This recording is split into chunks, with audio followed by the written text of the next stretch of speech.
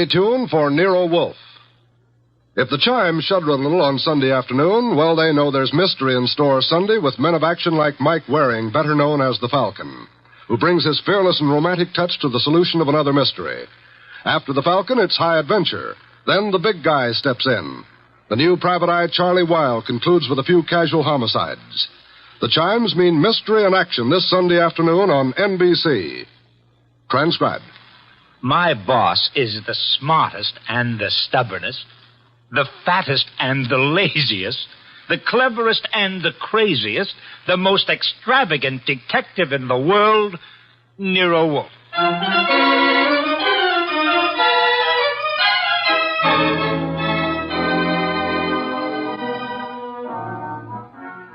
It's the adventure of Stamped for Murder, with that brilliant, eccentric private detective, orchid fancier, and gargantuan gourmet, Nero Wolfe, starring Sidney Greenstreet.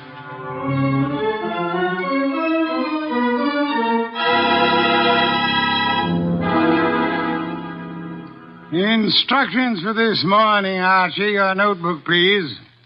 First, Mr. Salinsbeck. Inform him that the Long Island peafowl he sent were most unsatisfactory. Peafowl's breast flesh is not sweet and tender unless it is well protected from all alarms, especially from the air, to prevent nervousness. Long Island is full of airplanes. Look, Mr. Wolfe, I shall want a dozen chickens that have been raised on blueberries and a fresh-killed lamb for tomorrow. Mr. Wolfe, please listen. There's... Mr. Goodwin, be quiet, and then dinner on the following day becomes a problem. Mr. Wolfe, dinner any day is going to be a problem if we don't pay Sausenbach's bill. Then pay it. With what?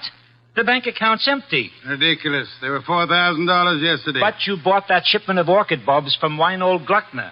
Mr. Wolfe, we need money. You've got to stop eating and drinking beer long enough to earn some... You're an alarmist. Will you, for the love of heaven, stop turning down clients and turn an honest dollar? I've got a couple of prospects right outside the door. Send them away. No, sir. Send them away. Tell them I've gone to Egypt. Nothing doing, sir. Confound you, Archie. Obey orders. Send them away. Miss Kent, Mr. Rodman, come in, please. Thank you. Confound you, Archie. You're mutinous. Yes, sir, and you're stuck with it. This is Miss Gloria Kent and Mr. Rodman. They arrived as advertised with a pressing problem. Good morning. You people are here by sufferance only. I shall speak to Mr. Goodwin about it later. Yes, indeed. I don't like pressing problems, Miss Kent. What are yours? My father. Indeed, I'm not a court of domestic relations, Miss Kent. What did your father do? Beat you? Withhold your earnings? Discourage your suitors? Mr. Goodwin should have informed you this office does not undertake cases involving marital or family problems. But that's not... If Mr. Goodwin had not been beguiled by your pretty face, he might have warned you and avoided this embarrassment to you and annoyance to me. Now, take it easy, take it easy. How many times have I told you don't know how to handle women? Then suppose you let Miss Kent handle me. Well, it's simply this, Mr. Wolfe. I had some money my mother left me. My father's just spent it without my permission. I want it back without a scandal. Thanks, Miss Kent. How much? How spent? $10,000. Father bought a treasure map. Indeed, from whom? A pair of swindlers named Cross and Halleck. They've driven him crazy, talking about fortune salvaged from the SS this and the SS that. He's got a map and old letters he studies. He's childish. Many fortunes have been recovered. Many more await on the sea bottom. How do you know your father has been duped? Well, I know. You do, Mr. Rodman. Yes. Cross and Halleck bought some old letters from me, written by my grandfather from Hawaii. They used them to manufacture the map and evidence. And that's what they sold to Kent. Father thought he was being so clever. He had the paper analyzed. Of course, the document research laboratory said the letters were genuine. They were. But something new had been added. I'd have never known if Mr. Rodman hadn't told me. You're a party to the swindle, Mr. Rodman? I was not. I never knew what they were up to. Mr. Wolfe, you've got to help me. I can't do anything with Father. I can't convince him. Even Mr. Rodman can't... No, Miss Kent, I'm sorry. This is not for me. Oh, but you must. You must. Not in my office, madam. No tears. Please, Archie, stop her. Okay. Archie, when Miss Kent has finished her disgraceful exhibition, show them out. How dare you walk out on us like... Easy. I know him. You don't. He gets into a panic when women cry, or else he's curious about what Fritz is cooking for lunch. Now, just wait a minute, please. Oh, aren't you ashamed of yourself walking out like that on that poor kid? That hysterical gamma. She's lost all of her money. She needs help. I charge high fees, Archie. So charge a small fee. Do you want her to starve? Good heavens. Starve? How monstrous. I'm not kidding. While you'll be in here smelling your dinner, she and her father will be starving. I thought you were bringing me a paying client. Well, this is different. She's, Beautiful. Archie, you're impossible. Oh, very well. Go back into them. Get names, addresses, facts. I am not committed to Miss Kent's case, but we'll see. Be a tribute I pay for your weakness for a pretty face.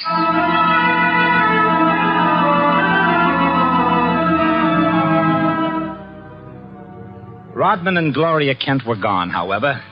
So all I had were the few facts they'd given me before they met Wolfe. I felt guilty about that when he came back into the office and sat down in his specially built chair. He closed his eyes, and I glared at him. Well, how much of you is awake? Mr. Wolfe? Well, they disappeared. Did you tell me you were going to help this girl just to get her out of the office, or did you mean it? You're a gadfly. No, sir. No, sir. You made a promise, and you're stuck with it. What did you get from Rodman? Name, address, occupation. He's a librarian, that's all. Very careless, Archie. You missed a significant point. Such as, How did Rodman discover the letters he sold were being altered by forgery and used for swindle? How did he locate the dupe, Mr. Kent? I guess you're right.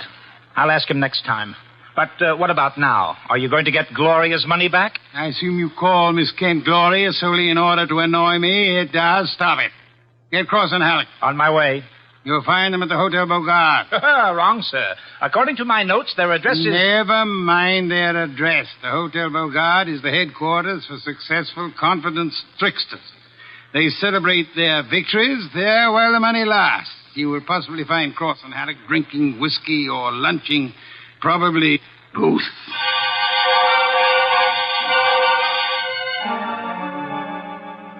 I located Cross and Halleck in the hotel bar and lured them back to our place on 35th Street. Wolfe was sitting behind his desk with his hands crossed on his impressive middle, at peace with his lunch and the world when I ushered them in.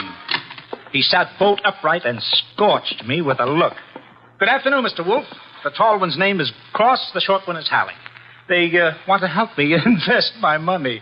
Gentlemen, Mr. Nero Wolfe. What? Who? Nero Wolfe. Hey, what is this? Confound you, Archie. How drunk are they? Not too drunk for business. Let's get out of here. Come on. Wait a Dirty minute. Chill duck decoy. You want me to keep him here, Mr. Wolfe? Not by violence, Archie. Come back here, gentlemen. Unless you want 7 years in the state penitentiary. Unless what? You got nothing on us, Wolf. Nothing. I have the Kent case. The Kent? That's a laugh. We're sitting pretty. You are not, sir. You imagine you possess legal immunity. Mr. Kent believes you are grotesque balderdash and will not sue for fraud. Miss Kent cannot sue because she is reluctant to accuse her father of wrongfully obtaining her money. Ergo, you think you are invulnerable. Now, listen. But you forget me. I'm a detective with a fee to earn. A big fee. Quiet, Archie. I am determined to get that fee.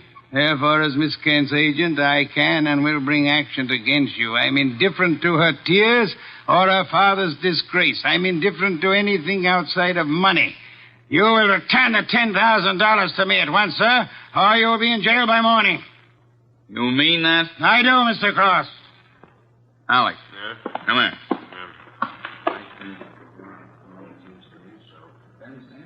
Come on, hurry. Okay. Here, Mr. Wolf. Alec and I have decided we don't want to get in any trouble with you. Here's your $10,000. Let's have it. Give the dough to Kent, Mr. Wolf, and get the letters and map back for us. You've got a reputation for being tricky, but honest. We trust you. Come on, Alec, let's go. Well, how about that? Preposterous. No, sir. Take a look. $10,000, genuine coin of the realm. That man Cross is a fool. Does he imagine I'm to be fooled so easily? What do you mean he left the money? He surrendered too quickly, Archie. Too easily. And that money in the envelope he was carrying all ready to refund. Why? Well, maybe he's got a better sucker. I heard him mention a Ben Sanford. Nonsense. Does he need Kent's forged letters and map to cheat this Ben Sanford? Couldn't he prepare another set? I guess you're right. Something's fishy. In any event, it's no concern of mine, thank heaven. Why not? I'm not committed to Miss Kent in any way. As a favor to you, I undertook to regain her money. I have done that. You may take it back to her and obtain the forged papers in return. But, Silence, Mr. Goodwin. Go to your red-haired charmer. Leave me in peace. I intend to spend this afternoon with my New World Atlas.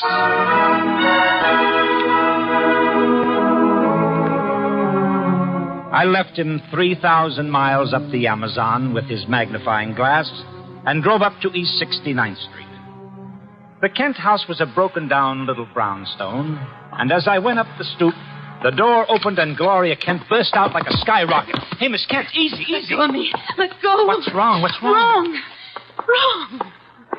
Nothing is wrong. Nothing at all. Well, how about seeing your father? You want to see my father? Come inside. Oh, for the love of heaven... Come inside, Mr. Goodwin. I'll introduce you. He's in a back room. Come right through the living room. What else came through this living room? A hurricane? No, Mr. Goodwin. Something else. There's my father, Mr. Goodwin. What in the devil? He's dead. His throat's cut. Father, this is Archie Goodwin from Nero Wolfe's office. He and his boss refused to help while they could. Maybe he can help you now. Stop it. All I'm good for now is revenge. That's all. Stop it. Stop it and look at me. When did it happen? I don't know. When did you find him? Just now. Keep looking at me. Who went through this house like a hurricane? You? No. Where did you go after you left the office? To the laboratory. What lab? Document research. The place that checked the map. How long were you there? Until an hour ago. I was with Mr. Rodman. Keep looking at me. And then? I had lunch. With Rodman? Alone. And then I came home. All right. All right, now listen to me. I want you to go to Mr. Wolfe's house right now. Have you got cab fare? Yes. All right, take a cab. I've got to stay here, but I'll call Mr. Wolfe and tell him you're on the way. Now, get.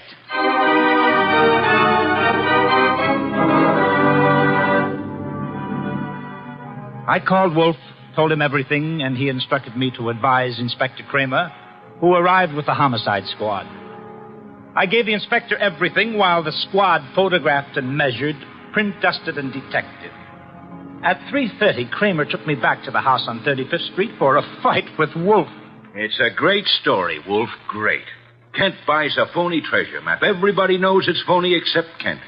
But Cross and Halleck try to buy it back, and Kent gets himself murdered. Did you find the map and letters in the house, Inspector? No, I didn't. The killer was after the map. The phony map? Certainly. Why? Well, if we knew that, we would know why Cross and Halleck so willingly paid back the money and why Kent was murdered. Maybe it's not phony. I'd better see the girl now. No, you fancy her for the murder. Well, I'll know after I ask a few questions. Tonight. She's had a shock, Mr. Kramer. She needs rest. Look, Wolfe, I want her. Why bother with her when there's so much to be done? Yes, such as? Cross and Halleck, find them. And the mystery man they spoke of, Ben Sanford. These are the men you want now, not this poor, overwrought girl. Yeah. All right. The girl will be here for questioning tonight, though, huh? Tonight, Mr. Kramer. Okay. You'll hear from me later on. Well, you buffaloed him out of that, okay. Say, why don't you want her questioned? Is she guilty? I don't know. Well, what did she say when she got here? She said nothing. She never arrived. She never what? She never arrived. Well, then why did you tell Kramer she was resting? Would he have believed the truth? She must be found. More important, we must learn why forged letters and forged map produces turmoil. Find the killer and you find the map. You said so. I said the reverse, which is an altogether different statement. Archie, I want a photograph of that map. Get it. Oh, sure. Any particular camera you want me to use? You'll find a photograph of 200 Vanderbilt Street. Are you kidding? The lab cannot check the authenticity of old papers without photographing them in ultraviolet light, infrared light, and so on.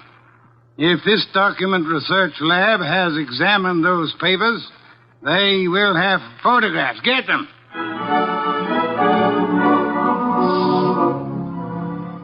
He got out of his chair and waddled back to the house elevator. It was 4:00 and time for his regular afternoon session with the orchids. I drove down to the document research laboratory on Vanderbilt and got such a shock that I grabbed the office phone and dialed Wolfe at once.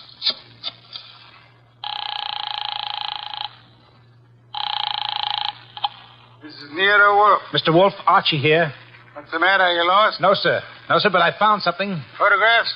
No, Mr. Wolfe, I don't think you'll ever see any photographs of the Kent map. I don't think any were taken. Indeed. But guess who runs the document research laboratory? No. Don't guess. You probably know. A man named Ben Sanford, and he's sitting right here looking at me. Bring him home with you. Home? But it's 4 p.m. This is the sacred hour when you pray over your orchids. Then Mr. Sanford can join the ceremony.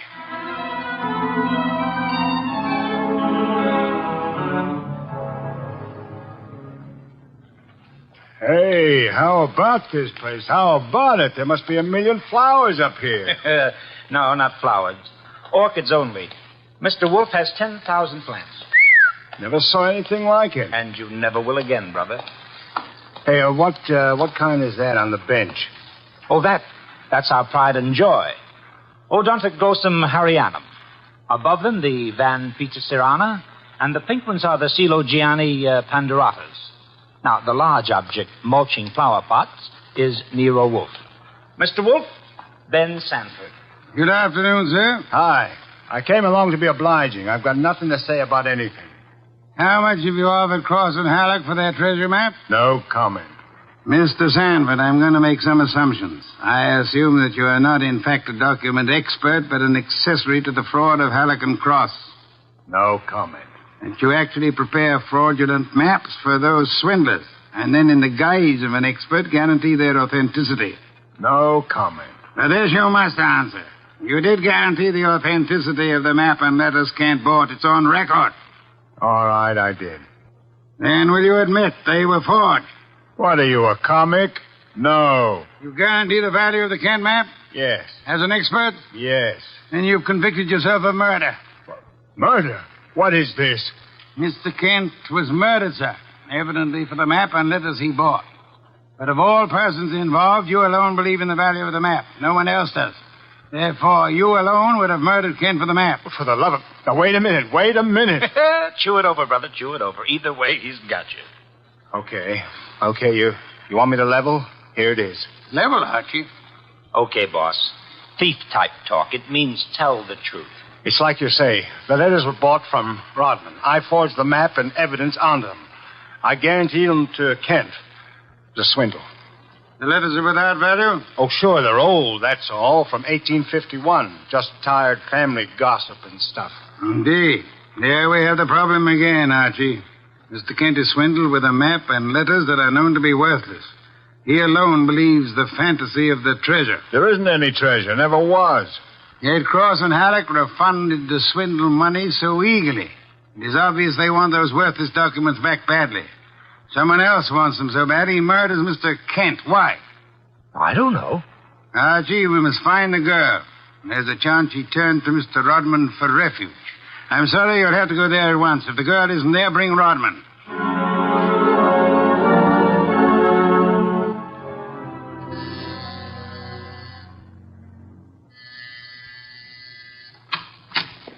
Yes? Hello, Rodman. Remember me? I'm Archie Goodwin from Nero Wolfe's office.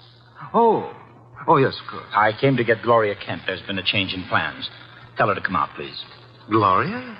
Well, she's not here. Why should she be? Haven't you heard? Heard what? Well, I guess you'd better come down and see Wolfe. Mr. Goodwin, I'm afraid I can't. I'm rather busy. Look, Rodman, maybe you ought to know. Old man Kent was murdered.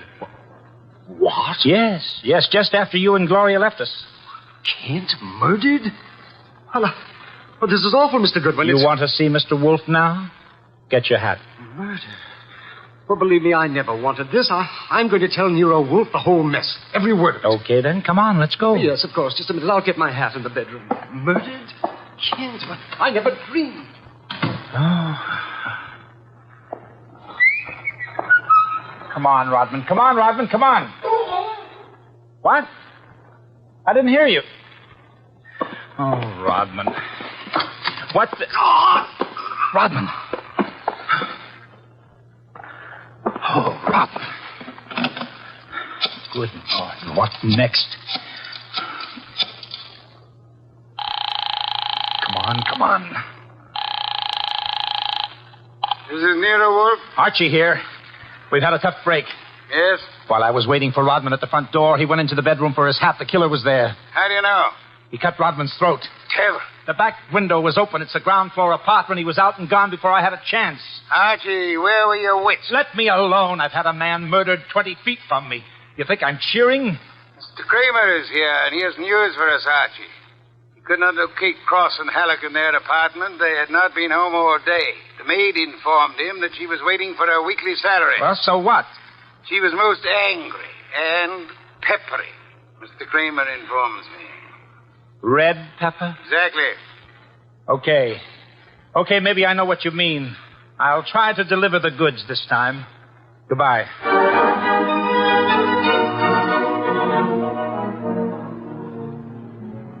I drove down to the apartment house on Gramercy Square where Cross and Halleck lived, took the elevator up to the 10th floor, found the right door, and slipped in with a pass key.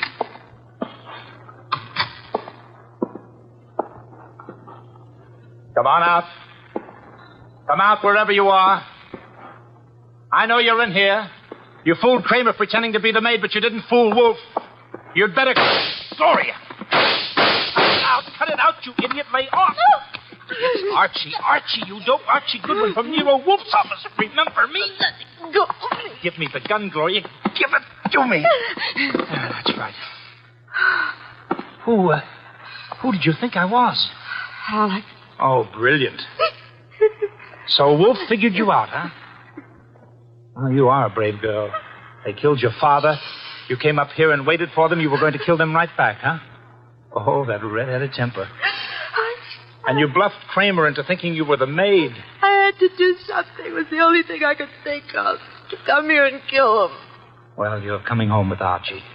And just remember one thing. When Wolfe's working for you, don't try to do any thinking. It only gets in Wolfe's way.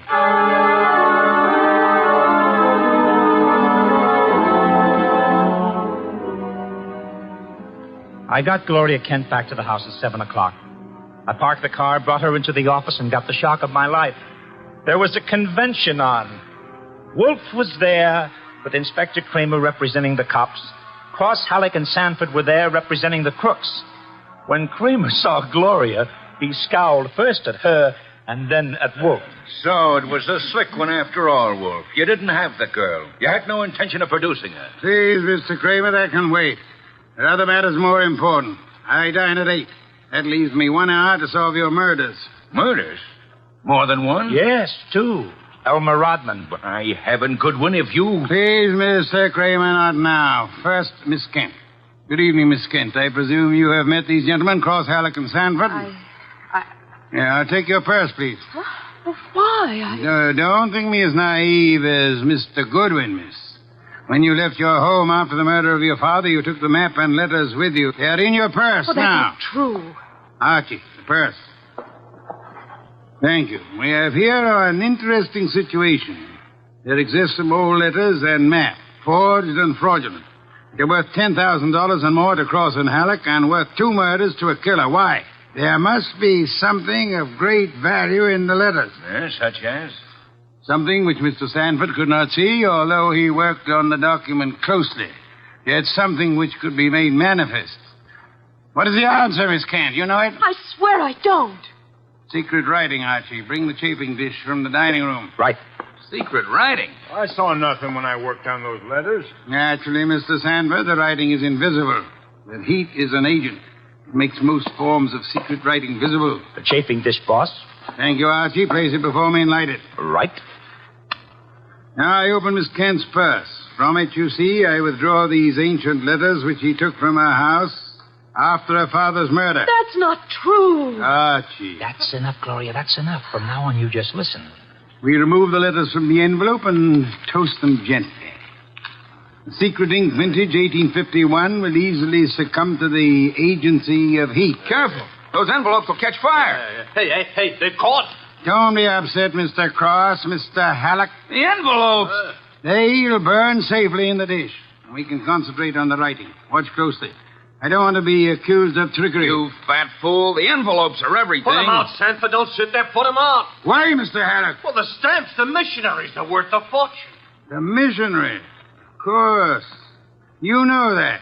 Mr. Cross knows. So does Mr. Sanford, right? Yeah. Cross Sanford knows, you old fool. Let me...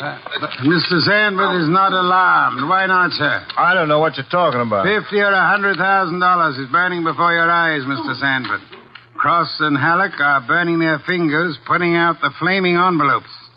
And you sit there quite indifferently. Why?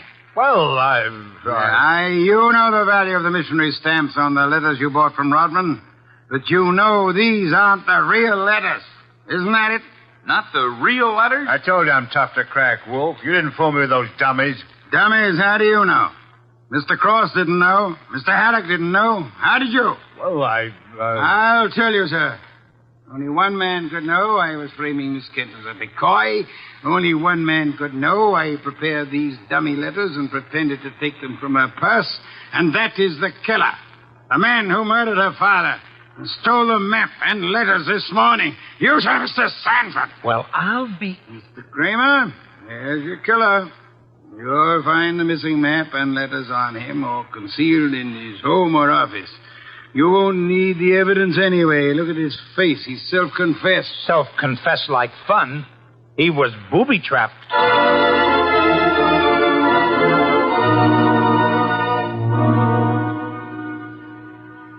No, Mr. Kramer. Not a complicated case, really. Very simple. Elmer Rodman sold a packet of old family letters to the swindlers for a small sum.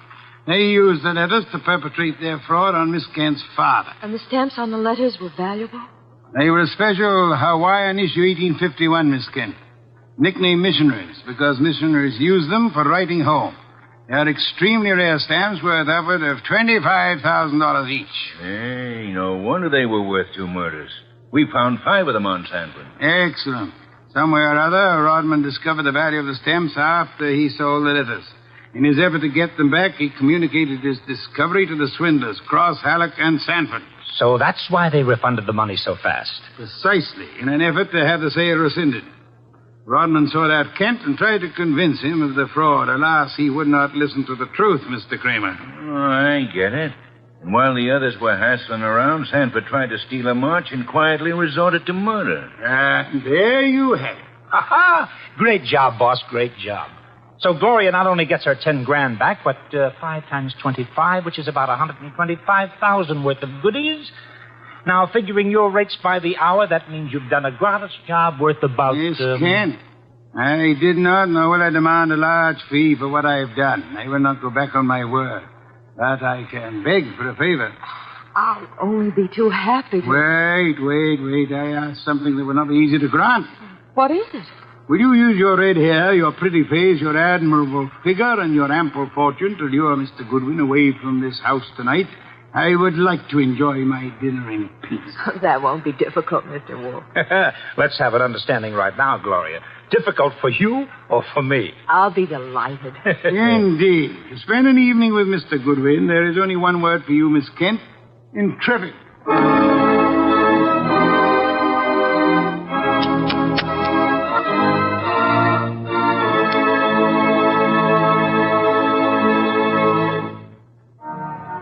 You have been listening to The New Adventures of Nero Wolfe, starring Sidney Greenstreet. Tonight's story by Alfred Bester was based on the famous characters created by Rex Stout, produced by Edwin Fadiman, and directed by J. Donald Wilson. In the cast were Wally Mayer as Archie Goodwin, and Gene Bates, Howard McNair, Jay Novello, Larry Dobkin, Bill Johnstone, and Herb Vigran. Music by Joseph Enos. Next week at this same time, Nero Wolfe and Archie will bring you The Case of the Careworn Cup. Don Stanley speaking. The preceding was transcribed. 3 chimes mean good times on NBC. The chimes ring for Dennis Day and Judy Canova tomorrow night on NBC. Also, Judy Canova prepares to go operatic tomorrow because her special guest is Ezio Pinza. This is Chester William Bendix Riley. The Man Called X follows on NBC.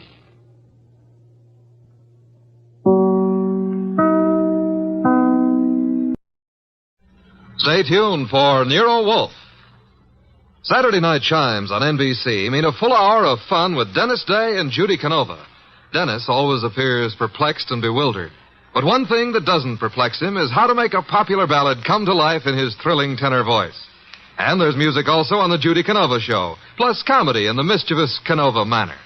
That's Judy Canova and Dennis Day, tomorrow night over most NBC stations. My boss is the smartest and the stubbornest, the fattest and the laziest, the cleverest and the craziest, the most extravagant detective in the world, Nero Wolfe.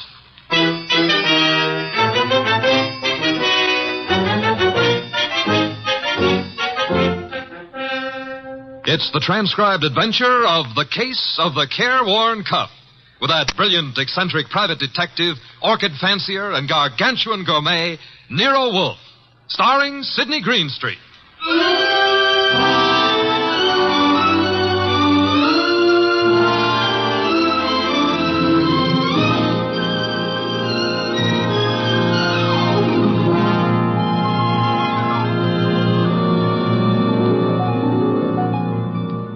The place is Nero Wolfe's office.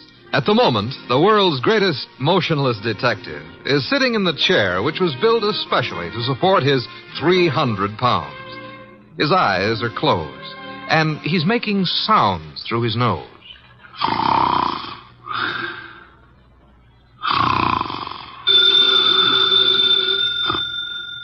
Archie. Archie. Archie! Yes, Mr. Wolfe, what is it? The phone, if you please, Mr. Goodwin. Well, it's on your desk, only 8 3/4 inches from your left elbow. All you have to do is lean forward. Found it, Archie. What do you think I am, an athlete? Hello. No, wrong number, mister. Well, I'm sorry, Mr. Wolfe, if that old phone awakened you. Wrong number, and I was not asleep. I was merely concentrating. On what? We're out of work. There's nothing to concentrate on. May have escaped your errant attention, Archie. But there are other subjects for thought besides murder. Sure, blondes. And blondes. You're right at that. Brunettes. Phooey.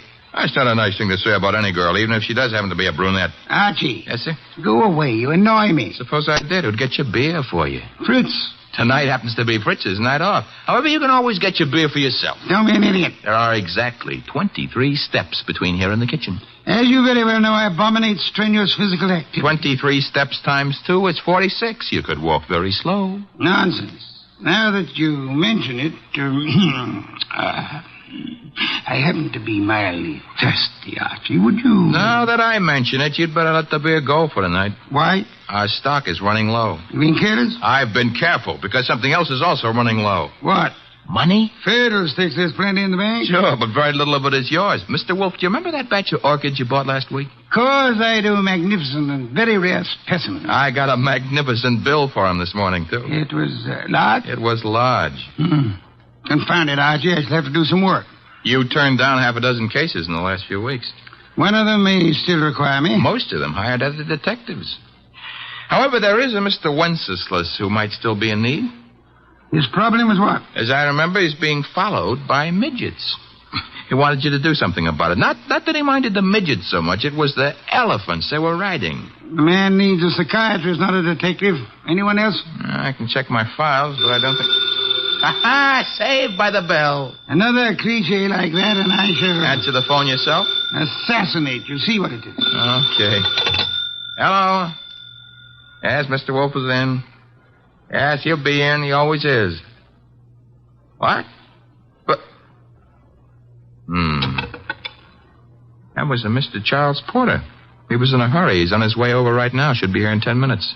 Prospective client, I trust? $1,000 worth of prospective client. Splendid, Archie, my beer. Okay, but, look, I'm not sure you're going to accept his offer. Indeed? What does he want me to do for his paltry fee? That's the point. If I heard him right, he wants you to do nothing.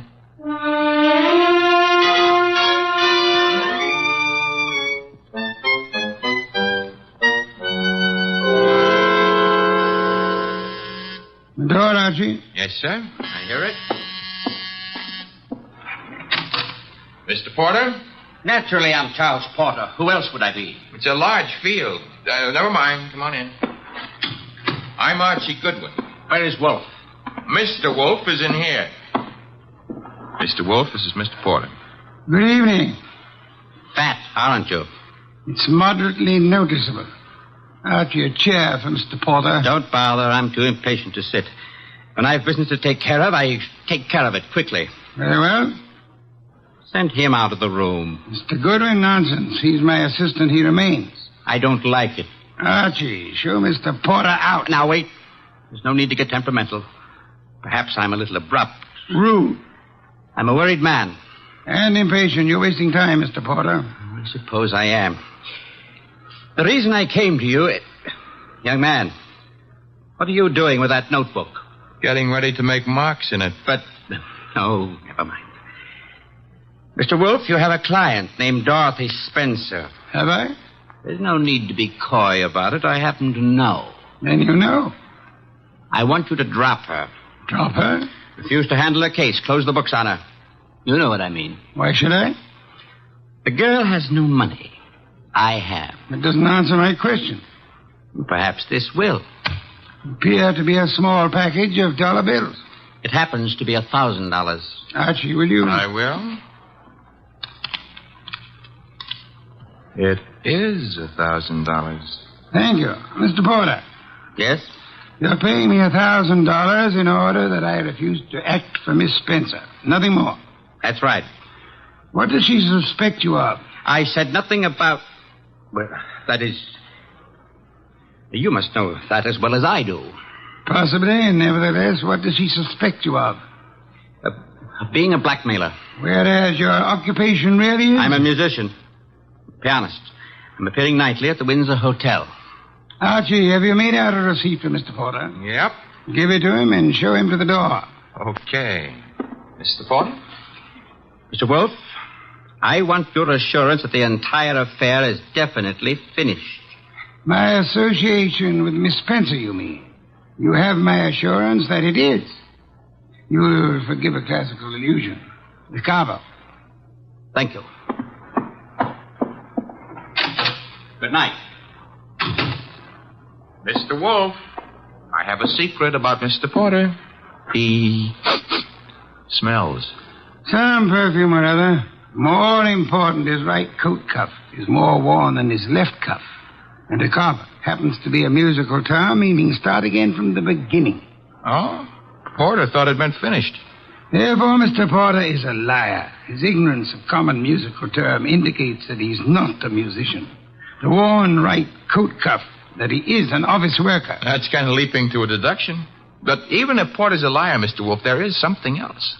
He paid you $1,000 to drop a client named Dorothy Spencer. Mr. Wolfe, you never had a client with that name.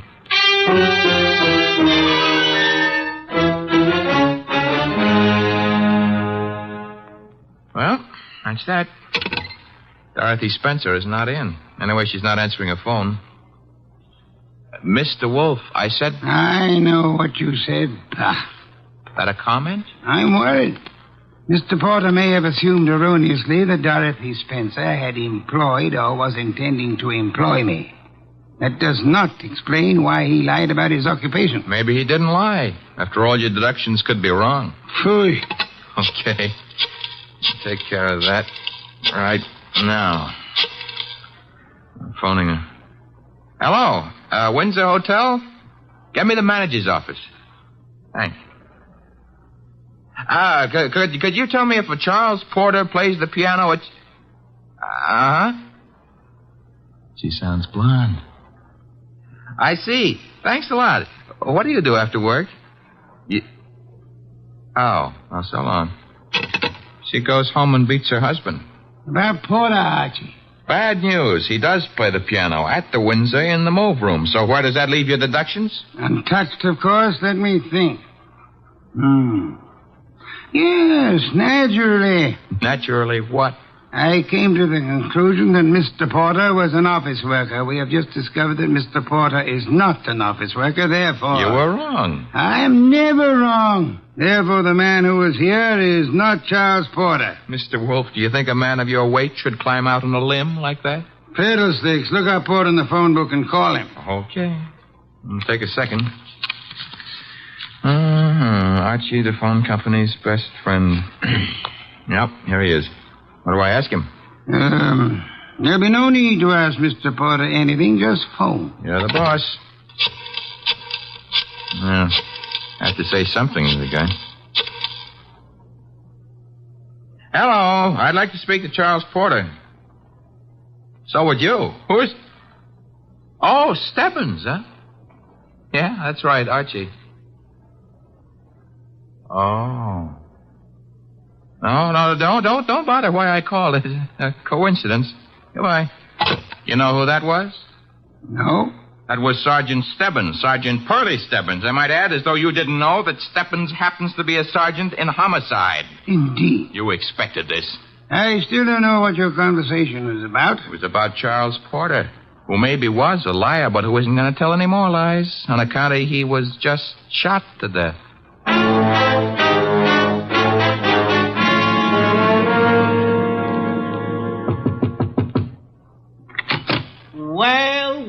Well, if it ain't Archie Goodwin. Come in, Goodwin. Thank you, Sergeant Stebbins. I've been expecting you. Oh, that's sweet of you to say that, Pearlie. Why did you phone Porter? His right coat cuff was more worn out than his left. So for that, you had to kill him? No, actually, I killed him because he didn't know his da capo. Hey. Yeah, hey. He don't look good anymore, huh? Guys who stop bullets with their face never look good. Pearlie, you've been robbed. I did. That corpse is not Porter. Now, relax, Goodwin, relax. His fingerprints were on file and they check. His girlfriend says he's Porter. If he could get up and talk, he'd tell you he was Porter. And what makes you think he isn't? Well, because when he visited us earlier tonight, he looked different. Not much, but... You said girlfriend? Yes, I said girlfriend. She's in the next room mopping up. She kind of broke down when we brought her here. You brought her here? Now, don't tell me what her name is. Why shouldn't I? It's Spencer. Dorothy Spencer. Ooh, that's what I was afraid of. Sergeant, Ignore him. He comes with the woodwork. His name is Goodwin, Miss Spencer. Archie Goodwin. Find what you were looking for? What I was looking... Somebody's gone through this place like a minor league hurricane. You? What business is it of mine? None, maybe. On the other hand, Nero Wolfe might have other ideas. Matter of fact, I'm sure he'd have. Miss Spencer, why don't you go see him? The address is 601 West 35th Street. I don't see why. You want your boyfriend's murderer found, don't you? Now listen, Goodwin, the police are working on this. Sure, they'll see to it nobody harms a corpse. Goodbye, Miss Spencer. Don't forget that address, 601 West 35th Street. Believe it or not, you used to be a client of ours.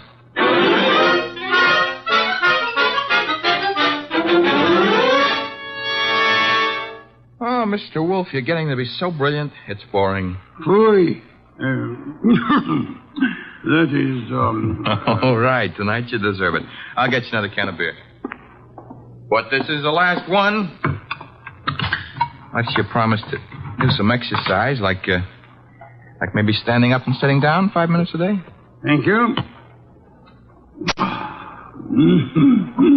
And why should I indulge in such idiotic behavior? Well, after a while, you might be able to see your shoes.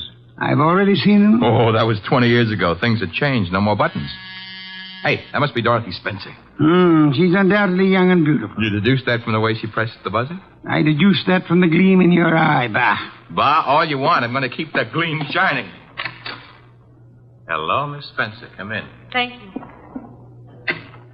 Mr. Wolfe. Is the large sitting-down gentleman behind the desk. This is Dorothy Spencer, Mr. Wolfe. You will forgive me not rising. It is due to a necessary conservation of energy rather than rudeness. Archie, a chair. Sure. Here you are, Miss Spencer. Thanks. Now then, Miss Spencer, have the police found anything but dust in Mr. Porter's closet? Why, no. You were engaged to Mr. Porter? I was. That ring you're wearing he gave it you? Yes. May I see it?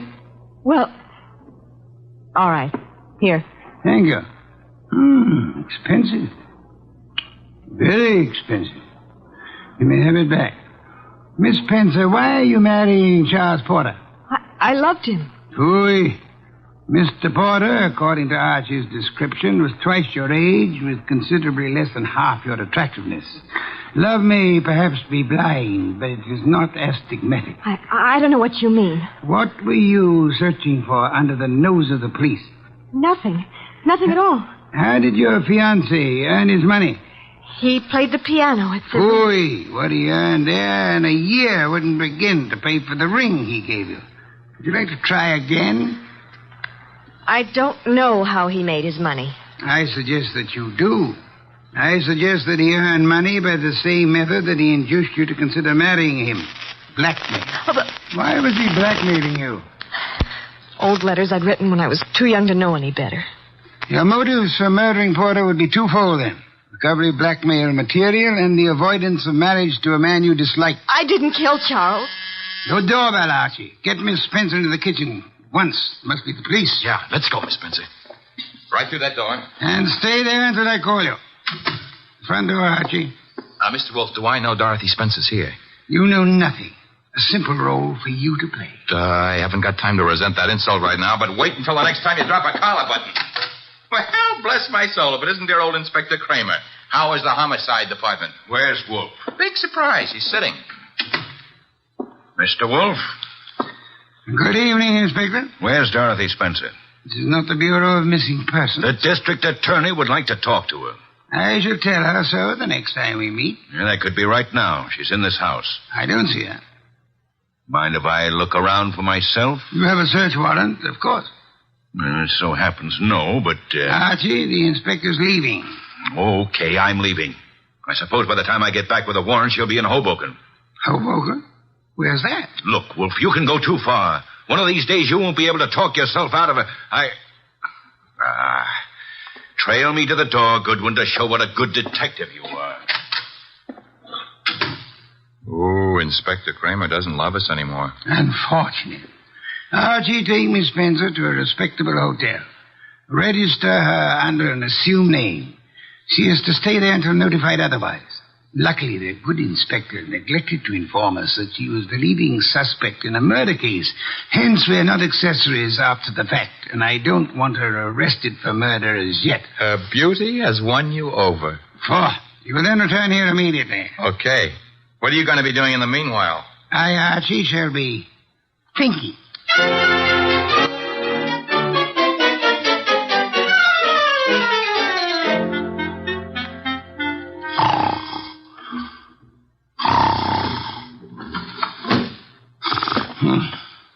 Archie? No. No, not Archie. Our impatient and non-musical friend came in through the window. How are you, Mr. Not Porter, of course. Where's the girl? Question is beginning to bore me. I don't know. I think she's here. So did the police. I might add that they were slightly closer to the truth. Incidentally, what makes you think she was Porter's accomplice? She must have been. Nonsense, she wasn't. Porter was blackmailing her, just as he was blackmailing you. In her case, it was letters. In yours, a previous criminal record, perhaps, that your employers might be interested in. I want to know where she is. Maybe this would help you remember. Good heavens, don't point a pistol at me. It annoys me. The police, I should think, opened the door for them like a good fellow. Oh, no. I'm leaving. But if I don't find that girl, I'll be back. Knock the blasted thing down if it isn't open. All right, Wolf. I've got the search warrant. Also, no doubt, a fine tooth comb. Bah. By the way, Inspector. All right, boys, cover the house. All right, Inspector. Well, what did you want? As your men go through the house, will you have one of them shut the back window? I've just had a burglar, and I suspect he left it open. Unless the matter is attended to, the house might be filled with fresh air. Yeah, what's the matter with that? Fresh air, deadly poison. It clogs the lungs.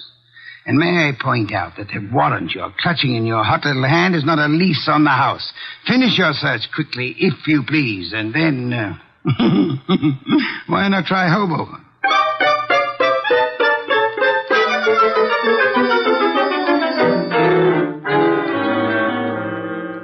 So I just missed the inspector, huh? You did?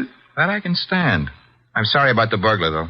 Perhaps we can arrange to have you meet him in the morning. He left his calling card with name and address on it? He dropped his handkerchief here on my desk. Oh. It's a handkerchief. It smells. So it does. But, all of our unknown friends' clothes carry the odor. Therefore... Yeah? You will go out immediately to the nearest drugstore, buy a specimen of every cake of soap manufactured in this country.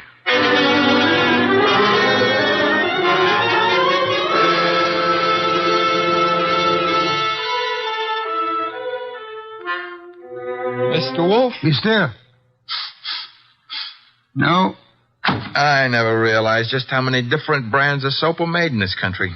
You should listen to the radio more often. So far, we've sniffed at 37 cakes. None of them smell like porter. Let's see. 38. Hey. Let me have it, Archie. Yes, the soap. It's labeled Orchid Ovals. I should say basically mislabeled. Orchids have no odor. Our task for the evening is finished. Why? All we know is the guy washes with a basely mislabeled soap. No, the odor would not have been so persistent in that case. Unquestionably, our visitor works for a soap company that makes Orchid Ovals.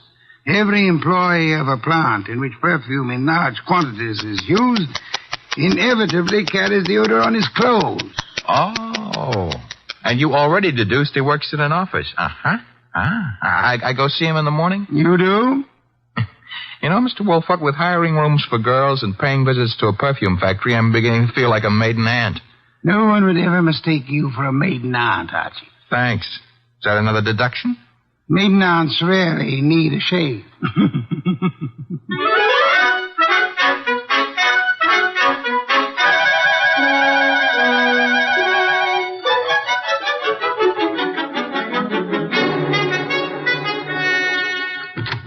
Orchid Ovals, good morning. One moment, please. Oh, can I do anything for you, sir? Yeah. That is, let's postpone that question and slip in another one. I'm looking for one of your office people. In his 40s, 5'10", brown hair and eyes, speaks in a sharp, quick voice. He owes you money, too. Who owes me money? Mr. Wheeler, the man you were describing. He owes everybody money, in spite of the fact that he's office manager and makes lots and lots of money. How much does he owe you? Oh, not an awful lot. It won't break me if I don't get it. Is he in yet? Well, he was, but he went home. He was sort of sick. Sort of? He got a phone call from somebody and rushed out.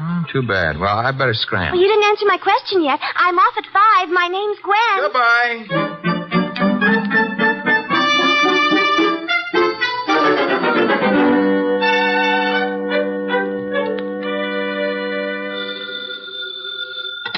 Wolf speaking. Archie here. Unknown's name is Wheeler. He left the office this morning sick after he got a mysterious phone call. Bad, probably. Get to Dorothy Spencer at once and bring her here. Right. I'm at Wheeler's house now. Thought I'd better check. His wife's here, too. Blonde? Uh-huh. How could you tell? Fatuous smirk in your voice. Get out of there fast, and don't stop to console Mrs. Wheeler.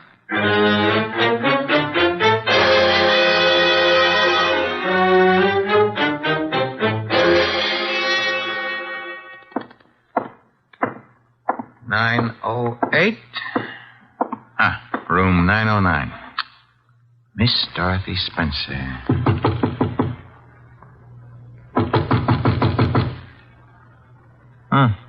Nobody home. Shut that door behind you, Goodwin. Never mind pulling triggers. I'll shut it. Oh, Archie. I would prefer silence. Keep your hands high, Goodwin. It's unhealthy. All the blood had run into my head. Archie, he murdered Charles. He did. Tut, Mr. Wheeler. You really shouldn't have. It's against the law. Get into the bathroom, both of you. I already shaved. I phoned him. I thought maybe he had my letters. Porter couldn't keep his mouth shut about his other He victims. was going to force Dorothy to marry him. Did you find his material, Wheeler? Yes, in an office. He read it as a front. It's all burned. And why all the melodrama? You know about me, so does she. I can't trust anyone. Get into the bathroom, I said. Look, let's not lose our heads about this. Get moving, Goodwin. I like it here. All right, then. Here is where you'll get it. Hey, wait a minute. Something's wrong. I got shot and Wheeler fell down. I shot him, Goodwin. Stebbins. Dear Sergeant Stebbins. Oh, you little flat-footed angel. It's lucky for you my flat feet got staked out here in time. Just for that, I'll buy you a pair of arch supports for your next birthday. But I'm beginning not to believe this. You had it all figured out? Well, not exactly. Well, that is... Wolf sent you here. Well, he kind of phoned in and suggested one of us shoot down here and do some rescue work. That old devil. Hey, you're not kidding. What are you laughing about? Wolf wasn't sure whether you'd need rescuing from Wheeler or... Stop killing yourself with your own jokes. Or whether Miss Spencer would need rescuing from you.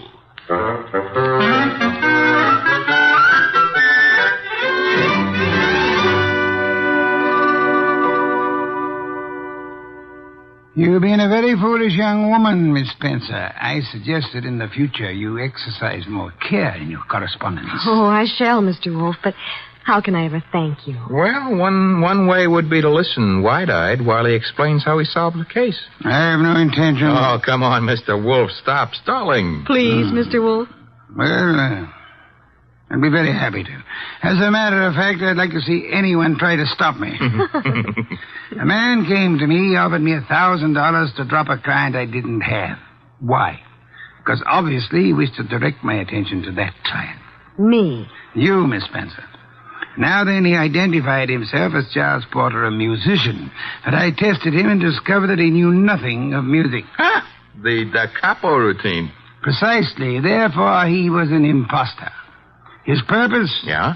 To indicate by no means subtly that enmity existed between Porter and Dorothy Spencer. Huh? Thus, when Porter was found murdered, I would presumably be convinced that Dorothy Spencer, balked in her effort to enlist my aid against Porter, had resorted to most foul and bloody murder. Most foul and bloody murder is very fancy, Dorothy. Shows he likes you. I thereupon asked myself, why should an unknown seek to convince me that Dorothy Spencer was Porter's murderer? And you answered yourself? One reason only, because he himself intended to murder Porter, as he did. For which peccadillo he has, thanks to Sergeant Stebbins' accuracy with a revolver, already paid with his own life. Quodiat demonstrandum. Latin for that's what you wanted to know. I think you're wonderful, Mr. Wolfe, and I'm going to... Ah, be careful. Kiss you.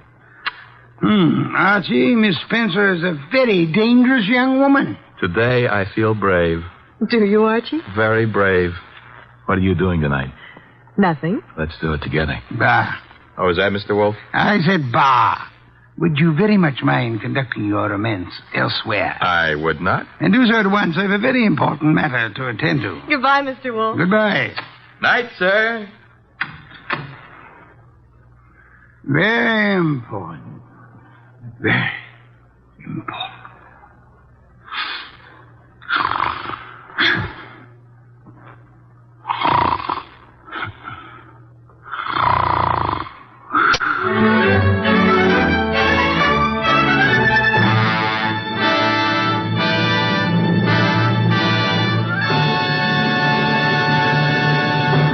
You have been listening to The New Adventures of Nero Wolfe, starring Sidney Greenstreet.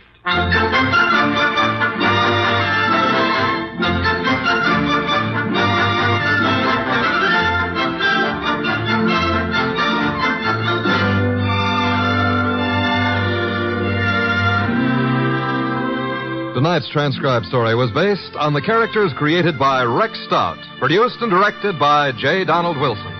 In the cast were Lamont Johnson as Archie Goodwin, and Jane Webb, Peter Leeds, Bill Johnstone, and Wilms Herbert.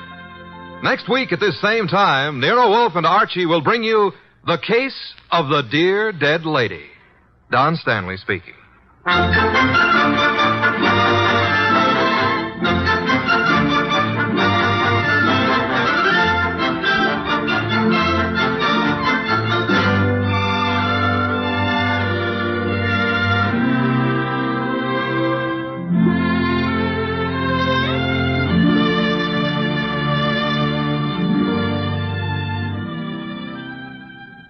Three chimes mean good times on NBC.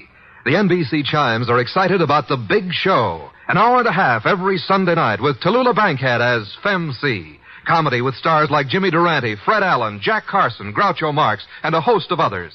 Music with Meredith Wilson, Mindy Carson, and many more. It presents drama with Mr. Jose Ferrer and many more leading stars of Broadway and Hollywood. It's The Big Show. Starts Sunday, November 5th on NBC. This is Chester William Bendix Riley. The Man Called X follows on NBC.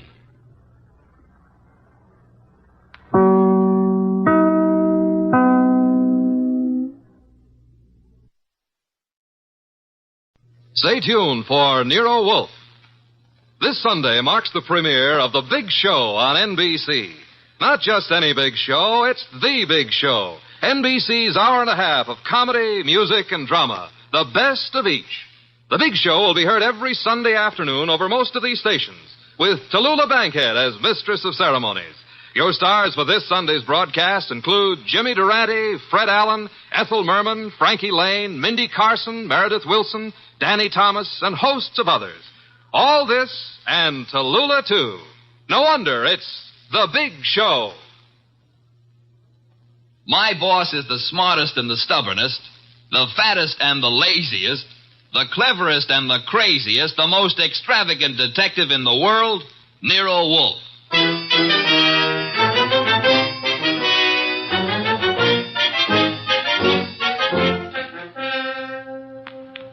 It's the adventure of the case of the dear dead lady, with that brilliant, eccentric private detective, orchid fancier, and gargantuan gourmet, Nero Wolfe.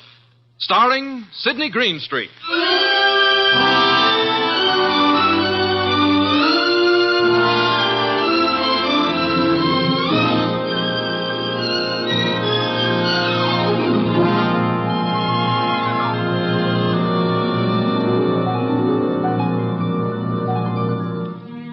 Nero Wolfe had just come downstairs, having tended to his precious orchids. He was, as usual, seated in the library, which served as the office. He had just dialed a phone number, and, with his eyes closed, was leaning back in his specially built chair, which was big enough for two, but not two of him.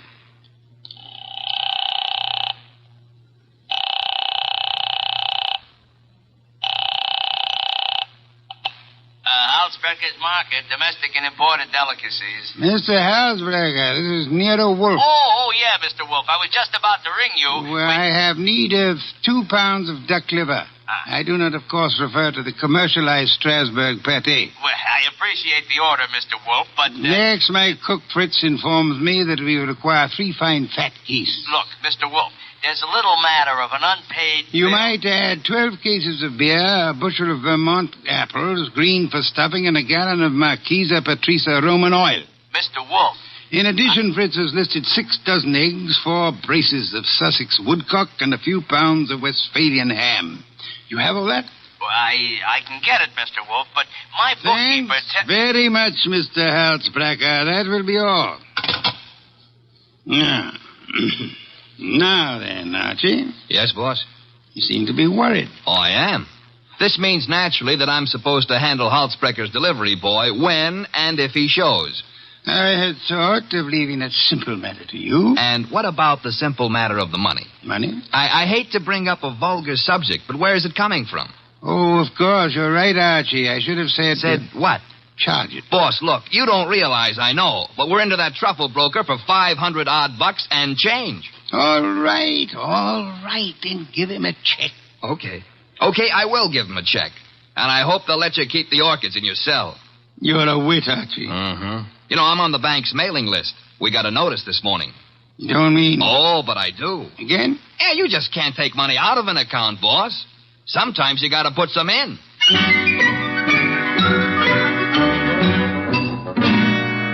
This is the only way to deal with the man I work for, and if I hadn't thrown him that scare, he wouldn't have been willing to listen when the door buzzer rang, and a prosperous-looking young guy in the kind of clothes that don't grow on trees came in and stood in front of the boss's chair, fiddling with the brim of his pork pie.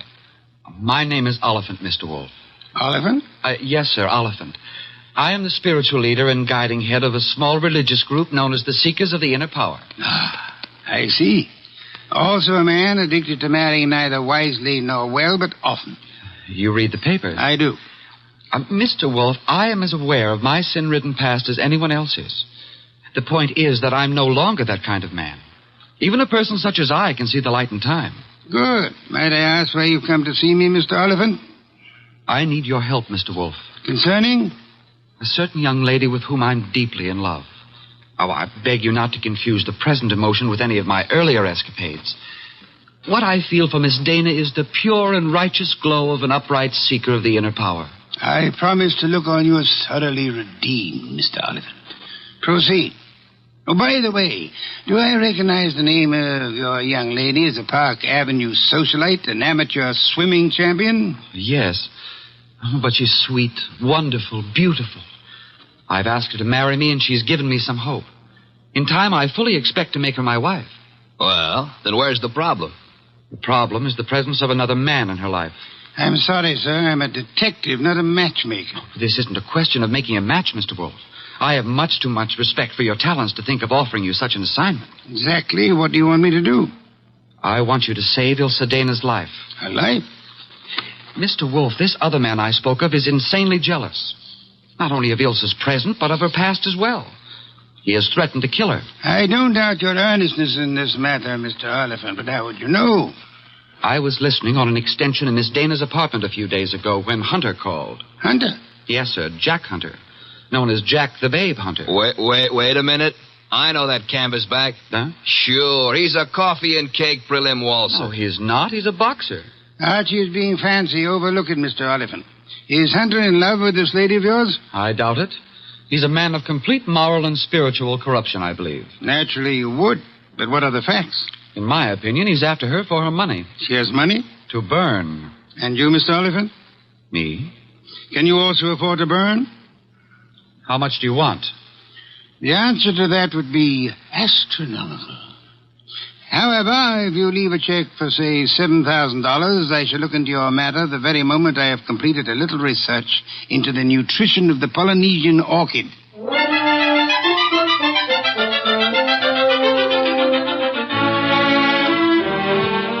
Oliphant's check gave our bank account a slight blood transfusion. I think it was the boss's plan to spend a week or two in the plant rooms before he got busy on the case. And he'd have done it, too, if that phone call hadn't come in about a little after 9, just after Wolfe had polished off one of Fritz's dinners and was settling back with a stein of beer in his hand. Don't disturb yourself, Archie. I'll get it. Now, well, look out you don't strain yourself, boss. You got to straighten out an elbow to reach that receiver. You have an unfortunate flair for mixing humor with impertinence, my friend. Hello, Nero Wolfe speaking. This is Ilse Dana, Mr. Wolfe. How do you do, Miss Dana? We were discussing you only this morning. So I've heard. Through whom? Ted Oliphant. I see. The young man seemed to be quite worried about you. The young man should tend to his own affairs. Said you were in some danger. I know what he said, and not one word of it was true. Oh? I'd like to talk to you, Mr. Wolfe. I'm sure it'll be an immense pleasure. Where do you live? I have an apartment at 22 Blanton Street. Could you be here soon? I could be there in a quarter of an hour, Miss Dana. By proxy, of course.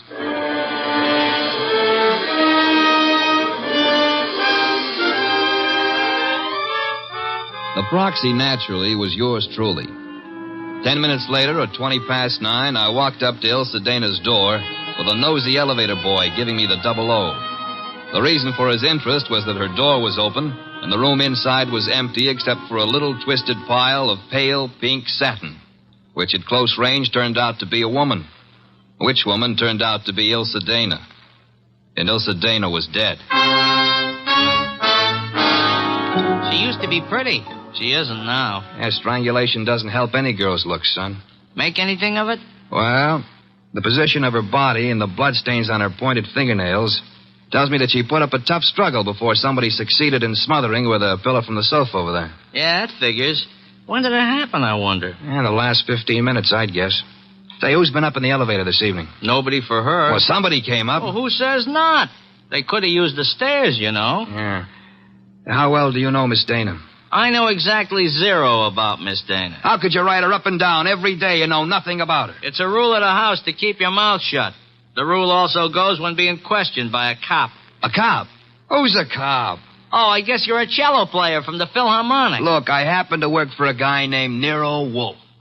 Oh. Heard of him? Maybe. Well, if your memory comes alive, son, I might see my way clear to spend a few dollars with you. Understand? I'll keep you in mind. Going down, mister?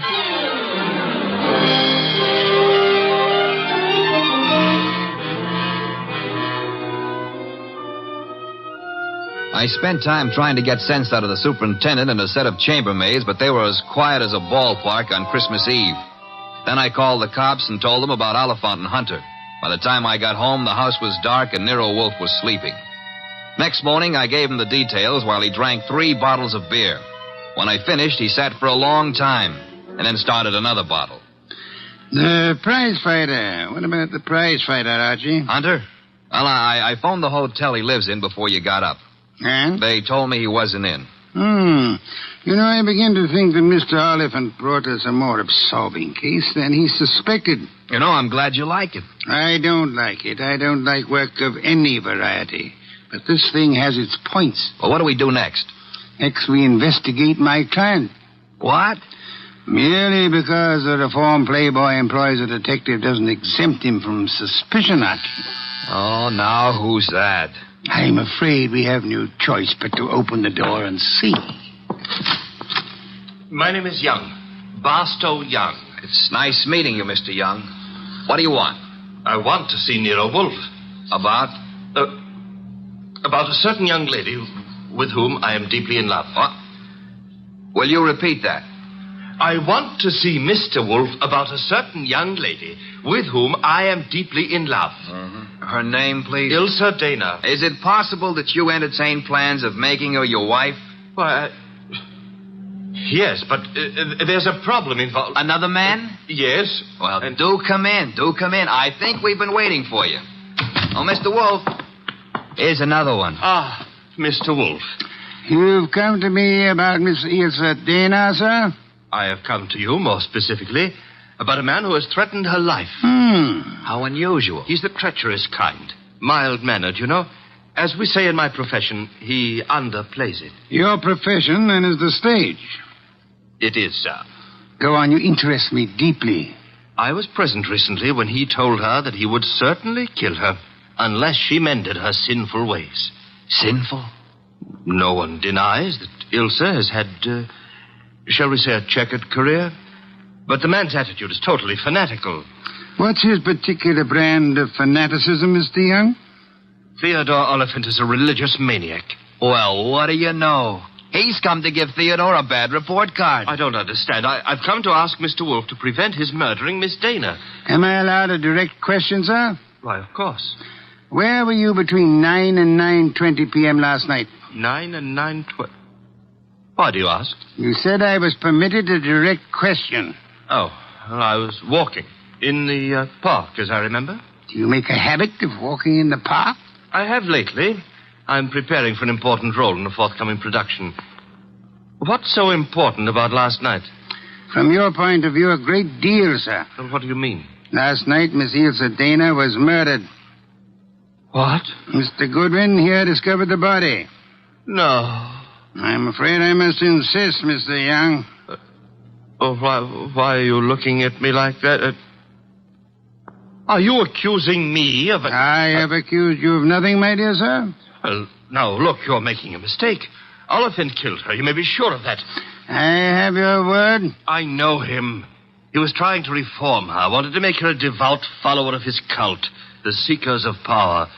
I heard him tell her to her face that if she refused redemption, he would see to it that she didn't live on in her wickedness. You could produce other witnesses? Do you know, in your own smug way, you're as detestable a character as I have ever had. All right. Let's everybody take 5. Yeah? Nero Wolfe? He's busy. This is Archie Goodwin. You'll do, Goodwin. This is Jack the Babe Hunter. Oh? How are you? Great. Except the cops seem to want to talk to me about some murder fandango because, as I get it, you named my name. You got it wrong. I doubt it, and I'm coming over there to set you straight.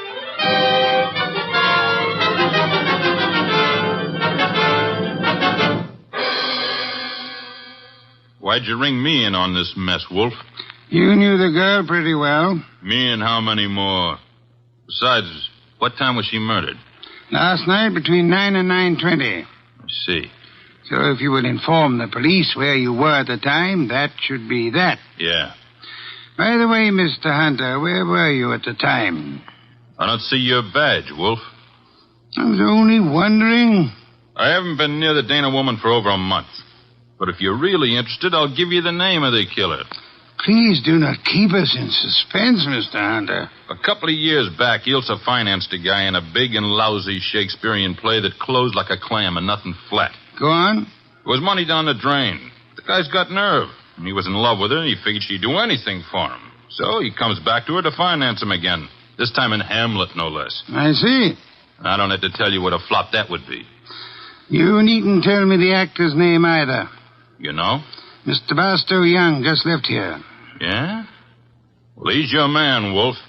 He got so sore when she told him she wouldn't toss any more moolah into his broken-down career, he went off his rocker and tore it down. Your reason for thinking so? I met him on the street one day, and he started beefing to me with blood in his eyes. It's all I could do not to punch him. The results might have been less fatal if you'd followed your instincts, sir. I couldn't. Guy's built like a broomstick. He's weak as a cat. Hit him once, he'd crack like dry plaster. I see. What's on your mind? This man you're accusing of Miss Dana's murder, Mr. Hunter, he was very much in love with her. She was thinking about marrying him, he said. He said? Yes, he did. I heard him, too. He was talking through his skull cap. Ilse wasn't going to marry anybody. No? No, she couldn't. Why couldn't she? Well, she just couldn't, that's all. So long.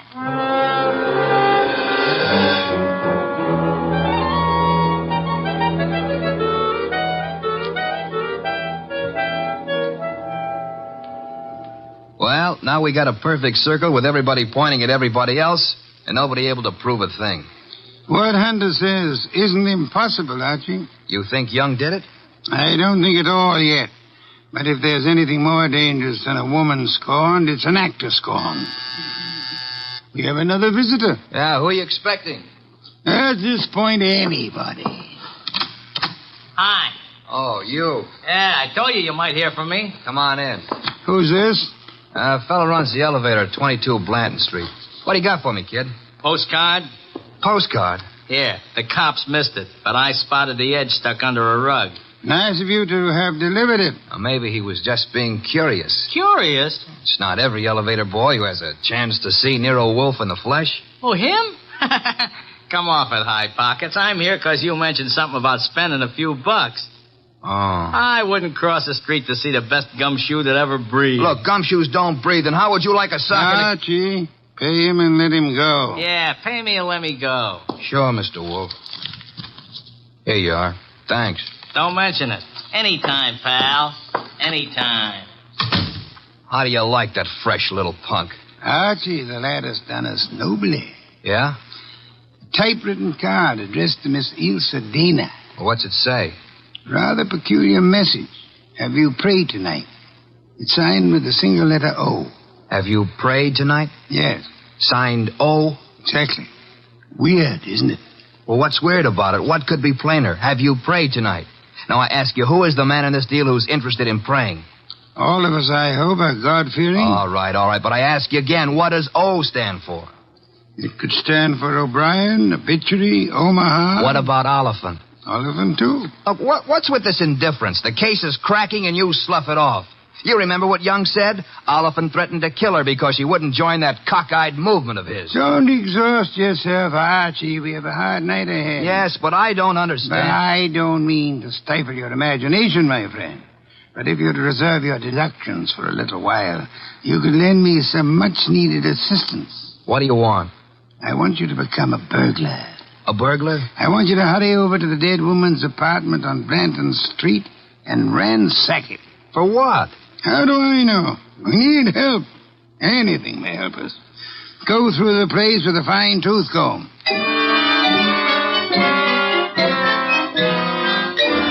I tore the late Miss Dana's apartment to shreds, but I saw nothing. Then, just as I was about to give it up as a bum job, I noticed a little writing desk in the living room. Pried loose the lock and spotted something among a pile of papers that belonged to no well-to-do flat. It was a pawn ticket, lot 8N046, and the address was a pawn shop around the corner on 6th Avenue. It wasn't more than 90 seconds later that I walked into the joint and tossed the ticket across the counter. Oh, yeah, this, want to redeem it. And fast, huh, Pops? Yeah, that's nothing that's worth much, mister. No? No. Oh, what is it? This? Small steel filing box. Oh. Anything in it? I don't know. Come to me locked, never been able to get it open.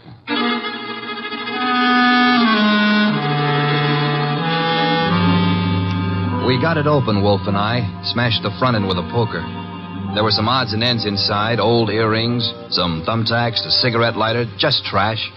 Then the boss stuck his fingers in and pulled out a plum. This is it? What do you mean, this is it? You fail to recognize this classic document? Huh? A marriage license, Archie. A marriage license. Yeah, well, whose marriage license? The wording is self-explanatory. Listen. This is to certify, etc., etc., thus licensing on this 3rd day of May, 1946, the marriage of Miss Ilse Dana to Mr. Johann Jaeger. Johann Jaeger? Exactly. Well, who in the world is Johann Jaeger? We'll soon see. I don't get it. I can understand. It's a befuddling little puzzle. It'll be very easy for one to make a fatal mistake here. But, of course, you won't. I won't. 3 hours later, I'd herded all the suspects into the office, and he sat in his chair and glared at them. Oliphant, Young, and Hunter. It was tense and tight, and the boss let it stay that way, saying not a word to anybody while he calmly sipped his beer. It was Oliphant who cracked first. I didn't kill Ilse. I couldn't have. Jealousy is a very compelling motive, Mr. Oliphant. And you came to me, remember, complaining that there was another man in Ilse Dana's life? Whatever I complained about, and jealous as I was, I didn't kill her as the sacred power is my holy judge. Being unacquainted with your sacred power, I'll have to ask you for a better authority. Sacred power. Oh, it simply wouldn't have been possible for me to have done it. Why not? Yeah, why not? Because I was at Mickey's Night Owl Club last night from 7 until 4 a.m. Contemplating the sacred power, no doubt. That can be proved, Mr. Oliphant? Let me call now. Let the head waiter tell you. Well, you take your embarrassment as an indication that you're telling the truth. Hey, wait a minute. You can't let him off like that. Don't be bothersome, Archie. Yeah, but we got that card he wrote, the one about have you prayed tonight, signed with his initial. He didn't write that card, Archie. Now, look. And the O is not his initial, is it, Mr. Barstow Young? I'm afraid I don't understand. On the contrary, I am afraid you do. But for the record, I'll explain. Oh, Archie. Yes, boss? Hand Mr. Young that large red volume off the shelf behind Mr. Hunter's head. This one? That one, thank you. Now then, Mr. Young, you will favor me by opening the volume to page 1133. But why? Open it, sir. Good. You will now count 6 lines down from the top and read what you see. Have you prayed tonight? Thank you, Mr. Young. What the devil is going on? Mr. Young has just given us a reading from a tragedy. The line, have you prayed tonight, is spoken by the hero to the heroine just before he murders her. The name of the heroine is Desdemona. And the hero, as I'm sure you all know, is Othello. Othello? Yeah, the O was not Oliphant, Archie. Othello, I think, was a Shakespearean play which Miss Dana financed for our Mr. Young. And knowing she would recognize the quotation as well as the threat behind it, he sent it to her to warn her that he meant to murder her. You won't have the unmitigated gall to deny that, will you, Mr. Young? No. No, I don't deny it. Do I call the police? But I didn't kill her. The fact that I sent the card doesn't mean I killed her. Well, it'll do for my money. But not for mine, Archie. What? Mr. Young couldn't have killed Miss Dana. Why not? Because he lacks the strength to strangle such a healthy young woman, a champion athlete. Wide awake and full of fight. He's rather a frail person, as we know, and smothering Miss Dana with that pillow was no easy task. She struggled. Therefore, she clawed the wrists of the murderer. I'm sure that if you examine Mr. Young's wrists, you will find no scratches or scars. Here, let me see that. Go ahead. Well, Archie? Yeah, you're right. Nothing. I was sure there wouldn't be. The person who actually killed Miss Dana was a powerful physical specimen. Yeah? Yes, Mr. Hunter. In all probability, a professional athlete. A muscular man in good condition. You pointing at me? Seems quite likely, doesn't it? You're out of your head. Am I? Yeah. Ilse Dana war Ehefrau. Nicht wahr? Jawohl. I mean... You said yeah, Mr. Hunter.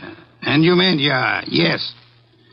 I asked you in German if Ilse Dana was your wife, and you, in the heat of emotion, answered me yes in your mother tongue. Look, what's going on here? Allow me to present Mr. Johann Jaeger, Archie.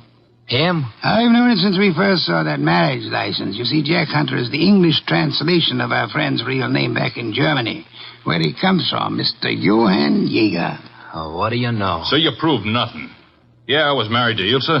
That's why I said she couldn't marry anybody else. But I didn't kill her. She was my wife. I loved her. Oliphant told us you were insanely jealous of her. What if he did? You know better. Do we? Sure you do. You also told yourself over the phone that every word Oliphant said was a lie. Interesting. What is? How you could possibly know what Ilsa Dana told me over the phone.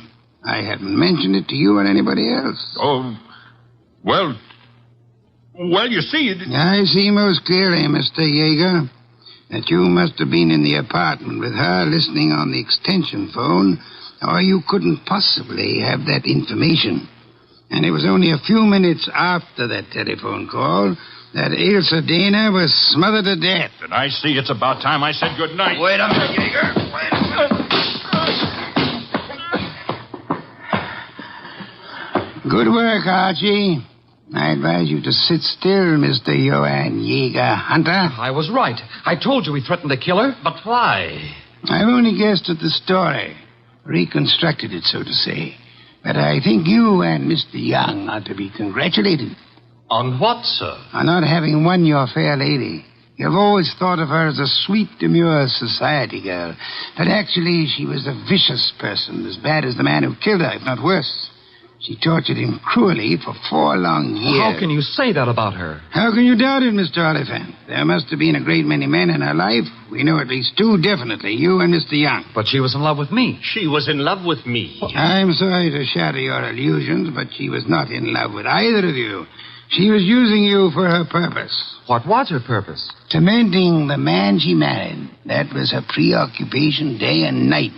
She delighted in tyrannizing over him, as one might in breaking a bull or taming a wild mustang. Do I come near the truth, Hunter? Yes. Until I couldn't stand it any longer. May I ask then why you married her? Why? Because I couldn't help myself. I crawled for her. I married her on the terms that nobody should ever know I was her husband. She was too good for me, she told me that to my face over and over. That we belonged to different worlds. But I was crazy about her, so I took it. What I've taken you wouldn't believe. Oh, I'm sure I would, Mr. Hunt. I'm a very understanding man. The question is, will a jury believe you? And that we must begin to learn immediately. Archie. Yes, sir? Phone for Inspector Kramer.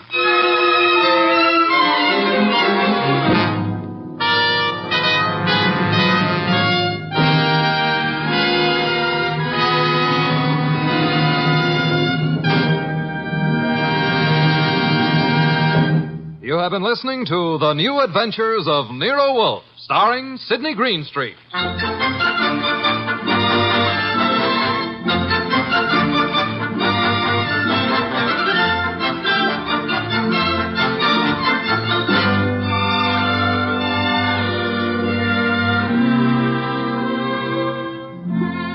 Tonight's transcribed story by Peter Berry was based on the famous characters created by Rex Stout. This is an Edwin Fadiman program produced and directed by J. Donald Wilson.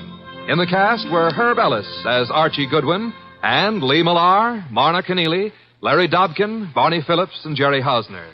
Next week at this same time, Nero Wolfe and Archie will bring you The Case of the Headless Hunter. Don Stanley speaking.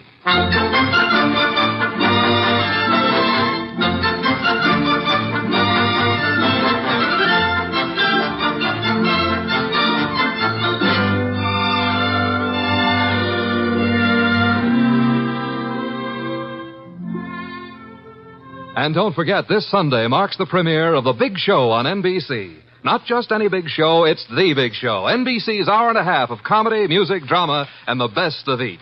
The Big Show will be heard every Sunday afternoon over most of these stations, with Tallulah Bankhead as mistress of ceremonies.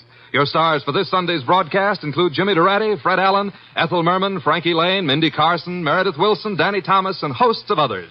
No wonder it's The Big Show. And Theater Guild on the Air this Sunday presents Judy Garland in Miss Alice Adams. So don't forget, Tallulah Bankhead brings you The Big Show Sunday on NBC. Stay tuned for Nero Wolfe, which follows transcribed in 30 seconds. What's on the menu at Duffy's Tavern tonight? Well, there's a full serving of laughs with Archie the manager, played by Ed Gardner, and his unpredictable friends, Miss Duffy, Clifton Finnegan, and Eddie the waiter. It's Duffy's Tavern later this evening over most of these NBC stations. And this Sunday, The Big Show comes your way once again with Bob Hope, Jimmy Durante, Perry Como, Jose Ferrer, Mindy Carson, Eddie Cantor, Meredith Wilson and his orchestra, and many, many more. And, of course, your MC once again will be Tallulah Bankhead. That's this Sunday for the big show. Now, ladies and gentlemen, we take you to the most famous brownstone house in New York City, the one located at number 601 West 35th Street. Oh, Mr. Wolfe. Mr. Wolfe. Want something, Archie? Would you be interested in taking on a case involving a woman who was found stabbed to death in one of New York's fancier men's clubs? Can't you see I'm already occupied, Archie? My Oncidium hybrid is ailing. But, sir, cash. C-A-S-H. Remember, you need it to live on. Well, you're actually learning to spell. You'd better learn to count. We're broke. Thank you, Mr. Goodwin. Now, if you'll just go away and stop interfering. Oh, just a minute. Yes, sir? On your way out, switch on the fan.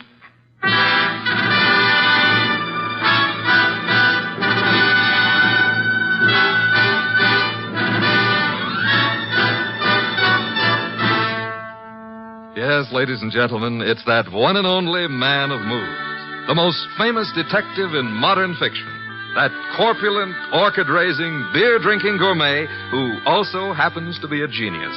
Rick Stuff's incomparable Nero Wolfe, starring Mr. Sidney Greenstreet. Tonight, Nero Wolfe's long-suffering assistant, Archie Goodwin, tells us of the case of the careless cleaner.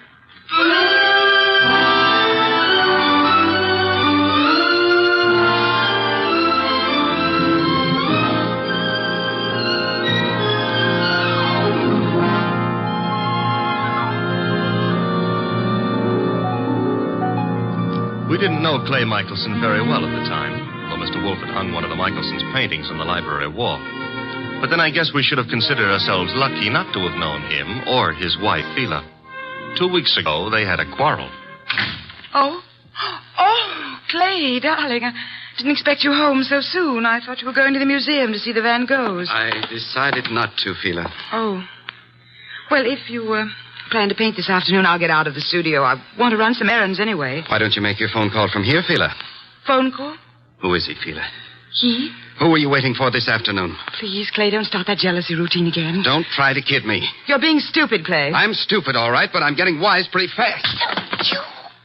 I'm through, Phila. I've had enough. I'm leaving you. So stay out of my way and keep your boyfriend out of my way, too, whoever he is, or I'll kill him.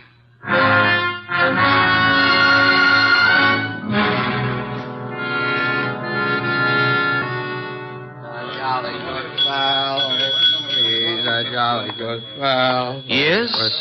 What can I do for you? Sleepy. I want to have a drink and go to bed. I'm sorry, sir. The Garrison Club's a private establishment. No rooms available to the public. You think I'm drunk? Oh, no, sir. Why do you suppose I came here? And I'm sure I wouldn't know, sir. I'll tell you why. I came here to see my old pal Lou Saunders. That's why. You know Mr. Saunders? Do I know? Look, I paint him. Lou sells him. Mr. Saunders is your agent? I'm Clay Michelson. Just call Mr. Saunders. Clay? What in the world? Lou, tell this guy who I am. But I'm sorry, Mr. Saunders. It's all right, Mr. Martin. You see? Let's go have a drink. Yeah, sure, Clay. Yeah. You know what, Lou? I left Phila.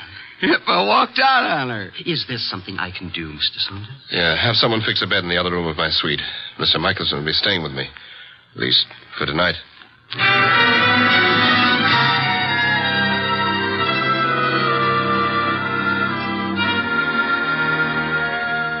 Mr. Wolfe? Yes, Archie? It's Friday. Good. Fish for dinner, then. Nope. I was not referring to dinner. You were not? I can think of nothing more interesting at the moment. Oh, I can. My salary. Of course, according to the Julian calendar. We're on the Gregorian, so let's stick to it. Today is Friday. Today I get paid. Archie, there's a drop. Oh, don't exaggerate. You can't be getting the cold shutters just because I'm asking for my money. I can distinctly feel fresh air flowing into the room. Well, it's possible I might have opened a window 6 inches. You're insane. Shut it at once. Nope. Are you trying to blackmail me? Think it might work? Never. And the window stays open. You're fired. I accept your offer. All you have to do is pay up. I've hired you again. Oh, Mr. Wolfe, you've cleaned out the bank balance again? Well, that is...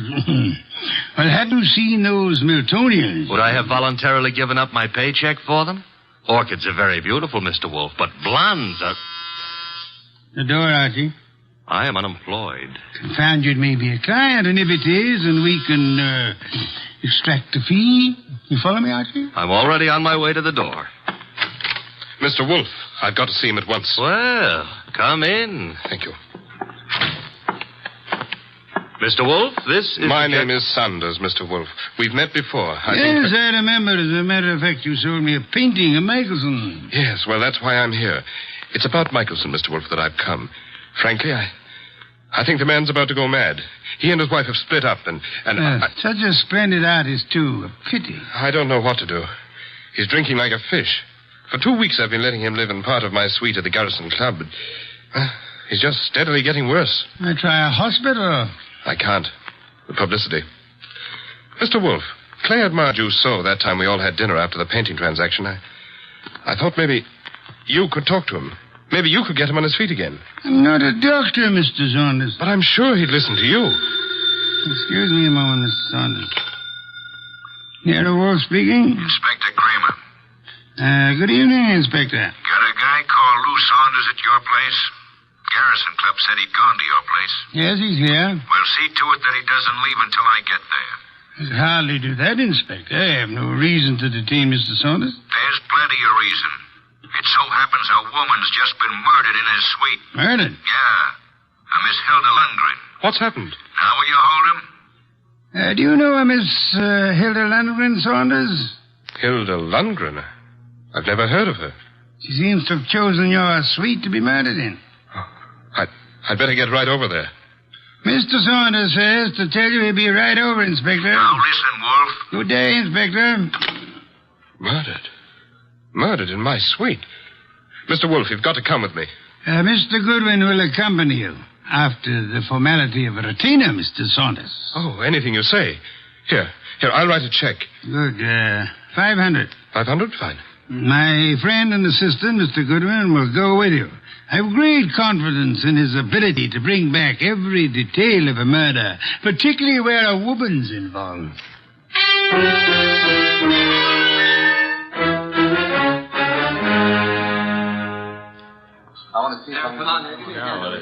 Okay, you photographers, picnic's over for tonight. Pick up your stuff and get out of here. You sound real mean today, Inspector Kramer. Well, if it isn't Nero Wolfe's favorite stooge. What are you doing here, Goodwin? I got bored with my knitting. Look, I wasn't asking for humor. I'm Louis Saunders, Inspector. Saunders? Ever seen that woman before? Yes, I believe I have. I can't remember where, but the face looks familiar. Lovely-looking woman. Blonde and really built. Well, she ought to look familiar. She's one of the cleaning women here at the club. She is? Cleaning? Well, since when have gals like this been reduced to cleaning floors? What's happening to the world? There ought to be a law. Yeah, there is. She was killed with a knife, or haven't you had time to notice? That's not a knife, Inspector Kramer. That's one of Clay's Chinese letter openers. What was that? Well, nothing. Nothing at all. Yes, it is a strange knife. What were you saying, Mr. Saunders? Just said that looked like one of the letter openers belonging to one of my friends. Who is this Clay? Clay Michelson, the artist. But you can't possibly think he'd do a thing like this. I think everybody did it until we know otherwise. When were you last up here, Mr. Saunders? Me? Why, just a little while ago. I changed my clothes just before I went to see Mr. Wolfe. She wasn't here then? Well, I don't know. I didn't come into this room, just in my part of the suite. Your part? Who occupies this room? Mr. Michelson. He's been staying with me. Strange wound, no blood. What do you think you are, Goodwin, a medical examiner? Oh, but Yeah. The killer probably wiped the blood away. Saunders, have you any idea where your artist friend might have run off to? I haven't seen Clay all afternoon. He spends a lot of time down in the bar. Well, he'd hardly sit in a bar if he's killed somebody. Well, why would he pick on the cleaning woman? Oh, this is no ordinary cleaning woman. Get a load of that figure. Watch it, Goodwin, watch it. You're liable to stretch your brain. But you're wrong. In spite of everything, Clay's still terribly in love with his wife. He wouldn't... Hello, Lou. When did you get in? Yeah, who's this? Clay. We're your friends, Lou. They won't serve me any more liquor down at the bar. I gotta find my flask. Mr. Michelson, may I introduce you to Inspector Kramer of the police? Who's this guy, Lou? He's Nero Wolfe's assistant. Wolfe? Police? Well, what do you all want? Somebody park overtime? Where's my flask? The one with my initials. I just bought it this morning. Mr. Michelson, do you know that somebody was murdered here in your room? Murdered? Why don't you guys go away and joke with somebody else? Where's my flask? You better get hold of yourself. I said there's been a murder. Understand? You serious? Yep. And I wouldn't be surprised if Inspector Kramer here considers you top suspect. Me? They think I did it? You better pull yourself together, Clay. Yeah, because I got a lot of questions. Excuse me, the phone. Now, sit down, Mr. Saunders. I'll answer it. Hello? Hello? Hello? This is Fila. Who is this? This is Inspector Kramer. Hello? Hello? Who is Fila? Anyone know? Well, that's my wife. Your wife? I want to speak to her. Come back here, Michelson. Let me alone. You're not going anywhere. Now, stay back there. You're wrong, Inspector. I am going somewhere. Junior's got a gun. Yes, Inspector. You should be more careful about your gun when you shove people. Now, look, Mr. Michelson, I'll see Mr. Wolfe myself. Stay back, Inspector. You haven't a chance. We'll nab you before you get a block away. Well, then I'll just jerk these phone wires. There. And I'll lock the doors. That should hold you long enough. Good night.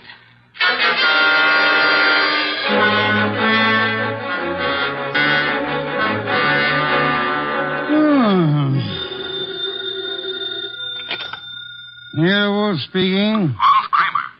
Indeed. Clay Michelson may be on his way over there. Hold him until I get there. Hold him? Why? Not more than 10 minutes ago, he held me up at the point of a gun.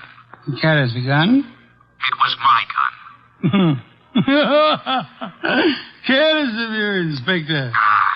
Goodbye. Come in. Mr. Wolfe? Yes? My name is Clay Michelson. Yes, I was rather expecting you. You've got to help me. They think I murdered someone. You shouldn't have run away from the police. I've been drinking a lot, but I wouldn't murder anyone. Fela'd tell you that. Your wife. Was she the model in that painting of yours I purchased? What difference does that make? I tell you, they're after me for murder. You obviously loved your wife deeply at the time you painted her. Oh, here you are, Mr. Wolfe. Michelson. Clay. Good Lord, man. The police are on their way over here. He came for my help, Mr. Saunders. Oh, I'm glad he did, Mr. Wolfe. But we left Inspector Kramer talking from a phone booth. He'll be here any minute. And we have only a minute to decide why anyone would want to kill a cleaning woman. I didn't kill anybody. She was a beautiful woman, Mr. Wolfe. I gathered that, Archie, from your unusual interest in the case. She was stabbed with a letter opener from Mr. Michelson's house. Which might add Mrs. Michelson to our suspect list. Fila? You can't suspect Fila. You're very gallant, Michelson. Just how was this beautiful young cleaning woman, this Miss Lundgren, stabbed? In the heart. Her eyes were wide open, pupils dilated with shock. Details later, Archie. Kramer will be here shortly. The moment I would like to know where everyone was. Well, Mr. Saunders was here with us, you remember? I don't know where Mrs. Michelson was, but I could go see her and find out. No, it won't be necessary, Archie. Mr. Michelson, where were you? Me? Why, I'm not sure. I can't seem to remember. That's hardly what we would call helpful. I was drunk. Maybe I went to Fila's. I've been over there lots this week trying to talk to her. Yes, I must have gone over there. Have you ever seen the murdered woman before? No, I never saw her before in my life. I've seen her before, Mr. Wolfe. Indeed, Mr. Saunders. I seem to remember your earlier statement to the contrary. Well, I didn't know her name, but when I saw her, I remembered her. I understand she was quite an alcoholic. Unfortunate woman. Beautiful and... Well, look who's here, Inspector Kramer. Oh, here you are, Michelson. And as usual, you didn't have the courtesy to ring the bell, Inspector. And give you a chance to get this guy out of here? Nothing doing, Wolf. Now, come on. We're going to headquarters. Mr. Wolfe, you can't let him take me. I didn't do it. I'm afraid there's not much I can do about it, Mr. Michelson. Come on. You come along too, Saunders. I got to get a statement from you. Of course. This way. Come on. Very well. All right. I just got an angle. Really, Archie? Sure, it's simple. Saunders been going for this beautiful cleaning babe. Clay worms in. Saunders kills her. Perhaps there was jealousy somewhere in this case, Archie. Nero Wolfe speaking. Mr. Wolfe, this is Fila Michelson. You don't know me, but you once bought a painting from my husband. I've got to see you, Mr. Wolfe. You've got to help me.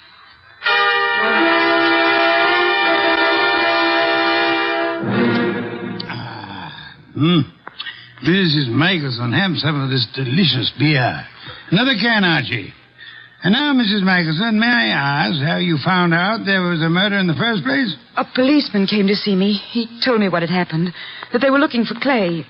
I don't know what to think. He's temperamental, he's jealous, and he's sometimes violent, but can't imagine anything like this, not Clay. Maybe some of those friends of his, but... You don't care for your husband's friends? No, they all live off him. They're leeches. Mrs. Michelson, did your husband come to see you this afternoon? This afternoon? No. Quite positive? Oh, yes. That was his alibi for the time of the murder. He said he went to see you. Of course, he was fuzzy, usual effect of alcohol on the brain cells, but... Mrs. Michelson, might I be a little indiscreet for a moment? Indiscreet? Have you been seeing some other man? I don't know what you're talking about.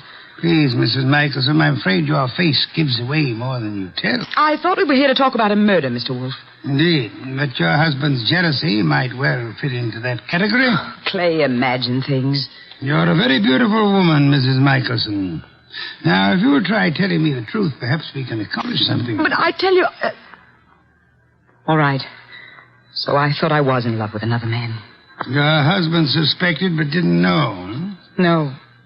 Clay didn't know. He wouldn't have given me a divorce anyway. You sound as though you want your husband back. I did, but I didn't even know where he went. Indeed, Mrs. Michelson. Archie informs me that the murdered woman was quite lovely. What are you trying to suggest? You said yourself you wanted your husband back. Yeah, one woman jealous of another, that's always murder. Why, that's stupid. Clay wouldn't play around with a maid. That's stupid. Clay loves me. I'm not jealous of anyone. No one, do you understand? Archie, if you'll see Mrs. Michelson home... Yes, sir. Thank you. I can find my own way. I prefer Archie took you, Mrs. Michelson. You wanted my help, didn't you? Thank you.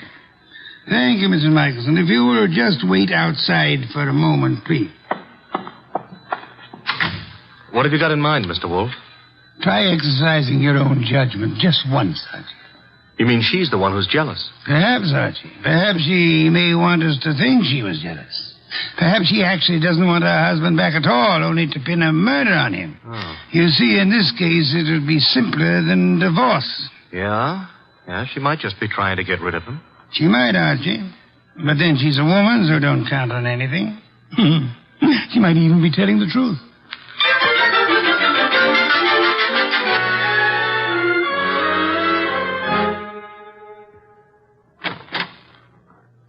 This is where I live, Mr. Goodwin. Nice. Very nice. I like Greenwich Village. I'm trying to figure out why Mr. Wolfe sent you along with me. I'm a sucker for beautiful women. I wonder. Archie. Huh? Does Mr. Wolfe believe me? He hasn't made an official statement yet. Nice furniture and things. You sound like an appraiser or someone looking for something. That's because it's November. Mr. Wolfe sent you to search my apartment. You could be wrong. I don't... Oh. What's the matter now? Thought you said your husband hadn't been here today. He wasn't. And what's his flask doing among these papers on the desk? Very prettily decorated with his initials. He was looking for it at the club. Flask? I don't know what it's doing there. Yeah, sure. You're trying to help, Clay. Right into the electric chair. But... His only alibi was his being here this afternoon, and you said he wasn't. Then what is his flask doing here? He said he just bought it this morning, so he must have been here today. I don't know what you're talking about. Where's your phone? Well, you've got things wrong. I don't know anything about that flask. Hey, the lights... Who switched off those lights? Fila, put those lights on. Put on those lights.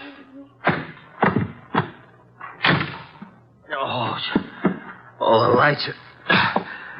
Get to the lights. That flask... gone.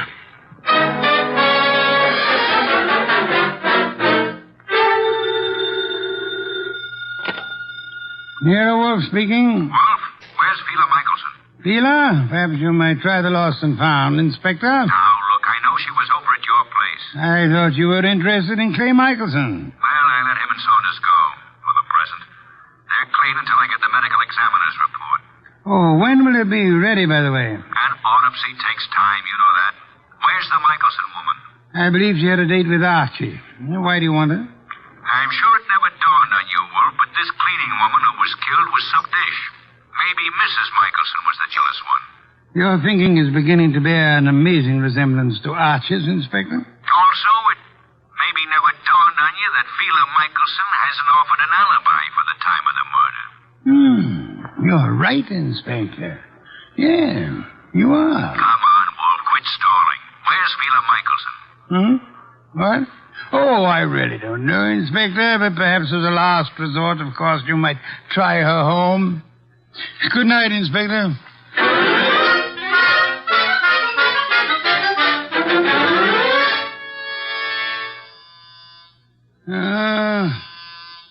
Inevitable. Moment I'm comfortable. Come in. Mr. Wolfe. Oh, thank heavens you're here. I always am. Where's Mr. Goodwin? I don't understand how it happened. I swear I don't. What happened? I haven't got any idea how it got there. Got where? Calm down, Mrs. Michelson. Now, just what got where? Clay's new flask. Your assistant Archie. He came home with me, and that new initial flask was there. He thinks Clay was there this afternoon, and that I'm trying to frame him or something. Oh, here you are. She's here, therefore. This is our gal, Mr. Wolfe. She's been lying right down the line. I tell you, Clay wasn't there. Then why did you give me this clout on the head and grab the evidence and run? I didn't hit you. I ran, but I didn't hit you. And I didn't take that flask either. Oh, next thing she'll say there wasn't any flask. Stop gaping at Mrs. Michelson, Archie, and open the door. Yeah, sure. Well, Mr. Wolfe, they let Clay and me go for the... Fela, what are you doing here? After your visit this afternoon, Mr. Saunders, she decided to come down and see me. After my visit? What makes you think I was at Fela's? It was Mr. Saunders, not your husband, who came to visit you this afternoon, wasn't it, Mrs. Michelson? I don't have anything to do with Mr. Saunders. Then might I ask why you called him today? I wasn't calling him. I was calling Clay.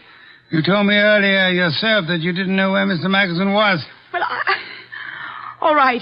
So what if it was Mr. Saunders who came this afternoon? As he has for many afternoons. What are you trying to get at, Mr. Wolfe? Saunders? He and Fela?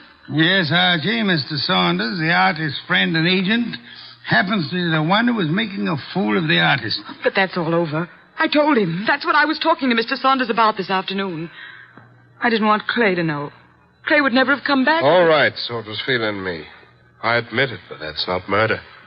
I suggest that it is, Mr. Saunders. I suggest that one of you two murdered the cleaning woman.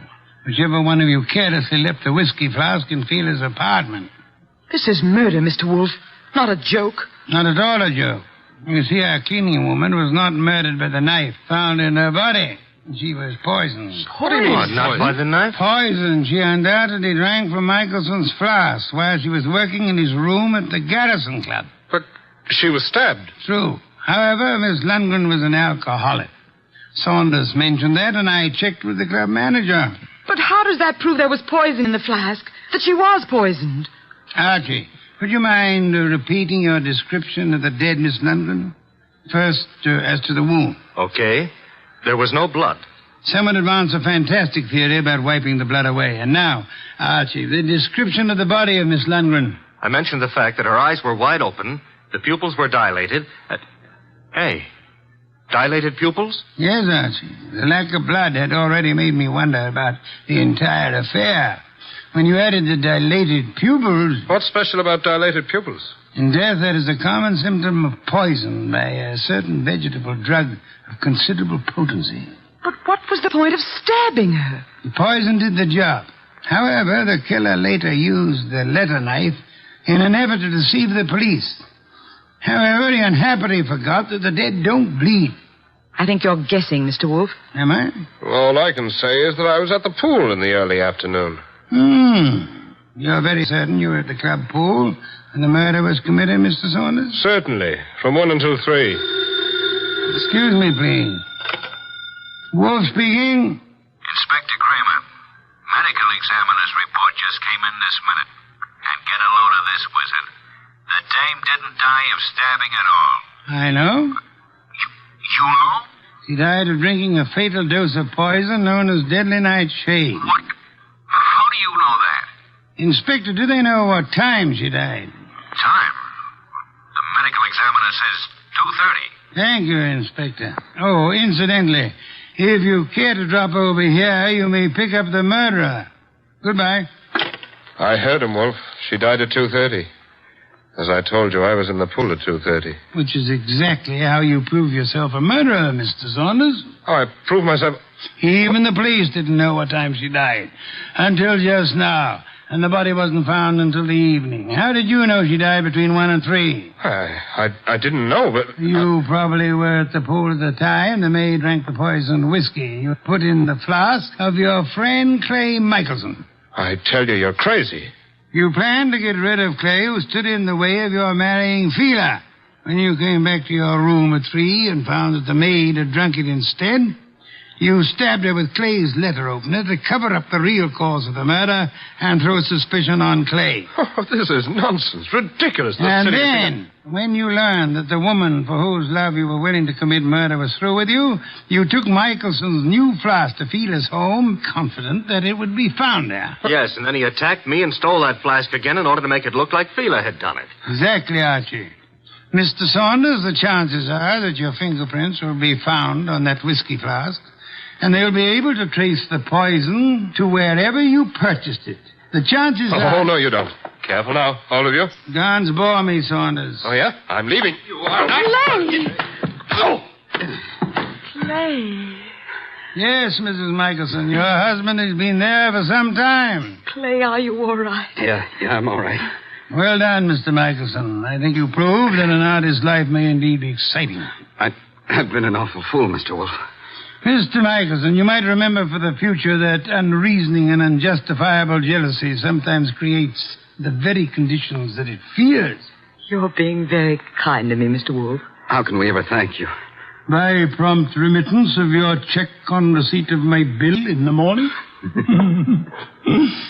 day, Mr. and Mrs. Michelson. Good day, Mr. Wolfe. Good day.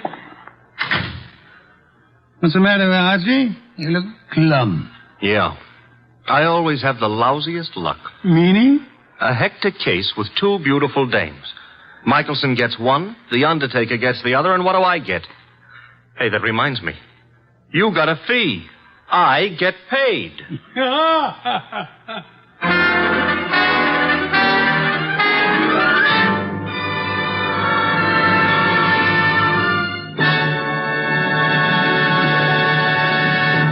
You have been listening to The New Adventures of Nero Wolfe, starring Sidney Greenstreet.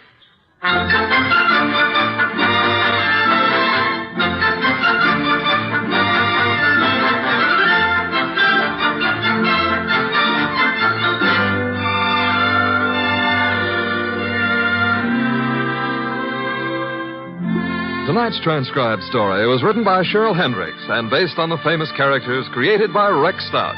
This is an Edwin Fadiman program, produced and directed by J. Donald Wilson. In the cast were Larry Dobkin as Archie Goodwin, and Betty Lou Gerson, Howard McNear, Dan O'Hurley, Vic Perrin, and Bill Johnstone. Next week at this same time, Nero Wolfe and Archie will bring you The Case of the Beautiful Archer. Don Stanley speaking.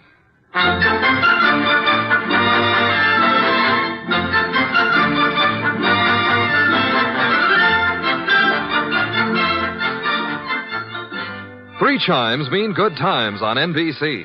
There's fun and laughs with the chimes later this evening when Ed Gardner stars in Duffy's Tavern.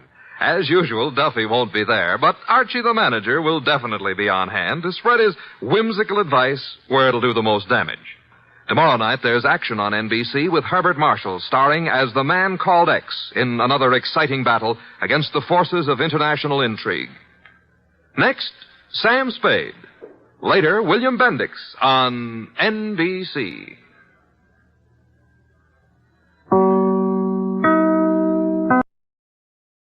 There's a full serving of laughs on the menu at Duffy's Tavern tonight with Archie the Manager, played by Ed Gardner.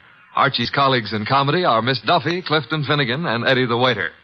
This Sunday, the big show comes your way once again on NBC. And just listen to a few of the stars who'll be with you. Fred Allen, Jack Carson, Mindy Carson, Ed Archie Gardner, Ed Wynn, and many, many more. And, of course, your MC will be Tallulah Bankhead. Listen Sunday for The Big Show. Ladies and gentlemen, that phone bell means exciting adventure. Hello? Hello? The handsome young man answering the phone is Archie Goodwin. The mountain of a man engrossed in deep thought in the oversized armchair is Nero Wolfe. Hey, boss. Oh, Mr. Wolfe. Mr. Wolfe. There's a guy on the phone wants us to take a case. Seems that someone was mad at a guy who was mad, and now this guy on the phone is mad, wants us to find out who did the killing. What do you say, Mr. Wolfe? We need the money. Hello? Yes, Mr. Wolfe says he'll be happy to take the case. Just present yourself and a check for $2,000 at 601 West 35th Street at 11 o'clock. Mr. Wolfe can't wait till you get here. He's dying to go to work. Goodbye. Greatest detective in the world. The only trouble is, he is.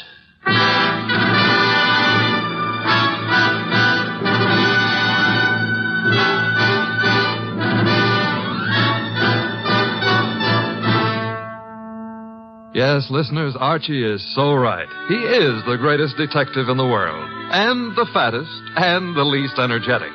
He's Nero Wolfe, created by Rex Stout, and brought to you over this NBC network in a new series of adventures by Mr. Sidney Greenstreet.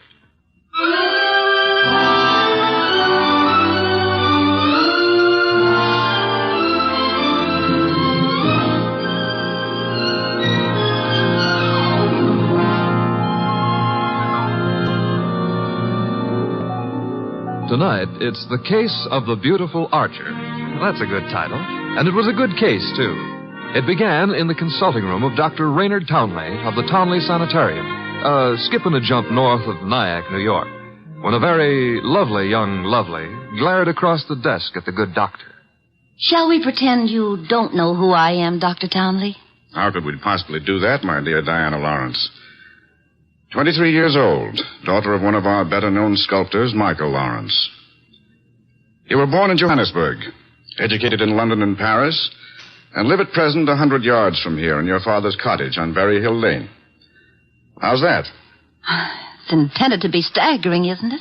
You take no cream or sugar in your coffee, were winner of the Women's National Archery Tournament for 1947, and have an exceedingly high temper. Let's stop the nonsense. You have an inpatient here named Willard Garth. Well, Willard Garth happens to be my fiancé. Yes, he has mentioned the fact during his analysis. And, well, has he by any chance mentioned his reasons for suddenly refusing to see me during the past 5 weeks? He didn't have to, Miss Lawrence. Well, what do you mean? I mean that I recommended he give you up as a bad job. What? Yeah, well, I suppose you had some purpose in saying what you did. Of course. I'm the boy's doctor. You think you're in love with Willard Garth, I know, but actually, you're infatuated with the Garth millions. You take a lot on yourself, don't you, Doctor? I consider it important to relieve Willard of all painful external pressure. You've done well for Willard, Dr. Townley, relieving him of me. I think so. Now, let's see you relieve yourself of me. You, purchased the gun for this occasion, Miss Lawrence? Yes. And what exactly do you hope to accomplish with it? A quick and complete reversal of your decision about me. I'm not as easy to handle as Willard is, you see. And if you intend to ruin my life, then I intend to end yours, here and now. The phone is ringing. Let it ring. Just as you say. It's the house phone, Miss Lawrence. It may be Willard, you know. Oh, Willard? Yes, he usually phones me from his room at about this time every day. Well, all right. Answer it, but be careful what you say. You're in command, it seems. Hello? Oh, why, hello. I thought it would be you, Willard. Look, my boy, Diana Lawrence is here. I've had a talk with her, and I've reconsidered my opinion. Yes, I'm quite serious. If you're at all sensible, you'll see her regularly and plan on a marriage as soon as you're discharged. Yes. Oh, you do? Very well. I'll see if she'll talk to you. Miss Lawrence. Yes? Do you want to speak with him? Give me the phone. Of course. Here you are, and I'll take this gun. There we are. Now, stand away, Miss Lawrence. But Willard's on the phone. Willard is not on the phone. No one was on the phone. The ring came from the push-button bell under my desk here. Oh. Sometimes I find it convenient to interrupt my consultations with a phone call. Oh, you smug, deceitful, self-sufficient... Murder is a vexatious business. You'll be grateful to me one day. All right. Give me my gun and let me go. The gun, I'm afraid, stays with me. Here in this Majolica cabinet. I'd scarcely feel justified in trusting you with it. And now, with your permission, or without it, the interview is ended.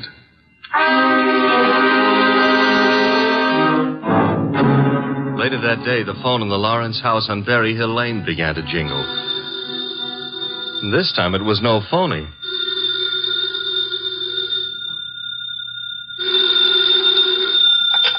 Hello? Diana? Yes? Willard, darling. Diana, darling, it's Willard. Imagine. Has the doctor let you use the telephone just as if you were a great big adult? Oh, I've got to see you, sweetheart, and I didn't call you to argue. Love, beauty, understanding, that's what matters. Isn't it? Isn't it? Do I hear the overtones of a change of heart? Oh, Diana, what's happened wasn't my fault. He poisoned me against you. Then why don't you walk out of that amateur nut house and stand up like a man? I probably shall, Diana. Now, please listen to me. He's letting me have the limousine tonight from 8 until 12. I want us to go for a ride and talk and talk and talk until everything is clear. Clear as a bell, my baby. Don't tell me he's trusting you to drive. Oh, no. No, one of the handymen here will chauffeur us. Oh, say you'll come, Diana. Will you? Say it. Say yes. Say you will. Well, yes, Willard. I'll be glad to. 8 o'clock, then? 8. Oh, bless you. Bless you, my angel.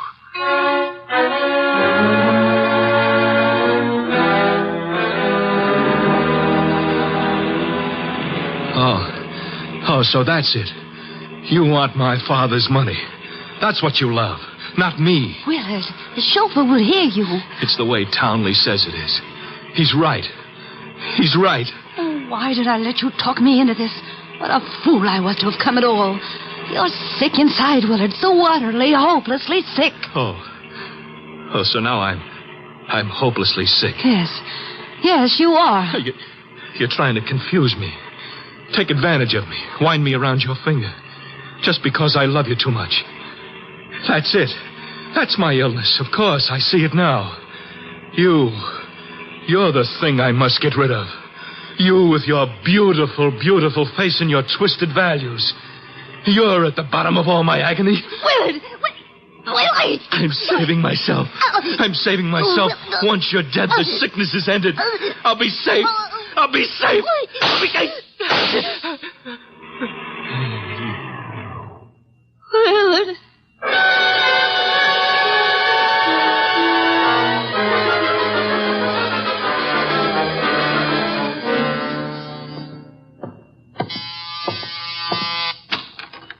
Dr. Townley?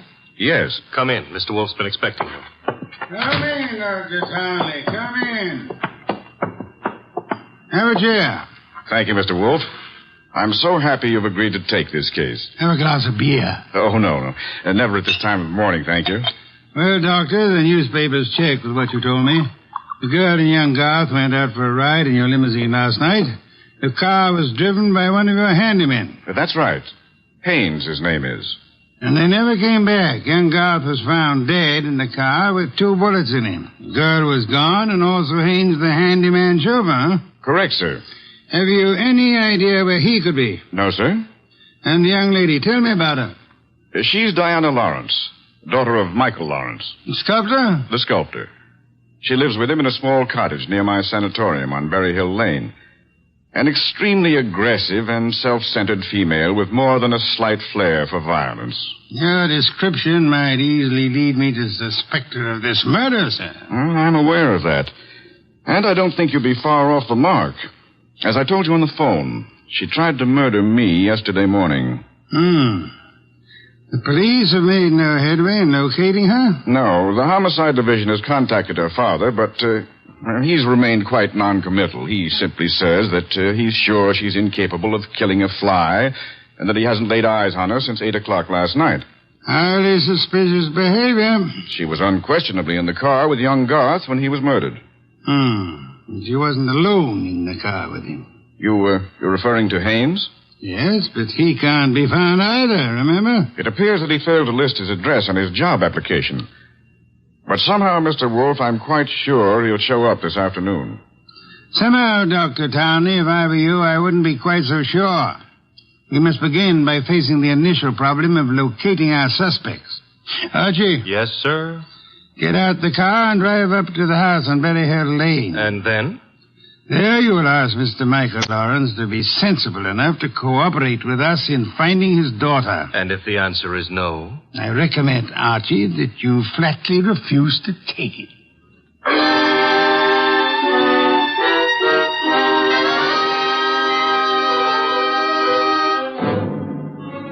Mr. Lawrence was no simple baby to handle. He was in a studio when I walked in, chiseling on a statue of a boy and a girl, both wearing less clothes than the law allows. And before I got a chance to state my name, he commenced giving me a free lecture on the marble work of art. She's good. Really good. She's practically superb. The Ariadne. The what Ariadne? The girl in the statue. Oh. That's Ariadne, tragic nymph of Greek mythology. Don't tell me you're not familiar with Apollo and Ariadne. All right, I won't. The Apollo, on the other hand, is unfinished. The face, you see, it lacks something. The passion of yearning, Olympian desire.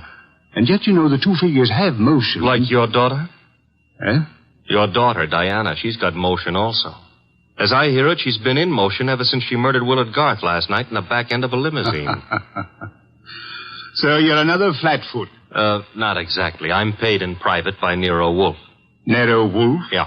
You don't mean that a creditable man like Wolfe thinks Diana killed young Garth? Well, he'd like to talk over the possibility with her. How laughable. Look at that face. Is there anything of the murderous in a face like that?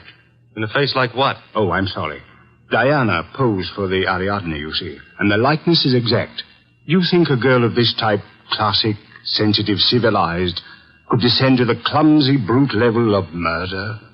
Well, it's a little hard to imagine. There. Even you agree with me. On the other hand... Shall we discuss the other hand over a cup of coffee? I'm quite exhausted. If you insist. I do. Sit down and inhale the atmosphere of culture at its source. There's a pot warming on the stove. Pot of what? Coffee or culture? Wait and see what he means. Should never ignore a phone call. Who knows? Might be something important. Yes? This is Diana, Father. Oh, yes, Diana. It's all over the papers. Yes, I know. Well, I don't think they'll find me where I am, and I'm staying here until things quiet down a little. Where are you, honey? What did you say? I said, where are you? You said honey. Daddy, you never call me honey. I know it's because I'm excited. Where are you, sweetheart? Well, you mustn't let anybody find out. Not a soul in the world. Where are you? Well, you know where Tyne Pike turns off to the left beyond Bardsville? Yes? Well, I'm... Call me later, Angel. But, Father... Oh, get that motorman's number. You will live, my friend, but not long if you don't control your curiosity. With that mallet you hit me. What was the big idea? You really have to ask that question. Weren't you trying to trick my daughter into disclosing her whereabouts? The police are pretty interested in her whereabouts. Then let them find her.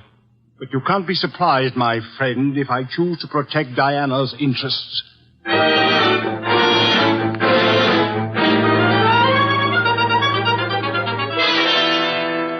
So he's working on an Apollo and Ariadne, is he, Archie? Who cares about Apollo and Ariadne? The point is how he worked on my gourd. That, of course, was unfortunate, my boy, but...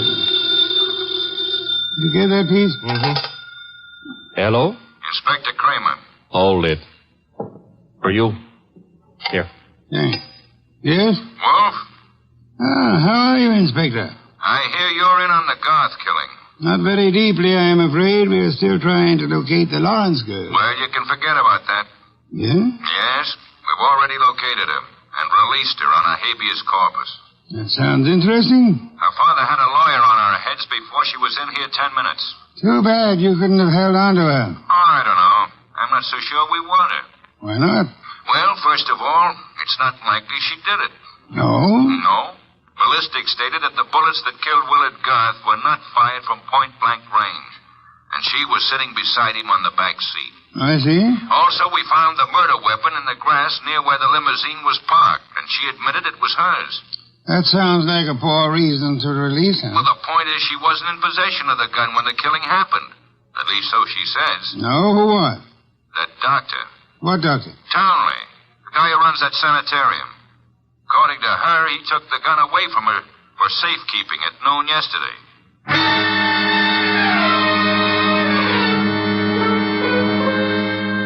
There was a little more talk between them, something about fresh cigar ashes that were found in the dashboard ashtray of the limousine. After that, the boss hung up and exerted himself enough to put a call through to the Townley Sanatorium. I'm afraid the doctor is very busy just now. So am I, and my business happens to be highly important. Well, I'll say you called, Mr. Wolfe, and I'll ask him to contact you just as soon as he has a free moment. Do you happen to have a free moment, miss? Why, well, yes, sir. Could you spend it by telling me if that handyman, Mr. Haynes, is being located? Why, yes, as a matter of fact, he has. One of the staff just found out where he lives, Mr. Wolfe. Well? He has a little cottage at 206 Dockside Road. That's out near Sheepshead Bay. Thank you. Archie. I'm going someplace, I suppose? You are? You're going to Sheepshead Bay.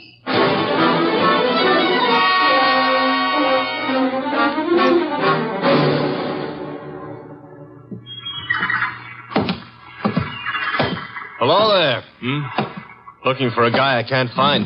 Oh? Yeah, his name is Haynes. Stopped at the cottage up there, but there's no one there. I saw you here on the wharf fishing, so What did you say his name is? Haynes. Haines.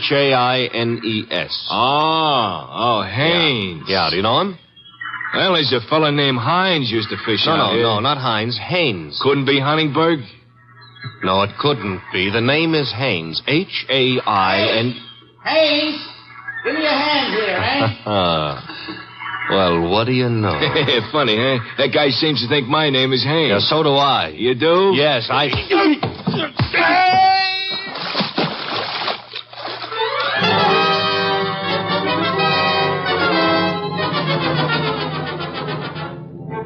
I got back to our house soaked to the skin and minus Haynes, and just in time to see the boss in the exhausting process of walking across the room to answer the phone. Hello? This is Dr. Townley. You called me. So I did. About the murder? More specifically, about the statement from Diana Lawrence that you removed a firearm from her possession yesterday morning. That's quite correct. It's here at my Majolica cabinet. Is it? Of course it is. I suggest you check. Just a moment. Mr. Wolfe. Yeah? I'd like to see you at once. The gun, I suppose, has vanished. What? How did you know? Because it is at ballistics, Doctor. It turned out to be the gun that killed Willard Garth. I see. Do you? Yes, and I understand everything now. It's all so crystal clear. Just how crystal clear? I'm quite certain, Mr. Wolfe, that I can put my finger on the killer. And I think it would be well if you came here immediately. No, I'm afraid it's impossible, sir. There's an important operation scheduled, and I simply cannot leave. What do you suggest? Well, is it outside the realm of possibility that you come here? Is it, Mr. Wolfe? Hello, Mr. Wolfe? Mr. Wolfe?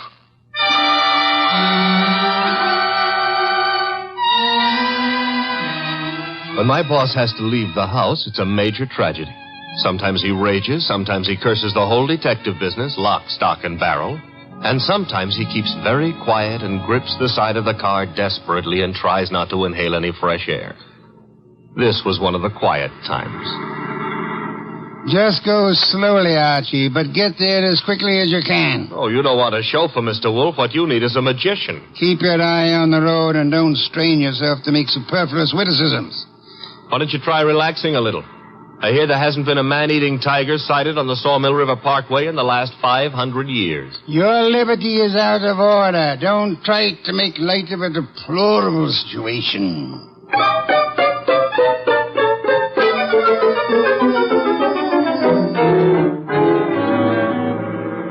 Here's the sanatorium. And there's Dr. Townley coming to meet us. It's terribly nice of you to have come, Mr. Wolfe. I've heard about your aversion to traveling, and I appreciate your going to the trouble. Don't mention it. Oh, Archie, help me out with my other arm. There we are. Now, calm down. You're all in one piece. I think you'll find the trip highly profitable, Mr. Wolfe. You'll consider it time very well. Hey, Hey, what's the matter? What is it? What happened? He's been shot. It's hardly likely. There wasn't a sound. This kind of shot doesn't make a sound, boss. What do you mean? Better take a look for yourself. There's an arrow in his back, and he's dead.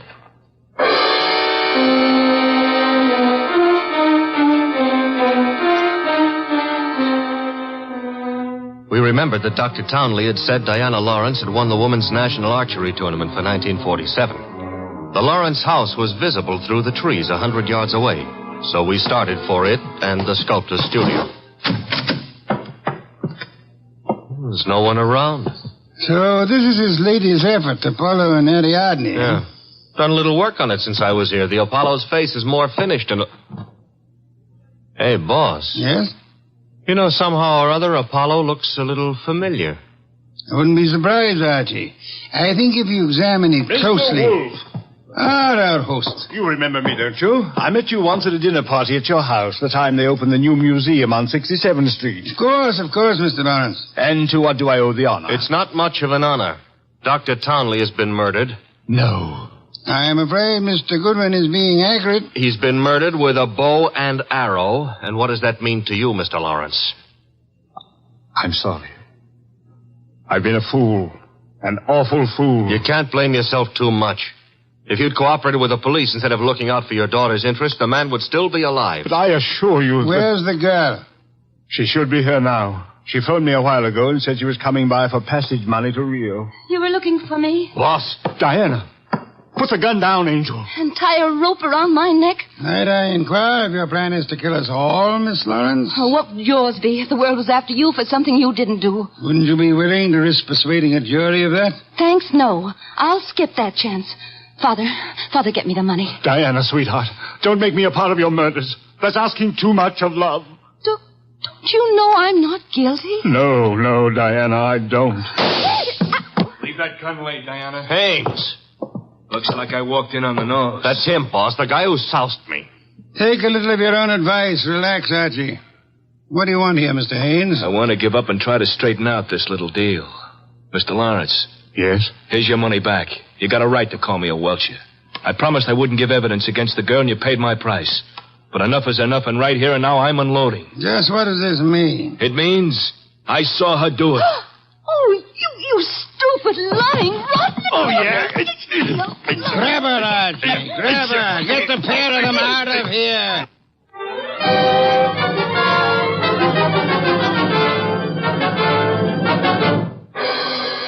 What can I say to myself now?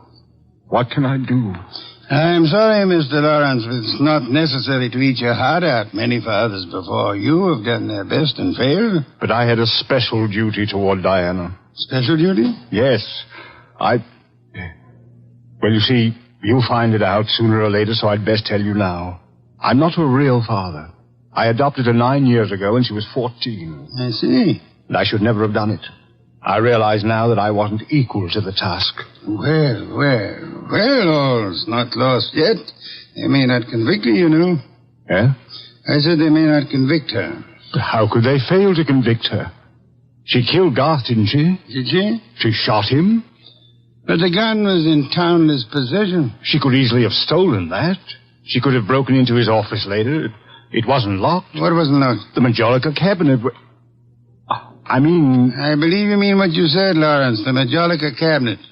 Though for the life of me, I can't see how you could know whether it was locked or not, unless you had the experience of opening it. Could it be that you went looking for the gun yourself after Townley said he had confiscated it?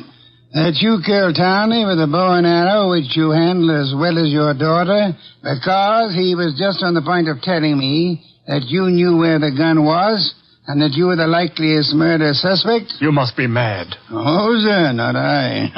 But you are mad and more than a little. You hated Willard Garth. It was you who were making the marriage impossible.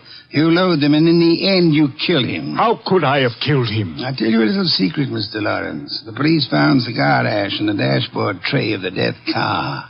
Chemical analysis showed that the ash was from an El Adoro cigar. What have you got in your left hand, sir? In my... an El Adoro cigar. And in my right hand, a Derringer. powerful and admirable little weapon, Lawrence. I suggest you show proper respect for it by dropping all this here and now. You don't wish to hear me say the rest, that you were horribly in love with Diana, your own adopted daughter? In love and hopelessly, eternally frustrated? You begrudge me the triumph of accusing you of having bribed Haynes to let you take his place at the driver's seat of the limousine? And further bribed and threatened him into putting on his show of merry pranks and false confessions to confuse us all beyond measure? You said I loved Diana. Would I do all this to her if I did? Oh, but of course, such love as yours is really hate. You were content to see her dead rather than relinquish her.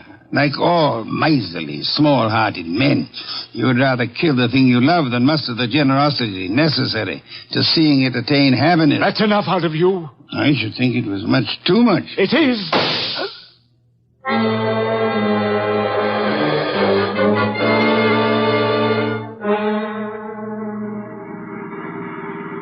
Archie, my boy, I'm grateful to you, both for coming back into the house when you did and for being such a good shot. Hope you remember that next time you feel like insulting me.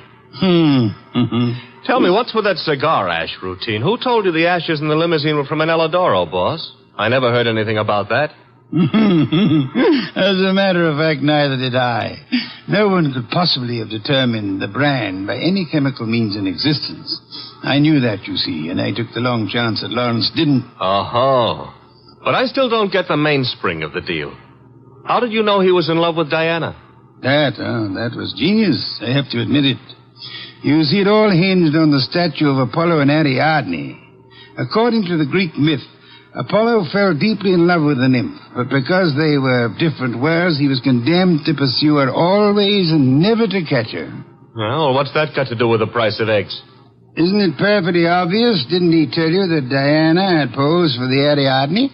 Yeah, but I still don't... And you yourself remarked on the fact that the finished Apollo looked somehow familiar, didn't you, Archie? Yeah, I did, boss. Don't you know why that was? You mean that... I mean that Michael Lawrence unconsciously revealed the true state of his heart. He didn't intend to, I suppose. But precisely and accurately, he chiseled the features of the tortured god in his very own image. Oh. And speaking of torture, Archie... Yeah? Will we be home in time for dinner? Oh, boss, you can't be that hungry. Oh, I am. Good heavens, Archie. Do you realize that I haven't eaten since lunch?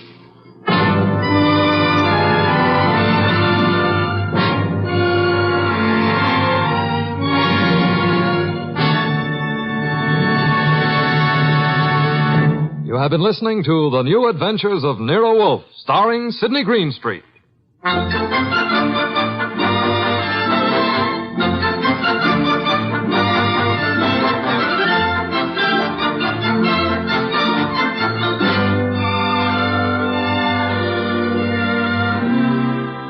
Tonight's transcribed story by Peter Berry was based on the characters created by Rex Stout.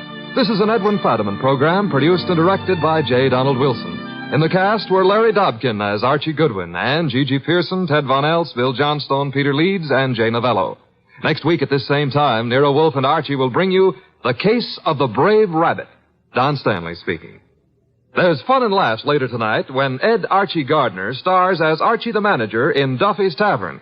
As usual, Duffy won't be there, but Archie will be there, armed with his own whimsical version of the English language. Another Friday favorite you'll hear later is The Delightful Life of Riley, starring William Bendix as Chester A. Riley.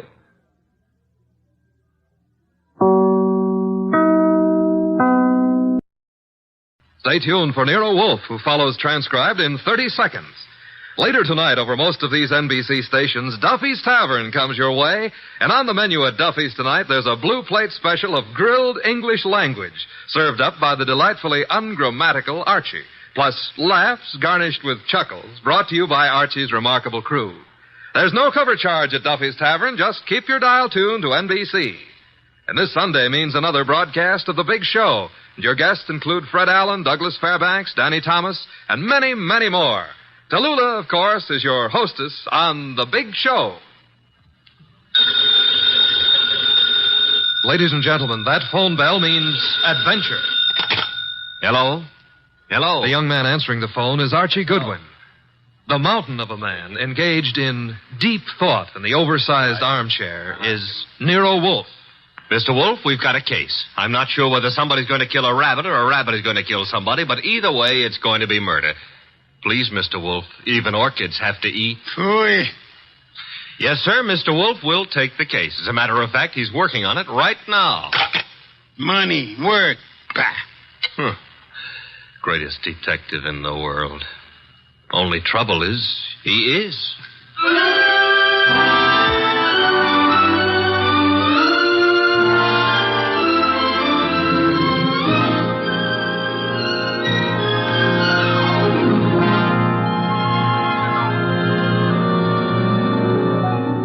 Yes, ladies and gentlemen, Archie is right. Nero Wolfe is the greatest detective in the world, and the fattest, and the least energetic.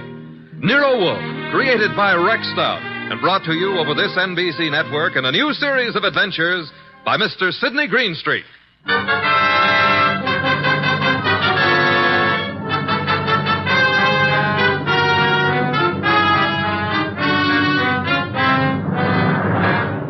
Tonight, it's the case Nero Wolfe likes to remember as the case of the friendly rabbit. He sometimes prefers his proverb scramble. It began in lots of places. Let's take a look at a few of them. In particular, the richly appointed library of a man named Veek. Mr. Veek, what's happening? Relax, Haynes. Your blood pressure. I thought it was a gag, but you really are shutting the club down. I'm shutting it down. Why? I got the joint rolling. The suckers are pouring in. And next week, the governor's committee. Huh? It's moving out of Baylor County. Our joint enterprise is in Baylor County.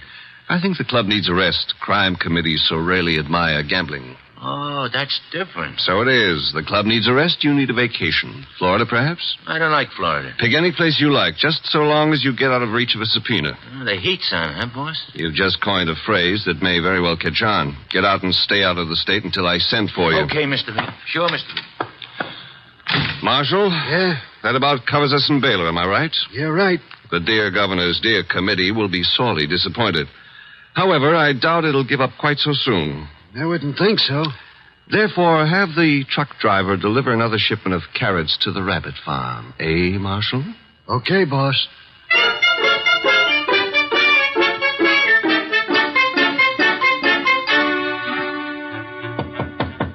Come in, Williams.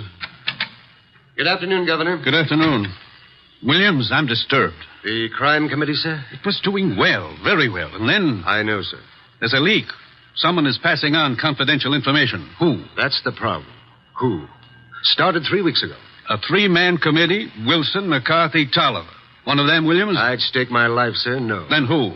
You've forgotten Collier, committee secretary. You have reason to suspect him? No, nothing that means anything. Except... You do suspect him? Well, he's been watched, telephone calls checked, mail. I have no reason to suspect him. Except that one thing bothers me. What's that? He has a small farm in Greendale County. He rarely went near the place in all the time he's been up here at the Capitol. But that suddenly changed. 3 weeks ago? Yes, sir. He's been staying at the farm for 3 weeks. Is there anything unusual about that farm? Nothing unusual. Except Jimmy Collier has gone in for raising rabbits.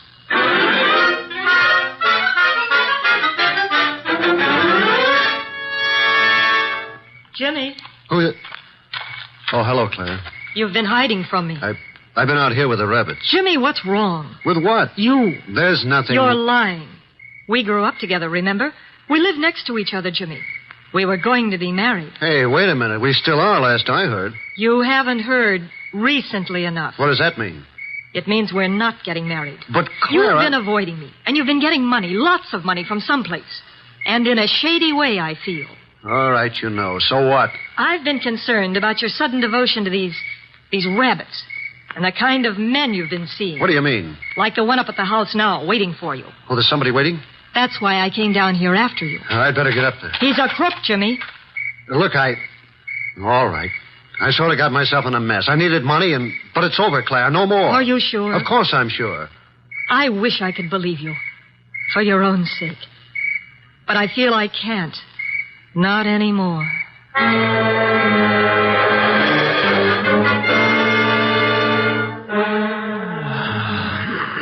Archie.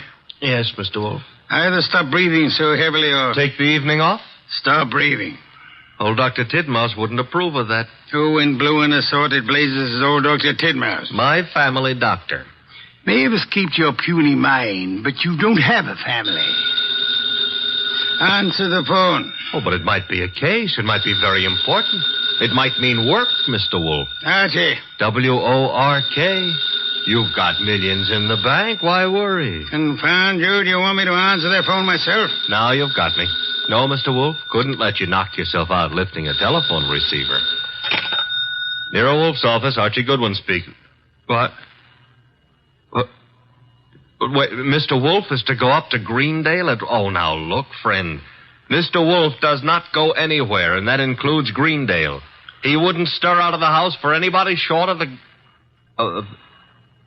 What? I see. Yes, sir, in an hour. Goodbye. Mr. Wolfe, brace yourself. You've got an appointment with a Mr. Williams at the Starlight Hotel in Greendale for 1 hour from now. You're insane. No, I'll admit I've been tempted. Sure.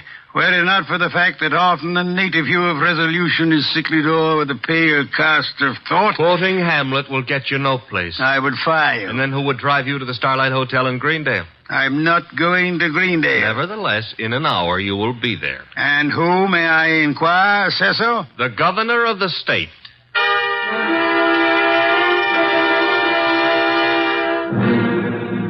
Is that all, Mr. Williams? That, Mr. Wolfe, is all anyone knows about the situation. Except the guilty man, of course. An admirably clear summary, Mr. Williams. Obviously, our meeting here at the hotel was necessary. I couldn't be seen entering your house, nor would it have been advisable for you to visit the governor. I can appreciate that. You're quite sure I need pay no attention to anyone on the committee except James Collier? Quite sure. Police surveillance of Collier is deemed unwise. He has suddenly taken interest in rabbits, but although keeping them may perhaps be considered suspicious, it is hardly in itself of value. You have no other evidence against Collier? I know we're clutching at straws, Mr. Wolfe. But there is a leak and work is being nullified. Something must be done. Hence the governor's call for you. Very well, sir. I shall attempt to be more than a man clutching at a straw. I said attempt. Archie, unpack. We shall stay at Greendale near Collier and his rabbits.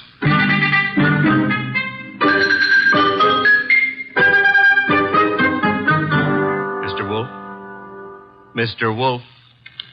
Oh, naturally, I know that shutting your eyes and pushing your lips in and out indicates you're thinking feverishly, but there's nothing for you to think about. Three. Oh, I accept your correction. What are you thinking about? Hotel beds. They're notoriously flimsy. Oh, you gave up on the case so soon. Fiddlesticks. I already know exactly what role the rabbits play in our problem. Therefore... We're going to drive out to Collier's farm? You are. While you test the hotel beds, fine. It'll be necessary for you to spend the night at Collier's place. You'll drive out there and pretend you've lost a cylinder or something. Oh, a lost cylinder. Oh, fine. Confound you, Archie. You can invent something plausible as a pretext, and if you are properly charming, Mr. Collier will, I hope, invite you to stay the night. And during the night I sleep, happily breathing the fresh country air. Trust not. Okay, Mr. Wolfe, I accept the assignment. I will learn all I can from Mr. Collier's rabbits. Incidentally, remember the play Harvey? I do. Why? Harvey was an invisible rabbit, a figment of a man's imagination. I hope this rabbit venture is more tangible, Mr. Wolfe. It is, Mr. Goodwin. Will you desist and depart? Okay. Oh, if anyone calls, just say I've gone out to Greendale to cross-examine a rabbit. Archie, I think you're going to be quite surprised. Yes.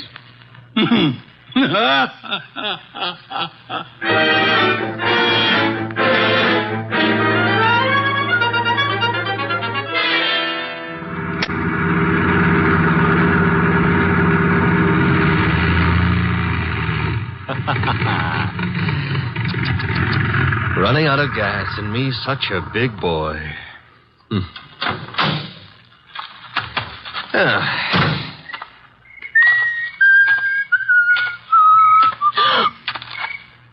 Hello. Hello? That tree a friend of yours? The tree? Yeah, the one you're clutching. Oh, I was leaning against it. It's an idea, but not a good one. Trees are notoriously skittish. The instant you really need one, they're out sowing wild oaks or something. You sound as if you know a lot about trees. Oh, I do. I was brought up in one. Look, now, if you really have to lean, I can recommend... No, thanks. Huh? I tried. Nice moonlight we're having. My name is Goodwin, and blondes call me Archie. I'm not blonde. Brunettes call me Archie, too. And what do redheads call you? Oh, we'll just skip that, huh? And your name is... Claire. Claire. I approve. Now, you may not believe this, but I have just run out of gas. You think I might wangle some up at your house? My house? You mean Jimmy's house? All right, I mean Jimmy's house. Well, I don't know. He might have some. Now, why don't we go up to the house and ask him? Well, all right. Mm-hmm. Jimmy who? Collier. Uh-huh. I like to be formal when I'm borrowing gas. Would you mind waving your left hand in front of my nose? Waving, Mike? Yes, just try it. Don't worry. I won't bite it. All right. I did. And very gracefully, too. No ring on the third finger. You're not Mrs. Collier. There isn't any Mrs. Collier. Are you applying for the position? Mr. Goodwin, Now, remember what I confided in you about brunettes. All right. Archie, you're a little rapid. Maybe. But I always remember what old Dr. Titmouse said. What did he say? Gather ye rosebuds while ye may. Old time is still a-flying. Robert Herrick wrote that. He did? Dr. Titmouse is a liar. How much farther is this house? Well, it's just beyond those trees. What? There was something ran across the path. It brushed my legs. It frightened me so. Must have been a rabbit. I guess it was. Oh, I'm sorry. That was silly of me. Oh. Don't worry about it. Also, you will have noticed how much more satisfactory I am than a tree. For clutching at it, moments of stress, I mean. Archie. Mm-hmm. But you'd better let go now. And we'll get on to the house. See, I don't need a haircut, and you're not the right type for Delilah anyway. You mean something by that. Something nasty. Well, that depends. What I meant is you've already signaled whoever you're supposed to signal. Nothing frightened you back there. Why? That scream had a lot of carrying power. Oh, that's the house, huh? Looks peaceful enough. Archie, Who were you supposed to warn if anyone came up the path to the house? Well, no one. Something did frighten me. Honey, I've been lied to by experts, and you're not one. Oh. Think I ought to knock? No, we don't think I ought to knock. Dark inside, except for a handful of moonlight filtering in through the windows. Kind of early for Collier to turn in, isn't it? I wouldn't know. Let's go find out. Now, relax. Grandpa's making with the chimes. Time is... 10 o'clock. Oh, it's getting late. Come on. This would be the living room. Filled with early American furniture. The early Americans would be pleased.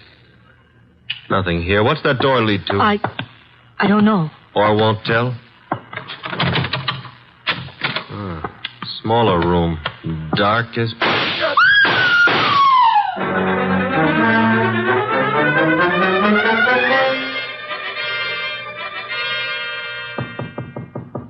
Come in.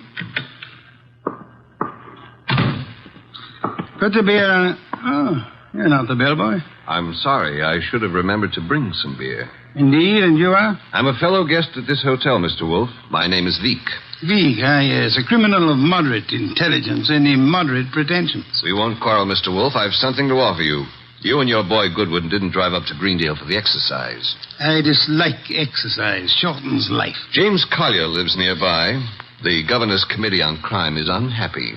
There's been a leakage of information. It hasn't helped them in their work. But it has helped you. You wouldn't have left your house in New York on any ordinary job. A request from the governor, however. Shall we stop fencing? I don't have to fence with you. The committee's work doesn't particularly bother me. I've already made my arrangements for retiring from active business, shall I say. However, I don't want you messing around in the meantime. Indeed. In your effort to discover how the committee's information leaked out, you might also discover a number of things about me that I prefer to remain undiscovered. No one has employed me to do anything about you, sir? Not directly, but indirectly you might have to. I want to insure myself against any such possibility. I want to make a deal with you. I'm ready to supply you with the name of the man responsible for the leak and papers proving his guilt. I have them here. In return for which you expect? A quick conclusion to your activities and your return to New York, leaving my name out of your reports. I'm neither a public official nor a philanthropist. I should do nothing about you unless it becomes necessary. You may remove your hand from your pocket. You wouldn't dare shoot me. Now then, the name of the man. James Collier. Proof of his guilt? These. A series of reports on the committee's meetings in Collier's handwriting. Thank you. Good night, sir. Good night. And I hope for your sake that we do not meet again. Phew.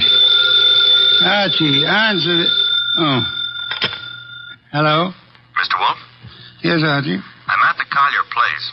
Since it takes only 10 minutes to get there, may I congratulate you on your speed? I've been at the Collier place for nearly an hour. Doing what? Oh, meeting Claire for one thing, discussing Rosebud. Your delay has been explained. Good night. And for another, I was being around when someone got murdered. Ah, you laid hands on the murderer? No, the room was dark. The time I got Claire untangled from me and started looking for somebody with a gun, he'd left.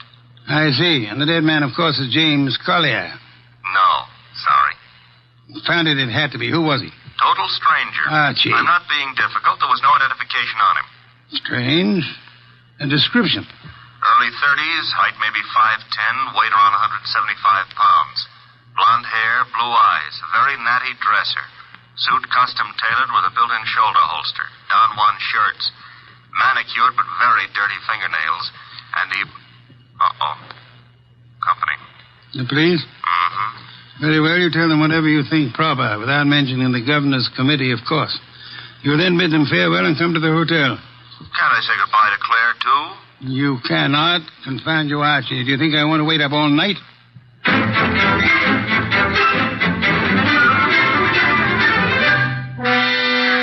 Police were not happy about letting me go, but I threatened to tell you on them, so they gave up. You have told me the entire story of what occurred at the Collier farm, Archie? Mm-hmm. All details. If you like, I wouldn't mind repeating the parts about Claire. Phooey. You may call it phooey, I call it love.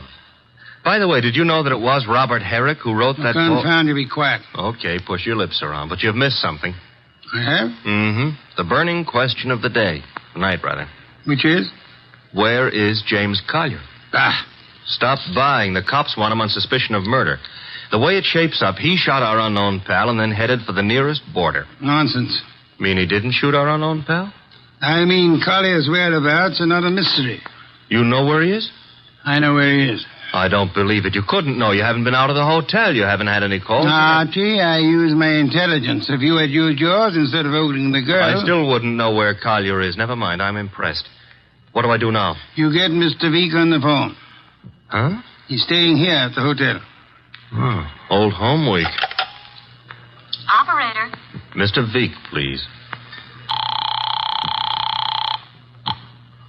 Hello? Hello, Mr. Veek? Who is this? Mr. Wolfe wants to speak with you. Just a second. Here you are, sir. Thank you. Mr. V, where were you at 10 o'clock? Why, on my way to the hotel. You checked in at... 10:15, then came directly to your room. One other question. You have an employee, a man in his early 30s, blonde-haired, blue-eyed, and well-dressed. Am I correct? Yes, that is Marshall. No, that was Marshall. Good night, sir. Having done that, whatever it meant, we now go to sleep? So we go to the Collier farm. Okay, but why? Because, Archie, the time has come to cross-examine the rabbits.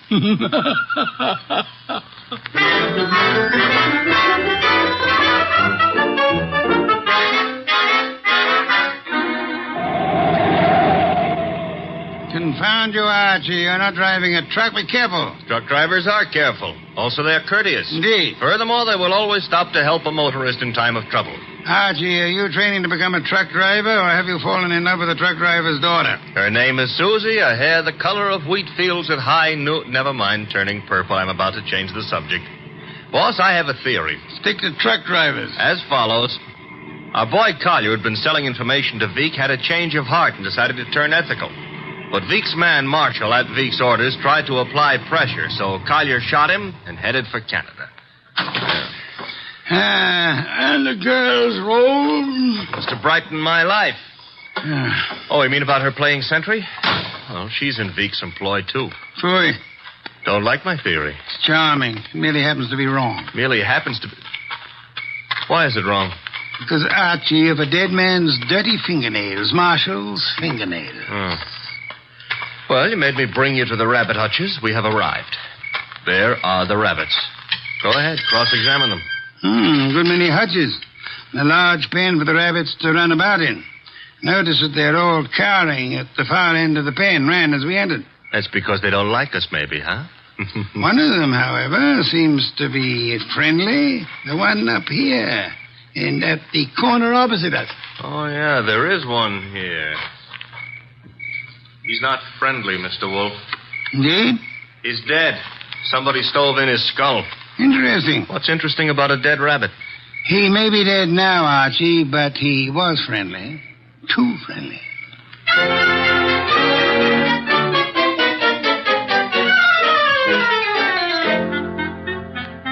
Claire, this is Mr. Wolfe. Mr. Wolfe, this is Claire. Claire, I'm Archie. Chair, Archie. A chair. Try this one. Be gentle with it. If you break it, all the early Americans will hate you. Hello, sir. Steady. Well, now then. Mr. Wolfe, I'm dreadfully tired. The police have... Are idiots. What? For example, do they know that you were posted as sentry outside this house in order to warn James Collier of any intrusion? Well, they don't... I wasn't. Do they know that James Collier and the dead man Marshall were quarreling? No. Do they know that James Collier had armed himself in preparation for this meeting with the gunman? That isn't true. It is true. I don't have to say anything. You've already said more than enough with your actions, my dear. What do you mean? According to Archie's report, and Archie is always meticulously accurate, when you and he opened the door of the room in which the murder took place, you screamed at the shots. Well, of course. Any girl would scream with... Then you clung to Archie with sufficient force and for sufficient length of time to prevent him from chasing the murderer. Why? Because you had seen and recognized the murderer as the man you loved. It was too dark to see anything. True. Therefore, you didn't have to see the man. You thought you already knew who the killer had to be. That's a lie. You're shielding James Collier, aren't you? I'll never admit any of it. Never. May not be necessary. Archie. Yes, Mr. Wolfe? Get hold of that policeman outside and remember what happened to one particular rabbit. Well, look around for freshly dug earth.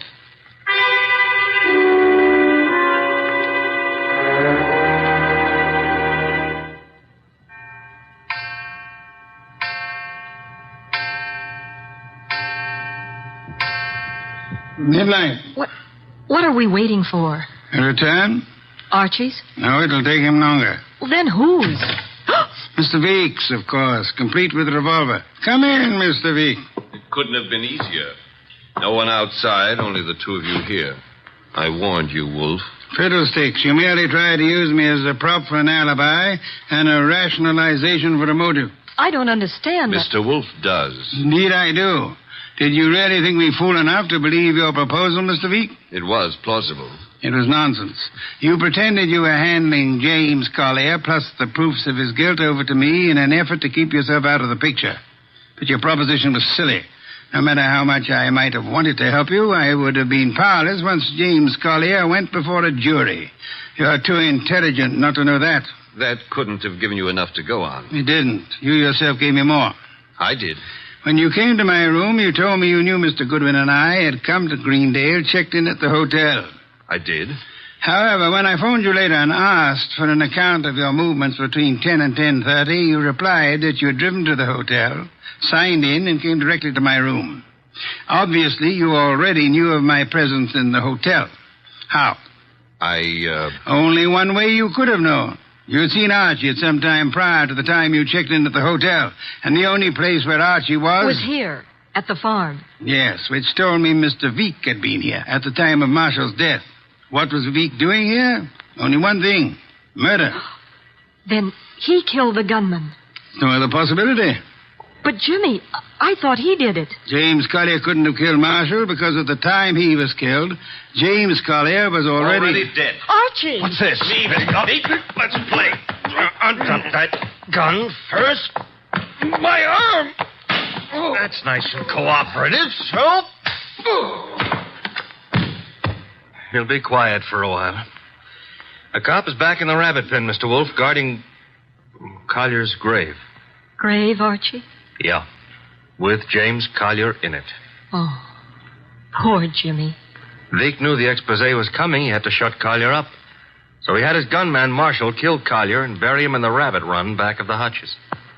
You spotted that, boss, because of... A dead rabbit. The others scuttled away from the man who bore James Collier's body to that lonely spot. But one rabbit overcame his fear. He was too friendly. And got killed for it. There was that And the dirty fingernails of Marshall, the gunman who killed and buried James Collier. Your description indicated extreme neatness. The dirty fingernails were a wrong note. Yeah, indicated he'd been digging. So we know now, don't we? Vic killed his own trigger man to frame a dead man for it. Collier would be thought guilty. He'd be hunted among the living. And all the while... Oh, I'm sorry, Claire. It's all right, Archie. I didn't love Jimmy. That was all washed up. Mr. Wolfe, I understand everything, except why did Jimmy suddenly start staying at the farm with the rabbits? He knew he'd be watched. He couldn't risk conveying his information by telephone or the mails. Nor could he be seen holding conversation with men who might be traced to Vic. But who would suspect a truck driver delivering carrots for the rabbits as being the go-between for Jimmy Collier and Vic? Nero Wolfe. Which is why I hope there's an adequate bed in this house for Mr. Wolfe. I'm sure I'll be able to find one. Splendid, Archie. You will have the police remove Mr. Vic, and then... And then maybe Claire would like to go gathering rosebuds, huh? By moonlight? I would like to. Phew. I shall go up to bed now. I've seen the moonlight more times than I care to remember. However, while you and Miss Claire stroll through the moonlight, Archie... Yeah? You might remember that rosebuds have thorns.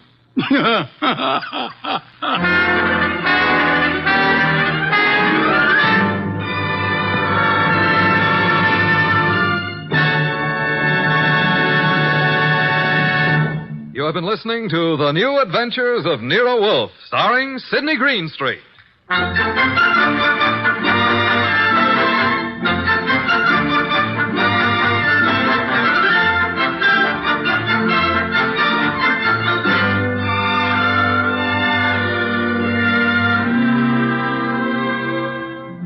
Tonight's transcribed story was based on the characters created by Rex Stout. This is an Edwin Fadiman program, produced and directed by J. Donald Wilson. In the cast were Larry Dobkin as Archie Goodwin, and Martha Shaw, Hal Gerard, Herb Butterfield, Howard McNear, and Bill Johnstone. Next week at this same time, Nero Wolfe and Archie will bring you The Case of the Impolite Corpse. Don Stanley speaking.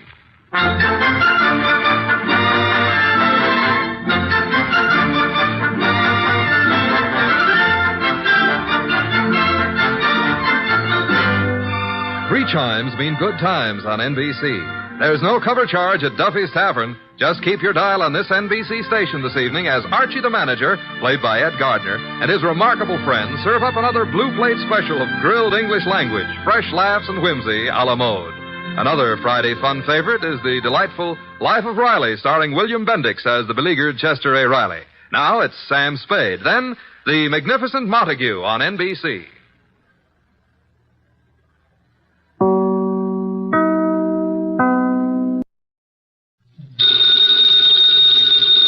Ladies and gentlemen, that phone bell means adventure. Hello? Hello? The young man answering the phone is Archie Goodwin. And the mountain of a man engaged in deep thought in the oversized armchair is Nero Wolfe. What was that? Somebody's going to be murdered who has no manners? Well, what do you want Nero Wolfe to do? Teach him manners? Oh. Hold on. Mr. Wolfe. Yes, Archie? We've got a prospective client. In case someone she knows gets murdered, she'd like you to do something about it. Very well. However, advise her... Yes? Not to get murdered herself. I never take a corpse for a client. Greatest detective in the world.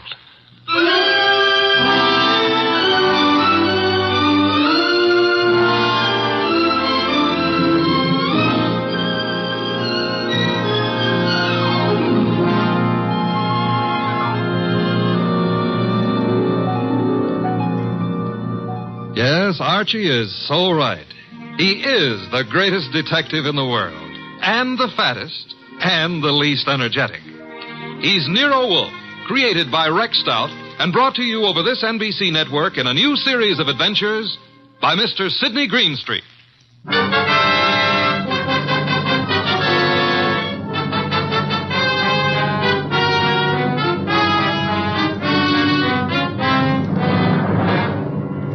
Tonight, it's the case of the impolite corpse.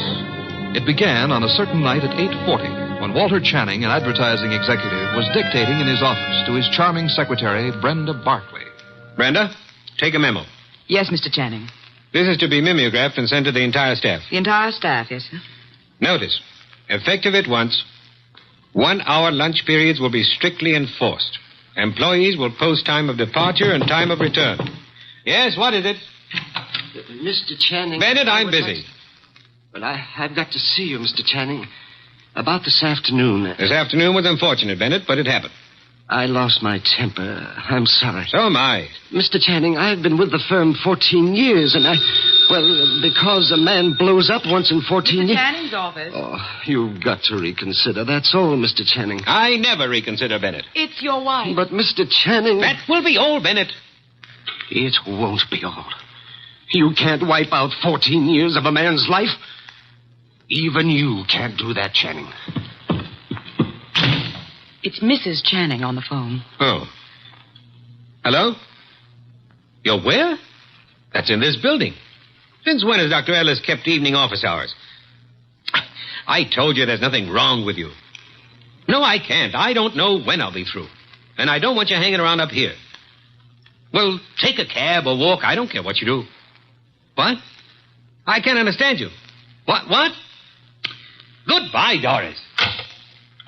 Where was I? Walter. Yes? You are going to reconsider about Tom Bennett, aren't you? Bennett was insolent this afternoon. I won't tolerate insolence. Yes? Shine, Mr. Channing? Shine? No.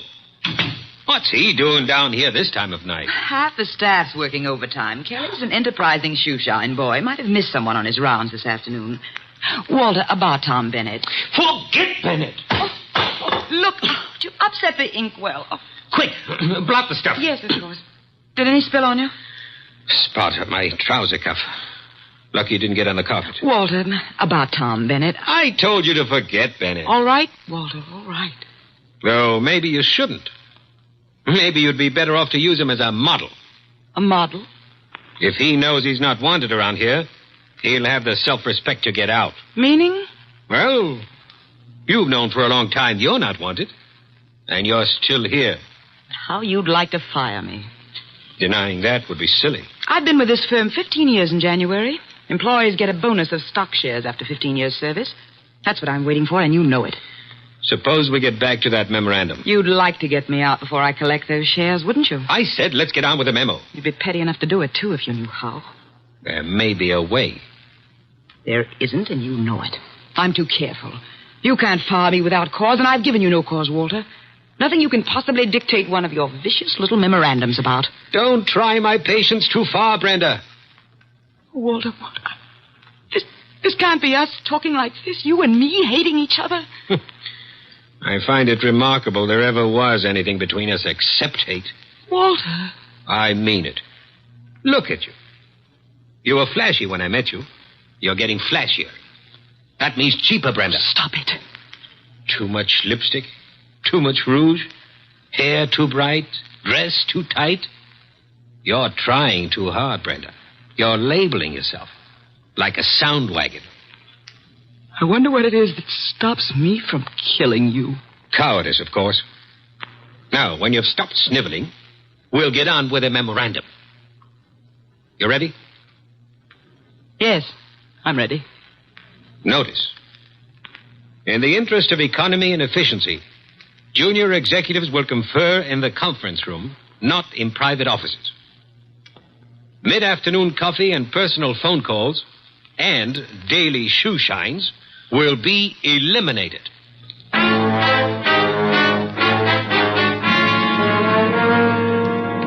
Your name is Barkley, Brenda Barkley. Very well, Miss Barkley. What can I do for you? Mr. Wolfe, I don't know how to begin. Well, maybe I can make this easier all around by briefing Mr. Wolfe on the Walter Channing case. Hey, that's funny. What? Violet eyes. I always thought there was something the poets made up. Archie. Huh?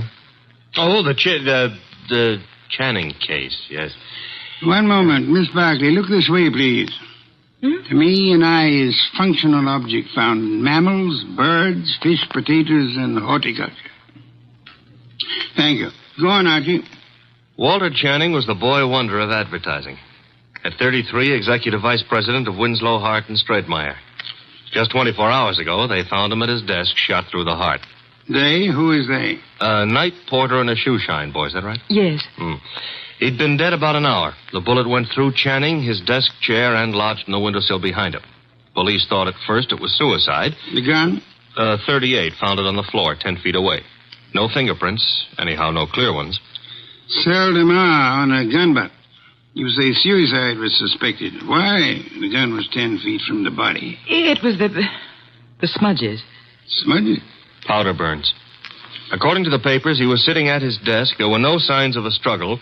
The gun was held against his chest and fired. But it wasn't suicide, Mr. Wolfe. Walter Channing would never have killed himself. The police have already decided that, finally, according to the evening papers. And I presume you, Miss Barkley, are the suspect. No, not yet. But you expect to be. That's why you came to me. When the police talked to her, Her? Doris, his wife. I've been Walter Channing's secretary for 8 years. At one time, we thought we were in love.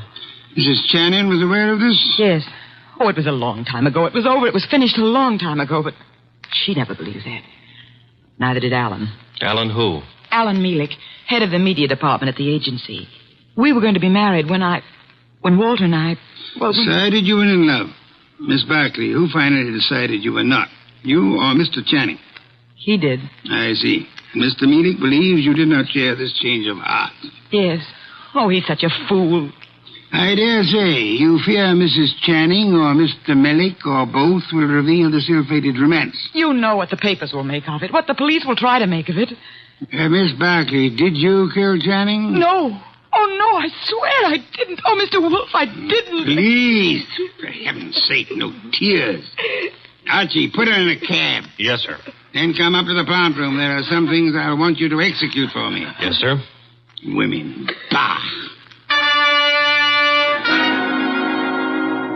Yes, Mr. Goodwin, I'm Abe Jackson, the night porter. I was working late that night. Mr. Channing, his secretary, Mr. Bennett, Mr. Mielik, and his secretary. About 10:30, I met the shoe shine, Kelly, on Mr. Channing's floor. There was a light burning in Channing's place. We went in to turn it off, Kelly and me, and there he was, sitting at his desk, a hole this big in his chest. Tell me, Mr. Bennett, did Channing have any enemies in the agency? Channing was a slave driver, Mr. Goodwin. The girls hated him, and the men were afraid of him. He'd send out memos like this one around. Here, take a look at it. It's typical. No coffee, no shoe shines, no office conferences.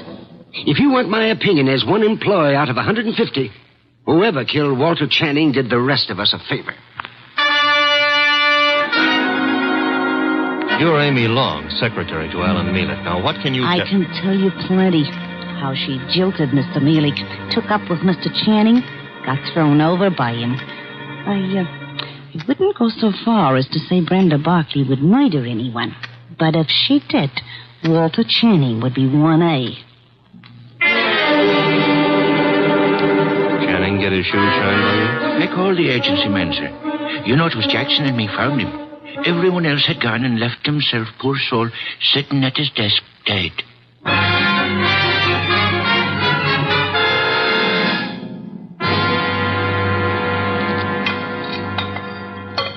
This specimen, the monogamous straight orchid. Beautiful, isn't it, Mrs. Channing? Mr. Mielik? I could never quite like orchids. They have no smell, you know. It's pretty all right, but tulips are more in my line, Mr. Wolfe. Tulips, Mr. Mielik? I had a stand of emperors this spring. Emperors, come in, Archie. Emperors, Mr. Mielik? That's the name of a tulip, Mr. Wolfe. A peasant flower. I've heard of it, of course. Archie, Mrs. Channing, Mr. Mielik, my assistant, Mr. Goodwin. Mr. Goodwin? I didn't know you had company. Mr. Wolfe asked us here to explain why Brenda Barkley is worried. And you have both agreed to respect her position. Brenda ought to know I'd never tell the police anything to get her into trouble. Phooey. Sir? He said phooey, Mr. Munich, meaning he doubts what you say and does not admit your right to say it. Archie, Mr. Mielik, you say you would never intentionally inform on Miss Barkley. Certainly not. The tongue slips, sir. We would expect you to guard yours. What? Do you think what that... I started to say. You asked us here because Brenda Barkley is your client.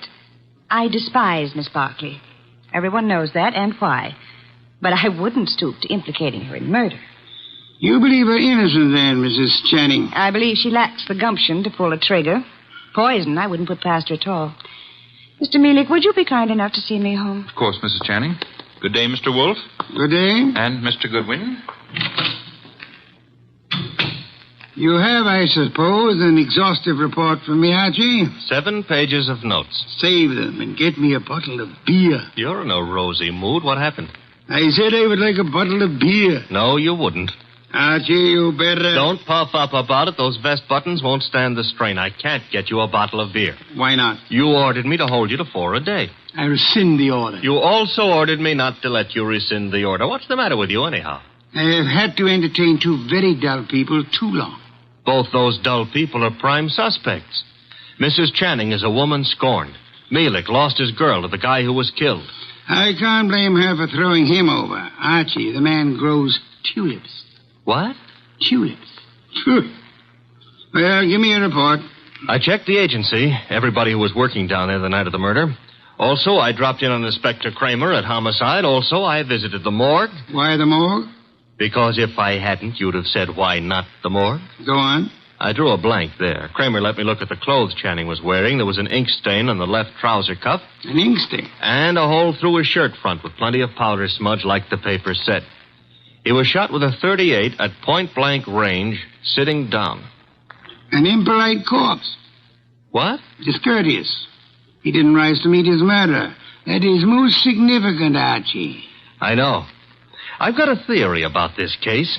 No theories, facts, if you please. But look, Channing owned a .38. That's a fact. It's disappeared. That's another fact. The murder gun was a .38 with the numbers filed off, and it could be Channing's own gun. Thereby proving what, Archie? That his wife had access to it. Your theory involves Mrs. Channing, then? And Mielik. She decides her husband is less trouble to her, dead than alive. A regrettable tendency of wives. Have you noticed? And she sells Mielik on the idea. Now, that wouldn't be hard. They figure to make it look like suicide, but Mielik loses his head and runs, drops the gun on his way out, and... Oh, you don't buy it. Enough of theories. The facts, Archie. Out of your notebook. 1. 9 people were on the scene that night, working late for one reason or another. Mrs. Channing tells me she was visiting a doctor's office in the same building, by the way. 2. Every one of those people hated Channing. 3.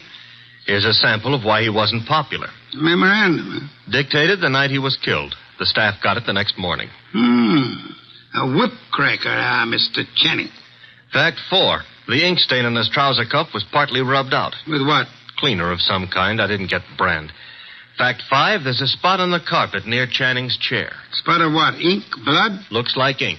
It looks like ink. Well, I didn't analyze it on the spur of the moment. My chemical set isn't working so good, boss.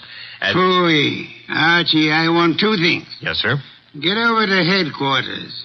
The police have Channing's trousers. Suggest to Inspector Kramer that he have the stain analyzed.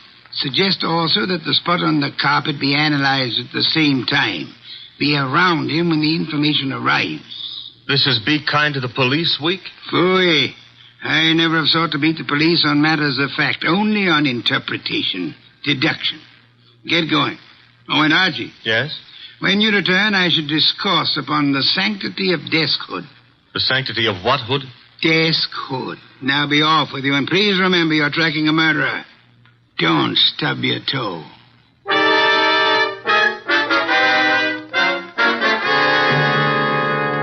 Good one. The thing on the carpet was a dye of some kind. Dye, huh? Mm-hmm. How long will it take the lab to give you the analysis on it, Inspector? Oh, not very long. I've got the report on what was used on the trouser cuff right now, though. And? They found traces of carbon tetrachloride. Wait a minute. This goes in the notebook. Okay, carbon tetrachloride. And something else. Goodwin, what's Wolfe after? Interpretations was what he said, Inspector. You object? No. Maybe I'll get an interpretation, too. The something else was perchloroethylene. Why, Inspector, such language.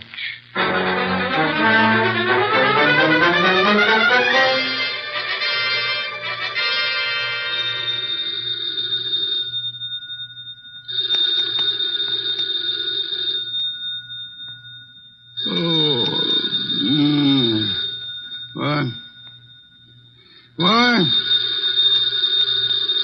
Archie. The phone. Oh, not back yet. Hello? Mr. Wolfe? Yes? This is Brenda Barkley. Oh, Mr. Wolfe. What is it, Miss Barkley? You've got to come to Mr. Channing's office right away, Mr. Wolfe. Mr. Goodwin has been to your office. Everything I need to know. You've got to come, Mr. Wolfe. Nonsense. I don't go out. My digestion disapproves of it. I disapprove of it. But, Mr. Goodwin, he's in danger. What's that? Terrible danger. He needs you here at once. Archie, danger? Let me talk to him. Please, come. Hurry. What's happened? Hello? Sparkley. Fritz, get out of the car. Bring me my wool muffler and worsted vest. See if you can find my galoshes. Confound it, I've got to go out.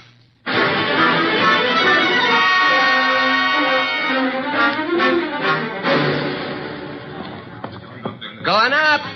Step to the rear of the car, please. Mister, will you please step back? I'm back as far as I can go. You are? Elevators, contraptions for little men. Come, take me up, young man. Hold it. Hold that car. I'm late for a date with a blonde. 16th floor, buddy. Evening, Mr. Goodwin. Good evening. I was told you were in danger. Danger? Mr. Wolfe, what are you doing out down here? Sparkley's idea. About me being in danger? Obviously, she was lying. I suspected at the time. But I fell in with her suggestion. I'm anxious to end the case. My presence here is needed. Don't understand why she'd do such a thing. And why is your presence needed? 16th floor. It's a matter of, perspective. Brenda's got a very nice perspective. She'll be around here someplace. The agency's got this whole floor. Her office? Down this corridor, next to Channing's. Well, Kramer came through on those reports from the lab. That smudge on the carpet wasn't ink. It was a dye. Powdered aniline. Brenda. Oh, Mr. Wolfe, thank heavens you're here. Hey, I'm here, too. The police, they questioned me again this afternoon. I'm so frightened, Mr. Wolfe. You've got to find the murderer before they... Baby, take it easy. Well, hello, Archie. Hello. What's the idea of trying to pull a fast one on Mr. Wolfe? I just had to see him. Please understand. Is this Channing's office? Yes. You told him I was in danger. At last, the place to sit down. I had to tell him something to get him down here. He's not happy. Are you comfortable there, sir? Miss Barkley, come here. Mr. Wolfe, I can explain. I thought if you were here, where it happened, if you could see for yourself, then you'd... Young woman, there are many things I'd like to say to you. Oh, now, wait a minute. She was scared, boss. However, I am too short of breath to do them justice. Archie. Yes? Round up everyone concerned with this case. Right now? Including Mrs. Channing. Get them in here. Yes, sir. You help him, Miss Barkley, and close that window. Yes, Mr. Wolfe. Fresh air. I've had enough today, thanks to you, to last me a lifetime. If after all that exposure, I live a lifetime.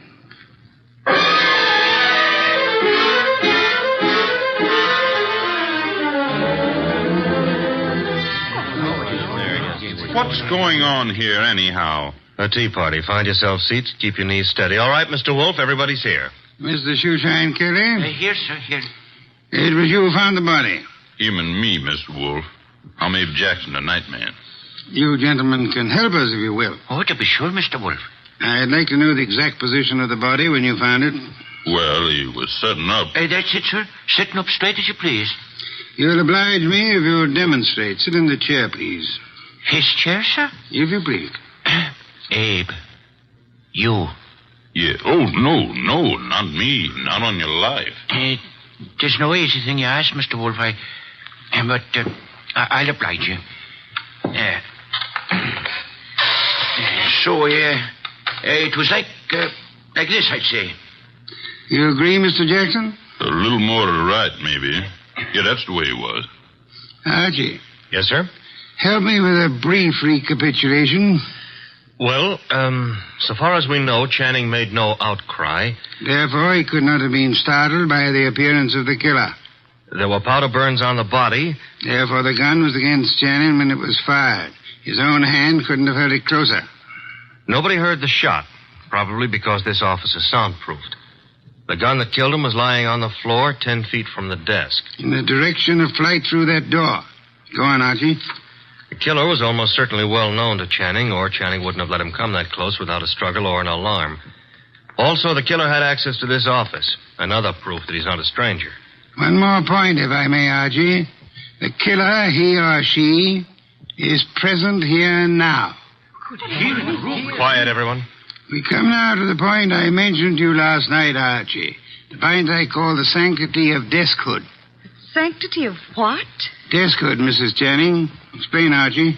Still figure it's so important? Absolutely essential. Well, I wrote it here somewhere. Oh. Deskhood refers to that area behind a desk where a man earns his livelihood, makes his career, builds his reputation. You mean here? Where I'm sitting? So long as a man sits at his desk, he enjoys a curious area of privacy. He is remarkably safe from intrusion. That's it, Mr. Wolfe. The sanctity of deskhood. Think about it a moment. You'll see what I mean. Nonsense. I've gone around that desk hundreds of times. I'm sure she has. Many more hundreds. If you mean what I think you mean, Mrs. Channing, you... Please, ladies. Mrs. Channing, when you approached your husband at his desk, what did he do? What did he... Why, he stood up and... He stood up. Sparkley, you agree? Well, yes, he'd have to stand up. At least he always did. But for his murderer, he did not. Archie, resume from your notes, please. Well, whoever killed Walter Channing went around the desk without Channing rising, held a gun to his chest, and pulled the trigger. Excuse me. If you will go behind the desk and stand facing Mr. Kelly, Archie. Here. This the way you mean? You know the angle of the body wound to the hole in the chair? There wasn't any angle. One was in a straight line with the other. From where you stand now in front of Mr. Kelly, if you wish to inflict an identical wound upon him, could you do it? Not from where I stand. I'd have to kneel. You'd have to kneel. Do so. Note, please, the murder tableau. I mean, that's what The question now, who could kneel before Channing, get close enough to kill him from that position without alarming him in the least? Kelly. The shoeshine man. Hey, wait a minute now. Shut up, you, and sit there. His motive is crystal clear. The memorandum. Memorandum. You have a copy, Archie? In my notebook. Ah, yes. Miss Barclay, read the part which could explain Mr. Kelly's action. No, now the you don't memo do that. was all over the office. Kelly must have seen it. Oh, wait a minute now. Notice effective at once. Yes, here it is. In the interest of economy, daily shoe shines will be eliminated. That'd cut off Kelly's bread and butter. Kelly, I can't believe it. Nor can I. What? It's obvious Kelly murdered Walter Channing. Mr. Wolfe, now listen, I did nothing to But the obvious can be too obvious. Meaning what exactly? Archie? Yes, sir? Brief these people on the ink-stained trousers. Channing spilled ink on his trouser cuff the night he was murdered. Somebody tried to clean the spot off. With what? According to the police analysis, carbon tetrachloride and perchloroethylene showed up.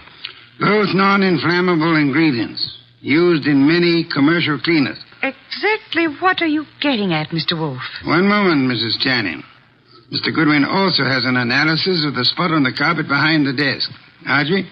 A powder form of dye, aniline dye. Used in what, perhaps? Well, the lab suggested a shoe dressing. I got no powder dye. I swear I ain't, Mr. Wolfe. I'm sure you haven't, Mr. Kelly. You'll find this particular type of dressing is used on women's shoes, suede shoes, usually. I don't understand. Wait a minute. Yes, Archie? If a woman... Now, suppose a woman knelt in front of Channing to clean that ink spot off his trouser cuff. That smudge could have rubbed off the tip of her shoe onto the carpet. Exactly. I believe you'll find a typewriter cleaner contains tetrachloride and perchloroethylene. Something else just occurred to me. That memo was sent around the morning after Channing was killed. I never thought of that.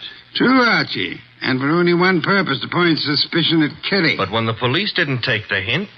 Go on, Archie. What then? Somebody else was brought down here who would. Comes around to 3 questions, doesn't it? Who knew about the memo? Who had access to Channing's file where he kept his gun? And who made sure Nero Wolfe would see the evidence against Kelly? 3 questions, Archie, with one answer that spells the name of the murderess. Our own client, Brenda Barkey.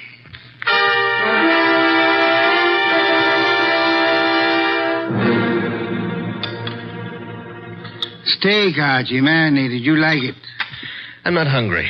Indeed, I suggest a tonic. That reminds me. I had a call. You had? Doris Channing. She had some idea about my explaining things to her. She found my explanation insufficient? No, but she felt it lacked the personal touch. Phooey. Hand me a can of beer. However, you do have the evening off. Yes, sir. Keep out of trouble. Doris Channing is a blonde. That is, try to keep out of trouble. In the company of a blonde who wants to. Good night, sir. Good night, Archie. Good night.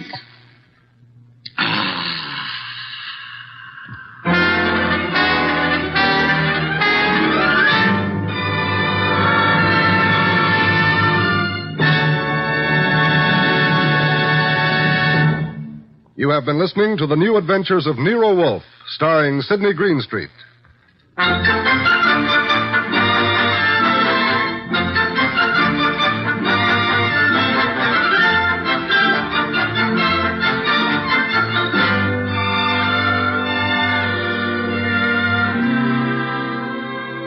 Tonight's transcribed story by William Kendall Clark was based on the characters created by Rex Stout. This is an Edwin Fadiman program produced and directed by J. Donald Wilson.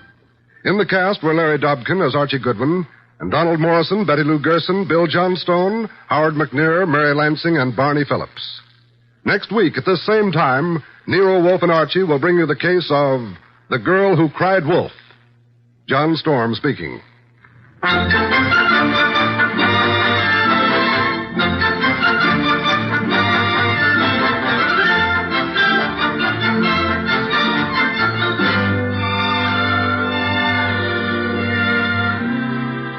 Nero Wolfe, Archie, and all of our cast hope that our listeners have taken time out from this busy Christmas season to help brighten some youngster's Christmas day. Be sure to send a thing, your choice of anything you think a child would like for Christmas, to the groups in your own town who are distributing these toy gifts to less fortunate children. 3 chimes mean good times on NBC.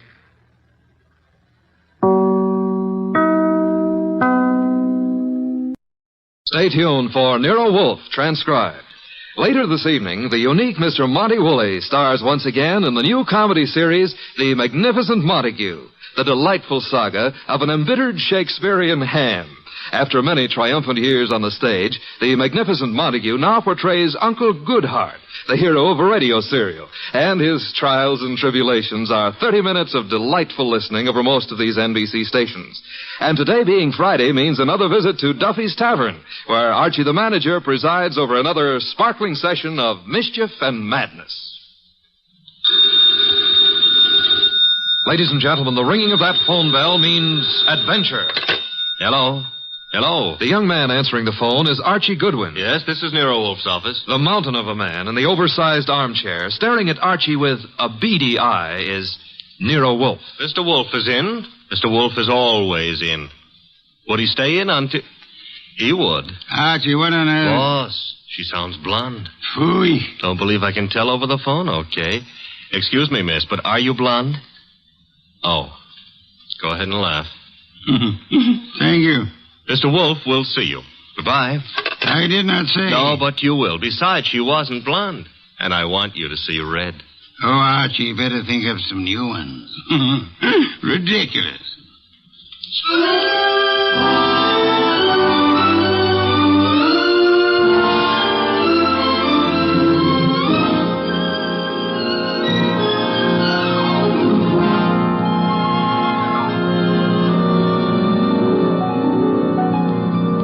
Ladies and gentlemen, it's the bulkiest, balkiest, smartest, and most unpredictable detective in the world. That chair-born genius, Nero Wolfe.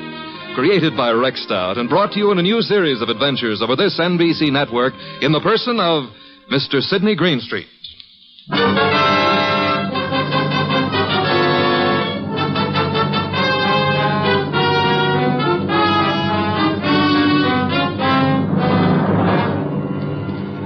Tonight, it's the case of the girl who cried wolf.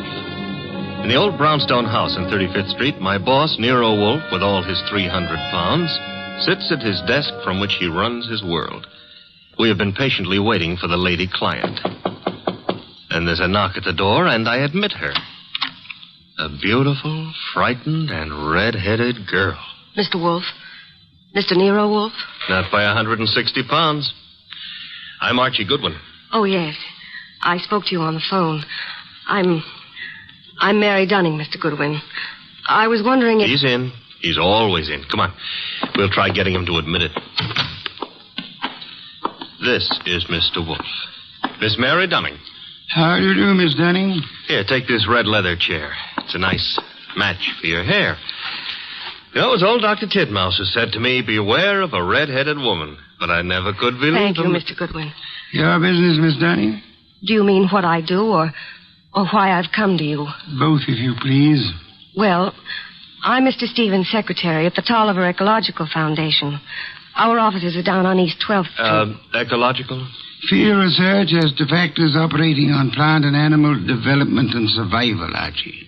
Animal development, huh?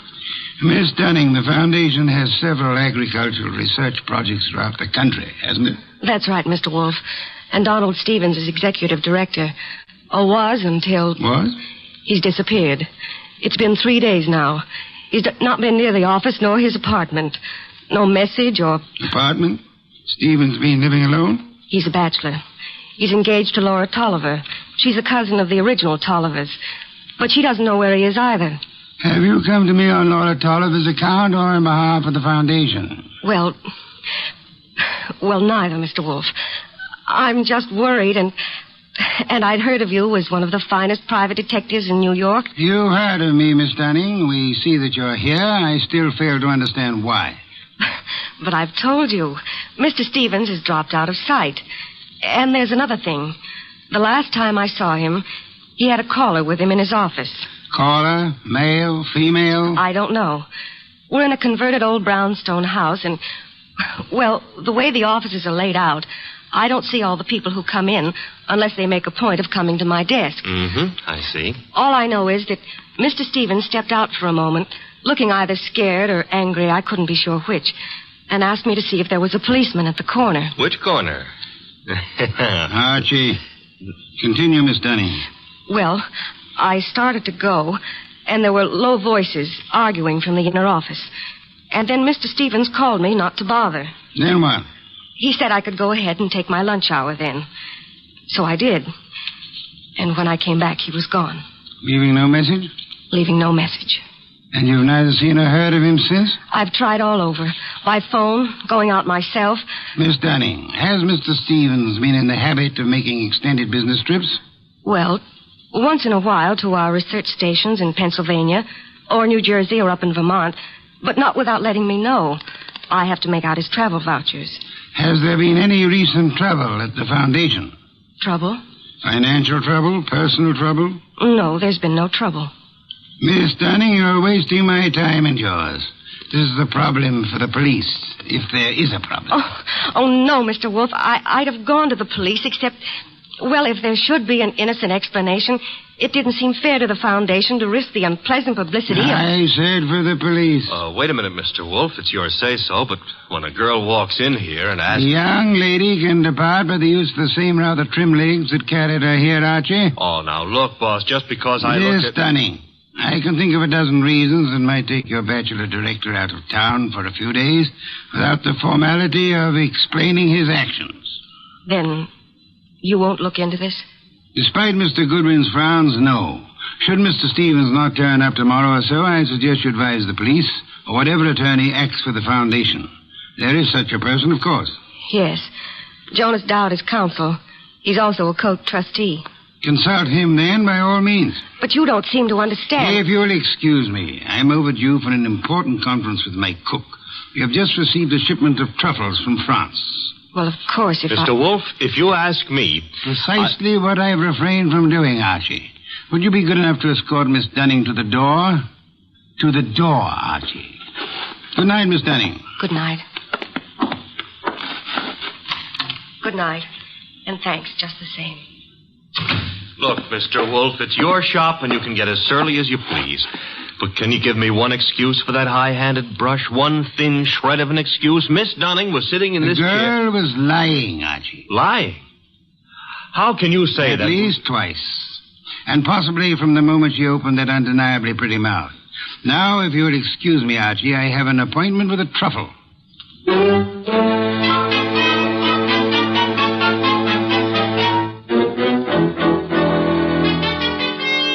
You say you have a surprise for me, Archie. Enough to yank you 3 inches out of that chair. Remember the girl who was here last night, Mary Dunning? You seem unwilling to let me forget her. Well, I took off on my own this morning to check up on that foundation setup. Good, Archie. I ventured a small bet with Fritz that you would. All right. See if your bet included this. I found Stevens down there right in his office. Missing executive director. Yes, and the missing Mr. Stevens claimed he had just been on a business trip. Delayed getting back because his car had been smacked by a hit-and-run driver in New Jersey. Now, here's the payoff. He even tried to make out that he'd been thinking of calling you in on a problem. Hit-and-run accident? No, something about the foundation.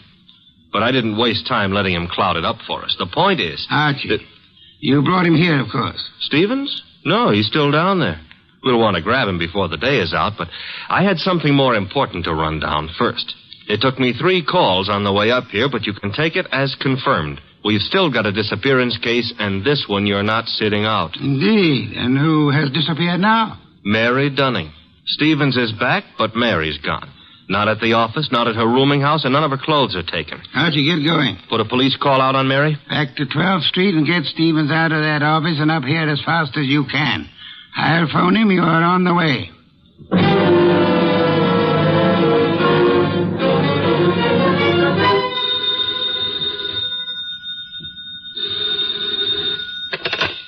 Hello?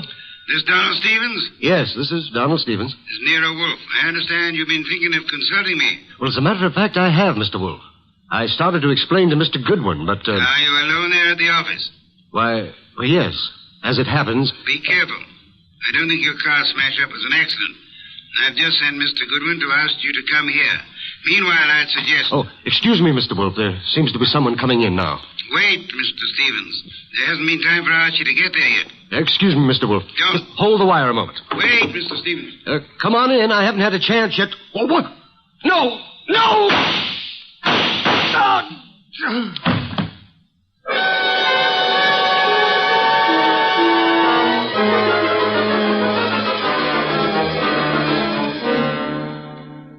And that's all Inspector Kramer has been able to make of it, Archie? Not to hear him tell it, but that's all he's got. Stephen dead and the girl still missing. Did you find anything helpful at the office? I think the murderer started to tear up some account books and project ledgers, but I must have scared him away when I rang the bell.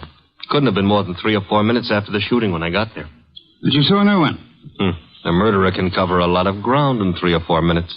You, naturally, by accident, since it is mildly illegal, you had a good look at the dead man? A very good look. Not to mention his pockets. Anything particular? Well, there was a half-eaten package of lifesavers in the left-hand trouser pocket. What's particular about that? The flavor was lime. I hate lime. Foy. Archie, I called Jonas Dowd last night. The foundation lawyer? Yes, he set up the original charter under which Donald Stevens operated, with an annual fund of $90,000. Ecology has its attractions. 90,000 attractions, to be precise. It indicates a possible reason for Stevens' murder. He was in sole charge of that money. Somebody donated 338 caliber bullets to him. Hardly a token of appreciation. Perhaps not. However, the shooting followed the attempt to stage an automobile accident. Archie, I've sent Saul Panzer on an errand for me. Saul, huh? He's expensive. True, he's the best man in the shadow job there is, but... You've got something, huh? Possibility. An angle I can't handle? Apart from your natural preference for curves, you've more than work enough here in New York.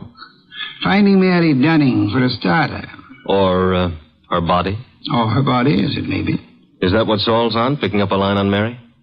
Among other chores, Saul is buying me some special groceries at the city market. You frown, Archie. I glower. But okay, play it cozy. You can send Saul off to Stockholm for smorgasbord for all I care. I'm still asking, what about Stevens and what about Mary? Where do we start? I'm expecting Laura Tolliver, the heiress, and the son of Jonas Dowd here within a few minutes. Jonas Dowd himself proved as difficult to pry from the office as you generally are from this one. Oh, good for old Jonas. Wait a minute, though. You said a son was coming. Would that be Peter Dowd? It would be. Could I trouble you to pass that second bottle of beer? It's your third. Stop auditing me, Archie. You reacted to the name of Peter Dowd. May I ask why? Kramer is ahead of you on that pitch. He's had Peter Dowd downtown already. And learn? Playboy, used to be in love with Laura Tolliver, now in line to take over Stevens' tidy $20,000 a year salary as executive director. To take over, phooey. Peter Dowd's no ecologist. He's got more important qualifications. His old man and Laura Tolliver are co-trustees under the Tolliver will, and the director can be anybody they name. Archie, you sound prejudiced against young Mr. Dowd. Yeah, that's what Kramer said. I'm just naturally suspicious of anybody who stood to pick up $20,000 a year, plus a whack at the $90,000 a year in house money, just by throwing 338 caliber slugs into Stevens. Particularly after getting rid of Mary Dunning to clear the way. The police still have no leads on Miss Dunning? A for effort, Z for results. Now, the way I see it, boss... Legwork now, Archie. Guess it's later. You might try Miss Dunning's landlady again for one, and try Peter Dowd's apartment. Now? Yes. I'd say go along and keep after the missing girl. Instead of sifting through the names in Stevens' appointment book you were asking about? It's two legs of the same animal. The names may help on the girl. Now, Archie, on your way.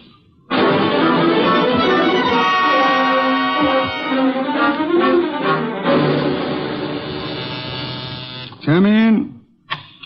Mr. Wolfe? Yes, come in, Miss Tolliver, Mr. Dowd. Sit down. It's good of you both to come. Miss Tolliver, I'm profoundly sorry of your loss. You were to marry Mr. Stevens, as I understand it. Yes, 3 weeks from today.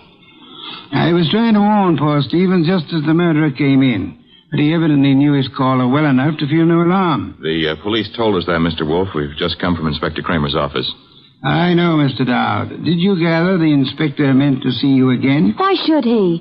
How could anyone think that Peter could have anything to do with this horrible business? I see that you have no doubts about Mr. Dowd here, Miss Tolliver. Easy, Laura.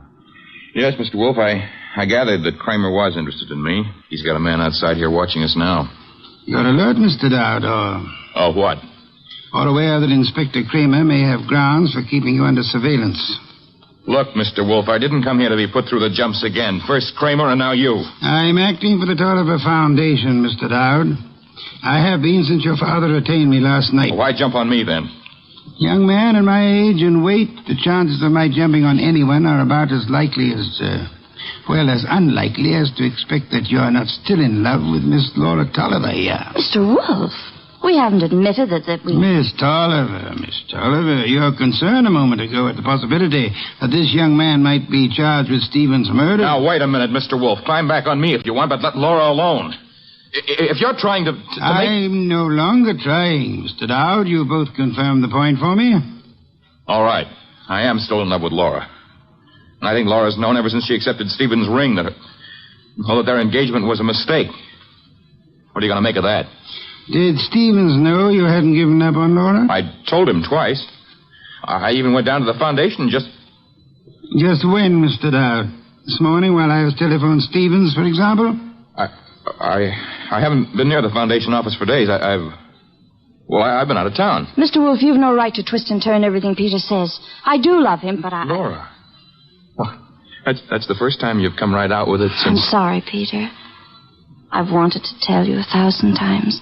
But, you kept going away on all those trips, and I never knew whether it was for some other girl or... Mr. Dowd, Miss Tolliver, could this tender exchange be postponed till you two find yourselves alone? Go ahead, Mr. Wolfe. Ask anything you want, as long as I know it's all right with Laura here. Roundly spoken, Mr. Dowd. May I ask about Mary? What's Mary Dunning got to do with this? I'm glad you're aware of the Mary I meant. Well, I've met her at the foundation, of course. We've all heard she's missing. You couldn't suggest where she might be. How would Peter know? Let's return to Mr. Stevens. Can either of you explain his 3 days' absence from the city? I've been out of town myself. Miss Tolliver? He could have been inspecting any one of the research plants. He didn't tell me, if that's what you mean. Stevens said this morning he had been willing to consult me. You can't suggest why? Well, no, I can't. About foundation business or personal business? .338 caliber bullets kept Mr. Stevens from making that clear, Miss Tolliver. Mr. Dowd's father is sending me over some material, but as yet it's not in my hands. Are you familiar with the personnel at the research stations? There aren't any more than 4 or 5 project managers. Halsey in Vermont, Schwartz down in Pennsylvania. Excuse me. Nero Wolfe? Archie, Yes, Archie. you can take it back about Mary Dunning. If she's a liar, she's just gone to a lot of trouble to make it look good. Dead? No, but knocked out with chloroform and stuffed in a closet in a man's apartment. And guess whose apartment? Spare me your charades, Archie. Peter Dowd's. That's where I'm calling from. Is he still with you? As it happens, yes. You better hang on to him. There's been another development. Inspector Kramer's got hold of a man named Schwartz. The Pennsylvania project manager. Right. Schwartz was at the Foundation office this morning, and he says Peter Dowd was going in as he came out. When? Within minutes of your call to Stevens. Kramer's on his way to your place now to pick up young Dowd. Any instructions? I'd like more company. Well, the ball game is all wrapped up, isn't it? I'd still like more company. Right. Mary and Schwartz? If you can get them here. And Archie. Yes? Get them here.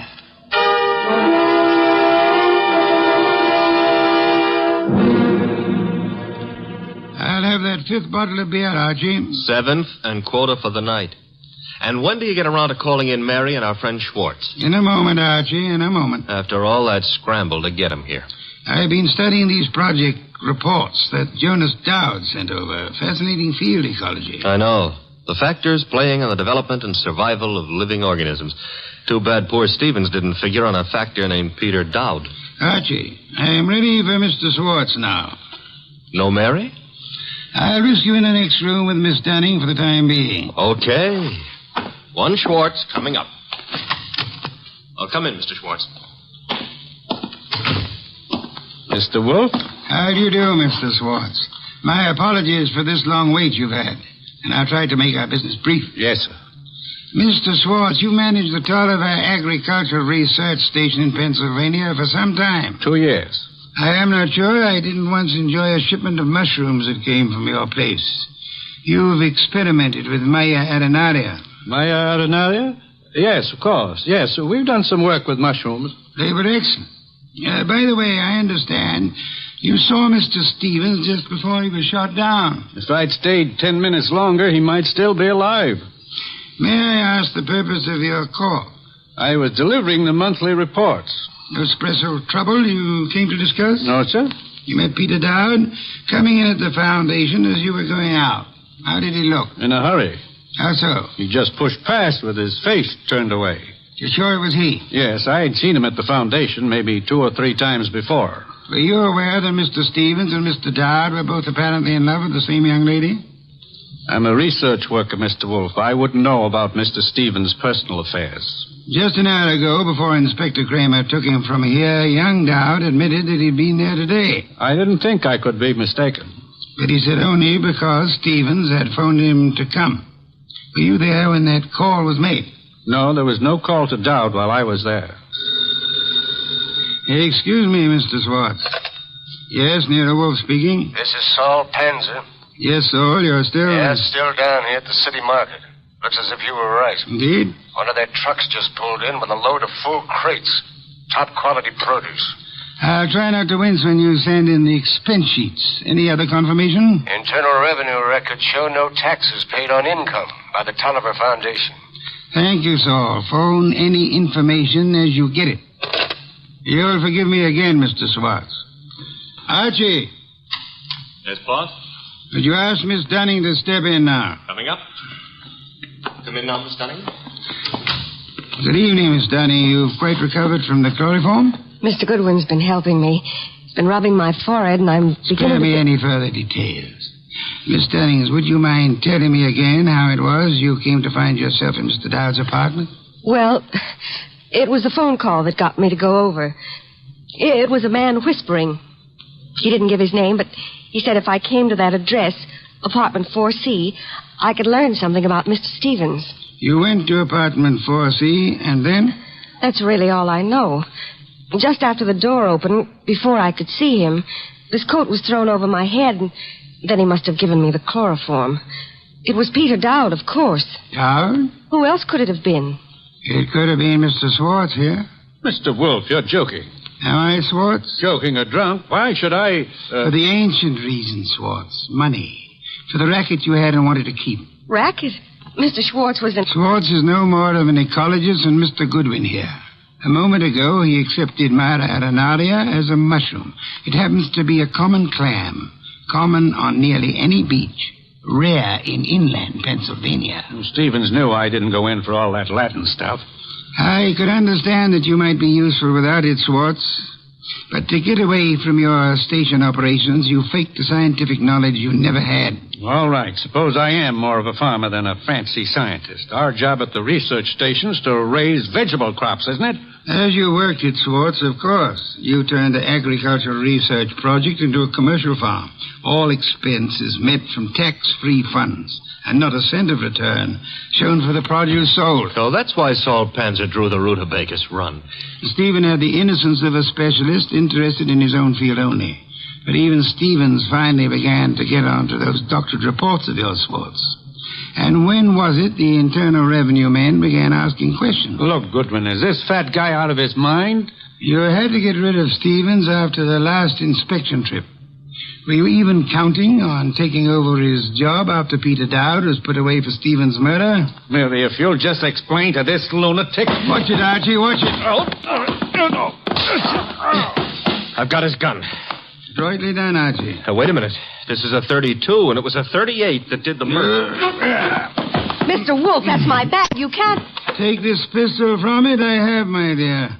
This extraordinary effort you put me to, of actually leaving my chair to secure this weapon, we'll add that to the score against you. Mr. Wolfe, if you aren't too tuckered to answer, that gun from Mary's bag... It's a 38. It may be the one used on Stevens. But Mary couldn't. She didn't. If ballistics tells us that this is the weapon, then Swartz must have passed it to her for safekeeping, till it could be planted in young Dowd's apartment or car or whatever. I didn't have anything to do with it. Miss Dunning, you had to do it more than you know. Do you realize that if Mr. Goodwin hadn't found you at the Dowd apartment when he did, that you might not be alive at this moment? You were the one person who knew Swartz's crime. Mary, don't listen to him. She's listening, Swartz. Miss Dunning, you thought the chloroform scheme was directed solely against Peter Dowd, and so you let Swartz talk you into it. Mr. Goodwin tells me the door of that closet was sealed with Scotch tape. I didn't know that. Schwartz actually tried... Your chloroform sleep was meant to turn into a permanent one, Miss Dunning. And I was trying to cover for him. All right, here it is. Schwartz planned it all. He did try the hit and run, and he did shoot Stevens. He's a liar. Mary, you've been juggling those books since... Say the details for Inspector Kramer, Swartz. There's guilt enough to be divided between you and guilt enough to burn you both.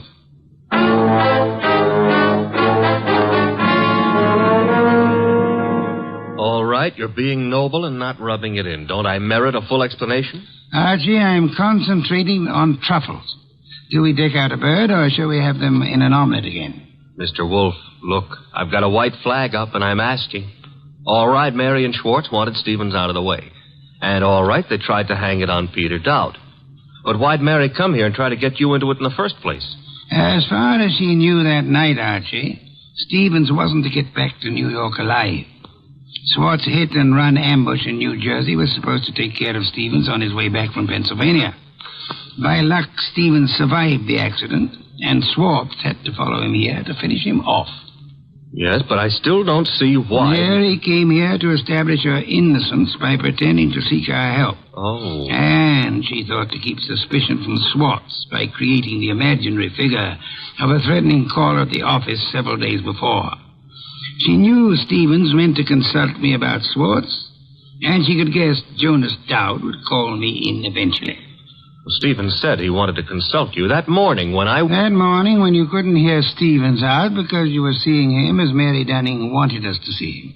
Oh, a trick operated with two vanishing acts to explain. Stevens's and Mary's. You have it, Archie. And both fake. A straight business trip branded a run-out or a snatch only by Mary's account, and then the chloroform act at Dowd's apartment. You have it in full. Mm-hmm. Except how you knew she was lying to start with. Point one, the girl offered no fee, no prospect of a fee. Mm-hmm. Stay at that. Could anyone claim knowledge of my reputation, Archie, and still seriously expect that I would take an arduous labor for the love of it? Oh, I'm ashamed of myself. Point two, she told us of a caller coming to see Stevens. Of Stevens asking her to fetch a policeman, then changing his mind. When asked to call a policeman, what woman's curiosity would be satisfied by being told not to bother? How utterly brilliant you are. Yes. Archie, a bottle of beer. All right. And now back to a serious problem, you know. I think I see a compromise on these troubles. Between bird and omelet? Archie, why not both? Ah.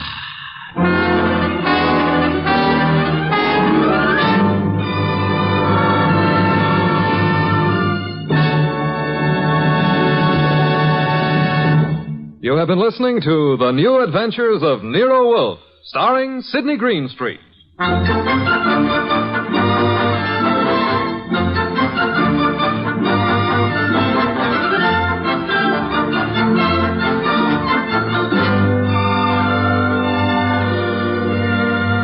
Tonight's transcribed story by Charles O'Neill was based on the characters created by Rex Stout.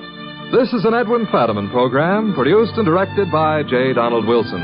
In the cast were Larry Dobkin as Archie Goodwin, and Charlotte Lawrence, Howard McNear, Monica Neely, Lamont Johnson, and Herb Butterfield. Next week at this same time, Nero Wolfe and Archie will bring you The Case of the Slaughtered Santa Clauses. Don Stanley speaking. 3 chimes mean good times on NBC. There's no cover charge at Duffy's Tavern. Just keep your dial tuned to NBC later as Archie the manager and his delightful friends cook up another mad and merry session at that remarkable restaurant, Duffy's Tavern.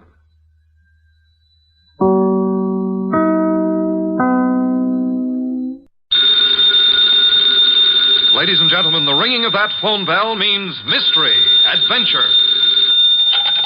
Nero Wolfe's office, Archie Goodwin speaking. Yes? Yes, I know that in 48 hours it's going to be Christmas, but who is this? Who? Look, I'm a big boy now, so... Okay. Tonight at 8. Goodbye. What the devil was that? This may come as a shock to you, Mr. Wolfe, but that was Santa Claus. You've been drinking? Uh-huh, the usual, milk. He's coming to see you at 8. He's got a problem. Indeed. It seems that some low, not to mention murderous character is going around slaughtering Santa Clauses.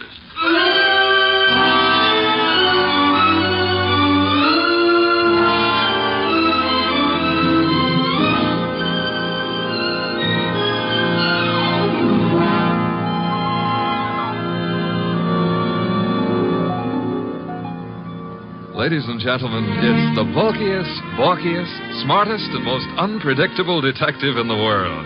That chair-born genius, Nero Wolfe. Created by Rex Stout and brought to you in a new series of adventures over this NBC network in the person of Mr. Sidney Greenstreet.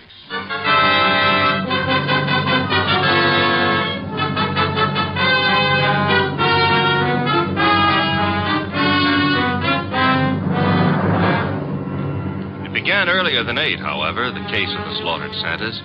It began, to be precise, on the corner of 34th Street and Carlisle. The hour was close to 6, the weather cold, the sky dark. How you doing, Santa? I'm freezing to death, officer. It's a cold day. You packing up? Yeah, I guess so. Not many people around anymore. Oh, heading for home and dinner. How was the collection? Well, I don't need no armored car, but a few dozen kids are going to have something for their Christmas stockings. Your competition, the guy in the opposite corner's already screaming. Probably got low blood pressure. Well, give me a hand to get the collection pot off the chains, eh? Sure, there you go. Yeah, thanks. Yeah, I'll just walk you down the block. Got a phone in. Okay, fine. One Santa still left. Wonder what he's waiting for. Santa Claus. Well, watch yourself going down those chimneys tonight, huh? Sure. Well, I'll cut across the avenue here. Be seeing you. Hey, that car coming down the street. Got its lights out. Look out!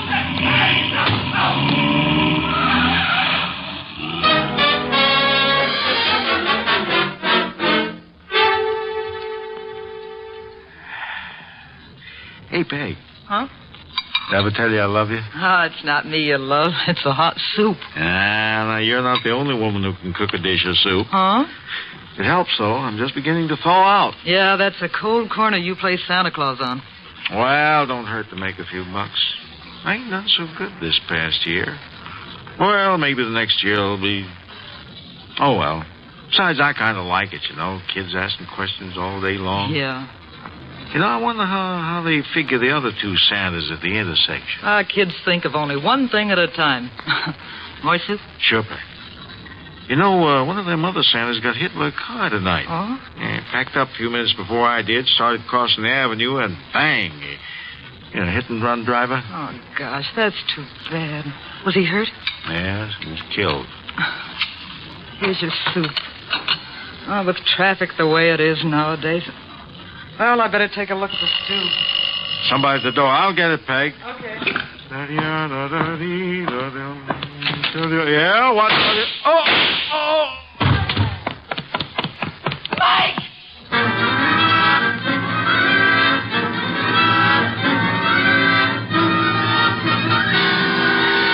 Wolf? Yes, Archie? I've been thinking. Good heavens. Oh, I admit it won't bring about a national emergency. But, Mr. Wolf, Christmas is only a couple of days away. If you're hinting about your present... No. I was just imagining you behind a team of reindeer. Your imagination is morbid. You'd make a wonderful Santa Claus. Oui. You've got the perfect build for it. Of course, as for character... Archie. Yeah? Can you picture me scrambling down a chimney? Well, I might have to build bigger chimneys, but... Bah. There's that, too. However... That is the front door. True. I was thinking... You might see who it is. Well, if nobody's been lying to me on the phone, that'll be Santa Claus. Maybe me. But I haven't decided what I want for Christmas yet, Mr. Wolf. For example, should she be blonde or brunette, tall or short? Archie. On my way. Good evening. I dislike dawdling on anyone's doorstep. Well, stop dawdling. Come in, please. Mr. Wolfe has been warned of my arrival? He has. Through here. Mr. Wolf, this is Santa Claus? My name is Barton, John Barton. How do you do, sir? I have no time for the social graces, Mr. Wolfe. I'm about to be murdered. Hardly in my house. I have objections. I'm a frightened man, Mr. Wolfe. Indeed. This costume you see me in is responsible for it all. Why are you in it? I had a notion it might be, well, entertaining to play Santa Claus in public. I'm a wealthy man, sir. I can afford to have whims. Therefore, I have assumed this masquerade. However, it apparently is going to be the death of me. Mr. Barton, you have adequately conveyed an atmosphere and an emotion. I suggest you concentrate on facts now. Very well.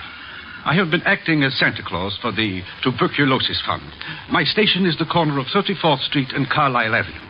I might add the northeast corner. Why? Because at that intersection there have been two other Santa Clauses. One on the southeast corner and one on the southwest corner. 3 Santa Clauses, then, on 3 corners. Yes. Now then, earlier tonight, the man on the southwest corner started home. He was crossing the avenue when he was run down and killed by an automobile. A regrettable accident. The car was running without lights. It deliberately ran the fellow down and then vanished. Not an accident, Mr. Wolfe. You saw this yourself? I did. 1 Santa Claus dead. The man on the southeast corner got home all right. According to the radio news flash, that's where he was killed by bullets. Coincidence? Possibly, but I wouldn't want to risk my life on the chance. This is Friday night. In the nature of things, you would have made 2 more appearances. Very well, Mr. Barton. I'll write you a check as a retainer, then hurry along home. I'm late now. No. I beg your pardon. You will neither hurry home nor notify anyone at your home of your whereabouts. But you will remain here until such time as I think it's safe for you to leave. The house is well guarded. I can't do that. In which case, I cannot accept you as a client. I fail to understand. Mr. Barton, it is very easy to murder someone. Avoiding the consequences of such an action is something else again.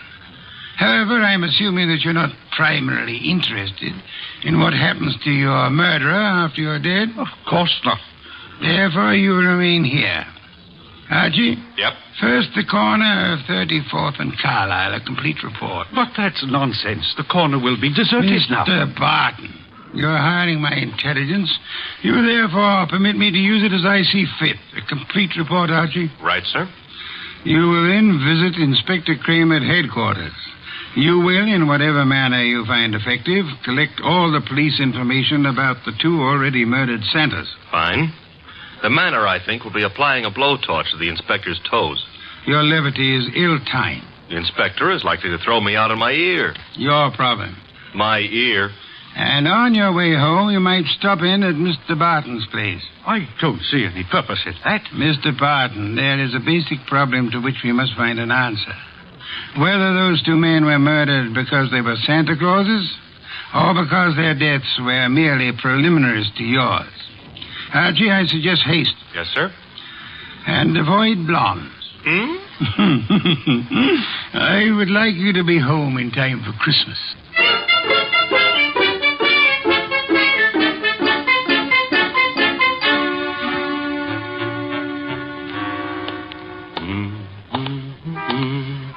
Hey, Bud. Yeah? Got the price of a cup of coffee? You sure you mean coffee? Either you're gonna dig it up or you ain't. Never mind the questions about my personal affairs, see? Oh, I apologize. Here, 2 bits. Thanks. You're welcome. Don't let me keep you. You're not. 34th and Carlisle, huh?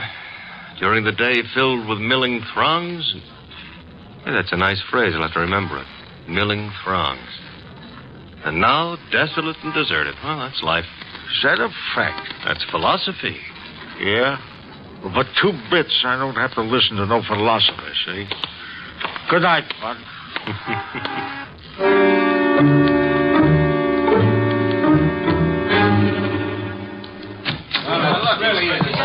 Uh-oh. The inspector's got company. If all you reporters will shut up and ask your questions one by one, I'll answer. Inspector Kramer, it's true a couple of Santa Clauses have been knocked off tonight? It's true that 2 men who have been employed as Santa Claus by charitable organizations have been murdered, yes. Any connection between those 2 guys, or does somebody just hate Santa Claus? Well, so far as we know, there is no connection. That means it could be maybe some kind of maniac who decided he doesn't like Christmas or Santa Claus. Is that right? The department is investigating along those lines. Like how? Well, we're checking all the local asylums for possible escaped lunatics. Yeah, but, Inspector, suppose this nut has never been in an asylum. That'll be all, boys. Oh, but listen now. I said that'll be all now. Anything new comes in, you'll get it, understand? Good one. Hello, Inspector. I spotted you coming in. What happened? You decided to reform and got a job on a paper? Nope. I'm a public-spirited citizen, that's all. Yeah, I could add a few things to that description with practically no strain at all. Mr. Wolfe and I are very sentimental about Christmas. We object to Santa Claus's being killed. Nuts. Oh, Inspector, aren't you in favor of Christmas? I'm in favor of Christmas. I'm in favor of motherhood. Leave motherhood out of this. Neither of us are mothers. Our chances of becoming mothers aren't too good either. And furthermore... Okay, you're not giving, so get out of here. Thank you, Inspector. But Goodwin... Yeah? In case Wolfe decides to send me something for Christmas, you know what I wish he'd send me? What? Your head.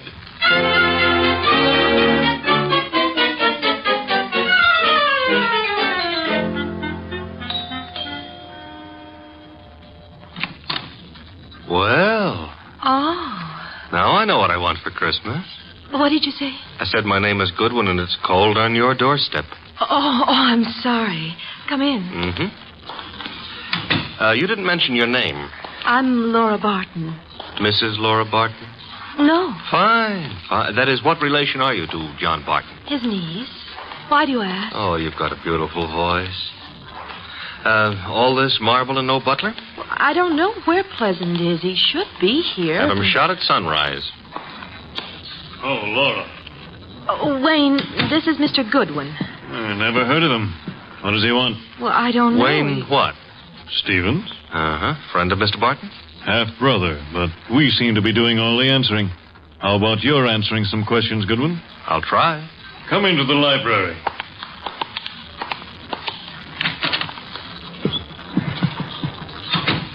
What do you want? For Christmas? Erase that. I would like to see Mr. Barton. He's not home. Where is he? Don't you know? I wouldn't have come here asking for him if I did, would I? I suppose that's true. What did you want with him? Conversation. About? Anything. You see, I like to talk to rich men. Are you rich? I can't play the piano either. You could always learn. But being rich is harder, I found it. Mr. Goodwin, you must have some reason for coming here, some reason concerning Uncle. Laura, you're being imaginative. Well, Uncle is late. He's probably still on that street corner playing Santa Claus.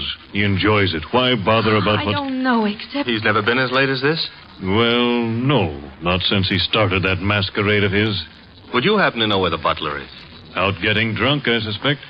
He was in the kitchen a little while ago. Disappeared. Pleasant likes to look on the wine when it's red.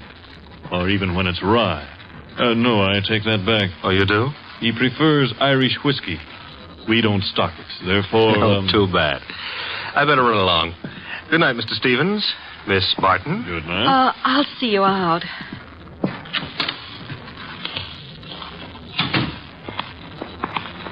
Prettiest butler I ever saw. Blonde. Now, old Dr. Tidmouse always said, beware of blondes because... Mr. Goodwin, Well, I'm waiting. Well, Mr. Goodwin, you must know something about Uncle. Something you didn't want to tell us. Makes you think so? Well, otherwise your visit was just pointless. Let's suppose I know. Now, I might be a kidnapper. Oh, no. My honest brown eyes. Your first name is Archie, isn't it? Archie? Archie Goodwin. Goes together nicely, don't you think? You work for Nero Wolfe. You're going back to him now? I might be, but then again, I might be going to the movies. I recognized you. Your pictures have been in the papers. Take me with you to see Mr. Wolfe. You can trust me. I never trust blondes. Oh, that's unfair. Well, no, I don't trust brunettes either. Furthermore, I'm not sure Mr. Wolfe would want to see you, so So? So why don't you, trail me home,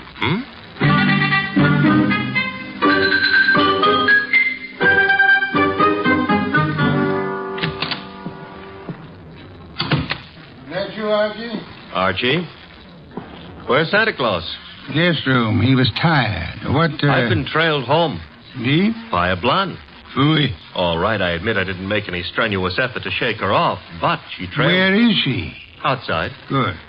Your report. Oh, but she might freeze to death out there. That's her problem. Your report, Archie. It's short and simple. It would be simple. I haven't got time to resent that. A blonde is dying. As for the report, corner of 34th and Carlisle is a very quiet spot at night. No one was around but a bum who got into me for a quarter. For coffee, he said. You will not put that quarter on the expense account. Stop worrying. That was a private gesture. There were 4 corners. Corner number 1 had a dress shop on it. Corner number 2, a drugstore with a beautiful redhead in the window making with a hair rinse. The ad said her name was Noreen, but it didn't give her phone number. Archie. 3rd corner was devoted to a shoe store, and the 4th corner had a bank on it. A bank? Kind of thought we'd have a pause at that point. Mean something? Inspector Kramer's information consisted of... Oh, you're being coy.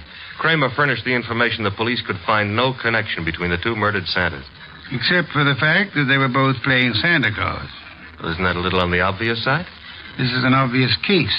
The Barton home, Archie. Marble and old lace. A butler, his name is Pleasant, was among those missing.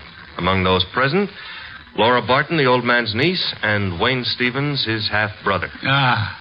Yeah, only for Laura. Stevens was not at all pretty. It was Laura Barton who followed you here. It was Laura.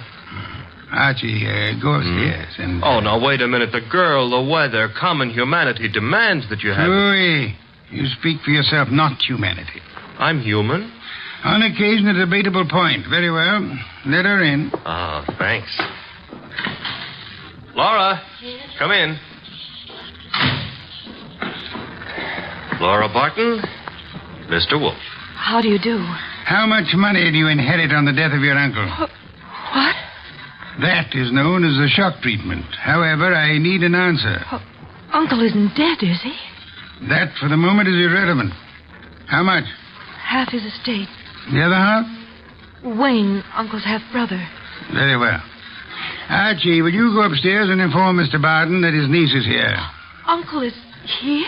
On my way.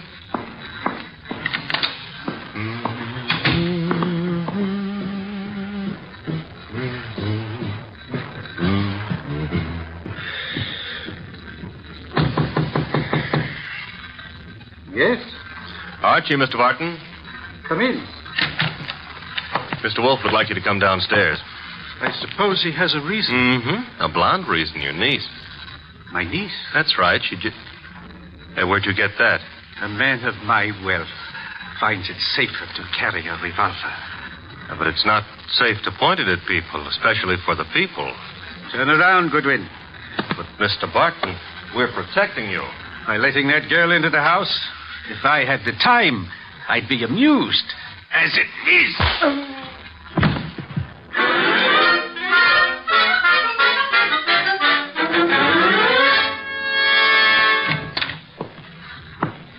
Archie, you been gone?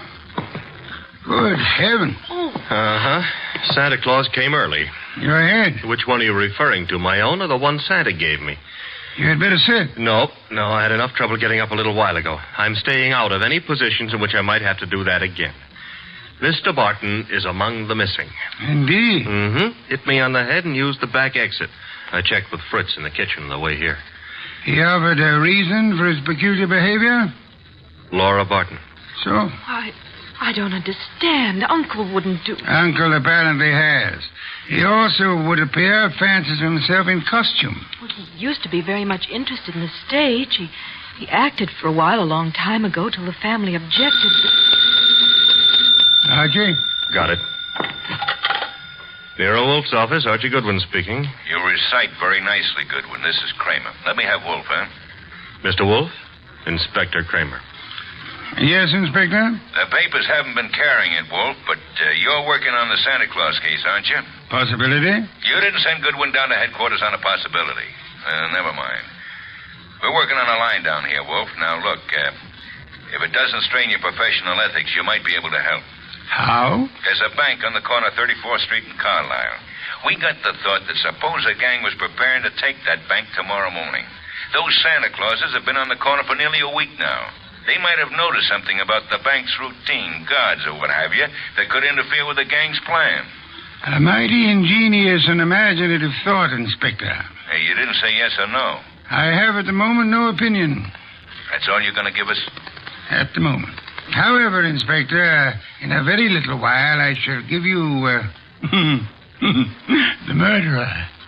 Archie, Miss Barton will remain here. As for you... Yeah? You return to 34th Street and find our coffee-loving friend. You will persuade him in whatever manner you think best to return here with you. Huh? Yes. You know, I think it possible you may be able to put that quarter on the expense account after all.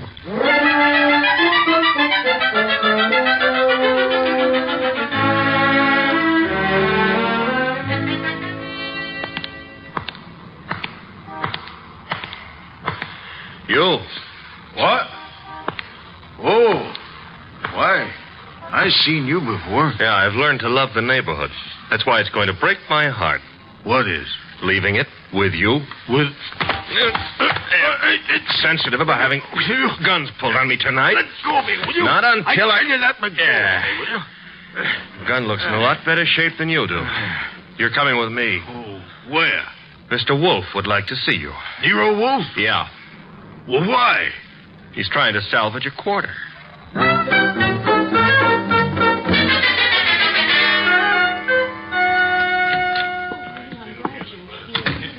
Ah, Archie. Uh-huh.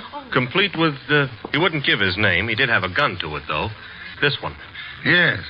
Archie, you know Miss Barton, of course? Hi. And Mr. Stevens? He joined us a moment ago. Miss Barton thought she'd be happy if he were here. Hello, Stevens. That's not the only reason I came. My brother is still missing. I'm concerned. Yes. You, sir, will you sit down? Watching people stand makes me uncomfortable. I don't have to. You do. Archie is stronger than you are. All right. That's better. If you don't mind, Mr. Wolfe, I've never been here before, never met you. But you look as though you could handle things. I think my brother's been kidnapped. Possibility we shall have to consider. Miss Barton, perhaps you have a theory, too? Well, I don't know. Uncle's been behaving strangely for weeks now. What way? Well, I'm not sure. Wayne... Well, of course, John's always been a little peculiar, but I'm afraid I saw nothing especially strange. Outside of this Santa Claus stunt, of course. I see. Miss Barton, your uncle played Santa Claus all week on one of the corners of 34th Street in Carlisle. I know. On two other corners, two other men indulged in the same activity. Those two other men are now dead. Oh, Well, wait. Mr. Wolfe, you mean they were killed by mistake?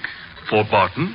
It is true that one man, made up of Santa Claus, looks very much like any other man similarly costumed. But the answer is no. One of the two men was shot in his home after he had removed his costume. Well, then, what connection? Miss Barton, in the event that you wanted to hide a tree, where would you hide it? Hide a tree? Why, I wouldn't even begin to know. If you were very clever, you would hide it in a forest. If you wanted to hide a murder and were very clever, you would adopt the same principle. Wait. You mean that if someone wanted to kill Uncle and didn't want to be suspected, he'd... Go about murdering several people with an ostensible, if lunatic, reason. He would, let us say, go about killing Santa Clauses. I get it. Then people would think the man he really wanted dead for a special and private reason had been killed for something that didn't point to him. True. That was why two Santa Clauses were murdered tonight. The third Santa Claus, however, the real object of the murderer's attention, was luckier or suspicious. He fled. Do I have to hang around here and listen to all this? You do, my unwashed friend. Mr. Barton fled, and the murderer was in a quandary. He had, so to speak, invested in two murders merely to make the third one confusing. But he found himself unable to commit that third murder. He couldn't find his victim. Could he ask the police to do so? Hardly. But he might try to inveigle a private detective such as myself into the job. That makes sense, Mr. Wolfe, but why would my brother have deliberately fled from your house? I mean, he was protected here, so... But do I make myself clear? Very clear, Mr. Stevens. Archie, that gun you took from the dirty gentleman, you still have it? I still have it. Then would you mind pointing it at Mr. Stevens here until the police remove him?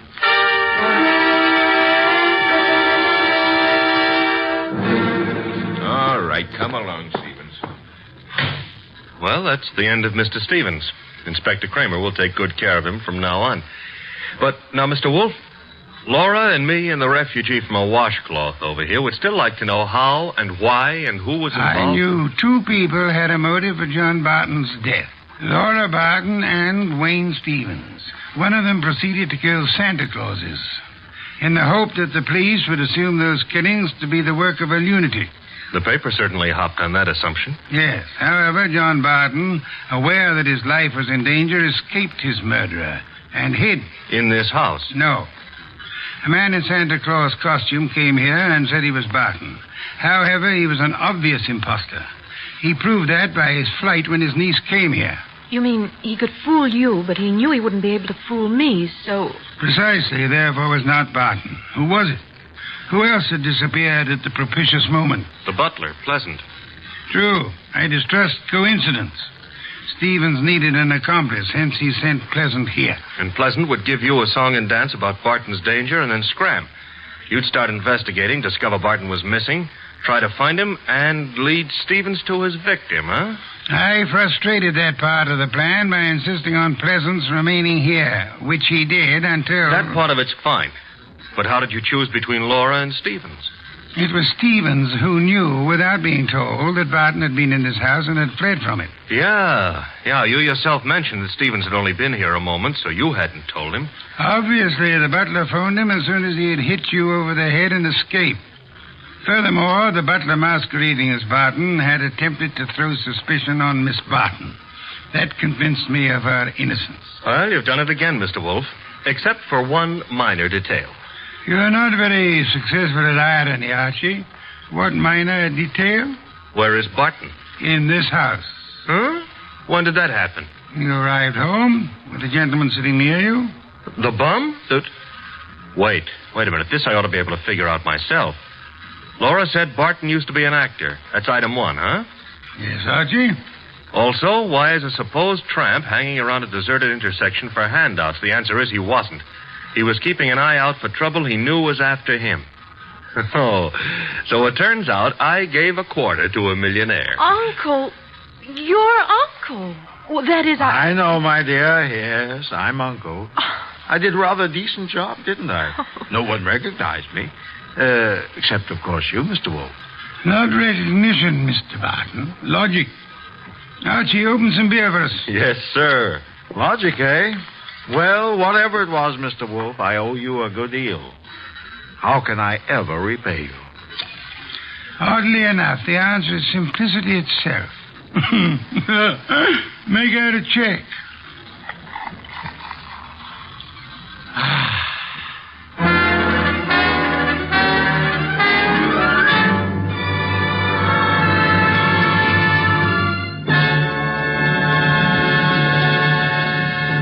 You have been listening to The New Adventures of Nero Wolfe, starring Sidney Greenstreet.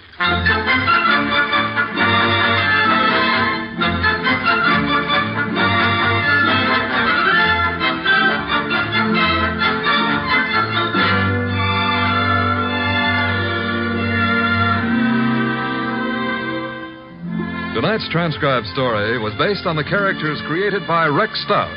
This is an Edwin Fadiman program produced and directed by J. Donald Wilson. In the cast were Larry Dobkin as Archie Goodwin, and Howard McNear, Grace Lennard, Vic Rodman, Herbert Butterfield, Bill Johnstone, Gene Bates, and Bob Bruce. Next week at this same time, Nero Wolfe and Archie will bring you The Case of the Bashful Body. Don Stanley speaking.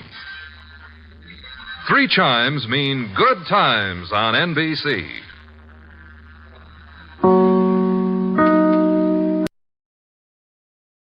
Stay tuned for Nero Wolfe, transcribed in 30 seconds. The chimes are all set to wish you a Happy New Year this Sunday with a gala broadcast of The Big Show. The unpredictable Tallulah will MC with a host of leading stars of stage, screen, and radio, including Ken Murray, Gloria Swanson, Margaret O'Brien, Jose Ferrer, and many more. And there's a carnival of fun with Theater Guild on the air also this Sunday when the sparkling Lockhart family, Jean, Kathleen, and daughter June, co-star with Van Heflin in Theater Guild's presentation of the exciting story, State Fair. Ladies and gentlemen, the ringing of that phone bell means mystery, adventure. Nero Wolfe's office, Archie Goodwin speaking. Who? Oh, I see. Oh, and you think Mr. Wolfe might be interested in going over and... Hold on a minute. Archie, I'm not interested in going anywhere. Ill-considered movement is the curse of our times. Not to mention the mania for fresh air. Phooey. Bottle opener, if you please. Here you are. But that was Zabro's flower shop, Mr. Wolfe. Indeed. Got a new shipment of orchids from upstate. In that case... Mr. Wolfe, remember the curse of our times? Not to mention the mania? I'll be there. He'll be there. After all, a man must risk his life sometimes.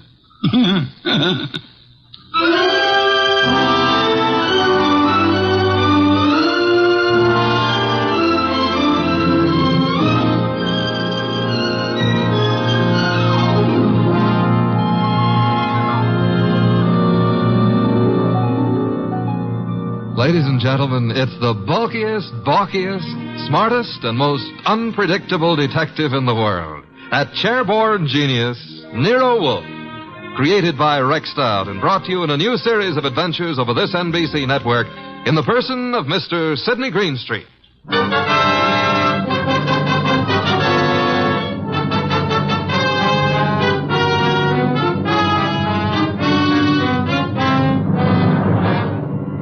Orchids don't grow up overnight. They have to be carefully planted, tended, watered, and watched. And the same thing goes for murder. Take Zabro's flower shop minutes after we got that phone call. Zabro! Mr. Hansen, I did not notice you are here. I'm here, and what's more... You like the way I display your orchids, hmm? I don't like the way you've been avoiding meeting your obligation. Please, it is better not to shout. It'd be still better if you paid me what you owe me. Mr. Hansen, business has not been so good. I will pay. You'd better. I intend to... My lawyers aren't going to be satisfied by intentions. You're lawyers. I've no particular desire to own a flower shop, but it looks as if I'm going to, unless you raise some money. Mr. Hansen, I have worked years. I have given of my blood to make a success of this establishment. You cannot take him from me. You are a rich man. I intend to stay rich, too. You've got 24 hours, Abro. A man can accomplish a lot in 24 hours. Yes, Mr. Hansen. Even maybe murder.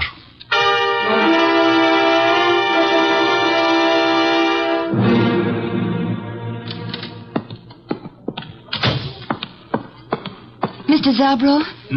Oh, good afternoon, Miss Hansen. Is Uncle here? Yes, he is here. At the display, towards the back of the store. Thanks. How is he? Oh, He is the way he always is. Hard, vindictive. Mr. Zabro. I am sorry. Excuse me now. Uncle? What is it, Enid? Have you seen my display? The lilies? Uh-huh. Yes, pretty. Oh, thank you. He's not here. Well, I didn't say... You didn't have to. John Arndt is not here. Why he is not here, I don't know. His job was to look after my display. Perhaps he doesn't need a job anymore. You know he does. Fiddlesticks. After all, if he marries my heiress... Uncle! My dear girl, John Arndt is a fairly capable man with orchids. Outside of that, I have no use for him whatsoever, especially in the role of your husband. Well, isn't that for me to decide? Of course it is, except that, pretty as you are, John Arndt is seeing you through a golden haze. To be precise, the money that will come to you from me when I die. That's nasty. It's the truth. Well, you can't know that. I'm going to find out. What? I saw my lawyers this morning. Among other things, I instructed them to draw up a codicil to my will. A codicil to the effect that all my money goes to you on one condition. Oh, you couldn't. I did. The condition was that you refrain from marrying John Arndt, either now or at any time in the future. Well, that's not fair. It's a very good way of discouraging Mr. Arndt. What'll you bet his ardor cools off quickly, You told him? Yes. Probably why he hasn't appeared as yet. He's sulking. You really signed that codicil? I will, as soon as the papers are drawn up. Where are you going? I don't know. I've got to get away someplace and think. Very well. Think about forgetting John Arndt. Best thing in the world for you. Uncle, do you really think you can manage other people's lives for them? I don't see why not. No? Well, people don't like to be managed. They get desperate sometimes. And sometimes they kill.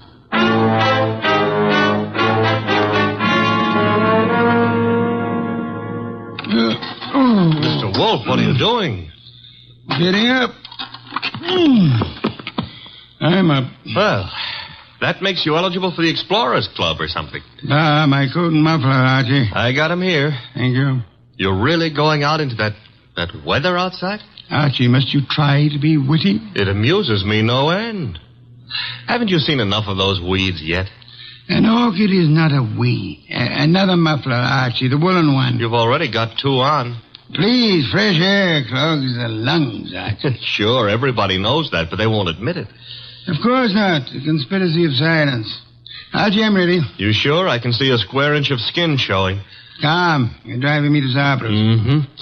All right, careful. And take a deep breath. I'm going to open the door. You ready? Yeah, very well. Open it. Be brave, Mr. Wolfe. We'll keep the car window shut, and maybe you'll make it. Careful. The risks one takes. In you go.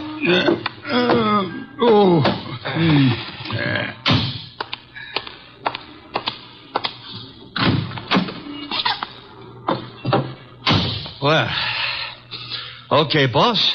Now, where is Zabro's? 45th Street. Gee, 10 blocks. Grit your teeth, Mr. Wolfe. We're off.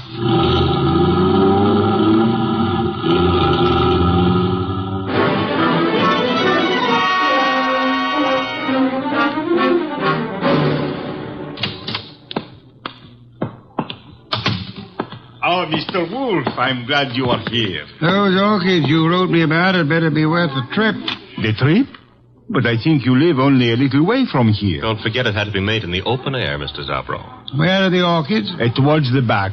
They are from Hansen's place. He is a fine grower. I have made an exhibit. Good. Oh, excuse me. Others are here. You go look for yourself, no? Very well.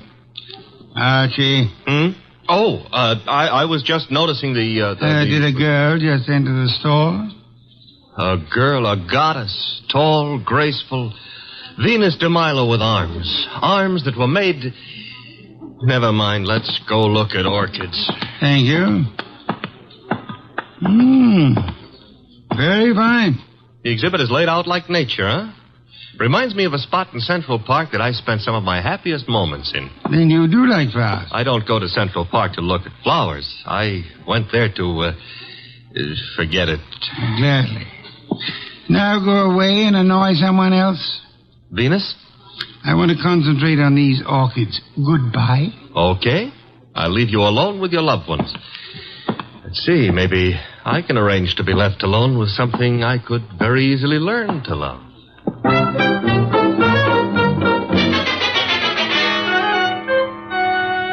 Hey, boss. Don't bother me, Archie. Oh, this is serious. There's a lily display just like this one over at the other end of the store. Nothing connected with lilies could possibly be serious. Maybe not, but there's a corpse planted among these lilies. Indeed? A lot of ferns were banked up in back of the display. I saw a foot sticking out, so I slipped back, lifted a few ferns, and found a body. Fresh? Very. The wound was still bleeding. Knife wound. Sad, very. Now run along. Well, aren't you going to do anything about it? Why should I? Anyone who would permit himself to be found dead or alive among a display of lilies is beneath contempt. Well, maybe the poor guy didn't have a chance to crawl into an orchid display before he died. However, if that's the way you feel, I'll tell the police all about poor Mr. Hanson and let them... Who? Hanson, the orchid grower.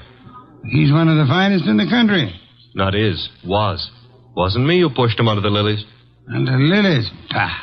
He would have hated that.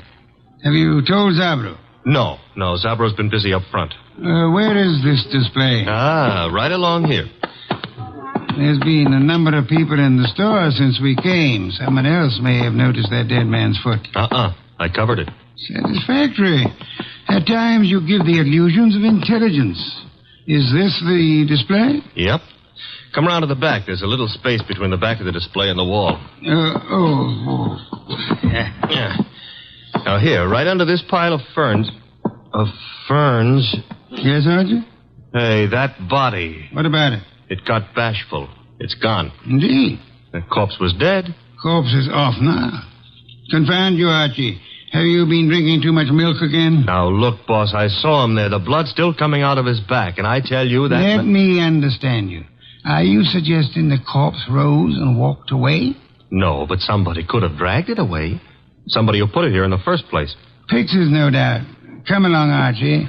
If this is some half-witted trick to distract me from the orchid... Oh, no. I never come between a man and his love.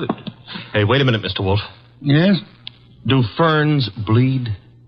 Let me see. Oh. Indeed. Yes, there is blood. Fresh arterial blood on these ferns. Bright red color. Which means there was a wounded person among these lilies recently. Thanks for the late vote of confidence. Whoever killed Hanson apparently found a better place for him. Took him home to put him over the mantelpiece. Unlikely. Hanson wasn't very decorative. Okay. Now she'll for the police? You have nothing to show them except a fern leaf covered with blood? No. Don't tell me you smell a fee among all these flowers. Hanson was a man I admired. Good heavens, Archie. The number of first-rate orchid growers is small enough without one of us being murdered. Unsportsmanlike, huh? Okay, we won't stand for it. What next? The body was removed from the building. How? Well, I wouldn't swear to it, but there's a window here that leads out to an alleyway. Could the alleyway be seen from the street? I don't think so. There's a bend in it. Wide enough for a car? Yep. Bring Zabro to me. Oh, don't bother. He's coming himself. Well, Mr. Wolfe, what do you think of the... Mr. Wolfe, I do not believe this. What don't you believe? You are looking at lilies. Not exactly. Whose flowers are these? Mr. Hanson's niece grows lilies. I see. Zabro, did you get all your orchids from Hanson? Oh, yes. He is an artist. Practically an old master at the moment. How much money do you owe him? Who tell you I owe him? You do, don't you? Well, yes. Business has not been so good. But did he speak to you? No, I guess you owed him money. But I do not understand. Was Hanson in the store today? Yes, he came. You hear us quarrel, eh? Where is he now? I do not know. He leave, maybe. I rather think he did. Zabro, who else was in the store within the last half hour who might have known Hanson? Oh, Miss Hanson was here, and John Arnold. He is Mr. Hanson's assistant, and how you say, sweet on Miss Hanson. Was she the tall girl came in shortly after we did, Mr. Zabro? Tall? Yes, I think so. Are either of them still here? No. They go. Together? Miss Hanson go first. Very well. Come along, Archie. Okay, Mr. Wolfe. You will not tell Mr. Hanson you know of my debts. No, Mr. Zabro, I won't tell him. As a matter of fact, even if I wanted to, I don't think he would listen.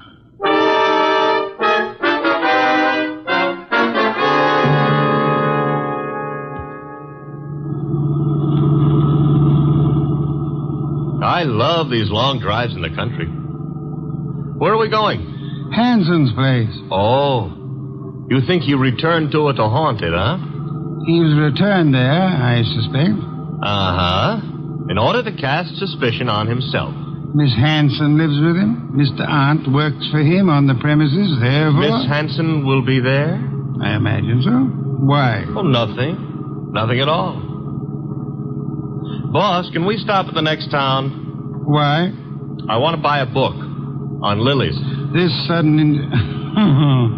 You mean Miss Hanson grows them in there? Uh-huh. You see, that way we'll have something in common. Perhaps, but Archie, is an interest in flowers what you want to have in common with her?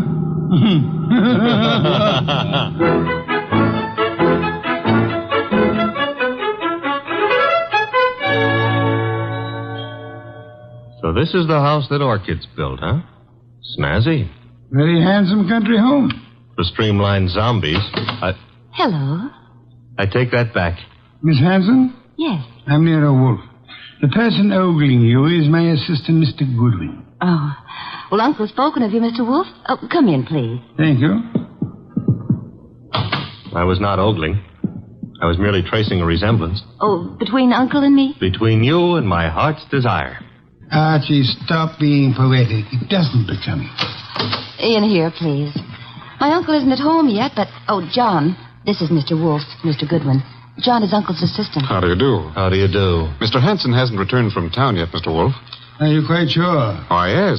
Unless Enid saw him. No, I didn't, John. Indeed. In that case, if you don't mind, we'll wait for him. Well, of course. We'd be delighted. Sure. Excuse me, won't you? I've got some work to do. On orchids or lilies? The orchids. Well, then go right ahead. See you later. Oh, can I get you something to drink? Beer will do, thank you. I'd better help you bring the bottle in, Miss...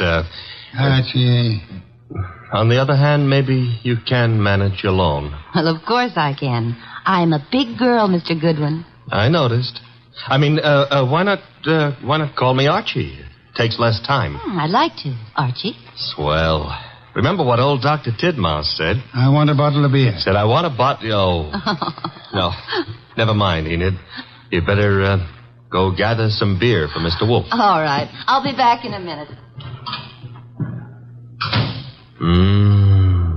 So much of her and all so nice. Archie, are you forgetting why we are here? I don't care why you're here. Me, We are waiting for Uncle. Uh-huh. Mr. Wolfe, it's unlikely that Uncle is going to walk in through that front door. True. That is why you're sneaking out the back door to find him. How do you know he'll be around here? This is where he lives, isn't it, Archie? Yes, but if you'll remember, Uncle gave up living earlier this afternoon. You mean he was persuaded to? Nevertheless, I rather think he'll be around, body and all.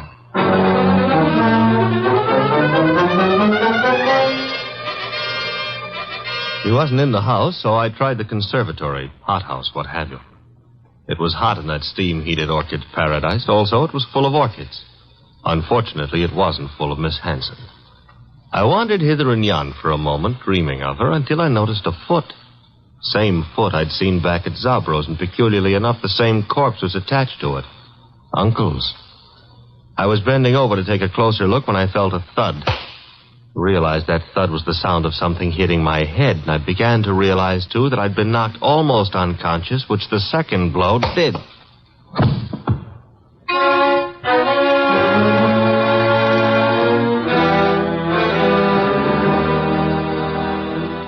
I can't understand where my uncle is, Mr. Wolfe. His staying away so late is unusual, then. Of course it is. Which reminds me, Archie's been gone for several hours. Yeah, where did he go, Mr. Wolfe? To look about?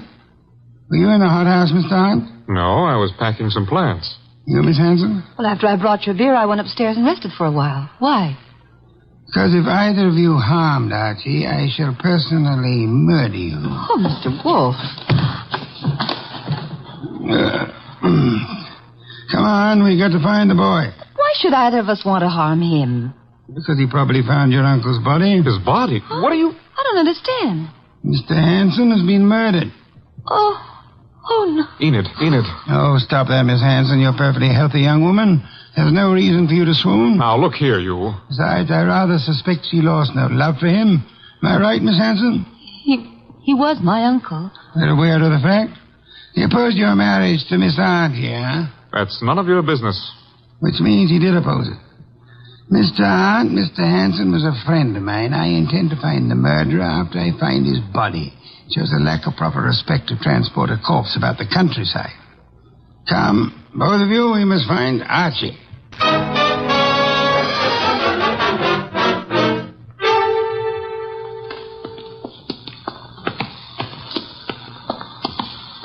This whole thing's like a nightmare.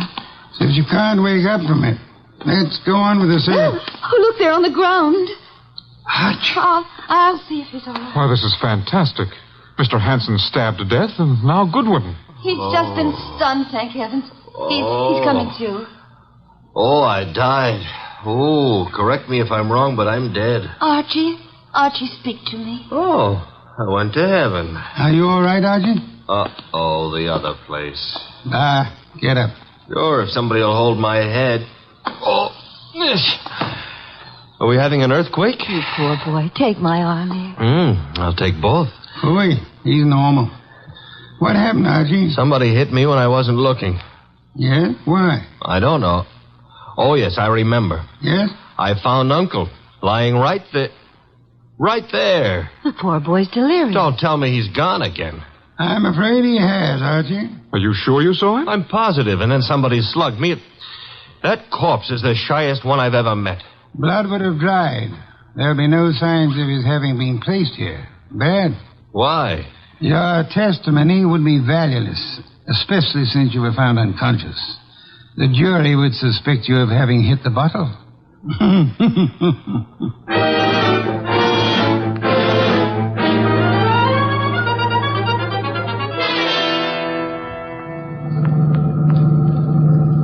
Why didn't we stay the night? I'm a sick man. Enid would have nursed me. You're not sick. And I won't have you taking advantage of that girl. In my condition, I couldn't have. But maybe she would have taken advantage of me. Ooh. Is that what they called it in your day? There's Zabros. Stop the car. Okay. Dum-ba-dee-dum-dee-dee-dum. Here we go. Oh, I can manage. I'm not entirely helpless. Place is closed. Dark. I was afraid it might be. Don't tell me Zabro's gone traveling, too. Possibility, Archie. You mean he killed Hanson to cancel the debt he owed him, and then followed us out to the country house and dumped Hanson there, hoping to pin suspicion on Enid and John? Perhaps. Uh-huh. Slugged me when I found the body too soon, and then... Guess we better get into the joint. Door's locked? A guy I know got out of jail the other day. Yeah? He's reformed, so he gave me all his skeleton keys. You have them with you? Mm-hmm. And we'll find out in a minute just how good a burglar he was. Very good. Will you come in? Shut the door. Okay. Now. What's that? Somebody's been hurt. The lights. Nothing up front here. Back of the store where the exhibits are. I'll go see. Maybe you better stay here. Nonsense. Now, where... Oh, among the lilies again, but this time there are two bodies there. Sabro. Quick, Archie. Mr. Zabro? Mr. Zab? He's been shot, boss. Bad. He's trying to say something. In the lilies. Mr. Hanson. Yes, we know about him. Who shot you? From the window. Alleyway. Came in. Mr. Zabro, who? Inherit. Money. Inherit. Down, Mr. Wolfe, quick. Somebody shooting from that window.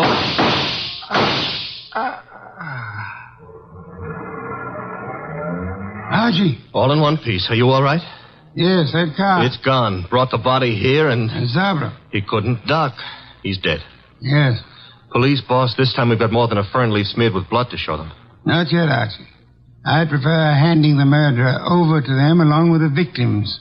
I'm going home. Archie, get Miss Hanson and Mr. Arndt there as soon as you can. Well, suppose they don't want to come. Knock them unconscious and drag them there. Not Enid, boss. Enid's... Hey, what Zabro said about inheriting. Don't anticipate, Archie. When you get them to my office, we'll identify the murderer then.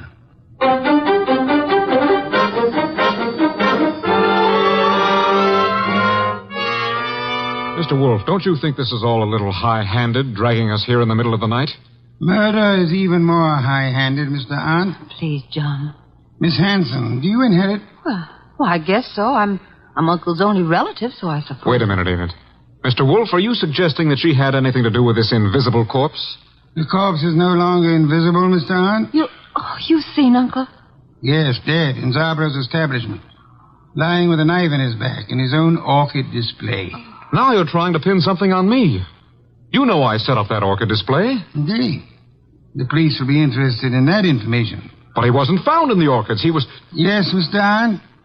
He was found where? I don't know. You were about to say the lily display, weren't you? I wasn't going to say anything. You're a little late. You already informed us that you knew his body was not placed in the orchid display. How did you know? I just guessed. The jury will be very much impressed by your remarkable clairvoyance, especially since, Archie asked Mr. Zabro to come in. Mr. Zabro? Okay. Don't bother, Goodwin. John, that gun. Shut up, you little fool. Enid's a big girl. I don't know how you tumbled, Wolfe. Lucky guessing, maybe. Oh, come now. Neither of us has indulged in guesswork. You killed Hanson, placed his body in the lily display to attract suspicion towards Miss Hanson. You felt sure she wouldn't be convicted, so you were safe. She would inherit, you would marry her, a marriage which your uncle opposed. But when you saw that Archie had discovered the body too early for you to establish an alibi for yourself... Then he sneaked the body out of the window into his car and then dumped it in the hothouse. For time. Go on, Mr. Wolfe. He didn't intend it to be discovered there, which was why he knocked you unconscious, Archie. Oh, I'm so glad he had a good reason for it. He had a body on his hands. He decided to double back, put the body in its original place, and carry through his plan. But Zabro caught him at it, poor fellow. I thought Zabro was in the other room. Lost you fool.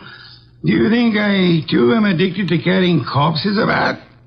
Zabro is dead. And you've given yourself away unnecessarily. Archie? All right. Archie, quick. Let go, Enid. I've got his arm. I'll give him mine with a fist attached. Very satisfactory, Archie. Now call the police. Inform them you have two corpses and a murderer for them.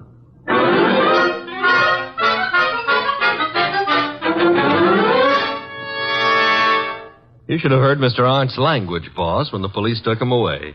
Oh, I don't think he loves you. I don't think it matters anymore. It used to me.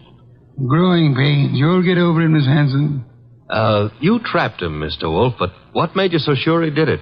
At the hothouse, when you were unconscious, Archie, Mr. Arndt deplored the fact that Mr. Hanson had been stabbed in the back. And no one had mentioned how he was killed, therefore... The reason Arndt knew was because he himself had killed Mr. Hanson. Murderers seldom get away with it, no matter how tightly they button their lips. Well, mine, however, are not buttoned up. Archie? Oh, the beer is on your desk. Thank you. Miss Hanson, stop brooding. Try some of this beer. But, Mr. Wolfe, my heart's broken. As a man who's lived a good many years, Miss Hanson, permit me to assure you that the easiest way of mending a broken heart is by filling the stomach.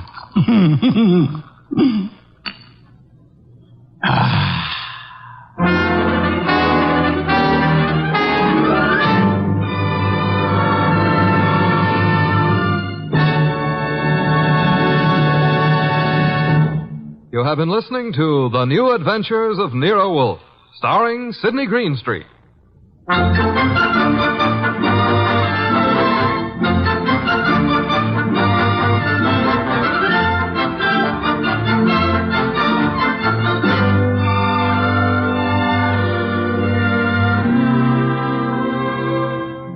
Tonight's transcribed story was based on the characters created by Rex Stout. This is an Edwin Fadiman program produced and directed by J. Donald Wilson. In the cast were Larry Dobkin as Archie Goodwin and Gigi Pearson, Jay Novello, Herb Butterfield, and Byron Kane. Next week at this same time, Nero Wolfe and Archie will bring you The Case of the Deadly Sellout. Don Stanley speaking.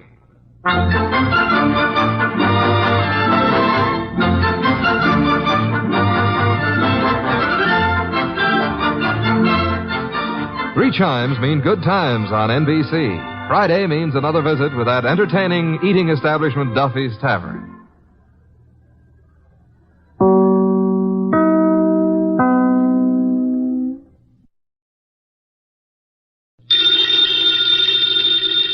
Ladies and gentlemen, the ringing of that phone bell means mystery, adventure. Nero Wolfe's office, Archie Goodwin speaking. You're up. And you've lost your... Oh. Archie, the answer is no. Hold on a second. The answer to what is no, Mr. Wolfe? I shall not attempt to find a blonde for anyone. You've got the man on the phone a little wrong, Mr. Wolfe. He's not looking for a blonde. He's looking for a prize fighter. Indeed. Have him come here. Okay. Mr. Wolfe will see you at 8. So long. I was all set to argue with you about taking the case. You gave in too fast. Nonsense. I'm fascinated by the thought of anyone misplacing a prize fighter. They're usually quite large, aren't they? They are. But what this guy is worried about is not only finding his boy, but finding him alive.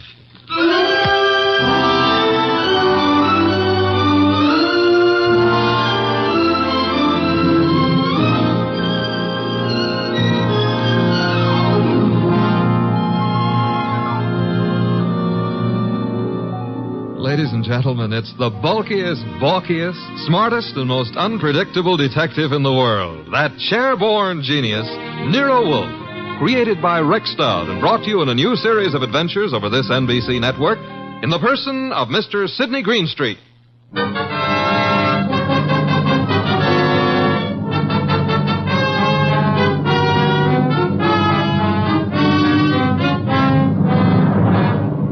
The case of the deadly sellout. That's what my boss, Nero Wolfe, called it. And it almost meant curtains for the firm of Wolfe and Goodwin. But let me give it to you straight right from the beginning. Although you ought to know that it wasn't until it was all over that I knew the very beginning of it myself. It all started in the New York flat of one Brock Rainey. Yes? My name is Jerry Fay. I'm supposed to know you? Being a very good friend of Pepe Gatto's, it's time you got to know me. May I come in? Sure. You've got a problem, Miss Fay? Pepe took a fall at the garden last night against a coffee and bum named Eubanks, right? As far as I know, Sister, Gatto met his match. Please, Mr. Rainey, do me a favor. Skip the sausage meat. It happens I saw the $1,200 you counted out to him to take a quick dive in the first. You did? How else would I know? Okay, then here's my wrist. Slap it, Miss Fay. I'm a bad bull. Now, look, who's kidding who? I don't care if Pepe makes himself a few deals on the side. I should worry whether he gives those meat eaters on the benches a run for the ducats. What's it to me? If you're not worried, Sugar Plum, then neither am I. Also, I'm a very busy man. Not too busy to pay off, I hope. Pay off? To who? To me. For what? For keeping it to myself that you collected $5,000 from the Eubanks crowd for getting Pepe to take that dive. Certain people might not like to hear it. Miss Fay. Yeah? Drop dead. I don't think we understand each other. Which is just as well. Now get out of here. There's something Go, else. bimbo. Okay, Mr. Rainey. Have it your way. I'll go find someone with a more sympathetic ear. Someone like Lawson. Arnold F. Lawson. So long. Wait. Where does Lawson come into this? You asking is stalling. Lawson dropped a sizable piece of change on last night's two-step. No. Close the door, Jerry. Oh, yeah. $25,000 to be exact. That's a lot of corn to lose because a cheap fight manager arranges a frame. At least Arnold Lawson might think so. Sit down.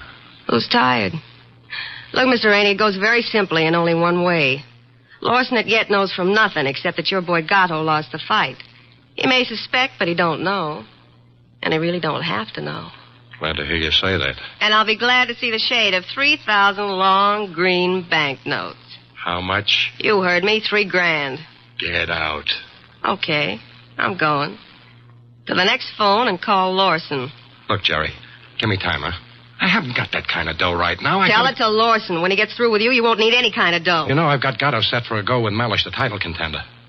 Gatto can take him. Please believe me, he's going to take him. So?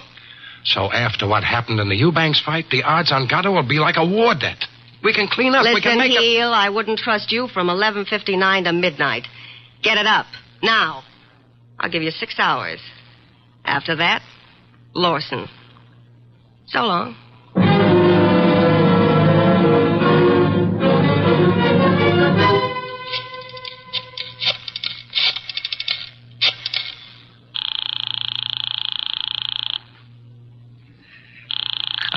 Come on.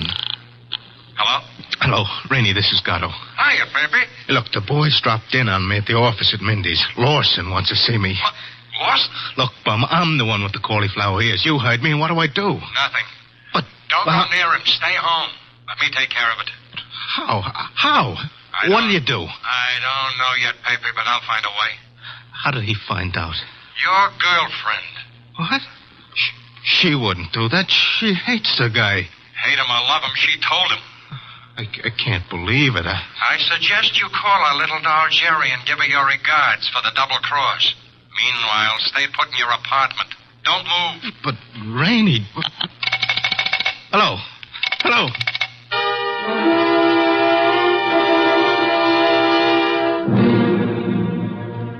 $75, 3. 319, 3... Archie. What on earth are you mumbling about? The high cost of blonde. Indeed. Oh, you can say that again. I have no intention of doing so. Okay, be smug. But there must have been a time even in your life when knickknacks from Tiffany figured on the budget. Phooey. Not to mention steak dinners and champagne. Or what did you feed your girls? Peppermint lozenges? Nonsense. Nonsense? They preferred lime. Oh, I'm dying, and he laughs. Mr. Wolfe? Yes? I have decided that you are giving me a raise. Archie, this is not a period in which unilateral decisions are wise. So I'll be a dope and get a raise, huh? As for your future mental attainments, you may be right. As for a raise... You want to drive me to gambling? Like betting on fights or going... Okay, it's the doorbell, and I'm answering it. The name's Rainey. You're Goodwin? I'm Goodwin. Come in. Is Wolfe in? Mr. Wolfe is always in. Unlike prize fighters, I guess. Come on. Thank you. Mr. Wolfe, this is Mr. Rainey, the man who lost his prize fighter. How do you do, sir? I'm not doing so good. Mr. Wolfe, you gotta help me. That will depend. On what? The fee? I digress. Your problem is what, Mr. Rainey? Mr. Wolfe, I manage a fighter named Gatto. Maybe you've heard of him. I have not. However, that is of little significance. You are having difficulty with this Mr. Gatto? I'm not having difficulty with him. I can't find him. Maybe you better let me give you the whole picture, huh? Very well. Well, Gatto is an up-and-coming boy, Mr. Wolfe. He had a little upset last week with a guy named Eubanks. But everybody knows in spite of that, Gatto's heading for the big time. I think he'll prove that when he goes against Mellish. Mr. Mellish being another pugilist, huh? That's right, Mr. Wolfe. Now, Pepe, that's Gatto. Pepe was due at the Turf Club this afternoon to meet the opposition management and go over the setup. He was due, but he didn't show. I waited all afternoon, and then I started the phone calls and taxis. The results? No results. I combed every joint I ever knew him to buy a beer in, and the score was 0. Matter of fact, nobody's even seen him for 4 days. You would have tried the gymnasiums, naturally? I did. Does this pugilist have a home?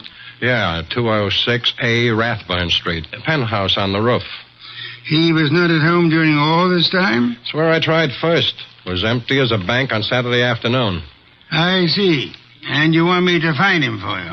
If Pepe blows this fight, Mr. Wolfe, it'll ruin his career.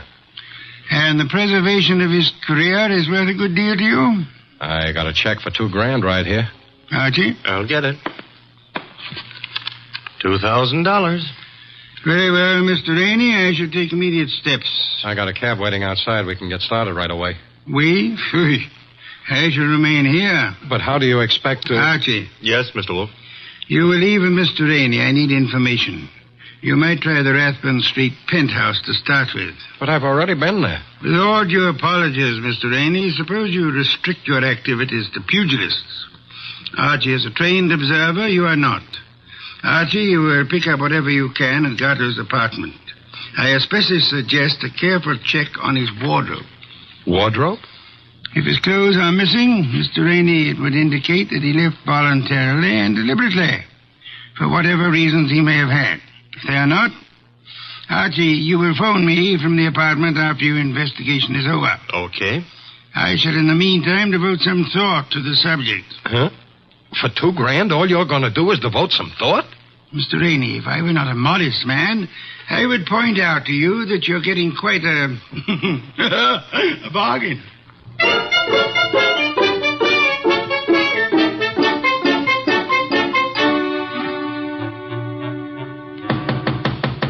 Gatto? Gatto? He's not here. I told you that. I was up here before. He left the door unlocked? I had a key. Guess I forgot to lock up after I left. Now, let's look around. Bathroom? Yeah. Empty. It's a nice penthouse. That a closet? Yeah. What do you think? He's playing hide and seek? Try it. Okay. Anything in there? Nothing I'm looking for. What's that you found? A hat. Well, let's see. A lady's hat. Yeah, smart and expensive. Label reads a Madame Yetta original. That bunch of lace and feathers cost somebody a fast $50. Yeah, probably one of his girls left it behind. And maybe she'll call for it. Come on, we'll take a gander out on the roof. I took a gander out there. It's bare as a bone. What have we got over there with the chimney? Where? Over there. Just an old awning. Got blown down in the storm last month. Be right with you. What are you doing? Looking under it. Oh, brother. You found him? Yeah, we found him, chum. A little late. 2 holes in his dorsal development and dead as a clay pigeon. Yeah. Well, what have you got to say? Well, now at least the bookies will cancel all bets. We both save our dough. Yeah. I got a phone, Mr. Wolfe.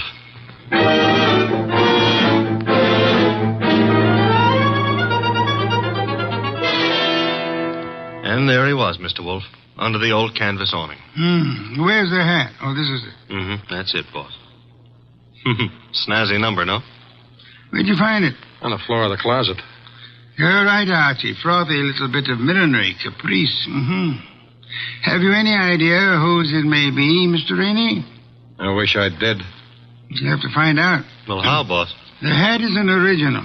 See, the label under the band reads a Madame Yetta original.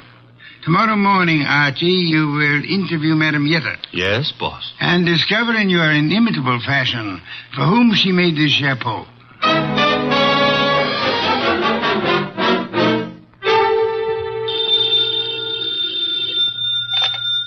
Hello? Archie again, Mr. Wolfe.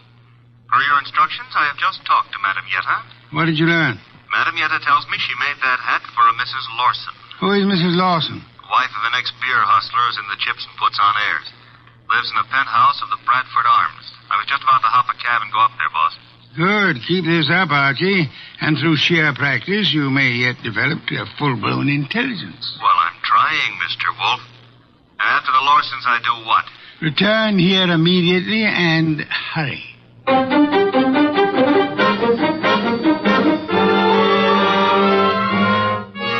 do you do, Mr. Lawson?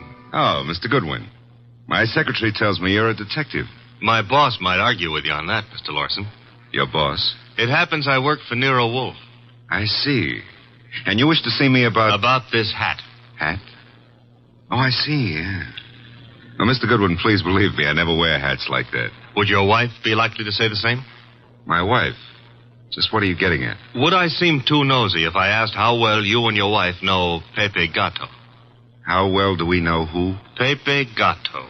The pug? No, not such a pug. No, huh? I lost $25,000 on him in the Eubanks fight. If you ask me, he laid down like a dog. And did you talk it over with him? Talk it over with him. Never seen the man in my life. Not even at the fight?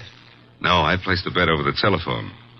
I'd scarcely have anything to do with a character like Gatto, Mr. Goodwin. You surely won't from here on out, Mr. Lawson. What do you mean? Gatto is dead. You don't say. He was murdered last night. Murdered? And what would you say, Mr. Lawson, if I told you that this hat is your wife's and that it was found in a closet in Gatto's apartment? Now, wait a minute. Let me get this straight. Are you implying... Not implying. Facts are sticking out. What time was this dumb brute done away with? Oh, I'd set it at somewhere between 5 and 7 p.m. last night. Well, you said it very conveniently. Thanks. Why? My wife and I drove out of the city at 4:30 yesterday afternoon. Didn't get back until 2 this morning. And this hat? It took wings and flew into Gatto's closet? Is that the answer? No, that's not the answer. Then what is? This is. A month and a half ago, I was with Celia on a bus top. She was wearing that hat, and the wind blew it off her head. I see. And from there, we figure that somebody picked it up, and it finally wound up at Gatto. You can figure anything you please. Personally, I don't feel in any way obligated to figure anything. Darling, I was just on my way out, and... Oh, I'm sorry. I didn't realize you were busy. Yes, I am busy, Celia. Wait a minute. He's not all that Run along busy. now, dear. You'll be late. But I want to talk to you. Run along, Celia. Yes, darling. Sorry. I'll see you later. Beautiful. Really beautiful. I've always thought so, Goodwin. You, didn't give me much of a chance to talk to her, did you, Lawson? If I didn't, it's for your own good. My good? I don't get it. Celia's a sensitive person, and I won't have her bothered.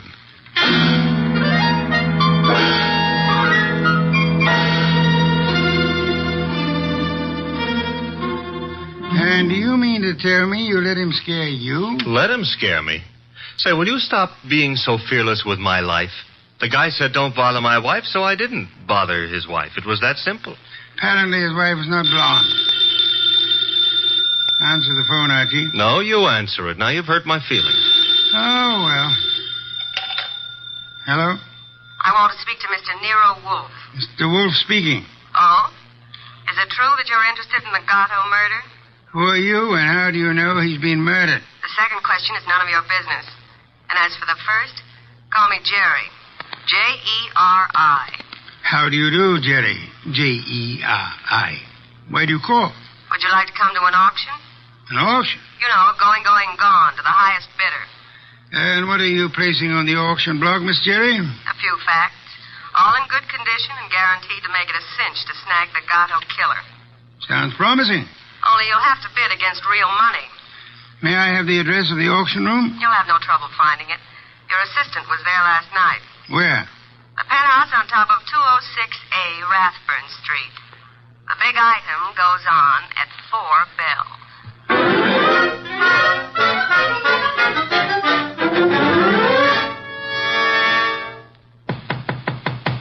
Yeah? Who is it? Man named Wolfe sent me. Just a sec. You're Jerry, huh? I was expecting the man named Wolfe. Unfortunately for me, honey, when he's expected, I usually show up. Come on in. You? See, I'm the legs of the combination. He's the brains. It makes a nice division of labor. I see. You came in plenty of time. On the nose is our custom. Where are the rest of the bidders? Any second now. Mm-hmm. How many besides me are coming? 1. Small auction. But big action. How'd you happen to decide on this? I knew Gatto pretty good. And you were fond of him pretty good, huh? How did you guess? Well, you've got a key to this place of his, or you couldn't let yourself in. It adds, no? Gee, you should have been a detective. Just what I keep telling Mr. Wolfe. Look, tell me, Jerry, darling, this other person who's coming to the auction, who? The killer? You don't say. You sure the killer isn't here already? Look, I didn't kill him. The story you would like me to believe is that you witnessed the killing, huh? Called the killer and Mr. Wolfe and said, come on, kids, you can get me either to talk or shut up, depending on who pays the most. That it? Something like that. Mm-hmm. Okay. Prove you know what you're talking about. Who is the killer? Is it Block Rainey? Should also have your head examined, pretty boy. I talk for dough and only for dough. Not that I'm mercenary or anything, but... Okay, tell me this. How come you saw the killer in the act? Simple. I was here with Gatto. Called me to come see him. While I was here, the shot came through the window there from the roof. You know something, sweetheart? What? I can't understand how a girl like you, a pretty nice girl under all that paint and powder and Broadway shellac, how you could do a thing like this. You were in love with Gatto, I know that, everybody does. And still you're willing to keep your mouth shut if the killer pays enough. How come? What's the matter, honey? Did I hit a tender spot? I don't think you understand. Sure, I was in love with the goof. Then along comes this other dame. She's rich and beautiful, and she has everything to give him. Ooh, do I know her? Of course you do. She... Jerry! Jerry.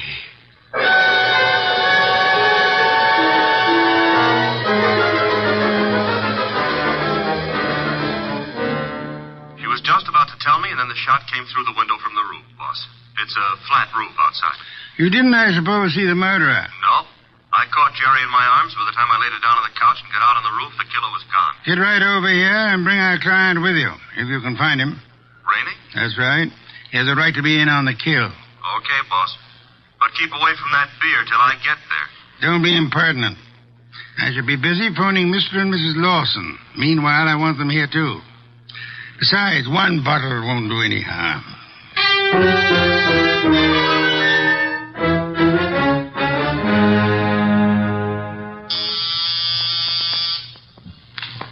There they are. Let them in, Archie.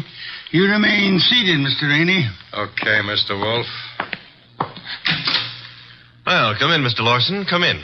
Mr. Wolfe here? He's here. Nice of you to come. Anything to help the law. Mr. Lawson. Your wife didn't come? No, Mr. Wolfe. She was out when you called. Sorry, I forgot to tell you. I left word with the butler, however. Mr. Lawson, about 20 minutes ago, a girl named Jerry Fay was killed. So? She was killed in your neighborhood, in a flat formerly occupied by one Pepe Gatto. Well, where would that be? Maybe your wife knows where the flat would be. How dare you, sir? No histrionics, please. Where was your wife when the girl was killed? I'm advising you that if there is an alibi, now's the time to state it. I wouldn't humiliate Celia by alibying for her. Then the police will pick her up. But she didn't kill this girl, Mr. Wolfe. You have reasons for that opinion? The best of reasons. I'd be grateful if you'd state them and let me be the judge of their excellence. One should do. This one. Celia's out in the country visiting her mother. Oh? Does that settle it? Possibly.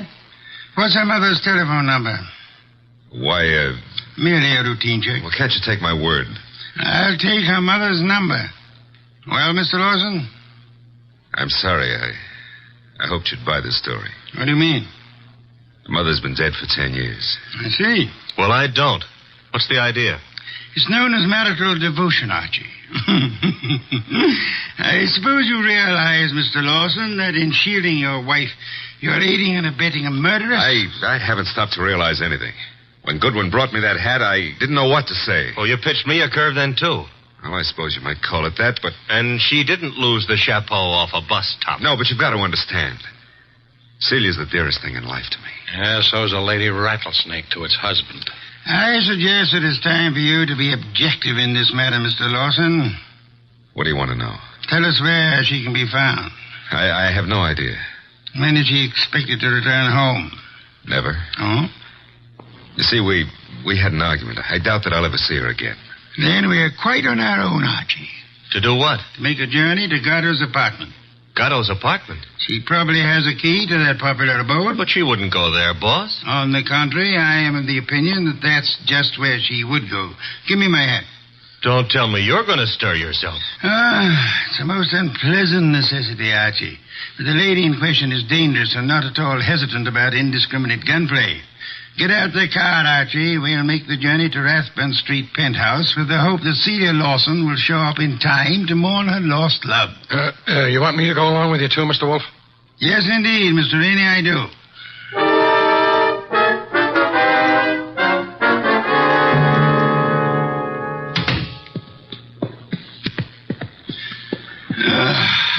I trust this chair will hold me. Should. Biggest chair in the house. Mr. Wolfe. Yes, Mr. Rainey? Mr. Wolfe, am I to understand that the way you have it figured is that Mrs. Lawson killed Gatto, and then to keep the girl from pinning the crime on her, she killed her too? What's the matter, Mr. Rainey? Don't you think the theory holds water? Well, yes. I mean, of course it does. Thank you. On the other hand, there is room for doubt. I'm glad to hear you say that, Mr. Wolfe. Would you mind explaining? I'll explain, Mr. Lawson. Mr. Goodwin was in this room when Jerry Fay was killed. Right, Archie? Right, boss. He ran as quickly as he could out onto the roof, but your wife was nowhere in evidence. What difference does that make? A good deal, I'd say.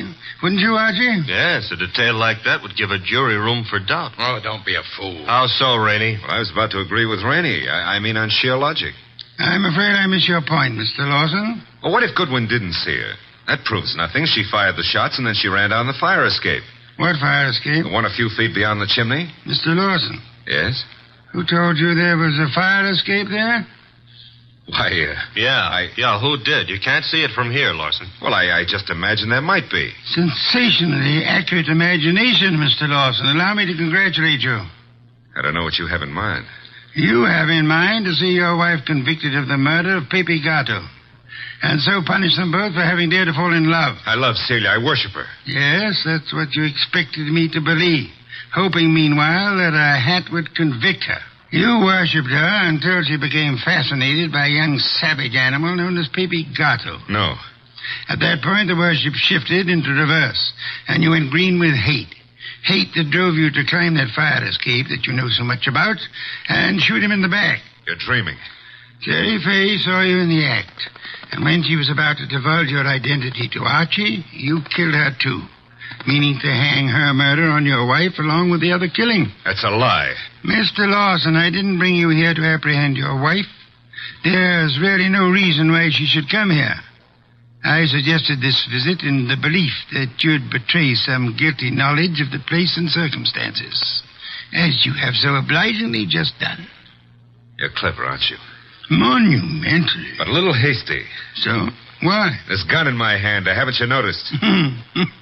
Of course, sir, but yours is not the only gun in the world. What? Sit still, Arnold, and don't turn around. Your wife, Mr. Lawson. Come in, my dear. Celia, what are you doing here? I came to get a hat that I'd left in Pepe's closet. It suddenly was clear to me what was in the wind, and I thought I'd better remove all evidence that you could possibly use against me. Celia, listen, you must understand I understand one thing only.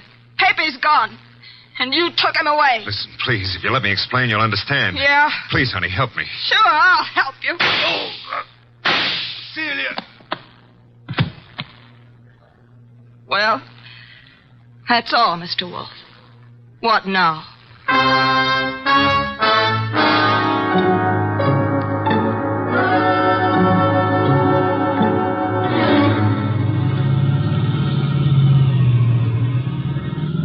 Archie, why is it when you drive it always gets so crowded outside? Will it go tough on her, boss? Why not? She killed a man in cold blood. Though she actually saved our lives while doing so. I hope that helps her at the trial. I hope so, Archie. After all, if she hadn't done what she did, what would have happened to the lobster bisque? What lobster bisque? The lobster bisque that Fritz is making for dinner.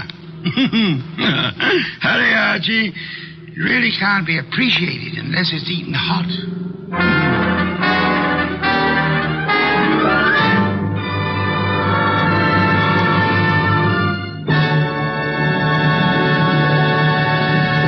You have been listening to The New Adventures of Nero Wolfe, starring Sidney Greenstreet.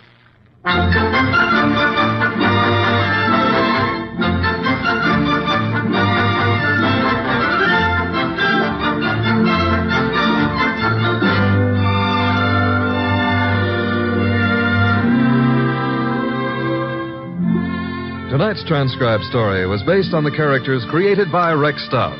This is an Edwin Fadiman program, produced and directed by J. Donald Wilson. In the cast were Larry Dobkin as Archie Goodwin, and Ann Diamond, Charlotte Lawrence, Gerald Moore, Don Diamond, and Eddie Fields. Next week at this same time, Nero Wolfe and Archie will bring you The Case of the Killer Card. Don Stanley speaking. 3 chimes mean good times on NBC. Saturday night is date night, and NBC has a lively lineup of music and fun to help your courting along. Tomorrow, Dennis Day brings you a melodic and mirthful 30 minutes, and then Judy Canova gets together with her gang for a sparkling session of mountain-style song and laughter, followed by singing MC Red Foley and his friends on that exciting parcel of Western tunes and mayhem Grand Ole Opry. Here's Sam Spade. 3 chimes mean good times on NBC.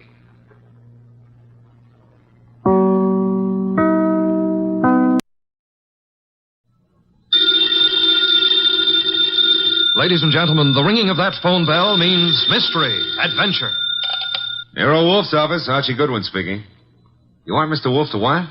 Mr. Wolfe will do nothing of the sort, Archie. Mr. Wolfe is thirsty. Hold on for a moment.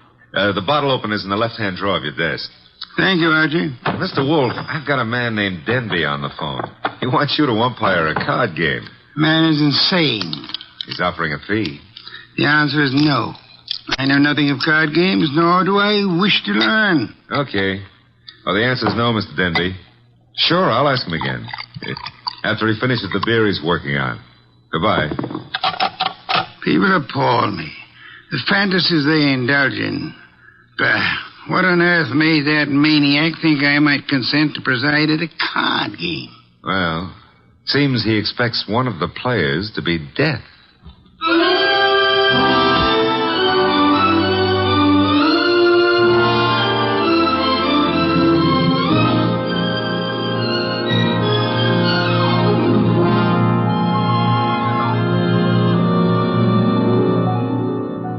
Ladies and gentlemen, it's the bulkiest, balkiest, smartest, and most unpredictable detective in the world. That chair-born genius, Nero Wolfe.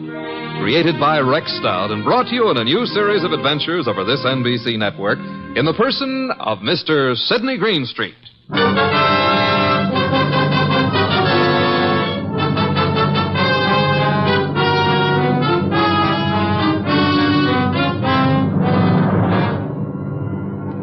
Wolfe would not attend, but the card game went on anyway. At the home of a Mr. Stephen Denby. Jean? Yes? LaCosta? Mr. Piper? I think we're ready to begin, eh? I'm ready. Yes, Jean. You always are. How I like that remark, I'll have to decide later on. Yeah, please do. LaCosta? It's all right with me. And Mr. Piper? I brought a deck. No, as host, I shall supply the cards. Before we play, I examine them, yes? Of course. Here you are. Chuck? Yeah, Mr. Denby? You will remain outside the door until called. No one is to enter this room under any circumstances. Got it.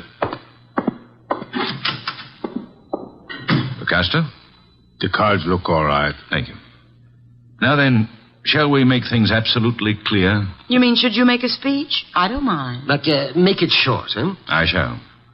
The 4 of us seated at this table are joint owners of the Candy Club, a rather successful institution devoted to the sale of food, liquor, entertainment, and the gambling. And games of chance. For some time now, we have all resented sharing the profits. Some of us have attempted to buy out the others. Denby, you needn't babble on. No one wants to sell. We know that. True, Mr. Piper. Which is the reason for this little game of cards. 1 hand shall be dealt to each of us. A hand at poker. Whoever wins gets the club. The others retire as gracefully as they can. Agreed? That's why yes, we... Agreed. Very well. The cards are shuffled. I'll place them in the center of the table. LaCosta, would you like to... I cut. Good. If nobody minds, I'll cut them too. After Mr. LaCosta. Nobody minds? Happy now, Mr. Piper? Let's get going, huh? Very well. Unless Jean would care to... Oh, thanks.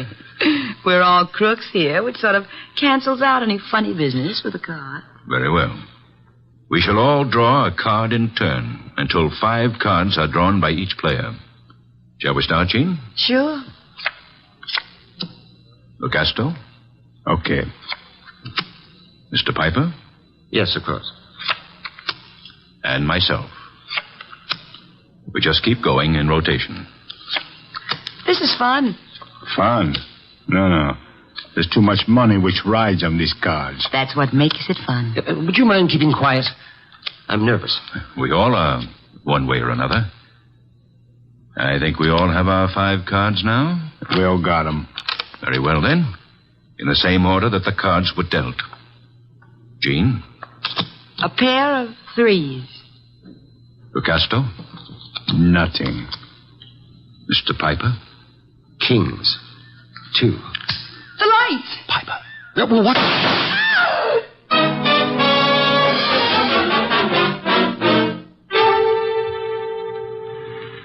Da-da-da-da-da. Hey. Hey, I don't like to seem stuffy, mister, but will you take your elbow out of my back? I'd be delighted to, Mr. Goodwin, but it's not my elbow. I don't care if it's your tibia maximus. Just take it away. Chuck wouldn't like that. Well, we have company. Mind if I look around? Keep right on walking, pal. Well, that would be Chuck behind me, huh? And you are... My name is Denby. You may remember it. Oh, yeah. You phoned a couple of hours ago about a card game. Now, look, just what is your boy poking in my back? I think it's a 38. You're not sure? It might be a 45. Chuck, is it loaded? Make a funny move, pal, and you'll find out the hard way. Yo, wait a minute. It's just a passing curiosity. Where are we going? My car. Get in. If you insist. I guess you do. Okay. I'll drive, Chuck. The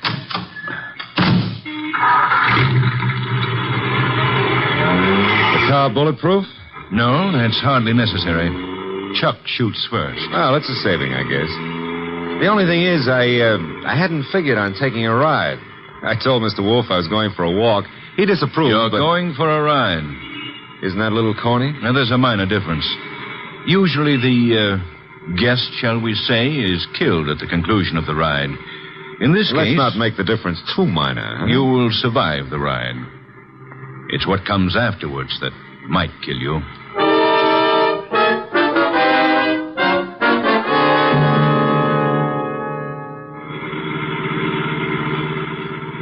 You see, Mr. Goodwin, my friends and I have a little mystery to solve. You want me to solve it? No. We want Mr. Wolfe to solve it. In order to do so, he must leave his house and come to mine. He has to in order to find the solution quickly. Why? Neither my friends nor myself have any desire to improve our acquaintance with the police. Therefore, we want the mystery solved before the police are even called in. Hence our need for Mr. Wolfe. Hence our detaining you. Detaining is a pretty word in the circumstances. Now, this is my home, Mr. Goodwin. Oh, well, I don't like the architecture. I think I'll stay out. Get going, pal. On second thought, Mr. Denby, what makes you think Mr. Wolfe is going to leave his house and come here? You. Unless he does so, he will lose you. Forever. The door, Chuck. Okay.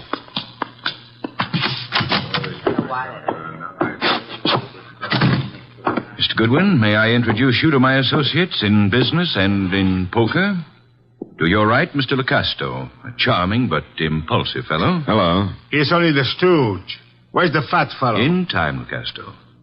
The lovely lady whose back is to you is Jean. Jean something or other. She's always changing her name. Hello. Hello. And the gentleman facing you is Mr. Piper. How do you do? Is he exclusive or just... Hey, he's wearing his red carnation a little low, isn't he? Over his heart. Except that's no carnation. That, Mr. Goodwin, is blood. Lifeblood.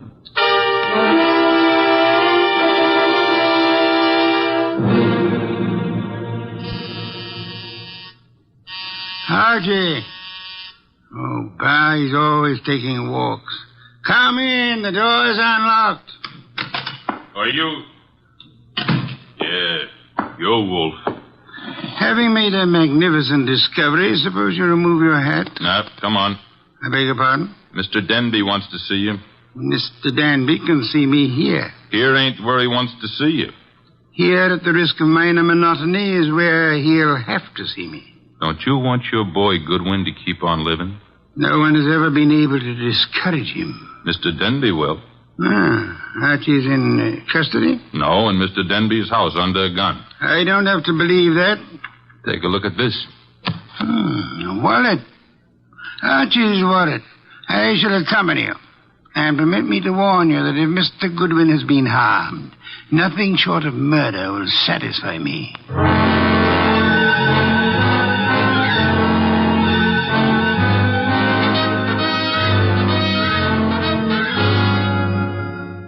It's getting late. Wolfe isn't here yet. Maybe he doesn't worry about you, Goodwin. Well, he could have been delayed. Maybe an orchid needed a pollen transfusion or something. Besides, only the good die young. Then you must be very, very good, Archie. That remark I didn't care for. We sit here and wait for the fat one, but in the meanwhile, the police... The police will come when we notify them. But they will not like the delay we make to notify them. I say we waste time. I say the fat one will not risk coming. You say entirely too much. Is that so?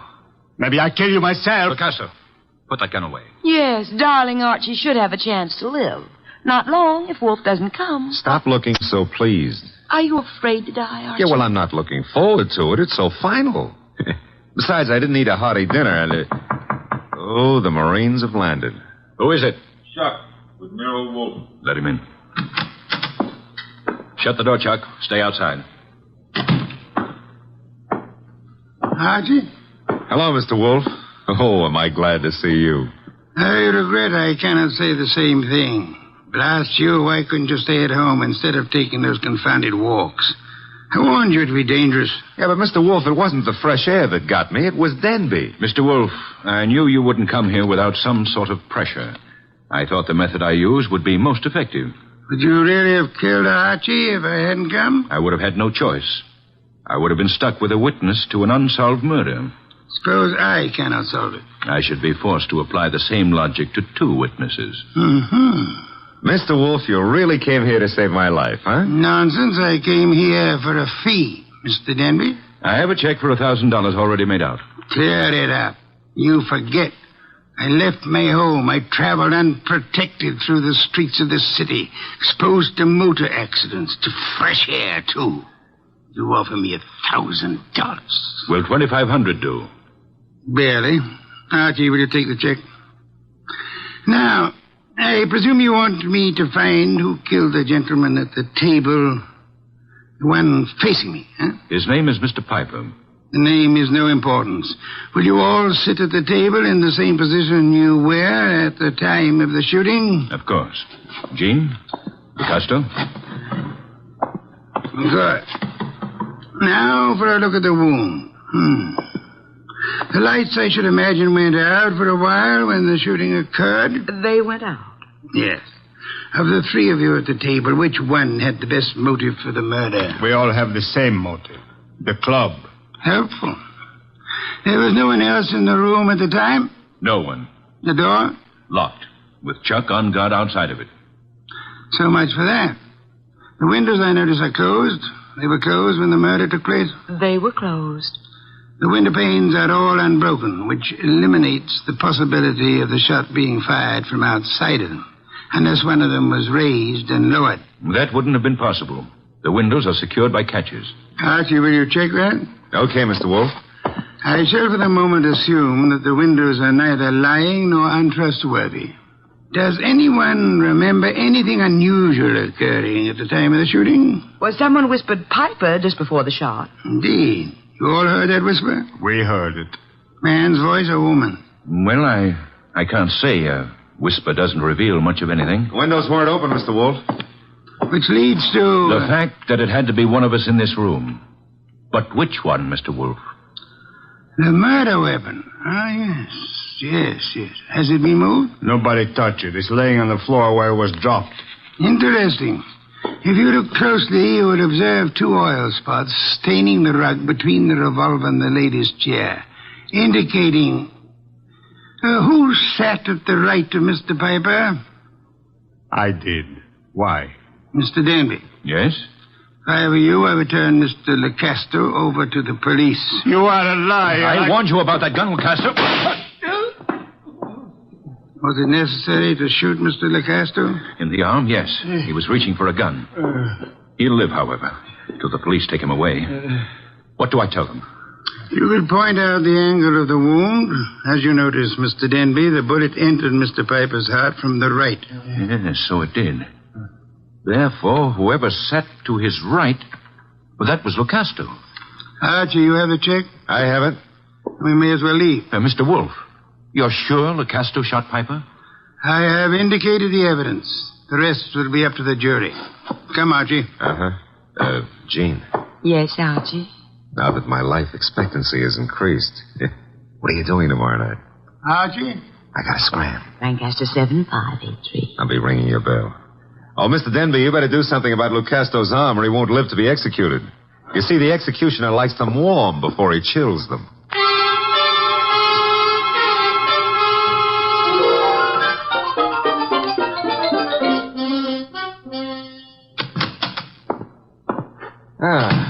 The old homestead looks very nice, Mr. Wolfe. Yes, Archie. You should stay in it more often. Yeah, but you never get to meet babes like Jean that way. You never get kidnapped either. No, but I have had to leave my home in order to rescue you. Well, you earned a nice fee, fast. Indeed? You seem doubtful about it. Positive, Archie. I know. I have not as yet earned my fee. Huh? You mean Denby might not turn Lucasto over to the cops? Of course he will. The trouble is, you see, Lecasto did not murder Piper. No? He just thought a bullet in the heart might be good for Piper's rheumatism, huh? As it happens, Piper suffered from asthma. That's beside the point. Fine. Mr. Wolfe, I'm going to take it for granted that you know who did kill Piper. I'm also going to take it for granted that you won't tell me until you're ready. But why turn Lucasto over to the police? 2 reasons, Archie. First, I had no proof against the real killer. Secondly, we had to supply a scapegoat in order to be permitted to leave the Danby home. You were unarmed, helpless. Go ahead, rub it in. Nonsense. It was an interesting problem. I enjoyed it. It was, huh? Well, to me, it's still in the present tenses. Which reminds me, as old Dr. Tidmouse said, there's always a future tense. And in that future tense, Jean. No, Archie. Oh, Mr. Wolfe, stop. That girl's got a love for blood that appeals to the ghoul in me. Besides, did you notice what she does to her dress? Archie, I was merely about to say that I have no objections to your dallying with the girl. Oh, I don't believe it. My ears need overhauling. I objected only to the future tense. Why not call her now? Yeah, well, I won't pretend I understand this sudden enthusiasm on your part about my love life. Probably there's some foul, scheming motive at the bottom of it. But who am I to look a gift horse in the mouth? Now, let's see. Her number was, Lancaster 7583, of course.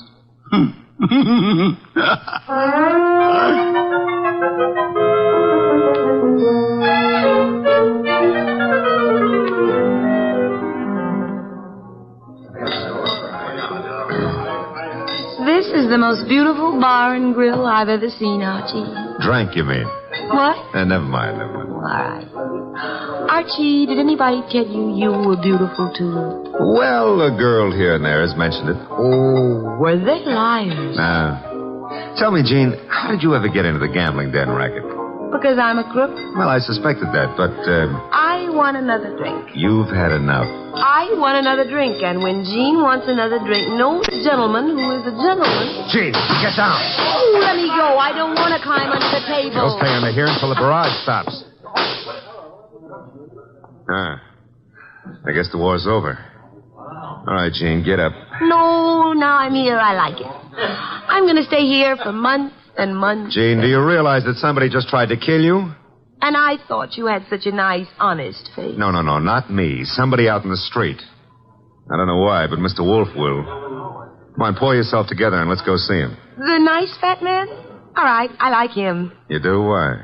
Because he'd make such a big corpse.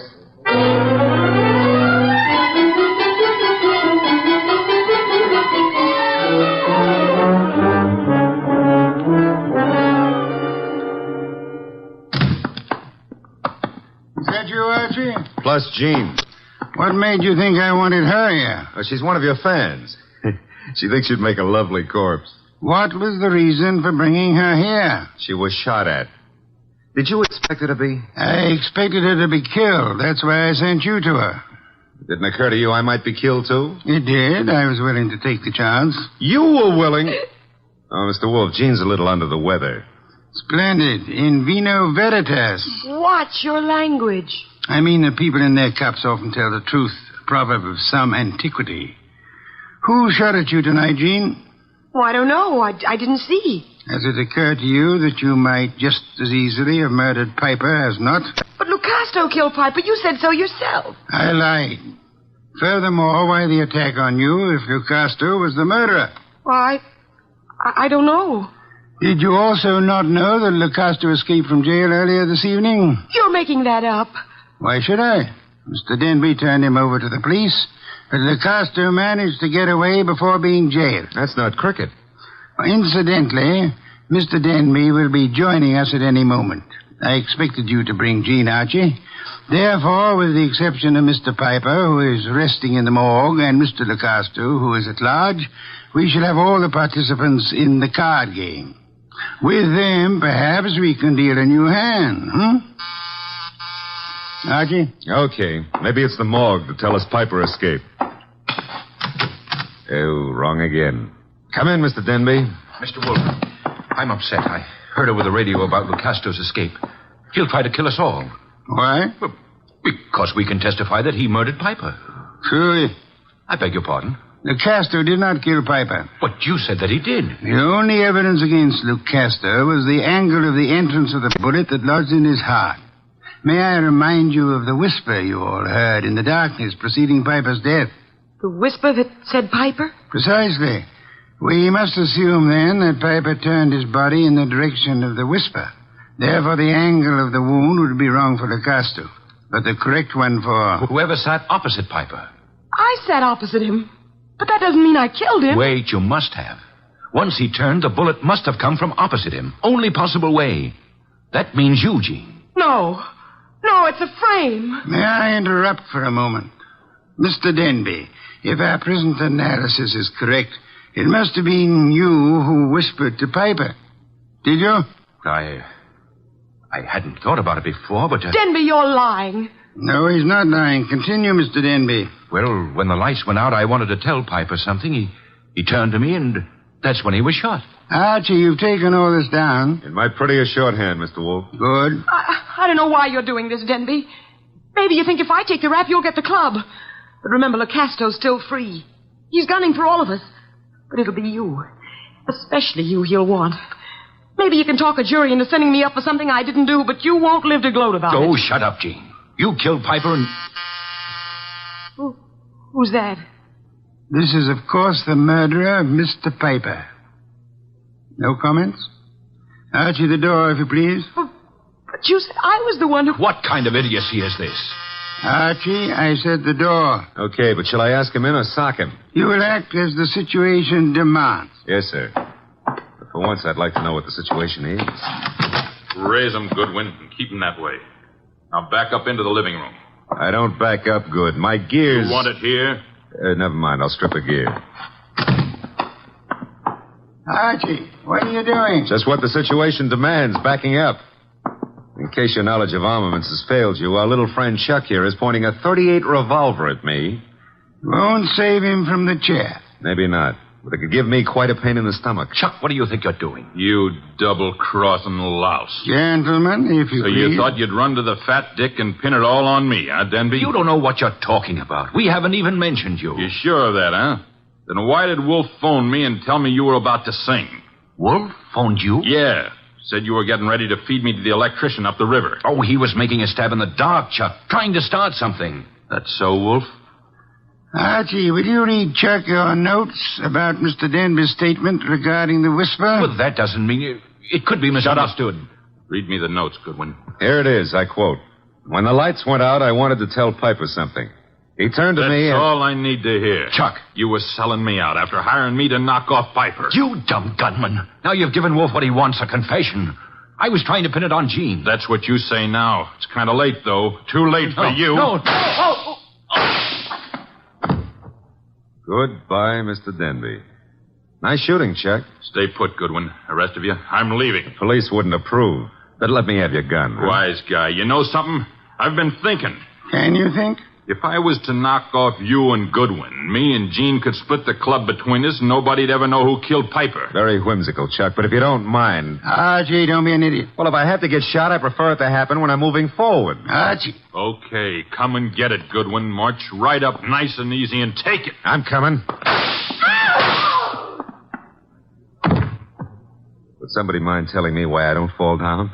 Fool. I've been shot. Well, that's not the way to talk to a man who's just been... Hey, Chuck is lying down. Is he dead? Well, there's been a mistake. I didn't shoot him. He shot me. Archie, stop blabbering. Neither of you shot the other. As a matter of fact... I shot the Chuck. Lucasto. Lucasto, Archie? Well, I thought he escaped. No, I'm not crazy. I do not escape. The fat one, he phones the police to tell them how I'm innocent. Yes, I had the police announce the escape, however, for reasons of, shall I say, strategy? Well, on account of there are no bullet holes in me, you can say whatever you like, Mr. Wolfe. Thank you, Archie. That announcement helped heighten the tension our murderers were under. And then they explode. The fat one, he says to me, Lucasto, wait in the next room. Watch careful. Maybe there's trouble. I watch. And now? Now there's no more trouble.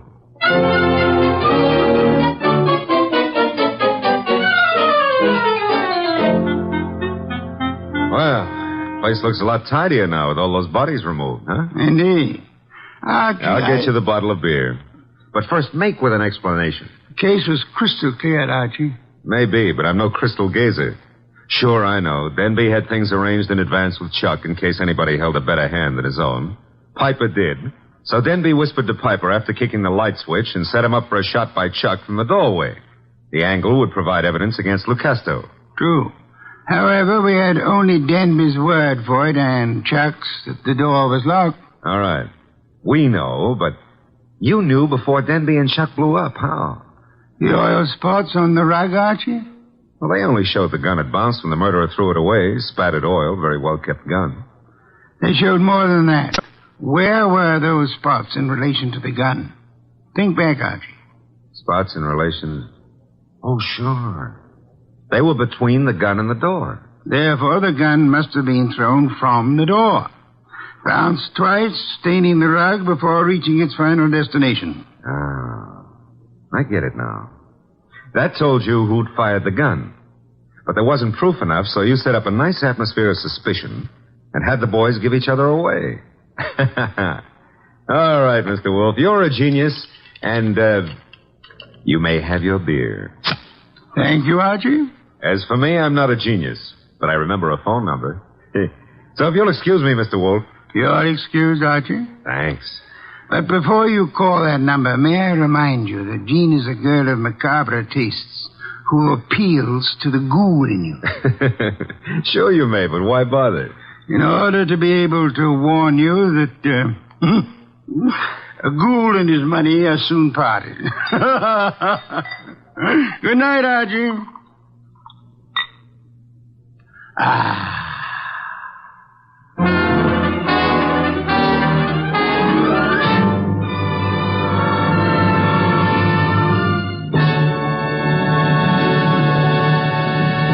You have been listening to The New Adventures of Nero Wolfe, starring Sidney Greenstreet.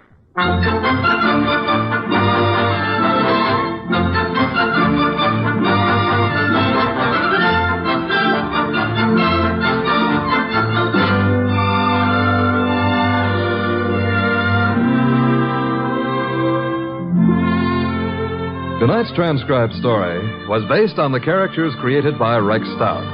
This is an Edwin Fadiman program. In the cast were Gerald Moore as Archie Goodwin, and Betty Lou Gerson, Jay Novello, Howard McNear, Barney Phillips, and Bill Johnstone. Next week at this same time, Nero Wolfe and Archie will bring you The Case of the Calculated Risk. Don Stanley speaking. 3 chimes mean good times on NBC.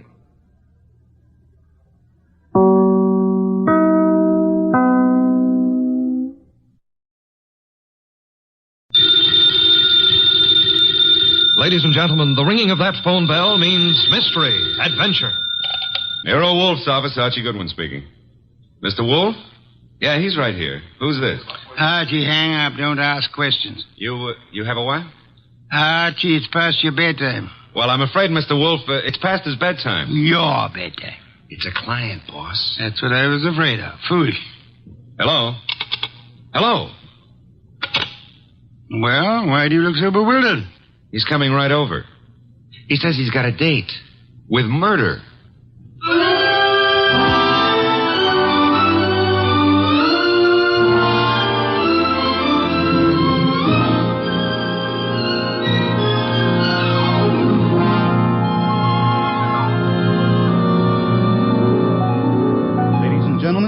The detective genius who rates the knife and fork the greatest tools ever invented by man.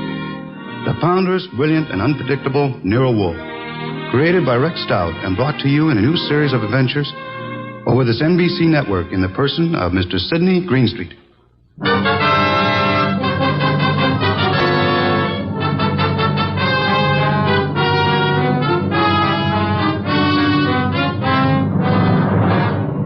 Tonight's story, The Case of the Calculated Risk, was as strange and baffling as any Nero Wolfe had to deal with.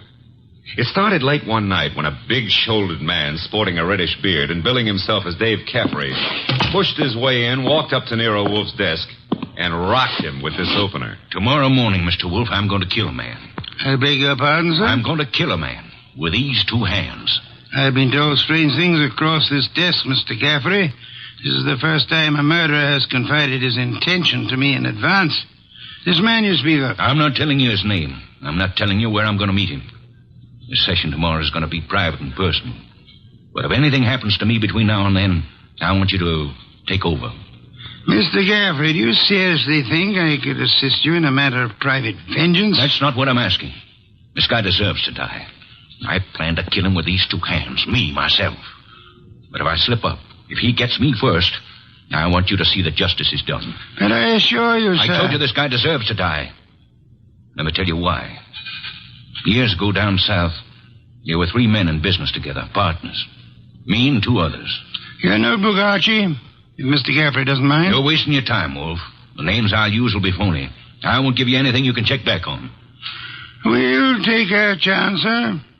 Please proceed. It happened in a town about 40 miles from the place where we had our business. We'd gone there to collect some money, the 3 of us. Carl, Mitch, and me. Dave Caffrey. But all we collected was bad news. So bad that Carl hadn't even given our right names at the hotel. Said he was scared some of our creditors would come hitting up on us for what we owed. 3 of us had some drinks, and we'd been pacing around for nearly an hour. I can still remember the way Mitch stood and looked at me. And then up at Carl, when Carl suddenly pulled to a stop and came out with this idea of his. So, Dave, you got 6,000 cash on hand. You counted it, Mitch. Well, didn't we make it 62.40, Carl? Whichever. We've got this 6,000 odd, plus some slow accounts receivable against debts of 38,000. With 3 of us trying to live from the business, we haven't got a chance. Well, we ain't got much of a one, Carl, but... It's hopeless, Dave. With 2 partners, though. 2 partners? You reckon on pulling out, Carl? I say we cut cards for it, Mitch. Low man drops out. Break up the partnership? After sticking together all these years? Oh, wait a minute, Dave. Wait a minute. Maybe Carl's right. Maybe this could work. Carl, you mean the low man drops out clean? Right now? Right now, Mitch. Other 2 to take over assets and debts and see if they can get this thing back in the black. Okay, Carl. Get the cards out. Dave? Well, that's what you guys want. Okay, then. Here's a new deck. Shuffle them, Mitch. All shuffled. Cut them, Dave. Go ahead, Mitch. You get first pick. Spread them if you like. Here goes. 6. Your turn, Dave. Okay. 9 of clubs. Lucky guy, Dave. That puts you in whatever Carl pulls. I'll pull it fast. There she is. Denise. Sorry, Mitch. That leaves you elected. Well, Mitch, I'm sorry, too. I guess we all had a fair whack at it, but... Hey, wait a minute. Let me see that ace again, Carl. Easy, Mitch. I said I was sorry, Look, but... Dave. Yeah, what is it, Mitch? All the aces are marked. Carl, I'm going to cram this dick right down your crooked throat. I got me. She's got a knife. Oh. Carl, you... All right. I've cut him for keeps. What do we do now? What do we do? Look, Carl, I didn't mark those cards. I didn't kill Mitch. And what's more... Shut up, Dave. We're both in and out now. Come on. Let's get out of here.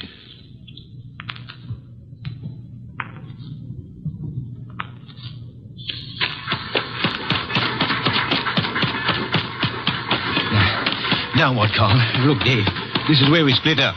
Two men together, easy to trace. You head one way, I go the other. Yeah, but the dough, I got no money. Here, I'll split up the 6,000. This is your head. Here, stick the envelope in your pocket. Now, grab that freight. Get set. I'll catch the next one going the other way. Get going, Dave!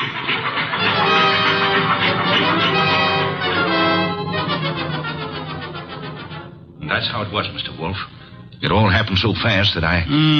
This man you call Carl, he would seem to be one of the world's choice creatures, Mr. Gaffrey. When I thought to look in that envelope he gave me, I found $40 and a few folds of wrapping paper in it. I was mad enough to... Well, I got off the freight and intended to go back, but... Then I picked up a paper. And read all about the murder of your friend Mitch with the statement that Carl had accused you of the crime. And that the police believed him in view of your escape. That's it. Classical, but not at all original. Well, I was young then and stupid. And I'd had those drinks to start with.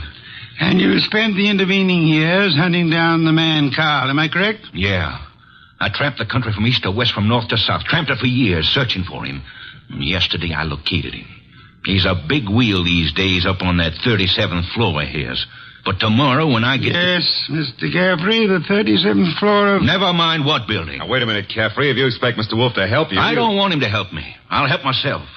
But if I slip off, I know Wolfe's reputation well enough to know that he'll never rest till this rotten, chiseling murderer is sitting in the chair. That's why I've come here. Just to provide a backstop in case my dear friend of long ago manages to get the best of me. How will we know? You see this envelope? Read what it says. Nero Wolfe, 601 West 35th Street, New York. Delivered to him in case of my death. That's right. And this envelope is $500. Nearly all I've got in the world. Along with it, the full details on that knifing. Real names, dates. The proof you'll need in case I don't finish it up. Go on. Tonight, Mr. Wolfe, I'm going to give this envelope to the manager of the hotel where I'm stopping. I'm calling on, well, Carl. Tomorrow at noon, right after his secretary goes to lunch. If I'm not back in my hotel at 1 o'clock tomorrow afternoon, the hotel manager will deliver this envelope to you. Is that clear? Perfectly. But you don't think I'm going to allow you to go through with this wire plan, do you? You can't stop me. And don't have Goodwin follow me. I'd lose him in 2 blocks. Good night. Shall I try to tail him, boss? It's no use, Archie. Get Inspector Kramer on the phone at once. I want the police to help us head off this murder.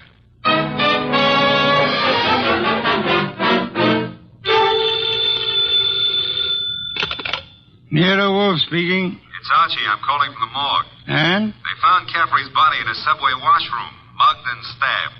Wallet gone, pockets cleaned out, no envelope. Just 2 hours ago he was here. No envelope, eh? Gone. Witnesses? None so far. Homicide's calling it straight mugging and robbery. As it well might look, except for a guy named Carl. How much do I tell Kramer? all of it. Ask the inspector to start queries throughout the South on the original killing. The original killing? Look. It's our best chance of getting a description of the man called Carr. The original killing and the partnership. Starting from, say, 8 years ago and working back to the middle 20s. Tell him to concentrate on towns on railway lines. Putting out pictures of Caffrey and... Pictures and dentistry. Fingerprints to Washington. Kramer will know. And if I come across a haystack, do I keep my eye out for needles? We are going to find Carl, Archie. We are going to find him if it takes from now till doomsday.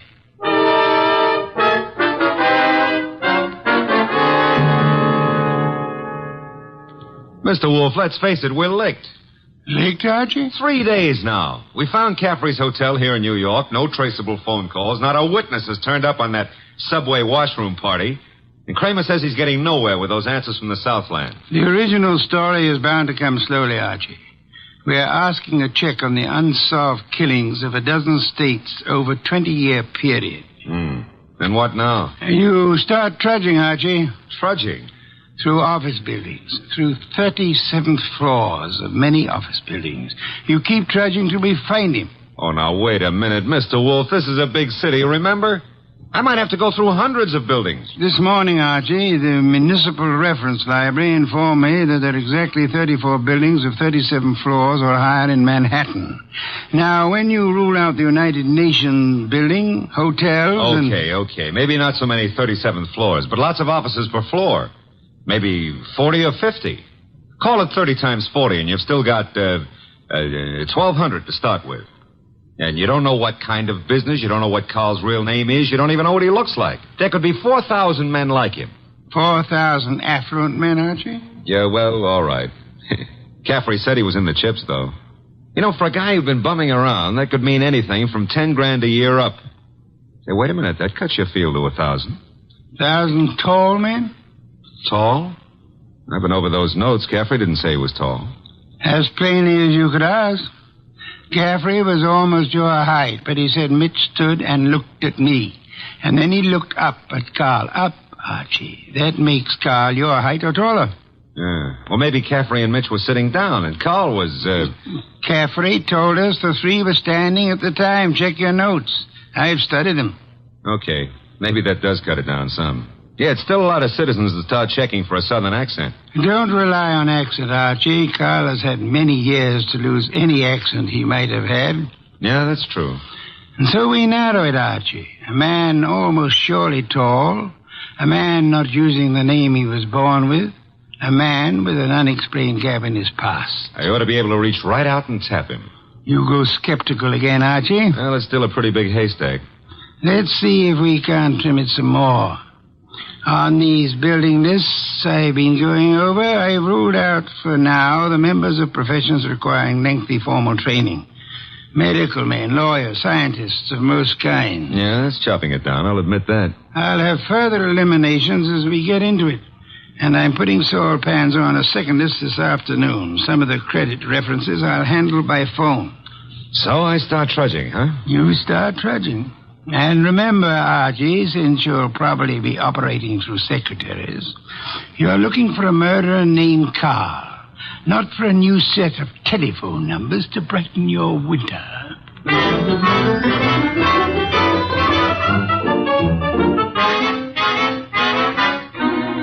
Tall? Well, I don't know what you're peddling, Goodwin, but if my boss put his elevator shoes on and stood on a box, he'd still be down somewhere around my necktie. If he stood on his money, though, we'd need a helicopter to get up near his shoelaces.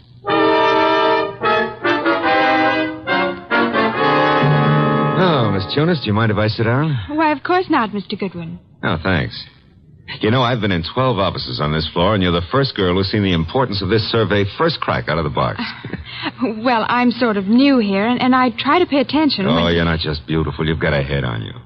Is Mr. McLean in? Well, he's at lunch right now. Lunch? Oh, that reminds me. Know any good restaurants up this way? Well, I was just going to the downstairs drugstore myself, but I wouldn't say Well, that... come on. Put your bonnet on and let's skip the drugstore.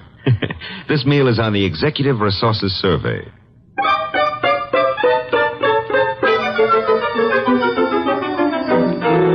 There you are, boss. The boil down. Tinsley, McLean, Fernandez, Tesreau, and Kaplan. All five of them tall, all five a little misty in the background. You and Saul have done well, Archie. Very well. But I'm crossing off Fernandez and Kaplan. Why? The Credit Bureau report clears Fernandez, and Kaplan was on a special war job. The FBI x-rayed his record twice. Leaving J.P. Tinsley, Carson McLean, and Philip Tesreau, huh? I'd like to see all three here, Archie. Get them here one way or another. And so you do admit that Tinsley isn't your real name? Mr. Wolfe, are you a blackmailer or what? I'm a licensed private investigator, sir. Any disclosure you make will be kept in confidence, provided it doesn't touch on the case I'm engaged on. You haven't said what the case is. I don't intend to. If you prefer to explain this mysterious gap in your background at the district attorney's office... Well, I'm using the name Tinsley because I've got an undivorced first wife out on the coast. We broke up 20 years ago, but she said she'd see to it that I never married again. And she knew where I was today. Well, I don't say I'm a saint, but she's a vindictive woman. I see. May I have names, dates, and places starting 1924?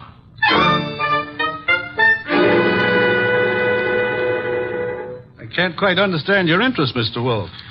It's rather complicated, to put it briefly, Mr. McLean. I'm working in the interest of a client. Our people have found this puzzling gap in your background, and I'd appreciate such clarification as you may be able to supply. But I told you, Mr. Goodwin, I was raised and educated in the Orient. Until 32, I was in business with my father in China. Where you say your father died? Died. With the Depression, I returned to New York, started this importing business in a small way, weathered through the early 30s, and I think my bankers can assure you of my standing today. They've done so. Carson, McLean and Company has an excellent credit rating. Thank you, Mr. Wolfe. To switch somewhat abruptly, Mr. McLean, would you happen to remember how you spent the evening of the 19th? Of this month? Of this month? Well, I could hardly... Wait. You say the 19th. Would that have been on a Tuesday? Yes, it was Tuesday. Well, that simplifies it. I'm nearly always at the office on Tuesday nights dictating the revisions in our weekly wholesalers lists. Let me see. Yes, I was there on the 19th. Had a tray sent in. Miss Tunis and I worked till just after midnight. Miss Helen Tunis, the secretary Mr. Goodwin spoke of. She's been with me for 2 or 3 months. Miss Tunis can confirm this dictation on the night of the 19th? Of course. And Mr. Wolfe, your manner is so persuasive that I'd scarcely realize you're asking some extraordinary searching questions. May I ask why in the world you... If you'll indulge me, Mr. McLean, my prying is nearly concluded. You say you were in China until 1932.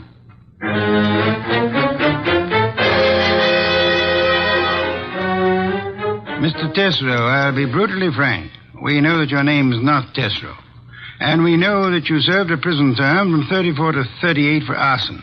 I'd like some straight answers. I didn't say I wouldn't answer your questions. The past can remain your own, provided... Now, look, Mr. Wolfe, I've been going straight for 12 years. And this business of mine is on the level.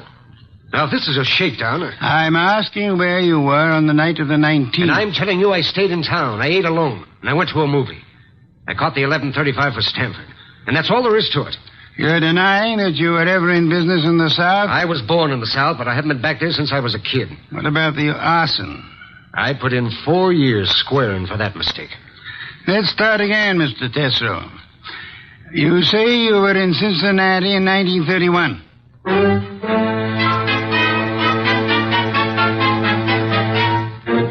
Okay, Mr. Wolfe, 3 candidates and we're still on the 1-yard line. Our 1-yard line. Tesreau, McLean, Tinsley. No, rule out McLean. He gave references enough for those years in China. And with Helen Tunis, he's got the one firm alibi we've laid on to. Caffrey was killed before midnight. With conditions as they are in the Far East, Archie, it'll be weeks before cables came back on McLean's claims. Claims? You figure the whole Chinese background's a fake? I want you to see Miss Tunis again, Archie. Taking all precautions for her safety. And this is one time I give you permission to ply her with all the attentions you can contrive. Are we far enough to pull tails on any of these 3? I've got Saul pans on Tesreau. And Saul promised to have men on Tinsley and McLean. Pictures of the 3 have gone to Kramer for circulation in the South. No answer yet from the coast on Tinsley, huh? Not yet. For the moment, Archie, you'll concentrate on Helen Tunis.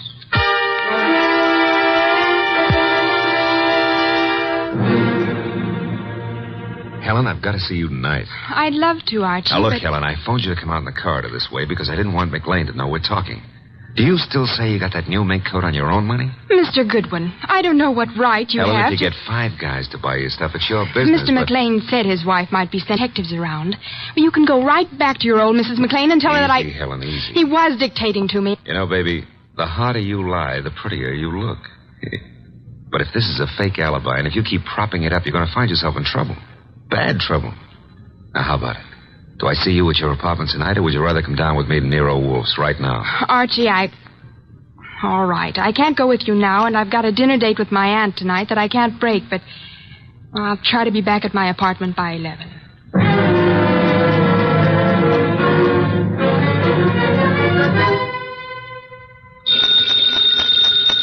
Archie.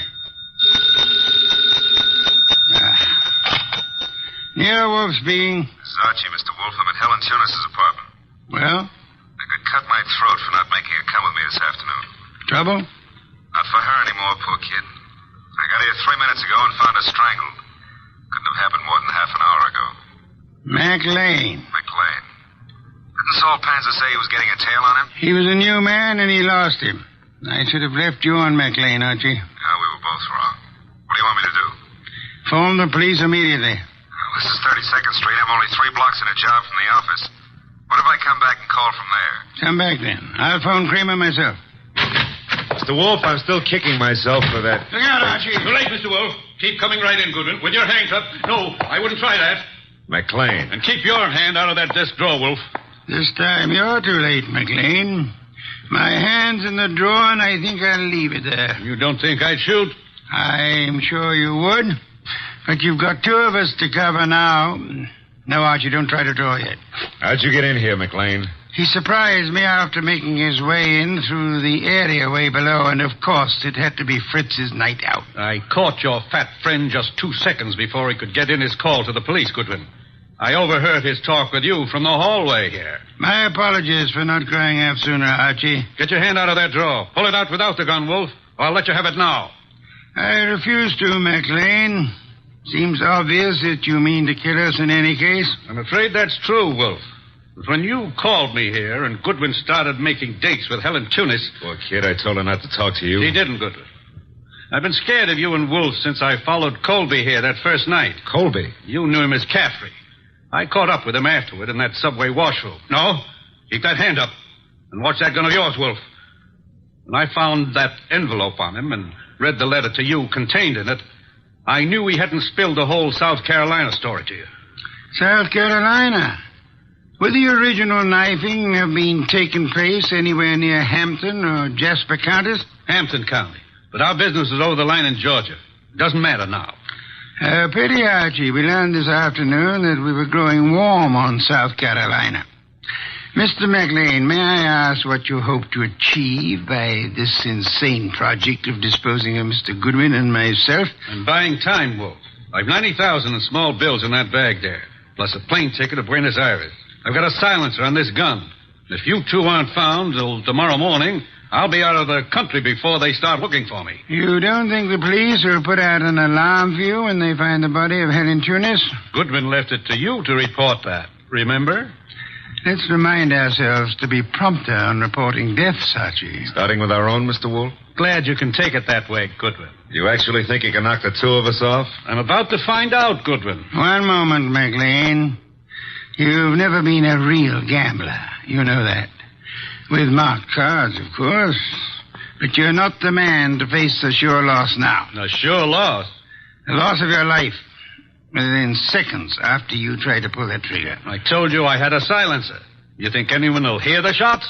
There'll be more shots than you count on. My hand's on a pistol now in this drawer, and Mr. Goodwin has a .38 in his shoulder holster. You can't shoot through the desk, and Goodwin won't get a chance to draw. You're an intelligent man, McLean. Vicious, but intelligent.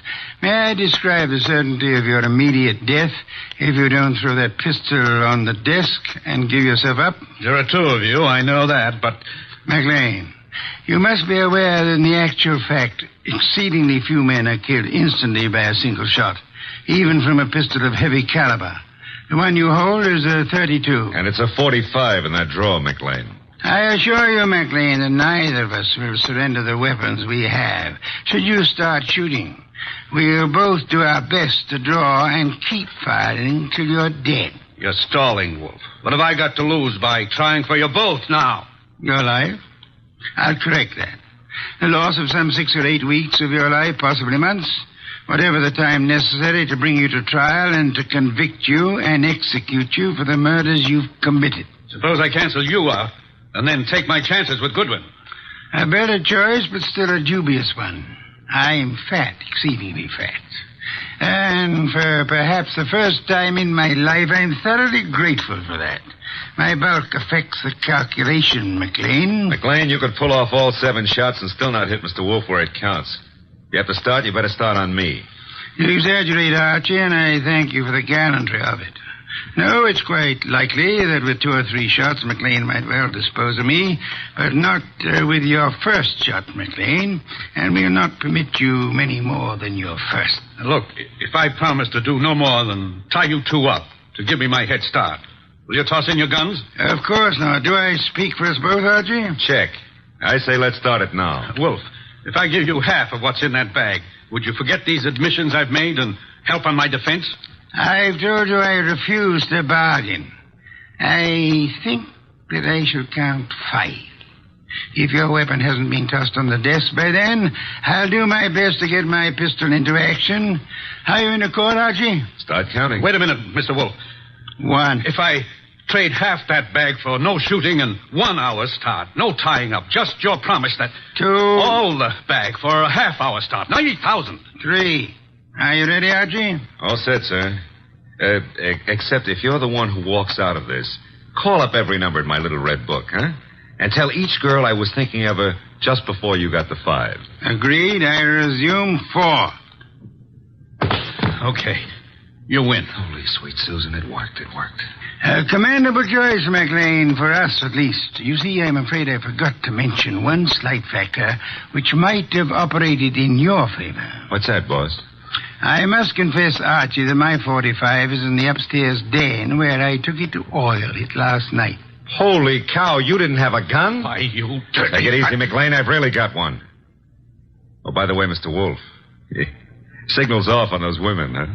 When my heart gets back down out of my throat, I'll call them myself. I'll trouble you for a beer first, Archie. And then, if you'll be good enough to phone Inspector Kramer, you can bid him pick up his triple murderer. The one-time cutter of cards. Fortunately for us, who's never been a real gambler.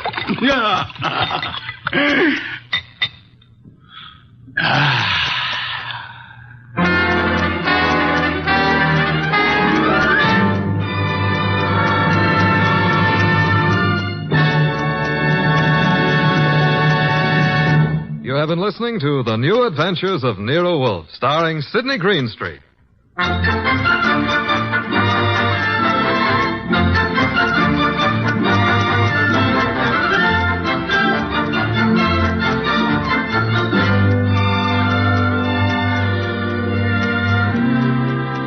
Tonight's transcribed story was based on the characters created by Rex Stout. This is an Edwin Fadiman program produced and directed by J. Donald Wilson. In the cast were Gerald Moore as Archie Goodwin and Lorraine Carter, Bill Johnstone, Howard McNear, Herb Butterfield, and Vic Rodman.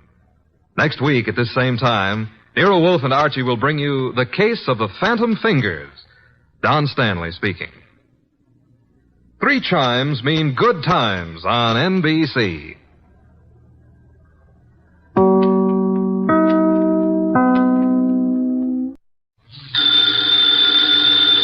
Ladies and gentlemen, the ringing of that phone bell means mystery, adventure. Nero Wolfe's office, Archie Goodwin speaking. What? You're expecting Mr. Wolfe at your place in 3 hours? Your place is where? Yes. Well, I'm expecting Hedy Lamarr in 15 minutes. Yeah, but, mister, we're both out of luck. Archie, what are you babbling about? There's a character on the phone who's laboring under the naive delusion that you're about to make a trip upstate. His name? Finley, he said. In that case, he's quite correct. Yeah, he's quite yes, Mr. Finley. Mr. Wolfe will be there. Yeah, goodbye. I shall need some beer, Archie. The bottle opener's in the right-hand drawer. Thank you. What one of us needs is a psychiatrist. You're voluntarily leaving your happy home, exposing yourself to the elements, entrusting your only life to a savage automobile? I am. Oh. Somebody's offered you the United States Treasury, huh? Mr. Finley happens to grow orchids. Among them, he has developed a plant possessing spurred labilli. I have an opportunity to purchase a couple of the plants, therefore... I don't believe it. But, Archie, according to the reports I have received, he has produced a strain of black cypripedium. Oh, well, in that case... But, Mr. Wolfe, while it's true that black may be the color of your true love's hair, it is also true that black is the color of funerals.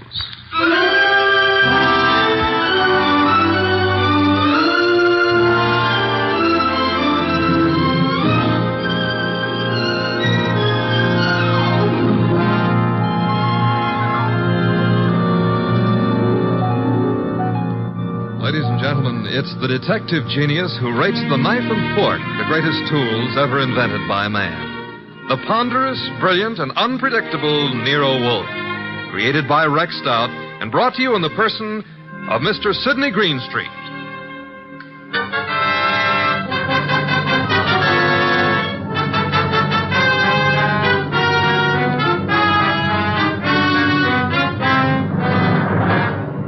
The beginning of the case of the Phantom Fingers actually had nothing to do with black orchids.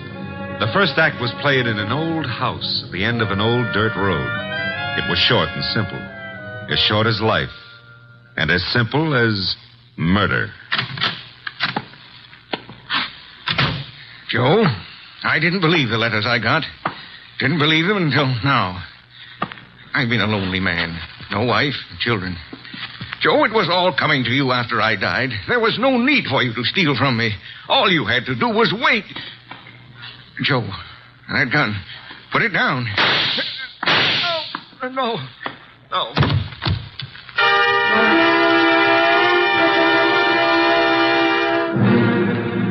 Archie. Yes, Mr. Wolfe. How much longer? Oh, an hour, maybe. Why? I'm a fool. Yeah, well, payday's tomorrow. I refuse to agree with you. Besides, the trip's been fine so far, huh? So there's snow on the road, but, Phooey. Well, it's nice snow. Pretty soon it'll be spring, and in the spring... If you mention old Tidmas once more, I shall strangle you. No, it's against the law. But you know, that snow melts much faster, the trees won't look so pretty. Trees, are they really necessary? Uh-huh. People cut them down and make paper out of them. And they take the paper and make dollar bills. Mr. Wolfe, we're surrounded by future thieves. I prefer the finished product. What on earth is that? Sounds like a river. Indeed. Except there aren't any rivers around here. Hey! Yeah? Up ahead. What? Huh? It's a river. Only it isn't a river. It's wet. It's wet and it's got waves on it.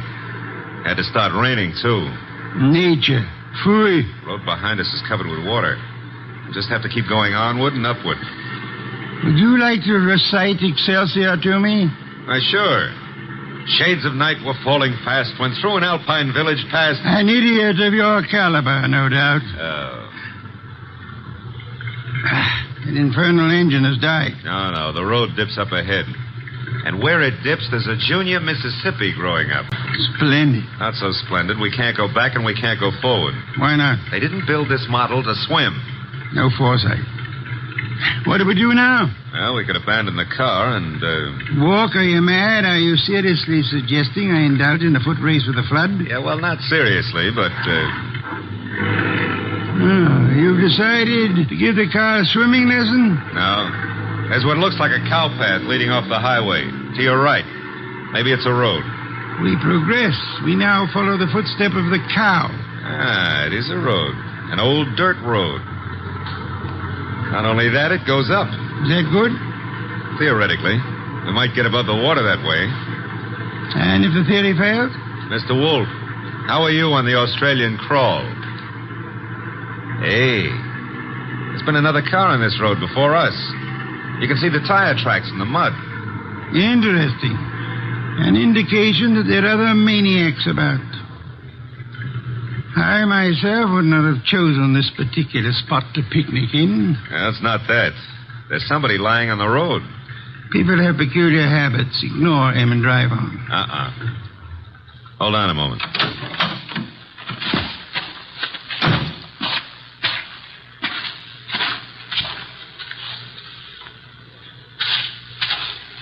Mr. Wolfe, you better come out here. My madness has its limits. The answer is no. Serious, Archie? Very serious. Oh, very well.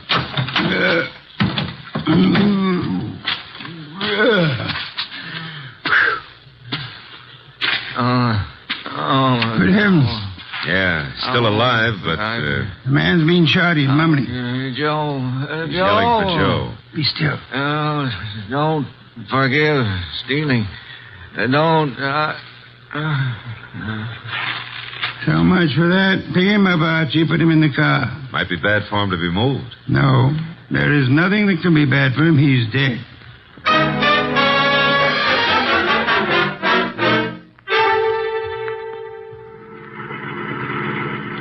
Is this blasted road leading anywhere, Archie? Well, seems to be a clearing up ahead. Maybe... Hey, it's a house. Splendid. I'm not so sure. It's perched up on top of a cliff, surrounded on three sides by nothing. On the side facing us, there's a deep ravine and a small wooden bridge. An island in the air. Yeah. High enough to keep above water, maybe, but... Now, that bridge doesn't look too good. Rain may have weakened it. I have no choice, Archie. I have no intention of being drowned in these barbaric surroundings. The bridge, Archie. Okay, hold on. No, the thing's collapsing under us. Now, momentum, sir. Well, if it doesn't, 37 blondes are going to be wearing black. Correction, 38. I forgot the one in Gimbel's bargain basement. Hey, we made it. The bridge will never be the same, though. There's a car ahead of us in front of the house. The car from which our dead friend, was thrown. Only one set of car tracks in the mud along the road, and here... And all we have to do is walk in, ask for the owner of the house, and... Possibly, and possibly not. Archie, go through the corpse's pockets. Oh, that's not cricket. Yeah, all right. I'm going through. There's not much on it. Handkerchief, silver, driver's license. The name was James Miller. Address Garner Lane. Walden. Now, I've got an idea this is Garner Lane, Mr. Wolfe? In which case, someone named Joe was looking after the house for him, committed theft, and murdered Miller. Miller's body was then dumped on the road in the hopes that the floods would wash the body away. No one at the house seems to have noticed our arrival. No. Well, let's go in and ask for Joe, huh? Very well.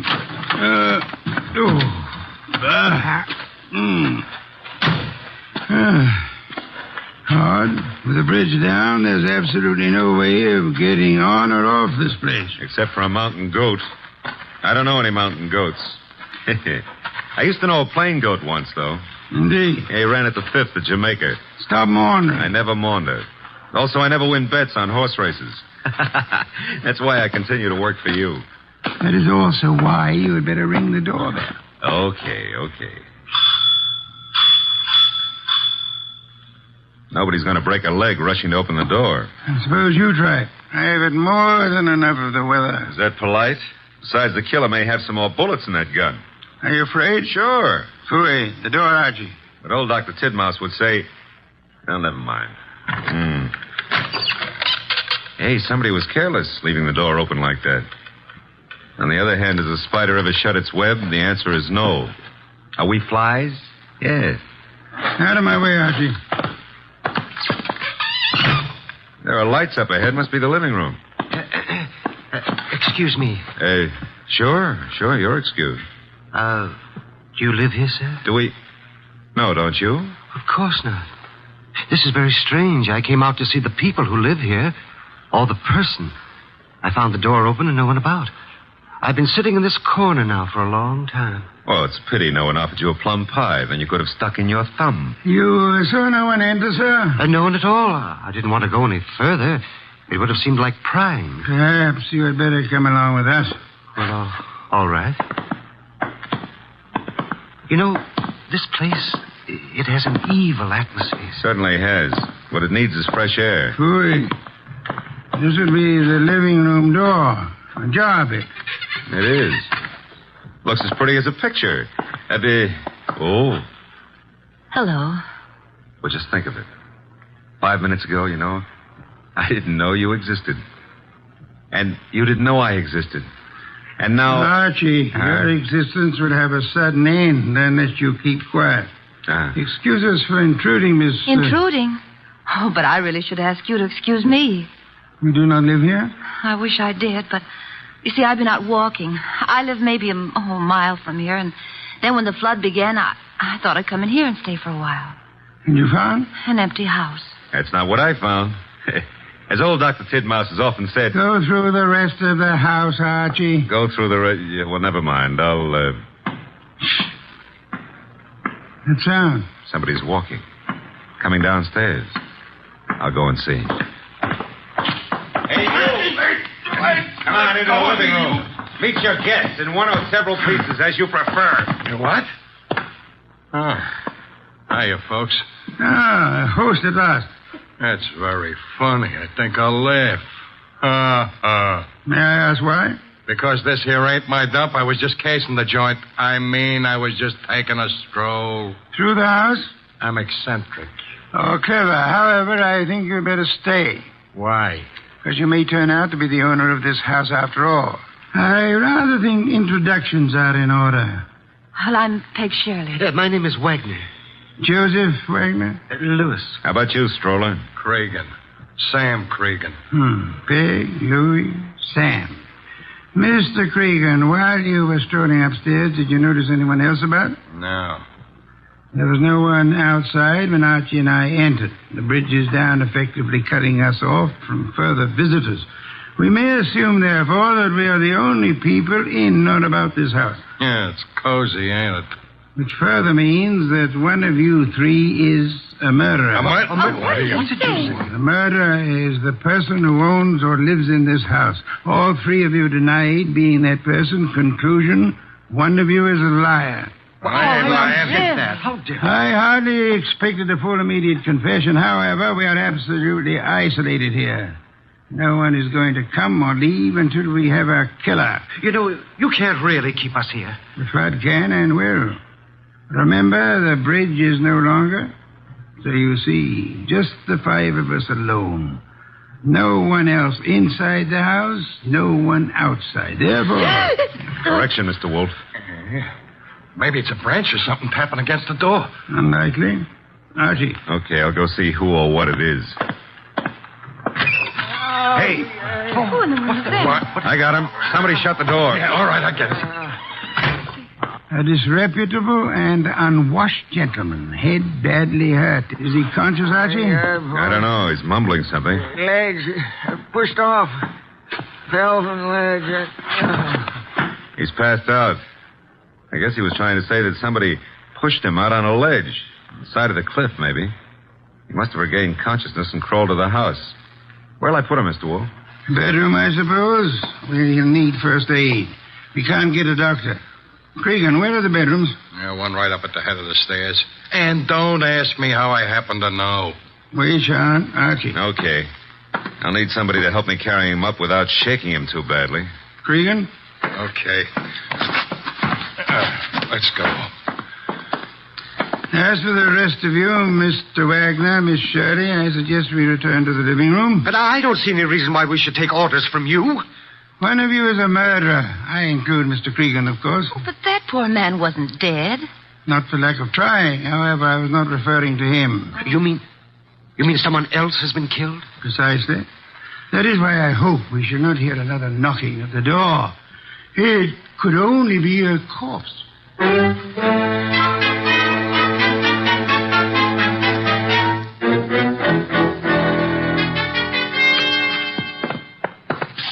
Archie. And Cregan. Yeah. The injured man? Still out. Probably got a concussion.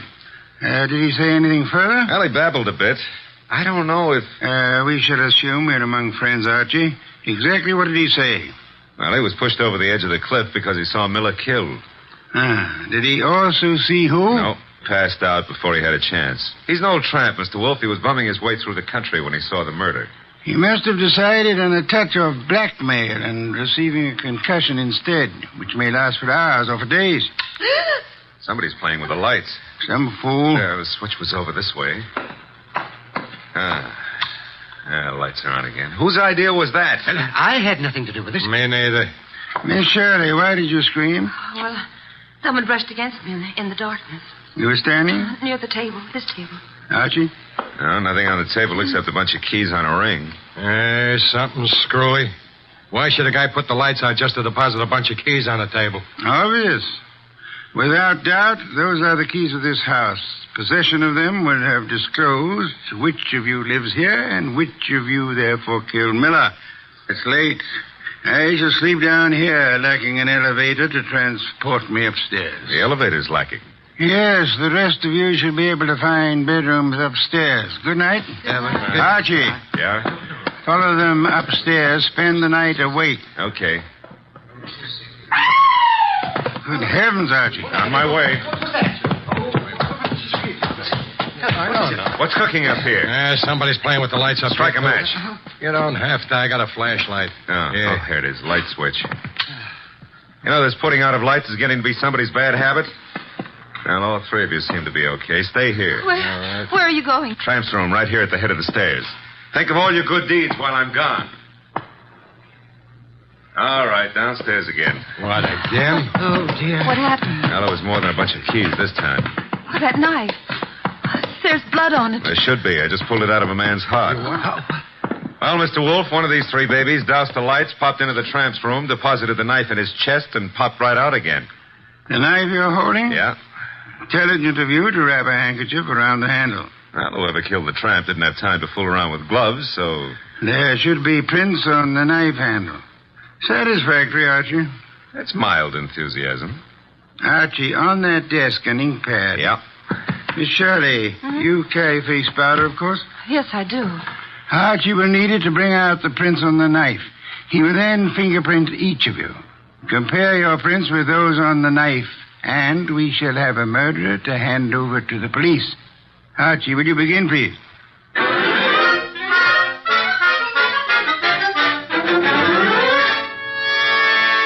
Here they are, Mr. Wolfe. 3 cards labeled with Miss Shirley's name, Cregan's, and Wagner's. Their respective prints are on each card. Good. I have the knife here. Several quite distinct prints on it. It should be child's play to, Archie. Yeah? Take your own prints and mine. What? Do as I say quickly. Yes, sir. All right, give me your thumb. Thank you. That's it. Now mine. Thank me. There's something wrong. Something wrong and deadly loose in this house tonight. Well, there's a card with your prints and mine. Thank you. Now you got 5 cards altogether. So I have. Archie. What now? Take the ink pad and a fresh card with you. Where am I going with them? Upstairs? But, Mr. Wolfe, there's nobody upstairs except the corpse. Precisely. It is his prints I want.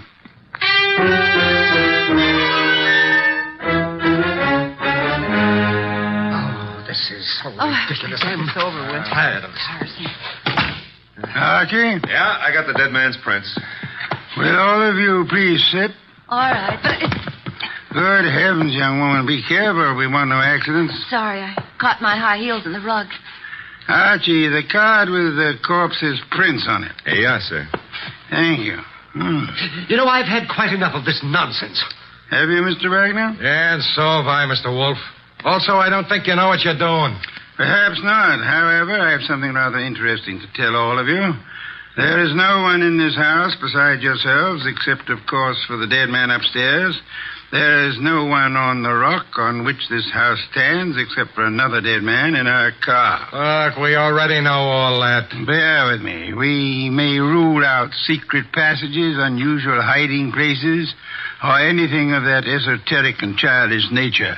We may also rest assured that no one has come to or left this house or rock within the last few hours. Well, that means we're kind of hermetically sealed here, huh? Meaning also that whoever was here when the tramp was killed is still here. Still here in this room. Correct, Archie. Now then, I have checked the dead tramp's prints against those on the knife. Theoretically, suicide was possible. However, the prints do not match. That guy was in no condition to kill himself anyway. True. And I checked Archie's prints and mine against those on the knife. No similarity. Oh, but no one suspected either of you. Thank you, but I had to be thorough. That left only the 3 of you. I compared your cards and the prints on them with the prints on the handle of the knife. And? I want you to remember one thing very clearly. We are the only living people in this house or on this rock of land. No tricks are possible and may be ruled out. All right, so what? This. The prints on the handle of the knife that pierced the heart of the man upstairs Do not match his prints or the prints of anyone in this room. Mine wouldn't match. Would you mind saying that again? He doesn't have to. And those cards, Mr. Wolfe, has the prints of everybody here. And yet none of them match the prints on the knife handle. But, well, in that case, who or what killed him? There must be someone else in the house. I give you my word, there is not. Hey, you thinking about ghosts or something? Ghosts never leave fingerprints. I've got to get away. I can't stand this. Me too. Come on, lady. But I'll come along with you if you don't mind. Mr. Wolfe. Let them go. The bridge is down. They can't get far. Okay. But I don't get it. Get what? Well, the fingerprint business. And who killed Miller plus the tramp? The identity of the killer, Archie, is quite obvious. It is? To who? To whom? Who's whom? That's a joke. Yeah, I'm stalling for self-respect. You know? Of course I do. I have no conclusive proof, however. I had hoped the fingerprints would be of assistance there, but they proved to be phantoms. I'm still smarting about the other thing. You know, it's at times like this that I almost agree with you about my intelligence. Lack of intelligence? Yeah, well, don't rub it in. Don't rub it in. Just go ahead. Yeah, well, maybe you better rub it in. From now on, you may refer to my brain in the negative. In the negative? Bless you, Archie. What I've just done, I don't know, but can I have a raise? No. I'll take it back. You can't. Get the others in at once. Mr. Wolfe, you now have the appearance of Mr. Wolfe being surrounded by several dozen bottles of beer. What have I done? You've explained the fingerprints, Archie. Hurry.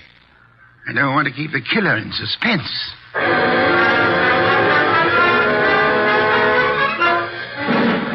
I don't care. No, I'm very nervous. I don't like this. Archie. They're all here.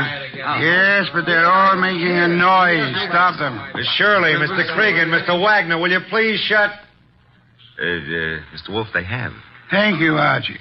Now then, I have known for some little time which of you killed the tramp and Miller. I lack proof, however. And you have it now? I will admit for a while I was flummoxed by the negative evidence of the fingerprints. They seem to indicate that the tramp was murdered by a phantom. However, the word negative itself has solved the minor problem. Minor to who? To whom? Never mind. Shh. Archie, what is the salient feature of a film negative? Well, I suppose it's the fact that the darks are light and the lights are dark, huh? Precisely. A reversal, then, of the actual appearances. Now, are there any similarities between filmed images and fingerprints? Oh, in a way. You could call the whorls and hollows that determine the individual characteristics of a fingerprint the lights and darks, huh? You could. I shall. Miss Shirley, would you help in an experiment? Well, of course. Thank you. Archie, I want you to take Miss Shirley's fingerprints once again. Okay. Pad and card. Here you are, Miss Shirley. All right. Archie, quick. Huh? Grab her arm. I got it. Usually I don't have to be coached, but... Let go of me. What are you trying to do? Miss Shirley, you already had pressed your fingers on the ink pad once. Why were you about to do it a second time? Well, I just wanted to make a better impression. Hurry. Archie, wipe some of the ink off her fingers. Oh, but then it won't be any good. It'll be very good, Archie. I've done it. And take the print. No, let go of me. Maybe. I never hurt women if I can help it, but right now I won't be able to help it. Mr. Wolfe wants your prints all over again, so down on the nice white card. No. There, thanks. Will you let me have that card now, Archie? Sure. In the meanwhile, hold on to Miss Shirley. A pleasure. Indeed? Would you continue to think so, Archie, if I told you that Miss Shirley's first name is not Peg, but happens to be Josephine, for which the diminutive is Joe?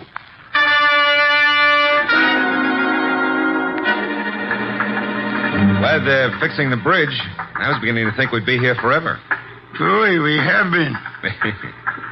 You know, if those black orchids have been holding their breath waiting for you, they're going to be red in the face. Hey, new breed, red orchids, huh? Archie, must you talk? Well, it's fun. Also, you've been holding out on me about the case. I surrender. Okay. You know, when we compared the new prints of Josephine with those on the knife, you could have knocked me over with a sash weight. They were identical. Naturally.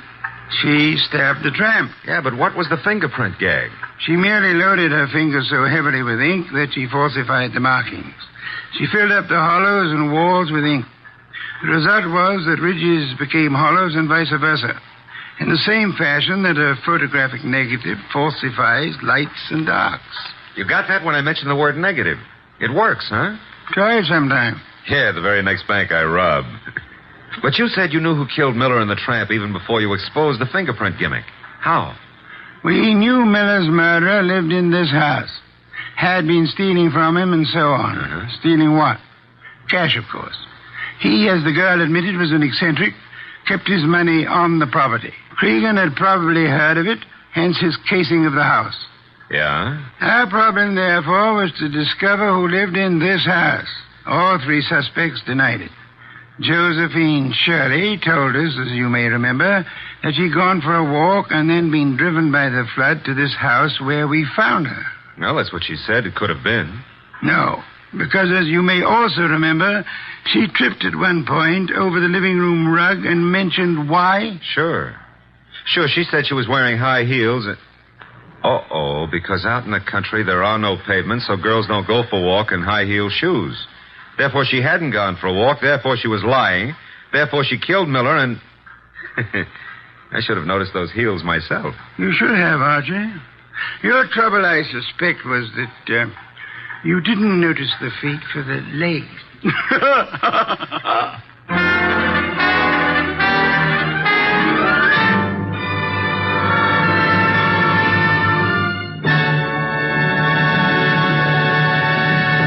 You have been listening to The New Adventures of Nero Wolfe, starring Sidney Greenstreet.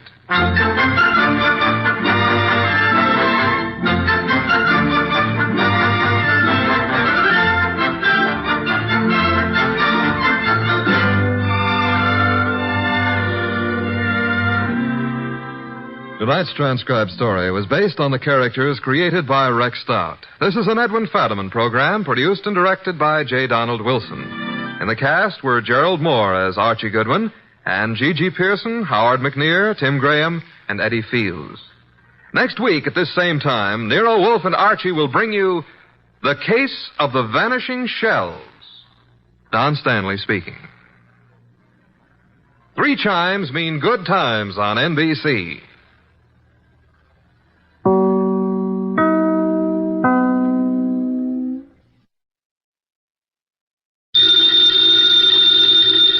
Ladies and gentlemen, the ringing of that phone bell means mystery, adventure.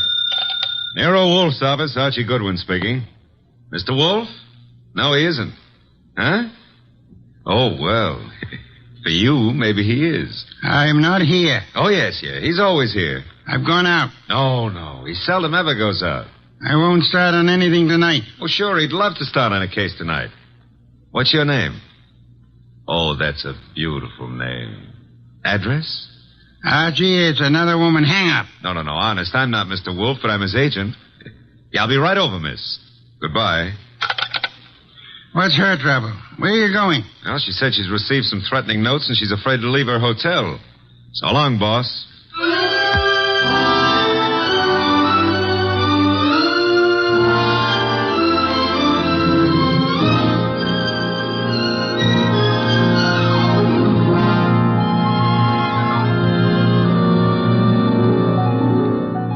Ladies and gentlemen, it's that genius who is the bulkiest, balkiest, most ponderous, and most brilliant detective in the world. Yes, none other than that chair-borne mass of unpredictable intellect, Nero Wolfe. Created by Rex Stout and brought to you in a new series of adventures over this NBC network in the person of Mr. Sidney Greenstreet.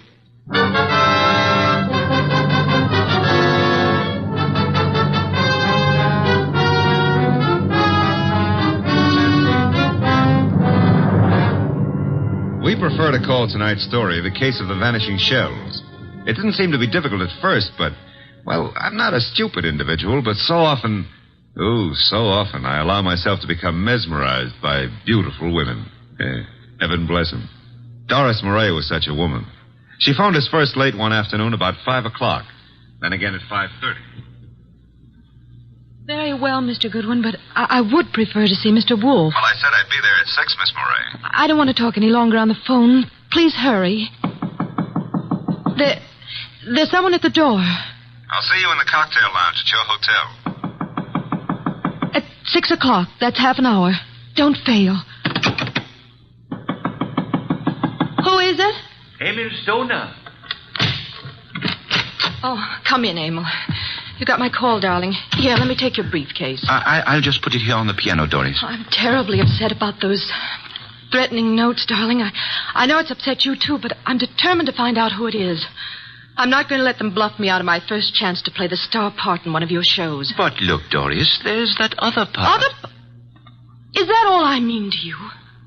Well, what can they divulge that'll harm us? What? Several things. And I can't afford... I mean at this time... You're frightened, Emil. Doris, I'm going to give the star part to Paula. Paula! You've been divorced for 4 years. Why? Because I feel she can play it better. Is that what you're going to say? Well, I can act rings around her. Now, look, Doris. I know it's a big disappointment to you, but that's the way it is. Get out. Get out. Go on across the hall to Paula. Give her the part. Louse up your show. She and that playwright of hers. Get out, Emil. But, Doris... You frightened little... Get out!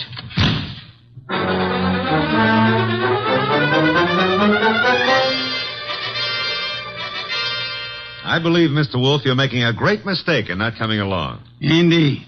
I'm sure that what attracts you could not possibly be of interest to me. The gal needs help. Money is money. Girls, money, phooey. Yeah, well, we could have dinner out for a change. They have one of the finest chefs in town at that hotel. You're most impolite. I'm trying to read this book. Poetry.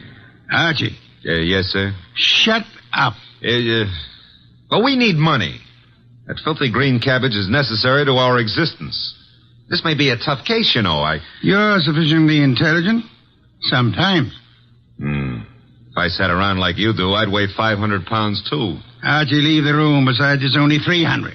What a way to run a business. Orchids, beer, books. Don't keep the charming client waiting. Okay, I'm going. And always remember there is a telephone.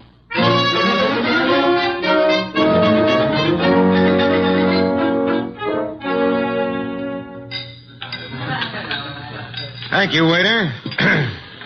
Oh, good evening, Miss Moray. I'm Archie Goodwin. Well, I didn't expect... please sit down. Well, I think I should explain the absence of Nero Wolfe. There's so much of him that it's not too convenient to transport it about. I do all the outside work. And I'm sure you do it well. Mr... Well, you know, some women call me Goodwin and some call me Mr. Goodwin, and, Yes? The unattached call me Archie. Hello, Archie. Oh, splendid. I'm glad to hear it.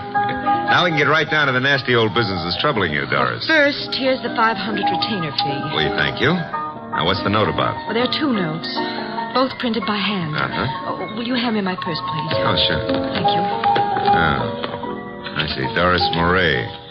If you fail to withdraw from the cast of Stoner's next production by start of rehearsals Monday, both you and Stoner will have a blasted reputation and perhaps other injuries from which you will be unable to recover. The other one is like it, only more vehement.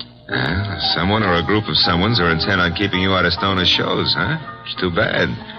His next one is said to be a sure smash hit and a star-making part for the leading woman. Yes, Emil Stoner wants me to play it.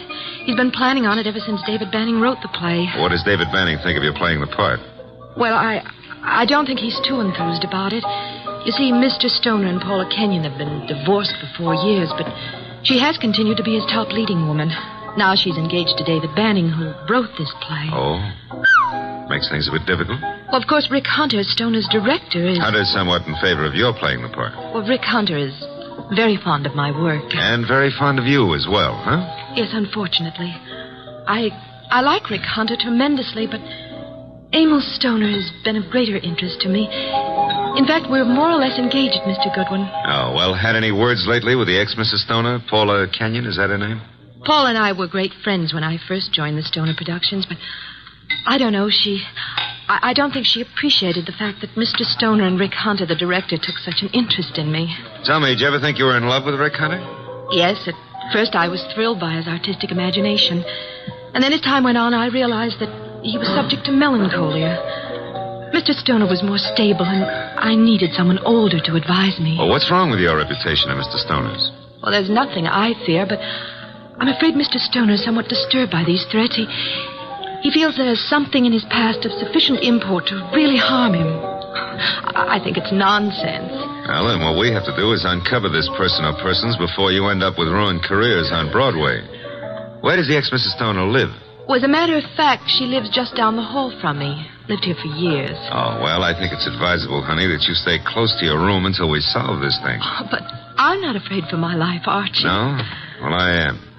I'll see you into your room, Doris. Oh, now, please, Mr. Goodwin, if you...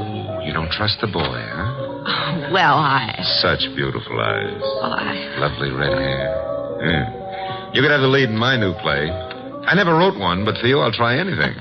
Come along. Here's your bag. Well, hello, Doris. Oh, hello, Rick.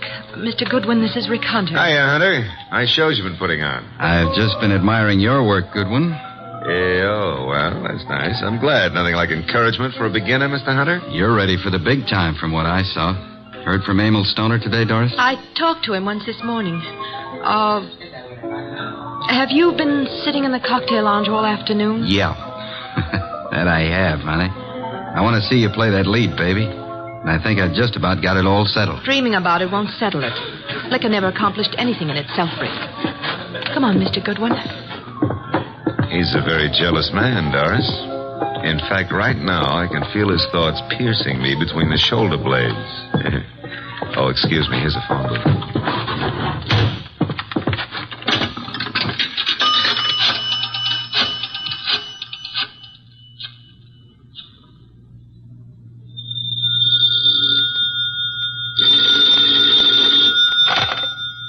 Yes, Archie? How do you know it's Archie? I felt the time was exactly right for you to call. I wish you felt it was time to earn some money. Is this a worthwhile case? Well, she's a beautiful redhead, and, That, of course, makes it very worthwhile. Yeah, well, I got 500 as a retainer. For your pittance and probably all you'll ever get. What do you mean by that? She's probably guilty. Now, look, boss, she's the victim. Received notes threatening her reputation and her health if she plays the star part in Emil Stoner's new production. Also, they threatened Emil Stoner likewise. The playwright, Dave Banning, is engaged to Paula Kenyon. Incidentally, she lives here at the hotel, too, just down the hall from Doris. I remember her. And the playwright wants Paula Kenyon to play the part. Well, Archie, you have only the beginning. It is probably too late to prevent whatever is going to happen. Like what, for instance? Have you found a body yet? Call me after you find the body. What body? There's no body. But there will be, Archie. There's always a body where you're concerned. Either a body beautiful or a dead one. Right?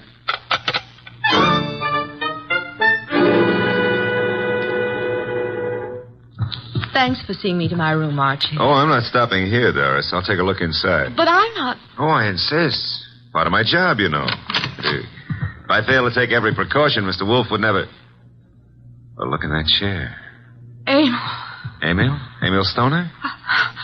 Oh, 3 red dots on his shirt front. Doris, hold on. I'm all right. Yes, I'm all right. All right, sit down. That's it. Now, let's see. The body's still warm. What's this crumpled in his left hand? A horoscope. Between the fingers of his right hand, an unlit cigarette. Monogram PK. Paula Kenyon. This horoscope is from March. Something he picked up from your desk here? I don't believe in astrology. Where'd he get this cigarette with Paula Kenyon's monogram? Poor Emil. Poor Emil. I didn't believe anyone would really harm us. Why was I so stubborn? When did you see him last? Please, shouldn't we do something? Call the police? No, not yet. When did you see him? Why, I saw him this morning. I'm so shocked I can hardly think clearly. Doris. Yes? There's a briefcase here on the piano with a newspaper on top of it. What?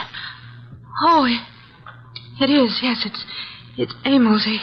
He must have left it here this morning. That's strange. Emil Stoner was bald, but... But what? Well, I'm sure he's a man who always wore a hat, but I see no hat. He must have come up the elevator as I went down to meet you. Who would know he'd come up here? Your director, Rick Hunter, he said he'd been in the bar all afternoon. What else was it he said? Thought he had everything just about settled. Oh, no, Rick couldn't. He just... Oh, Mr. Goodwin, I couldn't believe that. I can believe anything about anybody. I learned that the hard way. In my book, everybody's guilty until proved otherwise. Even you, baby. What? Even you. Yeah. A Herald Tribune newspaper. Are you sure you haven't seen him since this morning, Doris? What are you doing? Absolutely nothing. Someone came in here and shot him. Call the police. I insist. Maybe What? I did leave my door unlocked. Why did I do that? Well, they couldn't have opened the door otherwise, could he? No. Give me the check room, please. Oh, hello. Do you know Mr. Emil Stoner, the producer? You do? Well, tell me, did he check his hat with you this afternoon or this evening? He didn't, huh? All right, thanks. He must have carried it up here to this floor. Doris, do you have a gun? I own a gun. A small .25 automatic. But it's not here. Where is it? I had the handle repaired and it's been in my dressing room for a week or two. I hate to do this, Doris, but I'm going to move the body away from the back of that chair. There. Yeah, 3 wounds. 1 bullet went through the upper part of the chest, out the middle of the back. I'd say right through the heart. By the angle of the wound, he was shot while sitting down. Please, Mr. Goodwin, must we stay here? I want to give this room a thorough going over. We'll go down to the lobby. I want to use that phone booth again. And Doris, I hope... I know what you're going to say. You'll hope that gun of mine... is still in your dressing room at the theater.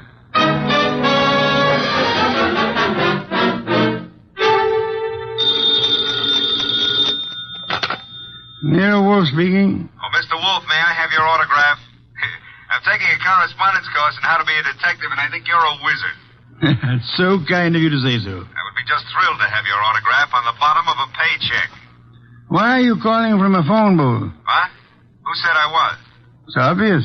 There's no room tone reverberation. Well, you shouldn't have to ask. You know everything before it happens. You found the body then. Happened just before you got there. Oh, now, look, I took the girl up to her room to be sure it was safe for her to go in, and... Okay. And there, sitting in a big leather chair, was Emil Stoner. Shot 3 times with a small caliber gun, dead about an hour. 1 shot went through the body from the upper part of the chest to the middle of the back. Therefore, he was shot while sitting down. The killer was standing, huh? I'm listening. Oh. Well, his left hand was clutching a horoscope folder, and between the index and second finger of the right hand was an unlit cigarette with a monogram on it, PK. Emil Stoner is bald, but there was no hat in the room. However, on the piano was his briefcase, and on top of it, a 4:00 afternoon edition of the Herald Tribune. Better look in the briefcase, Archie. No weapon? No weapon. But Doris Murray says she owns a .25 caliber automatic, and it's in her dressing room at the theater. Also, she claims she hadn't seen Stoner since this morning. You found no empty shells about the floor? None. What did you do with the bullet? What bullet? The one which passed through his chest and lodged in the back of the leather chair. Are you there? Boss, I'm a very stupid fella. Stop bragging. The bullet. Boss, there ain't no hole in the back of that chair. I just realized it. Maybe he was standing up. Then the killer must have been on stilts. Archie, let us pretend, only pretend, that you're very observant. Now proceed to Paula Kenyon's apartment, just down the hall, you said, and see what she knows without divulging the fact that Stoner is dead, and look sharp. My gears must be slipping. Archie, do you know what great event will be celebrated tomorrow? Yeah, my birthday. What'd you get me? Cuthbert's correspondence detective course in 4 easy lessons. Bye.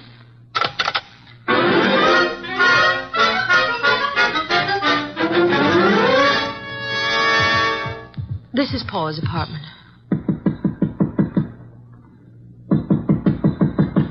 No answer. Let's see if it's open. Oh, there's no one inside. Come on in.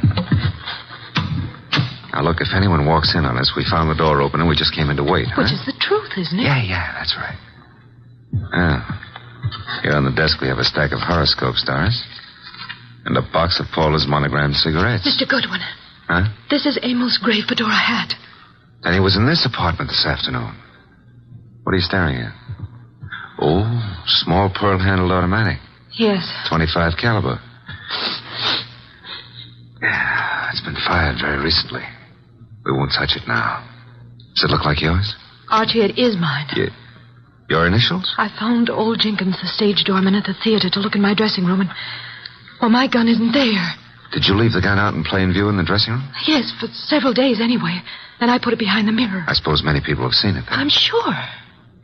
I hope, Doris, that your fingerprints are not the only ones on that gun. If they use my gun to shoot him in my apartment, why would they bring the gun back here and leave it in plain Well, sight? maybe they didn't do it just that way. No? His hat's here, the gun is here, and yet he's dead in your apartment.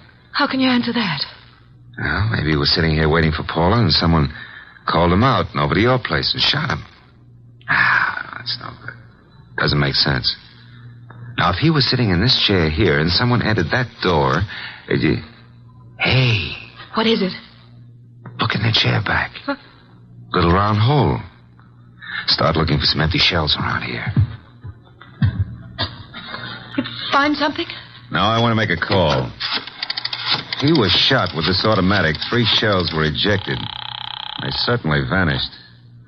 Nero Wolfe speaking. Archie, I'm at Paula Kenyon's. She's not here. Found his hat, a stack of horoscopes on the desk, box of monogrammed cigarettes, a .25 automatic which belongs to Miss Moray, recently fired, but not an empty shell in sight. No blood, but a single small hole in the back of the chair near the desk. Doris Moray is with me. I will call Inspector Kramer now about the body and have ballistics check the bullets for the gun. And the bullet in the chair back? Did you find anything of particular importance in Emil Stoner's briefcase? Yes, I found... Never mind. Bring the girl here at once. Okay, boss. Say, don't you think I'd better wait for Paula Kenyon? Uh-oh, here she is. Bye. Bring her along, too, if you can. Goodbye. Hello, Paula. Well, Doris, what are you doing here? I wasn't aware that I left the door unlocked. Seems to be contagious this evening. I left mine unlocked, too. Hello, Dave. Miss Kenyon, Mr. Goodwin. Hello, Doris. Hello. Archie, this is Dave Banning, the playwright. How are you, Mr. Banning? How do you do? I've heard all about your new play, and I wanted to meet you. Doris thought you might be over here, and the door was ajar, so we... Well... Just walked in. I hope you don't mind, Paula. Certainly not. I'm used to people just walking in. We were here a while ago, went down to the cocktail lounge for a while. When does the play open, or have you cast it yet? Mr. Stoner handles that part of it. Are you a prospective investor, Goodwin? Oh, I've had a number of flings in the business. Matter of fact, I expect to see Mr. Stoner tonight. You do? Tonight? Here? I don't understand. What's this fencing all about? Doris, you're not just visiting me. We've hardly spoken for... Oh. Is that your gun, Miss Kenyon? It's yours, Doris. Yes, that's right, Paula. It was in my dressing room. When did you see Mr. Stoner last? But I haven't seen him today. I had lunch with him. Why? What hat did he wear at lunchtime, Mr. Banning? Why, the gray fedora. How did it get here? That's Emil's. What is this? What are you two doing here? Where is Emil? Come on, cut out the melodramatics. Mr. Stoner is dead. He's what? Paula. And without any further explanation, I shall have to ask you to accompany me downtown. Police? If you will, please.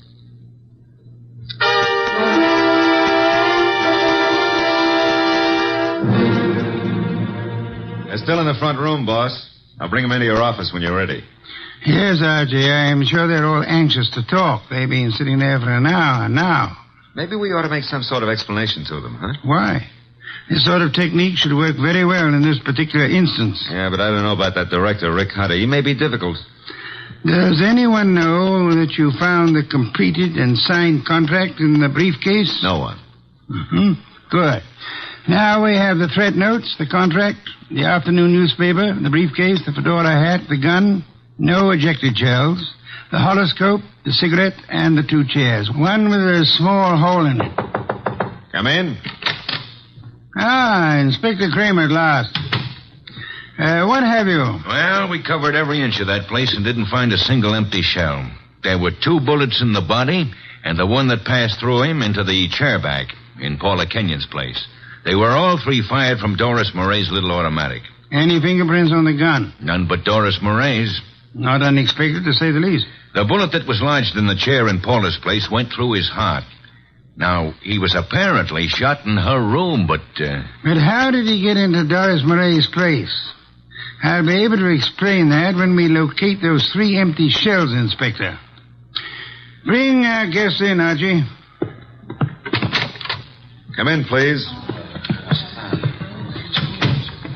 Ladies and gentlemen, Mr. Nero Wolfe.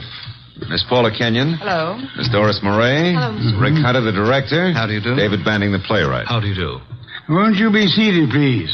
May I present Inspector Kramer of Homicide? How do you do, Inspector? Mr. Wolfe has asked you here to give such details as you recall, which might be of assistance to him in the solution of the murder of Emil Stoner. Mr. Hunter, as the director, whom did you favor as the star of your next production? Why, Doris Murray. You have been deeply interested in Miss Murray? Hasn't done me much good. But you do love her? I do. And you are deeply interested in the progress of her career? I am, most assuredly. Did you know that Mr. Stoner had made out and signed a contract for a certain woman to play the lead in the new show? No. You knew that Doris Murray had a gun in her dressing room? Yes. You were in the hotel cocktail lounge all afternoon until you met Doris and Mr. Goodwin? Yes. And you could have seen Emil Stoner into the lobby and go to the elevator? I could. Could you prove that you never left the cocktail lounge until you met Doris and Archie? Maybe not.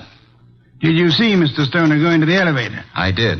Mr. Banning, you wrote the new play. Were you in favor of Miss Murray playing the part? Why, no. I felt Paula Kenyon was better suited for it. You and Miss Kenyon are engaged to be married? Yes. Anything happened to Mr. Stoner, you as next in line could assign the role as you saw fit? That's correct. Did you know that Mr. Stoner had made a final decision on the part? I did not. He didn't tell you anything about it at lunch today? No, I made a strong plea for Paula. You know about the gun in Miss Murray's dressing room? Everyone did, apparently. Very well.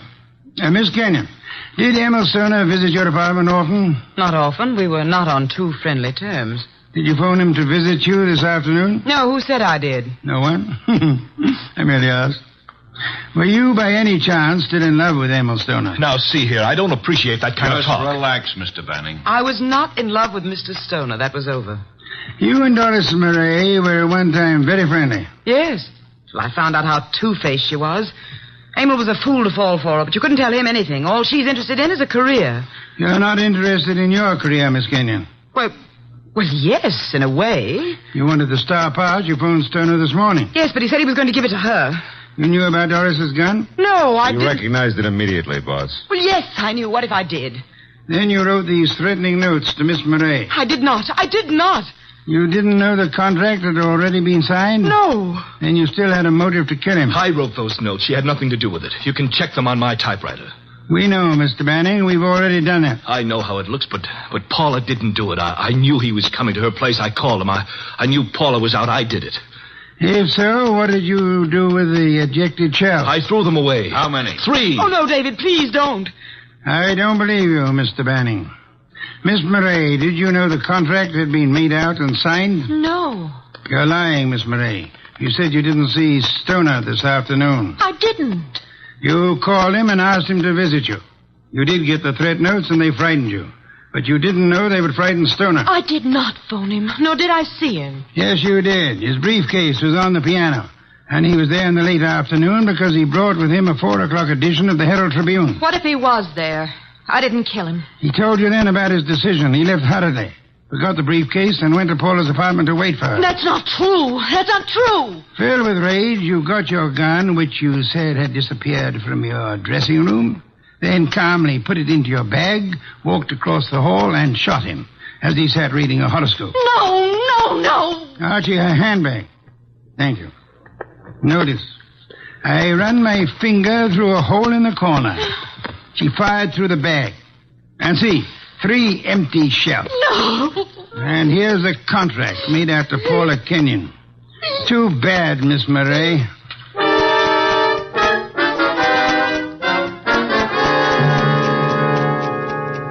Well, that's a good day's work, boss. Some beer, Archie. Right. Say, tell me, how did Stoner, if he was shot in Paula's room, get back to Doris's room? She couldn't carry him.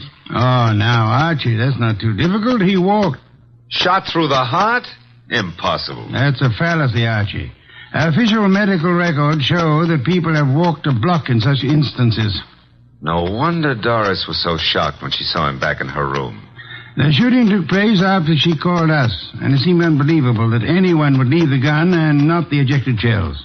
Ergo, the gun must have been concealed when fired. Yeah. Paula would have no reason to do that, because she was in her own apartment. And these men are not the type who would have fired through their coats. And Doris, before she started down the hall, would naturally conceal the gun, huh? In her handbag. Where else? Boss, midnight. It's another day. I'm a year older. Yes. Cuthbert's correspondence detective course in 4 easy lessons. Happy birthday, Archie.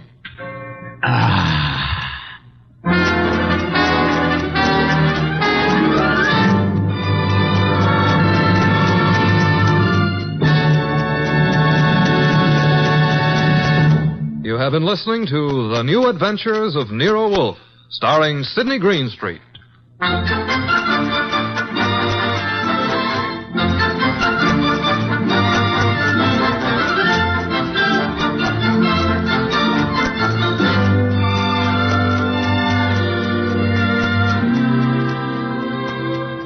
Tonight's transcribed story was based on the characters created by Rex Stout.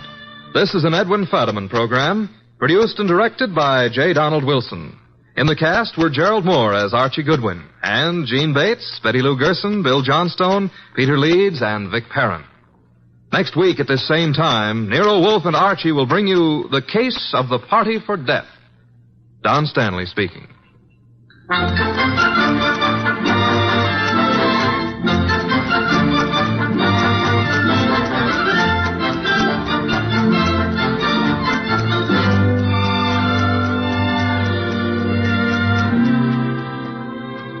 Three chimes mean good times on NBC.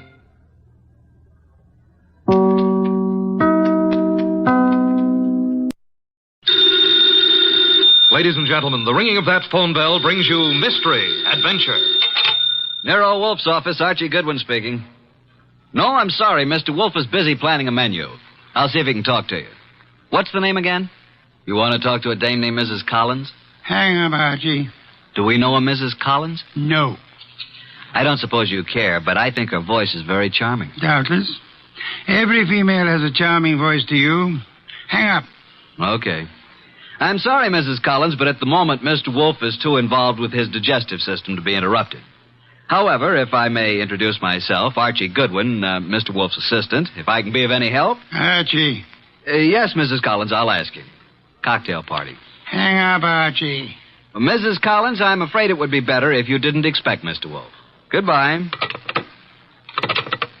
Cocktails. Phooey. Absurd. Perfectly absurd. She says you promised to come to her cocktail party, and why aren't you there? Because you are going to attend the cocktail party and the probable unpleasant ending.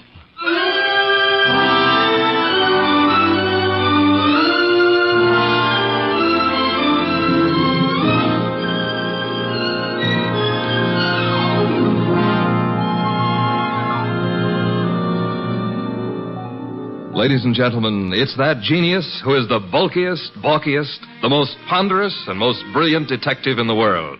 Yes, none other than that chair-borne mass of unpredictable intellect, Nero Wolfe, created by Rex Stout and brought to you in a new series of adventures over this NBC network in the person of Mr. Sidney Greenstreet.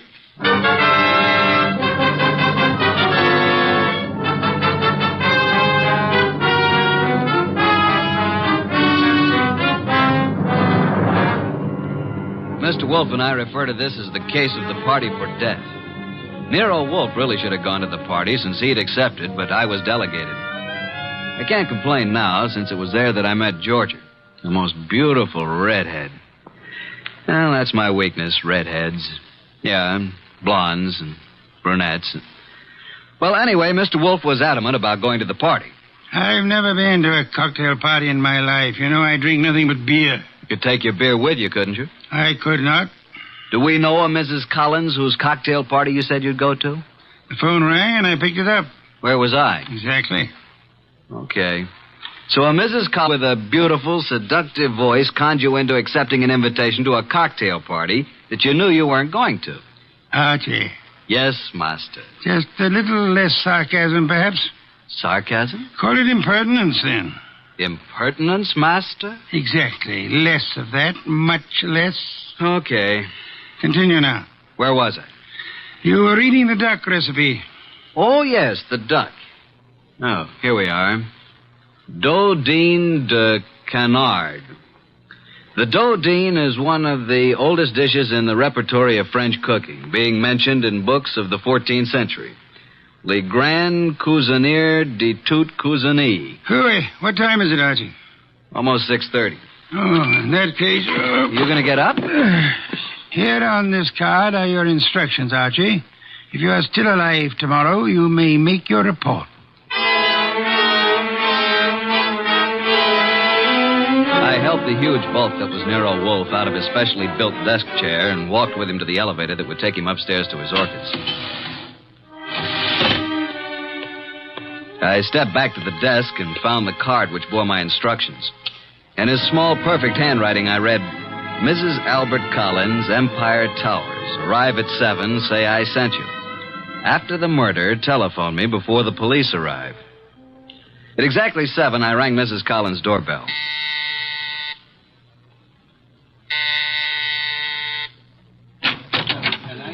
Mrs. Collins? I'm Mrs. Collins. I'm Archie Goodwin. We talked on the phone a little while ago. Oh, yes. Well, come in, Mr. Goodwin. Mr. Wolfe begs to be excused. At the last moment, he was unable to attend. Well, I'm glad you could come. You're not disappointed? No, I don't think so. I'm rather upset. I'm afraid, Mr. Goodwin, for my life. That's why I called Mr. Wolfe. Oh, just drop your hat and coat there, Mr. Goodwin. May I tell you something, Mrs. Collins? Well, of course, Mr. Goodwin. Archie will do. Archie? When I spoke to you on the phone, I thought I knew what you'd look like. And? You do. Well, is that good? It's not bad, Mrs. Collins. Janie will do. Janie will do. Archie, I think it would be best if I say you're an old beau of mine. From where? In Hollywood. When I went to Hollywood High School and you went to USC. Okay, but don't expect me to remember much about it. I'll be flattered if you remember anything about it. I want you to keep your eyes and ears open. Observe everything tonight. Well, now shall we join the party? Oh, Albert, this is Archie Goodwin. Archie, this is my husband, Albert. How do you do? Hello. And this is Joe Boyce, my husband's partner. How do you do? Boys? I've told you about Archie, Albert, but I guess you probably don't remember, do you? No, I don't. When I was in high school and he went to USC. Oh, yeah, sure. What'll you have, Goodwin? I'd like a plain lime and soda. Oh, now, really? A teetotaler now? Yes, I used to overdo it, remember? So you knew my wife in Hollywood? Quite a while ago, though. Uh-huh. Been here long? Oh, a while. Did you and my wife run into each other again just lately? Yeah. A few days ago? About. Joe Boyce here is my partner, chemical business. Makes this sort of an old home week, doesn't it, Joe? In a way, Al. I guess it does at that. Joe knew my wife back in those days, too. And they're still very friendly. Yes, indeed. You two have got something in common to talk about, haven't you, Goodwin? Mrs. Collins, you mean? We never knew each other very well. No? Okay, Goodwin, let it go. Why, look. Look what I found. A new man. Just what I need. I'm Georgia. Archie. Archie, dear, will you fix up my drink, please? Anything for a lady. Let's go to the bar. Eh, Archie? I'm determined, Joe. You're only the money, our only Jane. I might listen. Oh, Al, can't we talk about it later? I like talking about it now, Joe. You're going to be sorry about this, Al. I am already. But you'll have 20 years or so in prison just being sorry. I've got the papers you forged right here. You're hysterical, Al. Let's face it. The firm went broke, but I suffered too. So let's forget it. Yes, Joe, the firm went broke, but you didn't. And I don't think my wife did either. The two of you had everything figured for yourselves. Well, I'm turning the papers over to the DA tomorrow.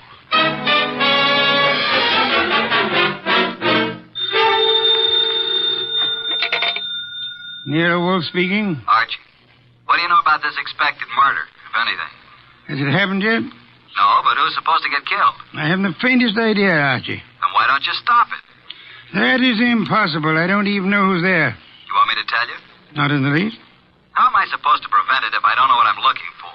You're not supposed to prevent it, Archie. I don't think you could. I don't think anybody could. You want to hear what I found out already? No? I'll tell you anyway. Collins thinks his wife and his partner Boyce have been stealing his dough, and he's threatening to send Boyce to the clink. Archie. Yeah? You're wasting our time. Go back to the party. There is nothing you can do to prevent the murder. But I want you to be there when it happens.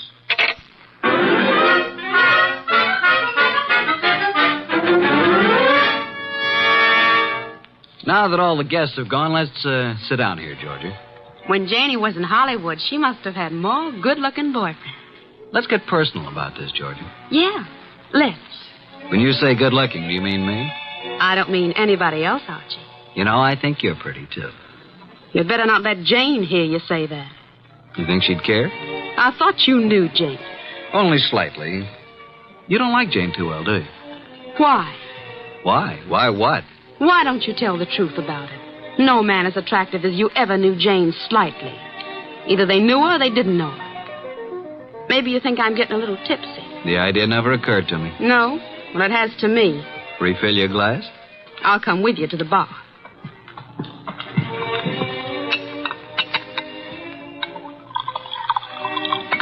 Well, here's your drink, Georgia. Oh, I find there's no ice left in the ice bucket. Janie? Hey, Janie, no ice. Oh, well, I'll get some. Here, give me the bucket. Mrs. Collins, Janie, I mean. Yes, Archie. May I use the phone in the bedroom again? Oh, of course. Will you excuse me for a minute, Georgia? I'm coming with you. Why don't you just stay here until Jane brings the ice? Well, why don't you go talk to Joe Boyce? I don't want to talk to Joe Boyce. I don't want to talk to Joe Boyce ever. Now, look, Georgia. I'm coming with you, Archie. Is that clear? Okay, come on. Here's where the phone is. I could have found it myself. You don't want me with you, do you? Just sit down here on the edge of the bed and listen, if that's what you want to do. Nero Wolfe speaking. Archie, boss. Well, Archie, what? Just a bit of a report. Go on. At this moment, I am sitting on the edge of one of two twin beds in the apartment of Mr. and Mrs. Albert Collins. Sitting next to me is a gorgeous redhead named Georgia. Georgia what, dear? Boyce. You mean you're the wife of Joe Boyce? Of course. Didn't you know? I am sitting next to the gorgeous redheaded wife of Albert Collins' partner, Joe Boyce. Archie, you annoy me. From what I just learned, I can see there's another friction going on. You mean Georgia and Jane? Yep, fireworks between them. This one no like other one. Have you anything more to say? When I called, I was going to ask if there's any reason why I shouldn't come home now. I wrote your instructions for you, Archie. After the murder, call you. Yeah, that's perfectly clear, isn't it? But what if there isn't any? Don't call me. Simple, isn't it? Hello. He hung up. Archie. What? That was a strange conversation. Do you want me to explain it to you, honey? What was that business about murder? Shall we join the party? Murder. Archie, wouldn't you be surprised if there was one? Yeah? Who's going to do what and to whom? I don't know. Maybe I will. Elucidate, honey. Do you intend to figure as the killer or the corpse? I don't intend to figure as anything. But you never know. Archie, do you think Jane Collins is better looking than me? Nope. Honestly? Honestly. Then what's the matter with me? Nothing. Nothing at all. Oh, yes, there is. Look, do you want to kiss me? Well, I'll tell you. When I graduated from Sunday school, I took a vow. That's what I mean. But if I were Jane, you'd want to kiss me, wouldn't you? No, frankly, no. Why not? Well, when I graduated from Sunday school, Okay, Archie. Let's go back. You boys have such happy faces. Where's Jane? In the kitchen getting some ice. Where have you been? With Archie. Is he an old school chum of yours, too? Do you care, Joe? No. Mr. Boyce. What? How much do you weigh? 187. Why? Then I'll be giving you 5 pounds. Shall we step outside? This I have got to see. Shut up. Mr. Goodwin, you seem angry. Just terribly, terribly hurt. Would it do any good if I apologized? Today I'm a little upset. If I said anything to offend you, I do apologize. Now, if you still want me to give you a boxing lesson, I'm at your service. Let's forget it. I'm sorry, too. Jane Collins came in from the kitchen with a bucket of ice cubes, a tray of fresh glasses, and the strapless gown she'd been wearing. There. I never thought I'd make it. Now I'm going to mix my own drink, and you can take care of yourselves. Ice first. Huh? Whiskey. And soda. It's a simple recipe, isn't it, Archie? All it needs is the ingredients. I drink to the ingredients. Nice. Janie, darling. What, dear? Would you mind very much if I took Archie away from you? Haven't you done that already, dear? To listen to those girls, you'd think, wouldn't you, Goodwin? Me, I never think. What do you do, Archie? I concentrate. On what? On not thinking. I did some serious concentrating on not thinking about Nero Wolfe or about the conflict of the partners, Albert Collins and Joe Boyce, about the jealousies of Jane and Georgia. The next 5 minutes hardly seemed an hour. Jane and Boyce murmured to each other. Collins drank gently but firmly. Why can't you be honest, Archie? What's the matter with me? What, Georgia?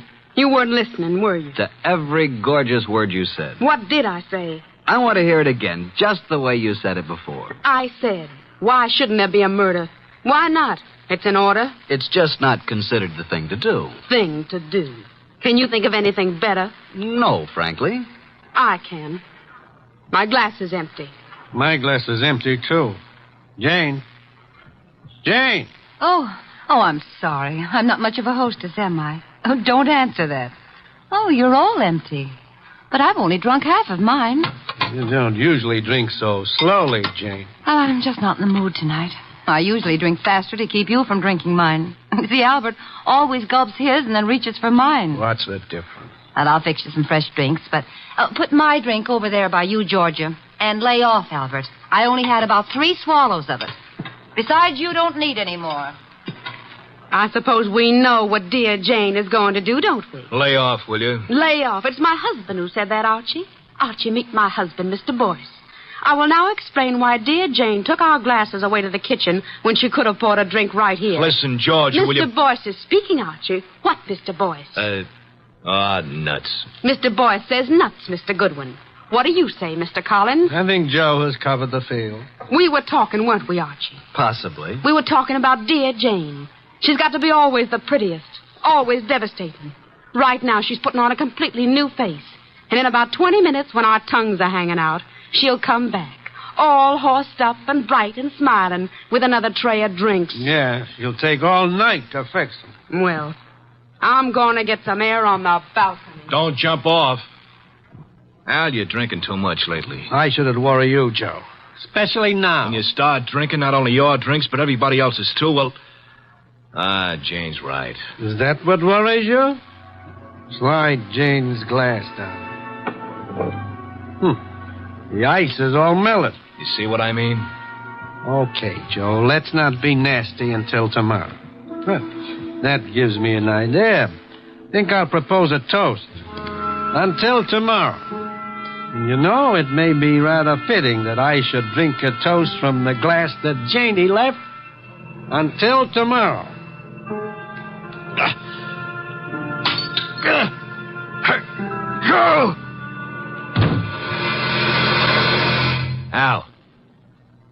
Al? Jane? Janey! Albert! Oh, Albert.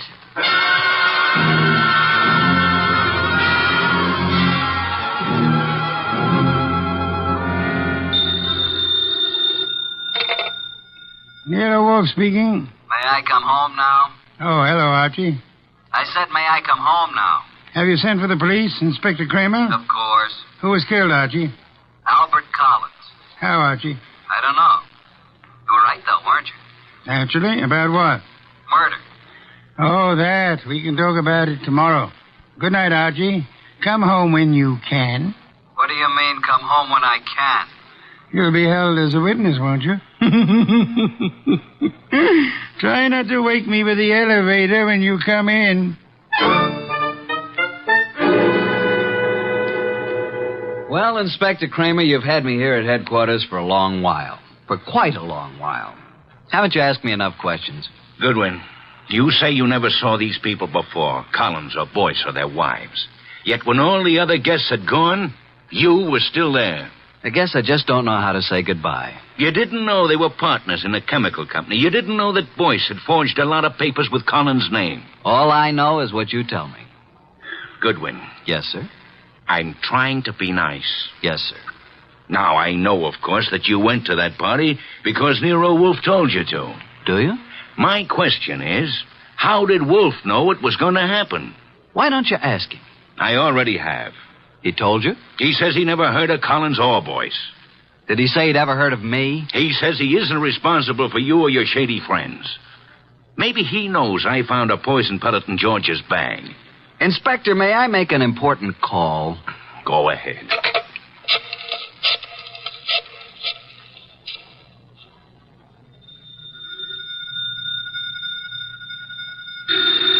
Archie. Confounded light. Hello? What time is it, Master? Confounded, Archie. I'll tell you what time it is. It's a little after 4 a.m. I'm at Central Headquarters, and Inspector Kramer has been chatting with me about my shady friends.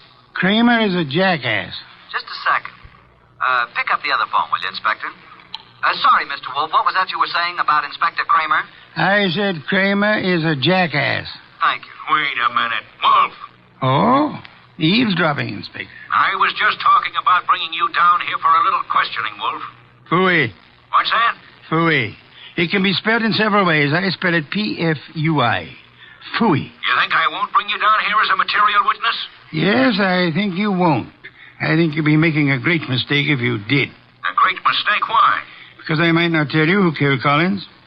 Then you wouldn't know which one of these people to prefer charges against. Now send Archie home. Even he needs an occasional night's sleep. What do you think of that? He hung up. So it seems.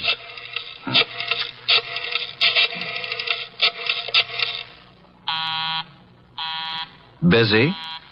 He's probably left the phone off the hook, Inspector. By now, he's probably asleep again.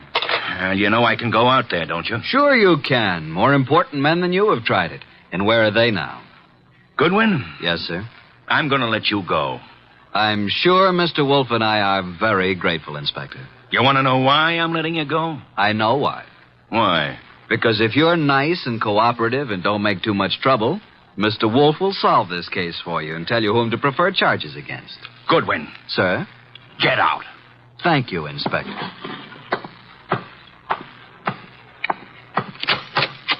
Good morning, Inspector.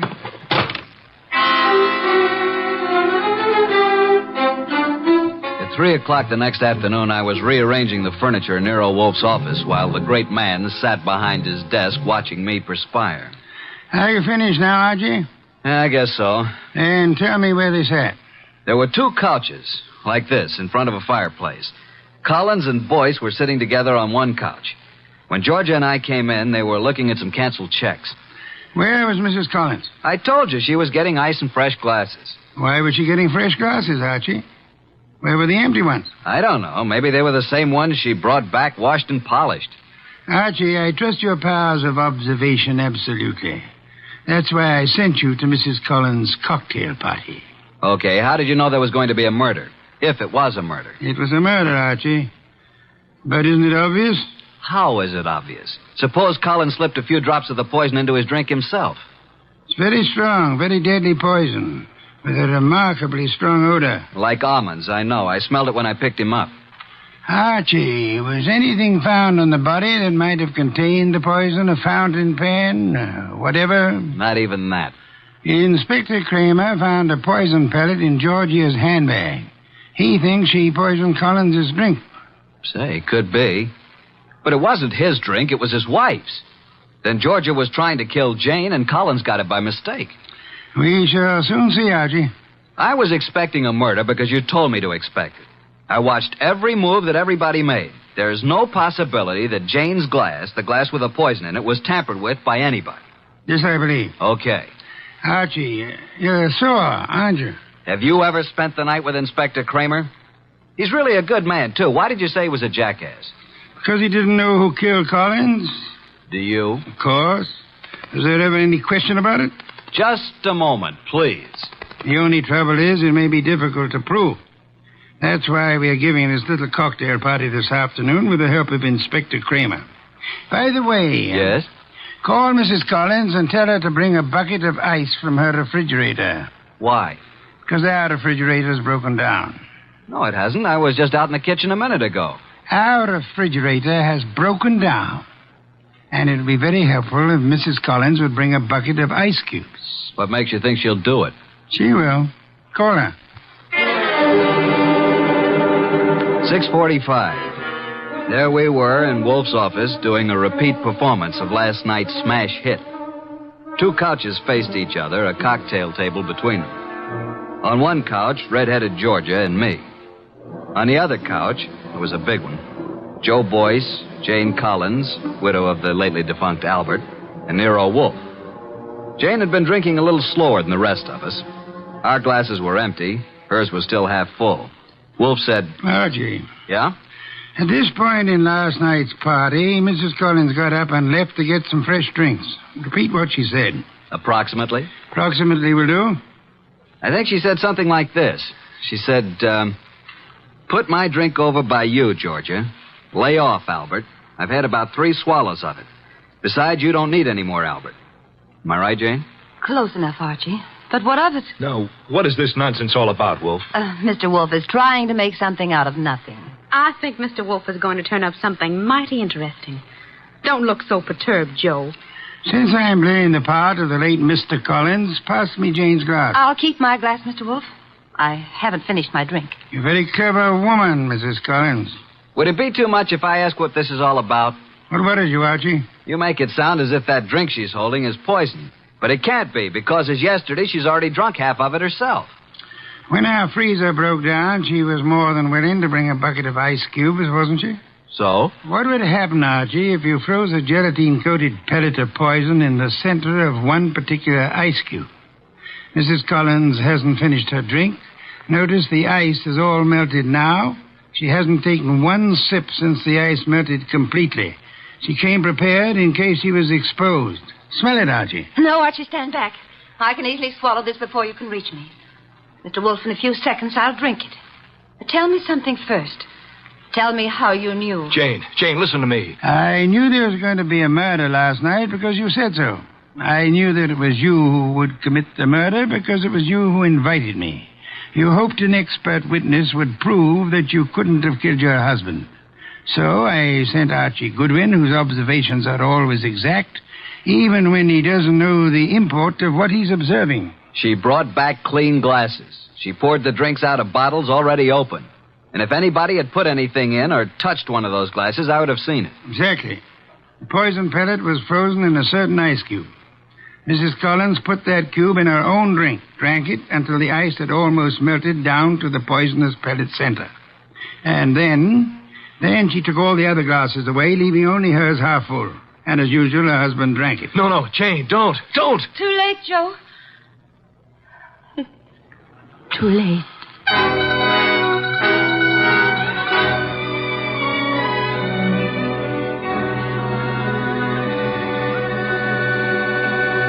Well, boss, Jane didn't get away with the suicide try.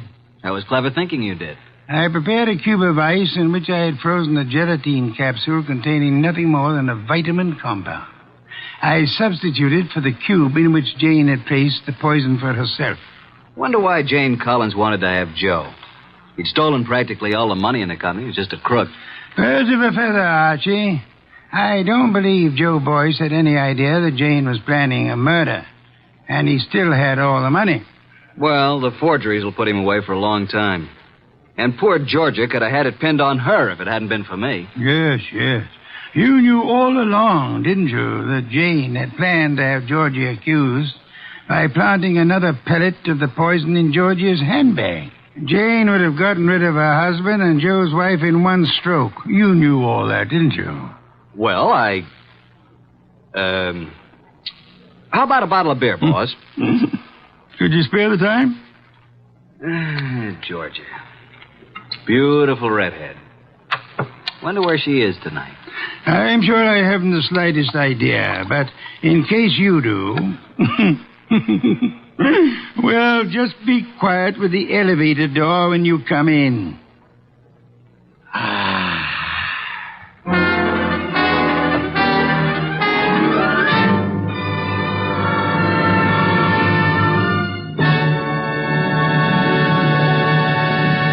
You have been listening to The New Adventures of Nero Wolfe, starring Sidney Greenstreet.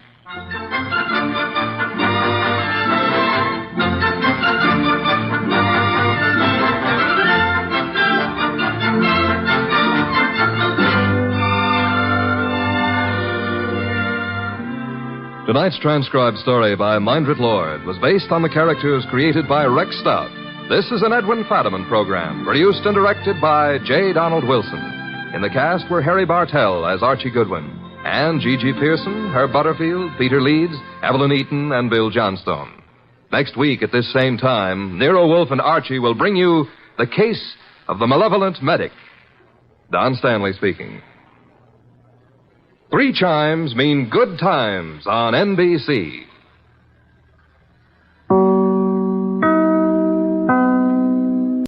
Stay tuned for Nero Wolfe, transcribed in 30 seconds.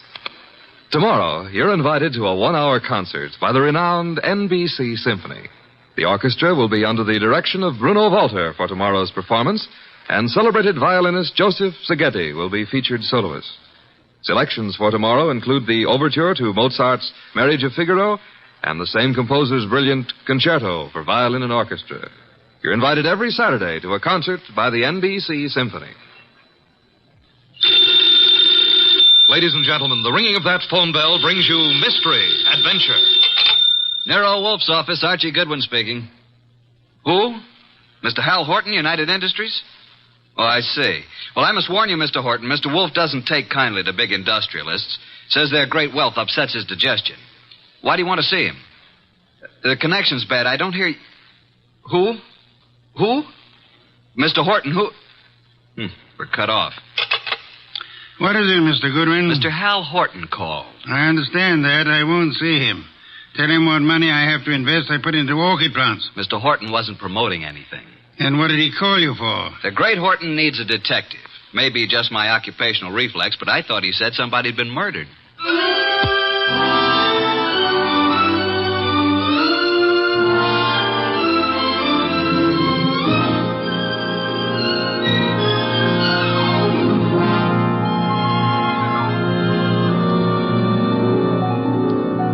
Ladies and gentlemen, it's that genius who is the bulkiest, balkiest, most ponderous, and most brilliant detective in the world.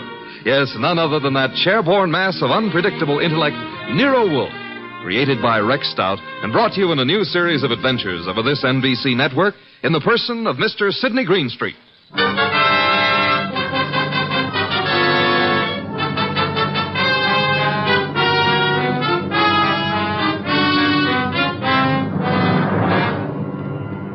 It turned out that what Horton had said had been murder, which became celebrated in the case of the malevolent medic. But its solution wasn't a simple matter of following up his accusation. It had false clues mixed all through it like raisins in a pudding. The man we came to know as the malevolent medic was young Dr. Benjamin Sloan. The case began on the sunny afternoon when Grace Banks, his nurse, came into his private office. Waiting room's finally empty, I take it? Well, there's one more patient, darling. I'm sorry, doctor. Mrs. Horton's here for another of the thiamine chloride shots you ordered for. I said you could give her those, Grace. She doesn't have to wait to see me. Oh, she's hung up her mink coat, parked her orchid and her alligator bag, and filled up all the ashtrays with lipstick cigarette stubs. Mrs. Horton prefers to wait for you. She seems very upset. I hoped she'd get hold of herself. Mrs. Hal Horton with all that money. Whatever gives her such jitters? Darling, if I ever get in that condition after we're married, please shoot me. I've advised her to go to a specialist. Hers isn't a true medical case. Well, I'll do what I can. Get a needle ready, will you, Grace, and show Mrs. Horton in. Yes, darling. I mean, doctor. Mrs. Horton, will you step in now?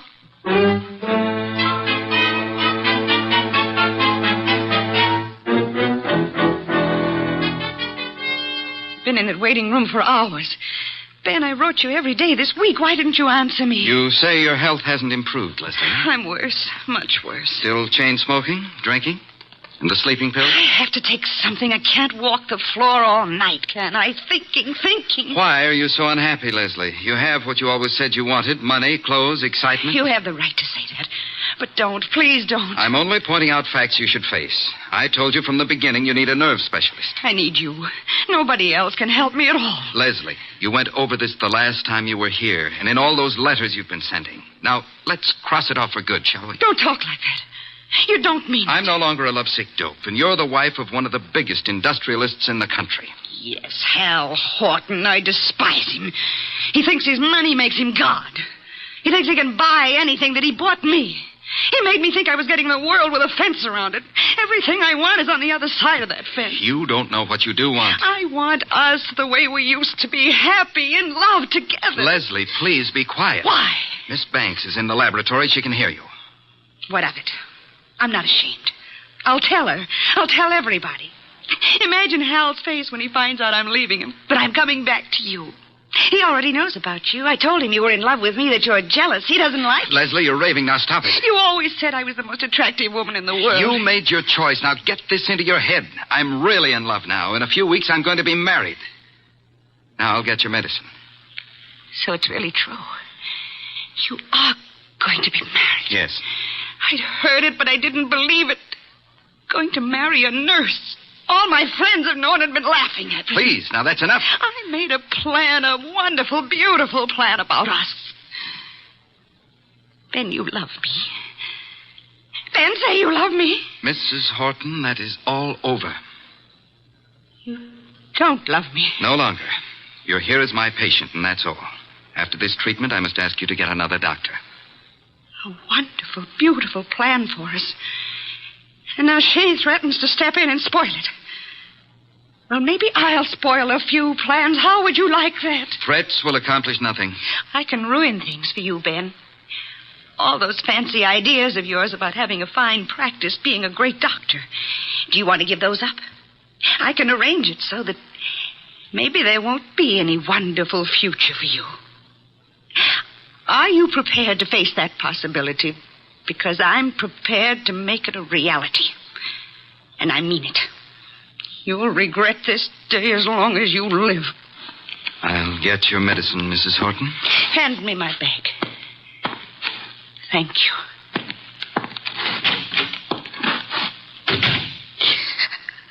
Oh, I hate you, Ben. I hate you both.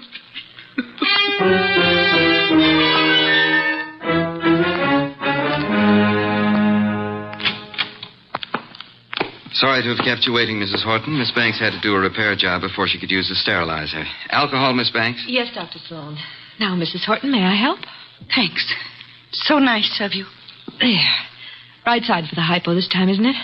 Just touch with this cotton. Ready now, Doctor. Oh, what's the matter, Mrs. Horton? I'm just cold. Alcohol. After this, I advise you to go home and rest. These massive doses are a little painful, but they give results. There. That's all. Just relax here, and you can leave in 10 minutes.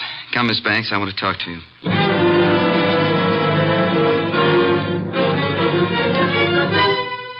Doctor! I feel sick.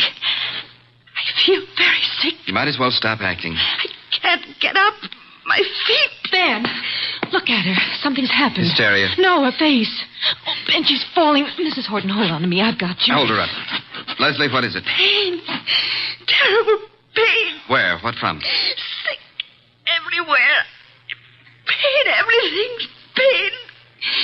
Pain in my head, pain in my feet. My feet. My feet.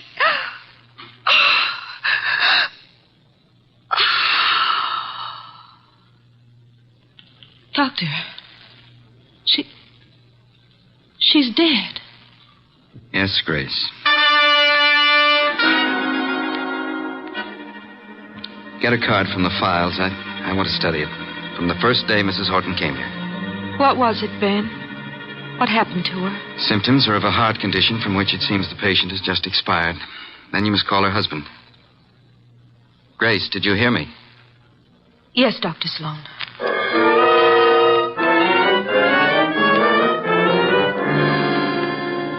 Well, I discourage your visit here, Mr. Horton. I do have a sort of curiosity about the operation of so-called big business. Maybe I'll be a glass of beer and hear an explanation of the rise and fall of this morning's stock market. You don't think I've come here socially?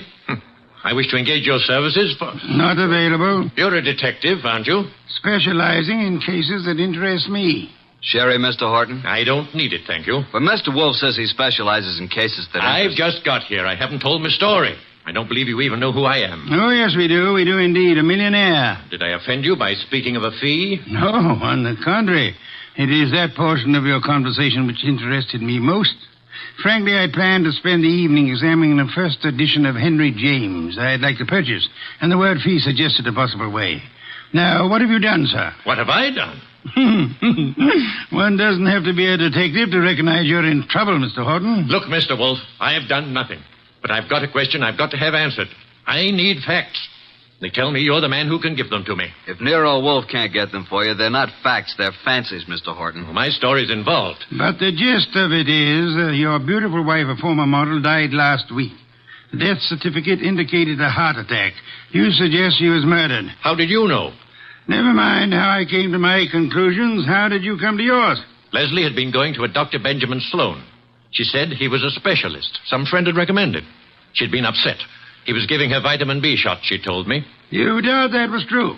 Dr. Sloan informed me, after she died in his office, there'd been a heart condition from the beginning. Well, I don't believe it. Leslie was a very emotional girl. She'd have been quite frightened of a heart ailment. She'd have told me about it. Maybe she didn't comprehend its seriousness. Dr. Sloan did. Why didn't he get in touch with me at once about it? Then, when I went to clear up Leslie's room, I discovered something. Leslie didn't go to Sloan through a friend. She'd known him when she was a model and he was a hospital intern. She'd kept letters he'd written to her then. Love letters. Indeed. Well, doesn't that give you an idea, Mr. Wolfe? Sloan lost Leslie to me. No man who'd been in love with Leslie would ever get over it. Would a man be jealous enough, kill a woman he loved, rather than have her belong to another man? An interesting theory, Mr. Horton, one frequently advanced in fiction.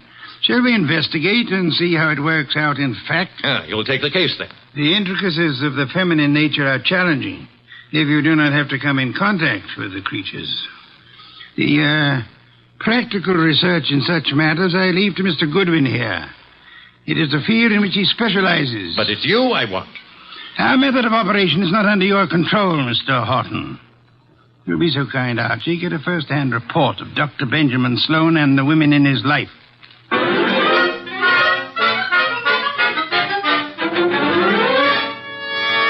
Just came to ask a few routine questions, Dr. Sloan. I don't understand your interest in the Horton case, Mr. Goodwin, is it? That's right.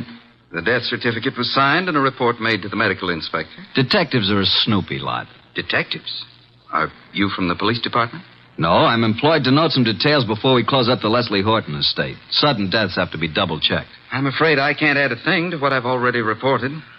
Well, thanks for seeing me anyhow. Been a pleasant visit. Ever have a patient die in your office before, Dr. Sloan? No, but I've seen similar cases in the hospital, of course. Was Mrs. Horton warned about her heart condition, Dr. Sloan? I discussed her case with her fully and frankly. And her husband, wasn't Mr. Horton alarmed? He didn't know. Mrs. Horton's ailment was, well, not to bore a layman with medical details, was not a fatal one necessarily. She might have gone on for years. Just played in bad luck, huh? The worst. Mm-hmm. When'd you first meet her? Several weeks ago. And you saw her how many times? It's all on the record. She was nervous. I prescribed thiamine chloride. Her medical report card shows that. You read it for yourself. Well, I guess that's all, Dr. Sloan. Won't bother you further. Miss Banks will show you out. Yes, Dr. Sloan? Sort of a modern Aladdin arrangement, isn't it? I wish I could press a buzzer and have a beautiful girl like you up here. Mr. Goodwin is leaving. Oh, this way, Mr. Goodwin. You can use the side door. The waiting room's full of patients. So long, Doctor. This way through the lab. There's a door from it into the corridor. Cozy place, all those bottles. I suppose there's enough stuff in here to kill an army. To cure one. Miss Banks, may I say that you're the kind of a nurse that patients dream about? Make it a pleasure to go to a hospital. Blonde hair, blue eyes, winkers an inch long. Are they real? If you'll excuse me. What do I have to come down with to persuade you to take care of me, huh? I don't take cases. I'm a technician. Good day, Mr. So you work just for Dr. Sloan? That's too bad the way he's involved in this Horton case. It looks serious. Mrs. Horton simply died of a heart attack in Dr. Sloan's office. If you wanted to help your boss, Miss Banks, you'd stop rushing around and answer a few questions. I'm sure Dr. Sloan gave you the necessary information. Guess he doesn't realize the trouble he's in. If you can supply any details that'll change the picture, you'll be doing him a great favor. He's a nice guy. I want to help. What is there to say? The report... Let's get it in your own words. Just what really happened here that day. Well, Dr. Sloan gave Mrs. Horton the vitamin B shot. That was routine. Mm-hmm. But she didn't get up afterward. She said she was sick. And then she fell and I caught her. And Dr. Sloan administered emergency treatment. What did that consist of, Miss Banks? All that is in the office record. What would bring on such an attack? It could have been several things. Could it have been something she ate? Acute indigestion affects the heart. Maybe Mrs. Horton would be here now if the doctor thought to use a stomach pump. He did use one. He did everything there was time to do. She certainly went in a hurry. Suffer a lot? She said she was in pain. Where? Her stomach? No, not her stomach. Where then? She seemed to be in pain all over. Reflex, maybe? When it was over, what did you do, Miss Banks? Called Mr. Horton.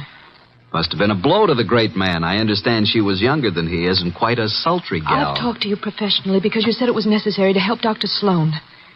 Is that all, Mr. Goodwin? I guess it is for now. Unless you'll have dinner with me. Thank you, no. I'm handsome, hardworking, and harmless. I'll bring you references from my employer. What do you say? The express elevator's the one on the right. Must be there's another man. Wouldn't be the doctor, would it? Well, you'll fit better in a Pullman kitchen than here among the test tubes at that. My reluctant congratulations.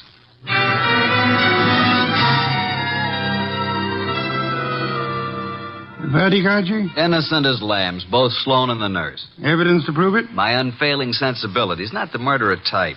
Nice couple, doctor and the nurse. I suspect they're engaged. She's so much in love with him, I could have been you, and she wouldn't have known the difference. Very flattering. Records? The usual medical record, Mrs. Horton's first visits, symptoms, subsequent visits. Here are the notes on it. Vitamin B shots. No chance they brought this on, huh? Dr. Sloan says absolutely not. I checked that with other doctors. But Mrs. Horton did go into this right after the hypo. Nurse's story jives with Sloan's? A little more detailed. She says he did everything, even used a stomach pump. The woman was in pain? What's this? Head to feet? My way of saying pain all over. What other papers did you examine? Only the medical record. Get back to Sloan's office late tonight and examine all the papers in his desk. Can't you trust me? I tell you, there's no reason even to suspect these two. When you have one of your adolescent's infatuations on, blood dripping from a dagger in a girl's hand would look to you like crushed rose petals. With this Grace Banks out of the way, maybe you can recognize evidence. Sounds like a long, bleak evening. Hand me that medical book, and then be on your way. I want to think.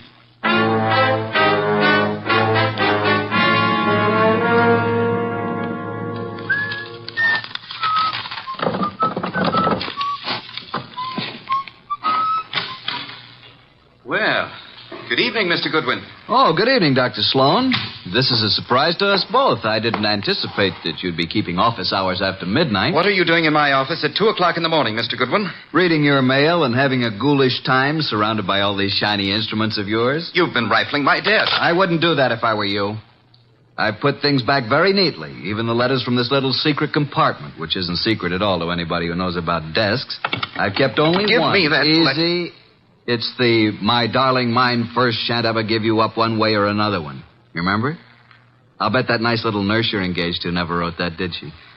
What do you intend to do with it? Mark it Exhibit A in the Horton murder case. Maybe you'd like to come with me and explain it to Nero Wolfe. Very moving, very flattering, very interesting if you like women, but also very incriminating, Dr. Sloan. What does it prove? A silly woman with a nervous breakdown imagined she was infatuated with me. A woman who is now dead, you must remember, under, shall we say, unusual circumstances. You signed a death certificate which stated Mrs. Horton died of a heart attack. As you signed it, Dr. Sloan, did you remember she had threatened you and heave a sigh of relief that fate had done you such a good turn? I didn't bear Leslie any ill will. I was sorry for her. You felt adequate to the situation. You called no other doctor, though there are several in your building. My first thought, of course, was that it was some extraordinary allergic reaction to the vitamin dose. It was not until an hour or two after she was dead you decided she expired from a heart attack. Yes. How did you explain the pain?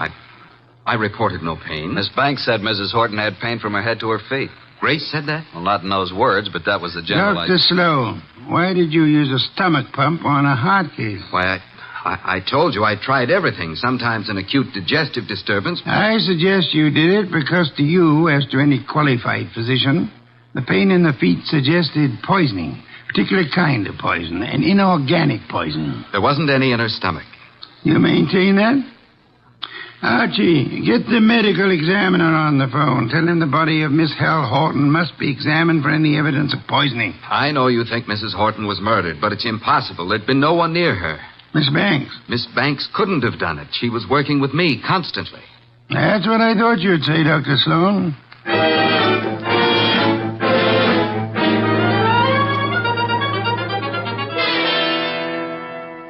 Mr. Wolfe, I had to see you. This is the most dreadful thing I've ever heard of. Trying to accuse Dr. Sloan of murdering a patient. It appears he had a reason to want Mrs. Horton dead, Miss Banks. She was that thing the poets write about, a woman scorned. She had sent him this hysterical letter threatening scandal if he rejected her. He couldn't control her. She kept coming back to his office making scenes. He gave her nothing but thiamine chloride. I know. I fixed the shop myself. Don't start covering for it. I'm not.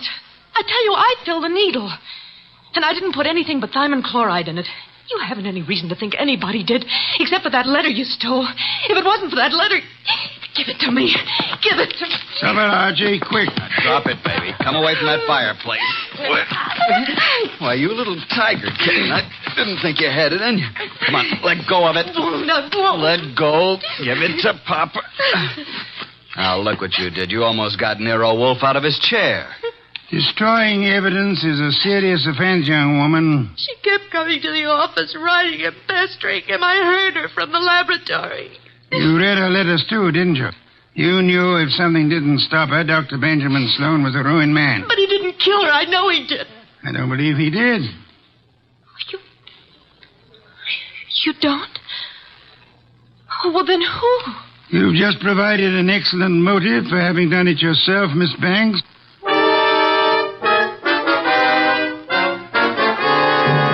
Pears and white wine. Cold, luscious, exotic. Excellent, Fritz, excellent. Best thing that's happened today. I don't like this Sloan case. If you ask me, I think that Horton dang got what was coming to her. Those are not the words of abstract justice, nor the phrases of a gentleman of culture. A good detective never plays favorites. Good night's rest, and you will find your attitude more normal by morning. You expect to have this case solved by morning? It's solved now. Thanks to the expedition I sent you on this afternoon. The arrests can wait. No one will escape. I feel like a murderer myself. If I hadn't wormed it out of Grace about the Horton woman complaining of pain, and if you hadn't jumped at the word feet... That, Archie, my dear fellow, is the purpose for which you exist, to discover pertinent facts. Have we quite finished? Copy in the study, then. Here's the door. I'll go. Mr. Wolfe in? He isn't seeing anyone this evening, Mr. Horton. Well, he's seeing me. Archie, if that's Mr. Horton, I'll see him. You'd better. Sorry you found Mr. Goodwin so impossible, Mr. Horton. He came to pay you a call this afternoon. I sent him, but he didn't find you in, did you, Archie? No, but I made myself at home. I knew anything that would help to solve this case you'd want us to have. What do you mean? You were in my house? What did you take? Nothing of monetary value, I assure you, that will not be returned in due course. But before I announce the solution of a case, I like to have all my little props in place. I appreciate a well-rounded performance. Mr. Wolfe, I've had enough of this foolishness, this delay. I hired you to convict Sloan, not to play parlor games. You must be patient, Mr. Horton. Don't force me. I want action. Well, I had planned to wait until the morning, but if you insist...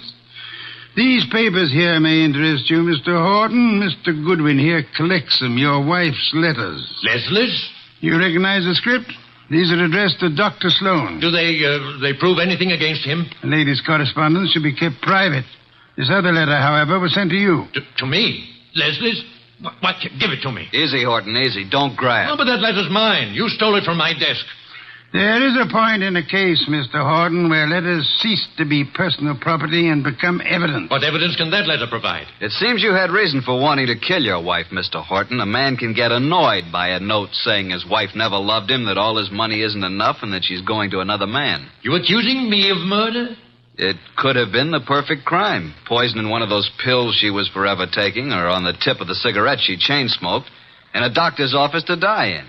If you hadn't been fool enough to try to pin it on Sloan, you might have gotten away with it. If I had known while she was alive what Leslie was, I might have done anything. But that letter you stole from me was one she left under my pillow. I didn't find it until after she was dead. I didn't kill her. Sloan did. You hired me to prove that, Mr. Horton. Suppose you let me go about my business? Nero Wolfe's office. Yeah? Oh, you did? Good boy. We'll expect you. I'll tell Mr. Wolfe at once. Medical examiner's officer. Just as you thought, they found poison in the body. Listen to me. Inspector Kramer's picking up Dr. Sloan and Grace. They'll be here any minute. Kramer's set to make an arrest. I told you. The police will know it's Sloan. Put the letters in Mrs. Horton's bag on my desk, Archie. Leslie's alligator bag? You stole that from my house this afternoon, too. Those things are mine.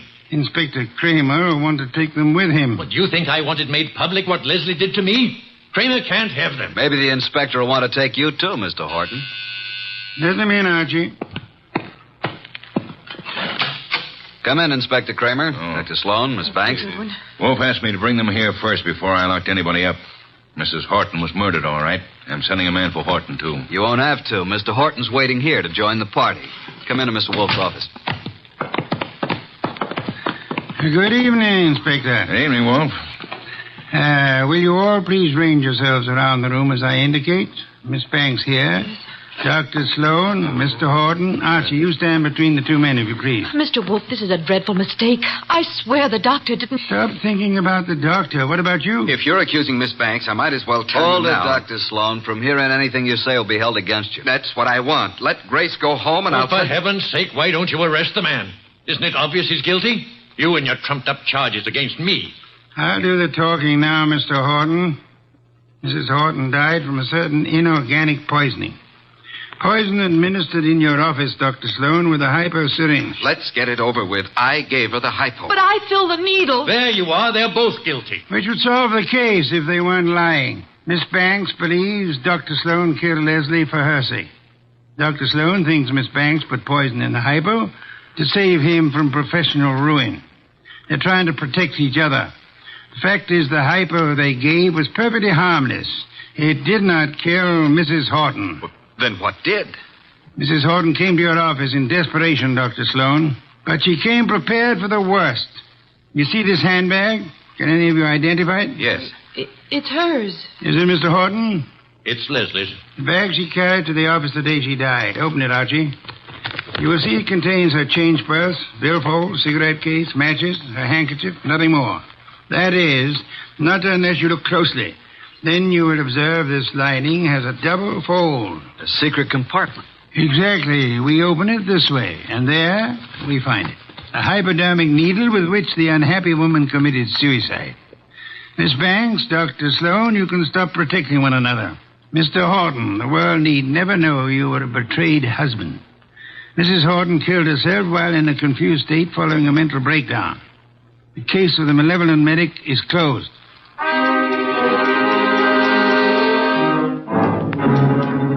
How did you ever get the hunch about the handbag, Mr. Wolfe? I know nothing about women, but on my occasional trips abroad, I have been forced to observe their handbags. Monstrosities. They hold anything and everything. Now that our guests have gone, Fritz is bringing coffee to the study. Would you like some beer? I believe I would. Somehow I feel I've earned it. Here you are. Poor fellow, I'm very sorry for you. How so? This is one case in which there is no falsely accused, unattached young lady for you to squire about. Well, here's to your better luck next time.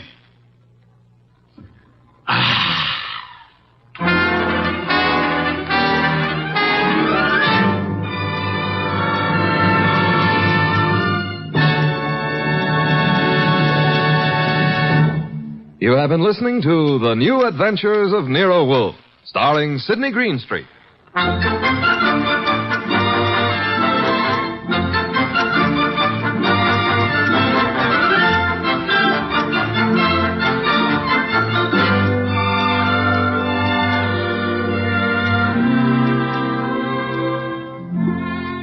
Tonight's transcribed story by Ruth Adams Knight was based on the characters created by Rex Stout.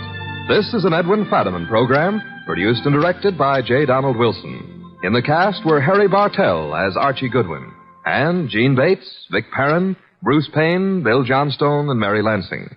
Next week at this same time, Nero Wolfe and Archie will bring you The Case of the Hasty Will. Don Stanley speaking.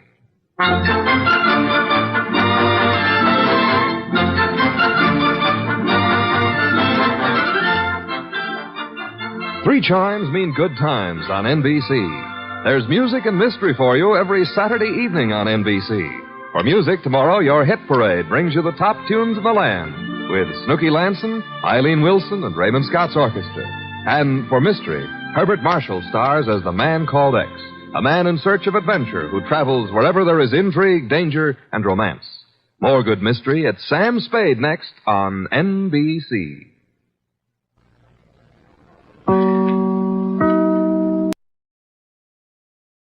Three chimes mean good times on NBC. You're invited every Saturday over most of these NBC stations to a 1-hour concert by the renowned NBC Symphony. Tomorrow's symphony performance features Metropolitan Opera star Helen Trouble as guest soloist. For tomorrow's broadcast, the orchestra will be under the baton of the widely acclaimed conductor Wilfrid Pelletier. For the world's great music, hear the NBC Symphony brought to you tomorrow and every Saturday. Transcribed. Ladies and gentlemen, the ringing of that phone bell brings you mystery, adventure. Nero Wolfe's office, Archie Goodwin speaking. Yes, who's calling? Mr. John Blake? Well, is this a matter of business? That's fine, Mr. Blake. I'll just call him. Archie, I'm not here. Tell him I'm up in the plant room with the orchids. I was going to call him to the phone, but he's up in the plant room with his orchids. What sort of a case is this, sir? Really? Really, is that so? Is it a man or a woman? Oh, I understand perfectly. It's a man. Well, at least that's something different. Yes, sir, very urgent, I understand. And I assure you, Mr. Wolfe will be here waiting for you. The fee? Shall we say about, 1,000? I will not see any client until after dinner. Fritz is having mountain quail on toast. Yes, Mr. Blake, come at once. What were you saying, boss? Confound you, Archie, nothing but business. All the time. What's the problem? I don't know. And at $1,000, considering our bank balance, I'll help him poison his great-grandmother.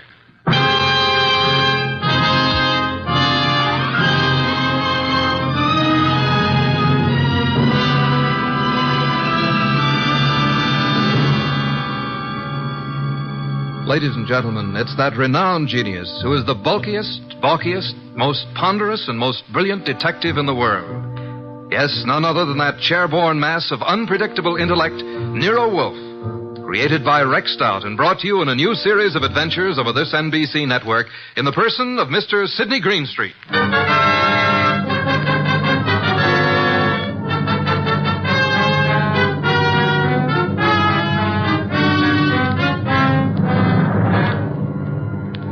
What we chose to refer to as the case of the hasty will began, of course, with an urgent phone call from the mysterious John Blake. At the moment, Nero Wolfe was seated in his chair, which was specially built for his 300 pounds, and I was giving him a lecture on the importance of money. Archie, that will do. I'm not interested. You will be when you learn you can make no more purchases of beer and Skittles. You've passed up 2 cinch cases now. Each would have meant a healthy fee. Let us hope this Mr. Blake has a nice, fat problem that will take us days to solve. Archie. Yes, sir? Answer the door. Good evening. I'm John Blake. Oh, yes. Come in, Mr. Blake. You have no idea how welcome you are. Archie, show Mr. Blake in and close the door. That draft is unbearable. This way, sir. Mr. Wolfe doesn't care for anything resembling air. Oh, I'm Archie Goodwin. Good evening, Mr. Blake. Mr. Wolfe, I have a little business for you. Now, before you say anything, I know you're not a lawyer. I'm not a member of the bar, let us say, Mr. Blake. Of course. What kind of business, Mr. Blake? I have here a short will, which I have typewritten myself. I haven't signed it yet. Also, I have here a sealed envelope containing a letter which I want you to be prepared to deliver to the addressee. A will and a letter. Very well. Yes. Do you know who I am? Seems that I've certainly seen you before. Same here. I just can't place you. Well, I'm John Blake, president of the Plymouth Building and Loan. Oh, of course. I've seen your picture many times. You have a staff of the best attorneys in the city, Mr. Blake, and this is most assuredly the business of attorney. Perhaps. But in this particular instance, I wanted an individual who had no interest in me, nor previous knowledge of my affairs. I see. Also, I wanted a person who was, shall we say, not too well fixed. Well, you certainly couldn't Archie. Imagine Mr. Wolfe being in need of money. Just why can't your attorneys handle this? You'll know in a moment. But when I leave here, I want you to forget the whole thing, for the time being. Indeed. You have said it. Here's the will. You may read it. Archie. January 25, 1951. To my daughter, Anita Blake, I do hereby bequeath all my property, personal and real, including the portrait painting of her mother, my dear deceased wife, Marcia Blake. This will supersedes any and all instruments previously drawn. So, simple enough, isn't it? That's all. Now, the pen, please, and I'll sign it. Now then, you sign as witness, Mr. Goodwin. You retain the will, Mr. Wolfe, and the envelope here, which is addressed to Hilary Blake, my brother, who is now living in this city. Your brother? He's just recently returned from 25 years in Australia. Though Hilary has written me several times, I have not favored him. We've been estranged these many years over, a certain unpleasant situation which this enclosed letter will clear up. Are you in fear of your life, Mr. Blake? Murder? No, Mr. Wolfe. There was a time, yes, but, not now. You will know what to do with the will and the letter, though, when the time arrives. Now, as to your fee, you said, 1,000? Well, we usually receive... 1,000 will do. Well, here's a check, all made out. If you're thinking of suicide, Mr. Blake, we must warn you. If you don't care to go through with this, please say so. I'm not planning on suicide, I assure you. We have taken the job, Mr. Blake. And good evening, gentlemen, and thank you for your kind indulgence.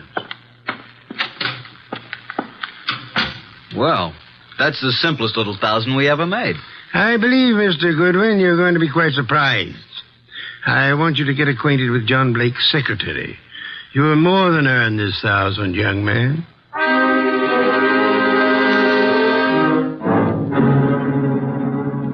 Archie. Archie, is that you? Yes, boss.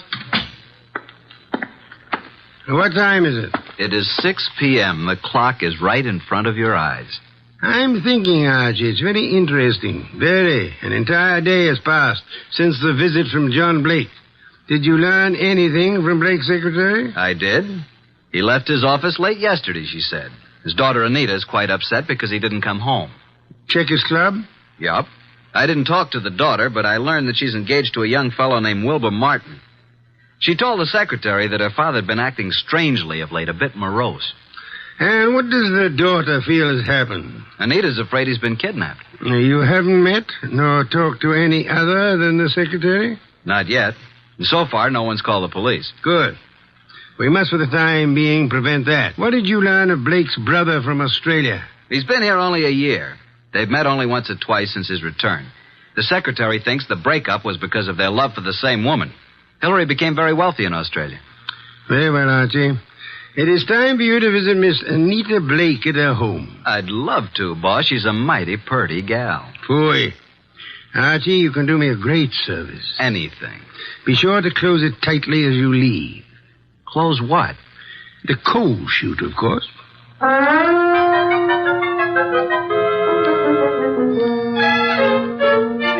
I'm awfully glad you could come, Uncle Hilary. Wilbur seemed to think you might know something about Father's disappearance. No, I don't know, Wilbur. I'm just as nonplussed as you are. When did you see your brother last? Oh, it's been 4 or 5 months. Why? Oh, I just wanted to know. What do you two think has become of him? Surely you know his recent actions better than I. Well, at first I thought he'd been kidnapped. Now I'm afraid it's suicide. Oh, I say, really now. Have you been putting such ideas into our head, young man? On the other hand, could have been murder. Indeed. Well, I suggest that the police be called. Hospitals, the morgue, every place. Have you thought of doing that, young man? I was going to. Oh, really? Then what are you stalling about? I'll just step into the library and do it myself. Oh, it can't be, Wilbur. It just can't be. Miss Blake, there's a Mr. Goodwin to see your father. Oh, I'll see him. Thank you, Miss Blake. I'm Archie Goodwin. This is my fiancé, Mr. Wilbur Martin. Mr. Martin? How do you do? What is it you want, Mr. Goodwin? Is your father here, Miss Blake? Why, no. No, he isn't. What is your business, Mr. Goodwin? Why do you want to see Mr. Blake? As a matter of fact, I don't really want to see Mr. Blake because I don't think he's here. I came to see Miss Blake. Just who are you? I'm a detective. Police? Private investigator with Nero Wolfe. John Blake has disappeared. I know you're trying to keep it out of the press because you think he's been kidnapped. We have called the police. Oh, What do you think has happened to my father? I think he's dead. Oh, dear. Why do you think that? Yes. Just what do you know, Mr. Goodwin? Oh, Anita, I want to ask you a few questions. I think it's advisable. Mr. Blake. Yes? I thought you were done for. That is... I don't think This chap is a detective. I'm sorry about this, Mr. Blake, but curiosity got the better of me. I hope I haven't wrecked things. What are you talking about? You remember the agreement. What agreement?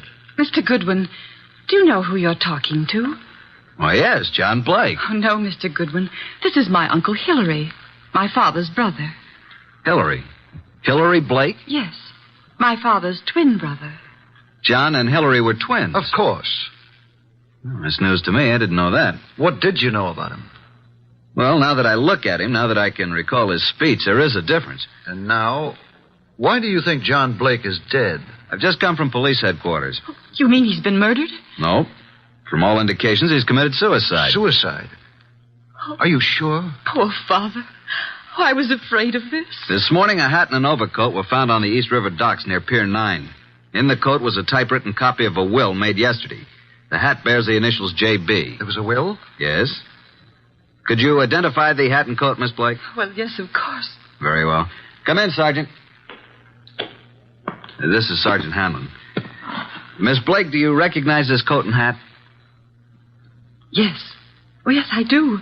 They were father's. Oh, Wilbur. Suicide? I can't understand it. But the hat and coat are not conclusive evidence. What about the will found in the pocket? Show them the will, Sergeant. Read it, miss. You read it, Wilbur? To my daughter, Anita Blake, I do hereby bequeath all my property, personal and real, including the portrait painting of her mother, my dear deceased wife, Marcia Blake. This will supersedes any and all instruments previously drawn. But no signature. I have the original. Here you are. Where did you get this? Notice the signature of the witness? Archie Goodwin. You witnessed his signature? In Nero Wolfe's office. But Mr. Blake had his own attorneys. Nevertheless, he came to Mr. Wolfe to take care of the will. If we hadn't recognized him from his photos in the papers, I wouldn't have witnessed the signature. Anita, is this your father's handwriting? Yes. Yes, it's his, all right. But there still isn't proof that he's dead, nor that he committed suicide. No corpus delicti. And the body may not be found for days. But this evidence we have here certainly indicates that a body will be found eventually. Maybe not, Mr. Goodwin. It's possible they could have... What were you going to say? Nothing. Miss Blake, in a way, I blame myself for your father's death. How do you mean? I had a sort of premonition. It's obvious now why he came to Nero Wolfe. Is it? He wanted someone who didn't know him personally. His own attorneys would have been able to see through his plan and prevent his carrying it out. But he made a will.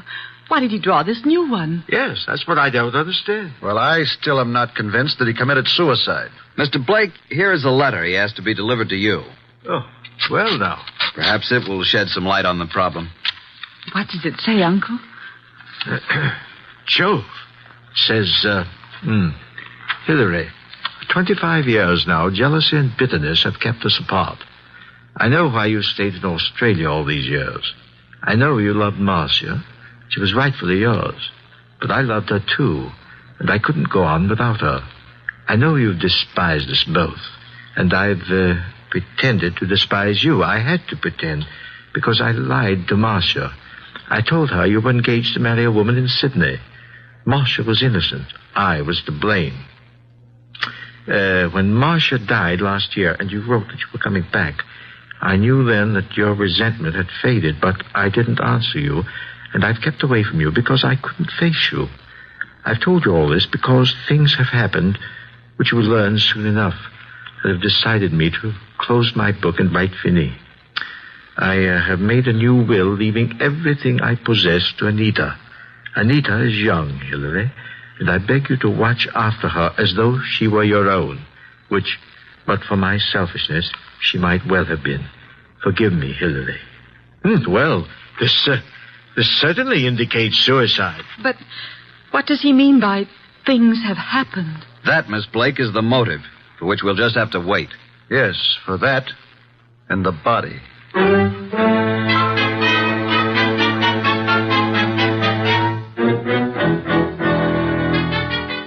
Hello, boss. Up here in the conservatory a bit early, aren't you?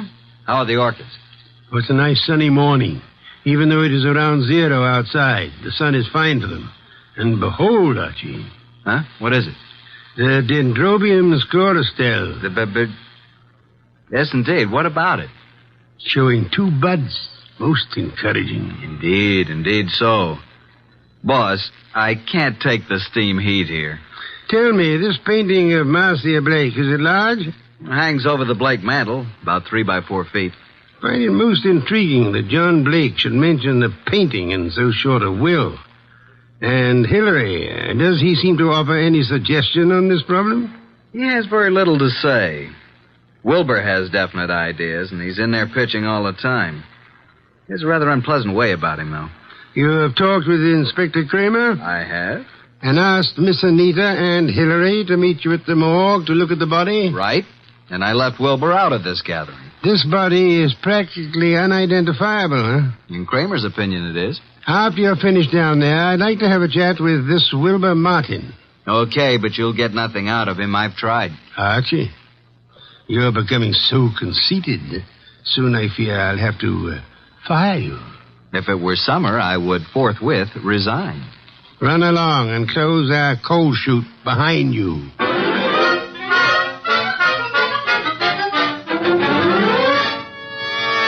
Morning, Inspector Kramer. Up early. Yeah, Goodwin. I just love to come down to this morgue. This is Miss Anita Blake and her Uncle Hillary Blake. Howdy do. Good morning, Mr. Goodwin. I hope you don't object too much to my joining the proceedings. Oh, I know, Wilbur. I suppose it's all right. Please, Mr. Goodwin, what's happened? There's a body here.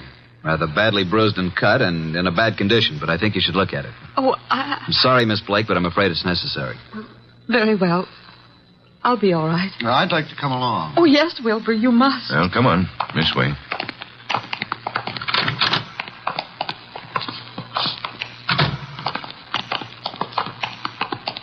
Well, here we are. Wilbur. Oh. What do you say, Miss Blake? Oh. Now get hold of yourself, Anita. Please, you must. Yes. Yes, that's Father. And you, Mr. Blake? It's certainly hard to say. It looks as though it might be John. Was there no means of identification on the body? No jewelry or... Father never wore any jewelry. There was nothing but this suit here. Nothing in the pockets. Yes. That's Father's suit, all right. I know. Oh, why? Why did he do it? Come along now. That's all for today.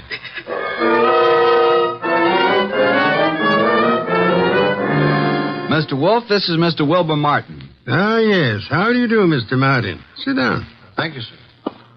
No. Take the red leather chair. That's right. So glad you could come. Archie, beer first. Tell me, Mr. Martin, you saw the body? I did. Whether it was John Blake or not, I'm not sure. But Anita feels positive enough. You are skeptical about the suicide theory, huh? Well, yes, I am. Are you trying to cast suspicion on someone else? No. He thinks he was murdered. I do. But not by you, of course. Certainly not.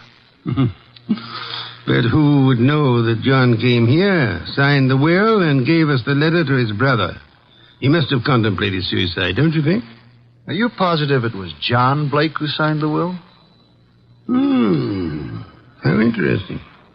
You think it was his brother Hillary who came here, posing as John, huh? It could have been. But the man was quite gray and had no Australian accent. Hillary could have dropped the accent for a short while and grayed his hair, and they were twins.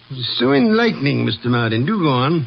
After he left you here, he could have killed John and thrown him in the river, and left his overcoat and hat on the wharf. And why would Hillary kill John? Well, there may have been several reasons. Maybe because of Marcia. Well, there's several reasons. Tell me, did John Blake object to your engagement to Anita? No, why should he? I don't know. I merely asked. Anita Blake identified her father's handwriting. She identified the body. You still believe it's murder? Maybe she only thought it was his handwriting. You had best be careful, Wilbur. In trying to make a murder out of this, you might place yourself in a most unhappy position. I checked the letter and the will with papers at John's office, and the handwriting is identical, in my opinion. Maybe Hillary is clever at forgery. Maybe. Did you have the experts check the writing? Not yet. Then how can you tell unless you had a bona fide sample of Hillary's writing? I take it that you found a sample of Hillary's writing? Some letters from Hillary to John? Yes. I found a package of them in John's desk at his home. That, Wilbur, is most encouraging. Here they are. Several of them tied together. Some written in 1928 and a couple in 1948. Now, we'll tell you something. We never thought John committed suicide either. You didn't? No, and before you go, Wilbur, write your name here on this pad. Very well. Thank you so much. I hope we shall see you tomorrow.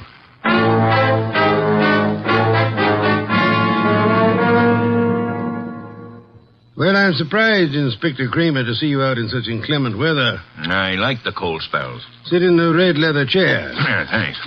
Good. Have your experts finished checking the will and the letter? Yep, but not all through with the package of Hillary's old letters that Wilbur found. What's the verdict? If this is forgery, it's the cleverest bit of forgery we've ever come across. My men say the will and the letter you received appear identical with the specimens from John's office. Indeed, the will and the letter then do seem to have been written by John Blake. Yes. But on the other hand, and this is unusual, by comparing this letter from John with a letter Hillary wrote from Australia in 1948, we found characteristics in both men's letters which were definitely similar. Then, Inspector, you feel that Hillary might have written the letter and signed the will. That it was Hillary who came to my office? Well, it's a tough thing to prove, but I think that's being on the right track. Inspector, what about the rest of the package of letters I got from Wilbur Martin? They're still working on those down at headquarters. What about young Wilbur? Well, so far, can't see much in him to worry about, but it's a bit early. Archie, phone out to the Blake mansion and tell Wilbur Martin that we've uncovered the whole thing. And if Wilbur's in on it, he'll be gone before you get there. We can pick him up later. Okay. I'll let you know about the rest of Hillary's letters. Good. We won't phone out there until you're finished. I'll call you as soon as possible. Archie, I want you to look into the affairs of the Plymouth Building and Loan Company. See what you can learn about the actual stability of the company. Okay. Boss, please put on your muffler and overcoat and open a window. A candle couldn't burn in this place. Yeah. I'm on my way.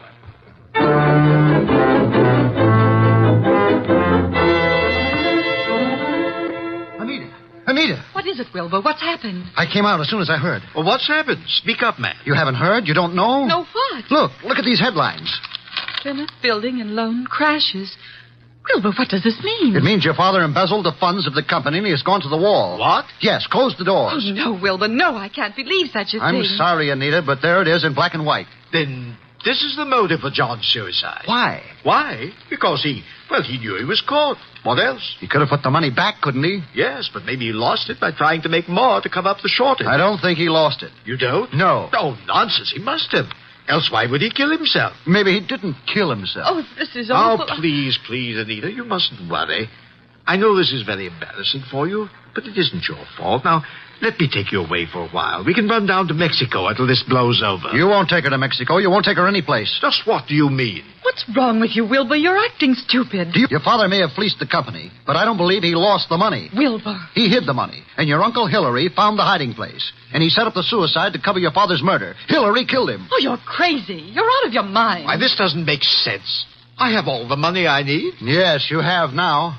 Pack your things, Anita. I'll phone the airport for reservations. You can't leave at a time like this. You won't leave this room. Do you know what can be done to you for threatening people with firearms? I'll call the police. You don't need to call the police. I've just talked to that detective, Mr. Goodwin. He's on his way here. The police have uncovered everything. I know you killed John, and you have the money. Wilbur, you're out of your mind. I know what I'm talking about. Get out of here. Get out. I won't leave. No one will leave till Goodwin comes.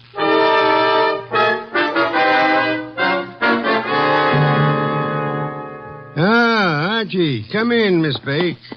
Mr. Blake, Mr. Martin, glad you were all able to accept my invitation.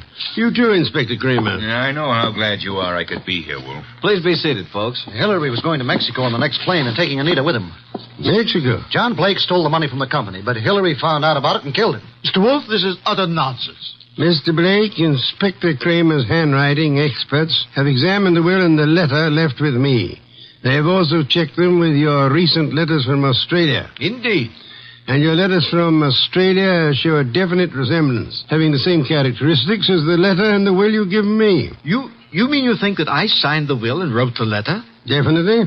Ridiculous. But there's something else. The will mentions a painting of Marcia Blake, Anita's mother. Archie, where is that painting? Did you bring it? It's here. Bring it in here, Sergeant. Just a moment. I hope you don't mind, Miss Blake. What are you doing to it? Tearing off the paper backing of the picture? Yes, and there you are. There's the reason for the whole thing. Bonds. Pasted in the back. Thousands of dollars in negotiable bonds. Then Hillary did know about the money. He killed John for all this. He had Anita order the picture to be credited for shipping. I did no such thing. Nevertheless, you didn't kill John Blake. Certainly he did. Look at these 2 letters from Hillary Blake to John here in America. What are the dates? September and November 1948. Those were supposedly Hillary's most recent letters to John. And look at these letters, June and July 1928.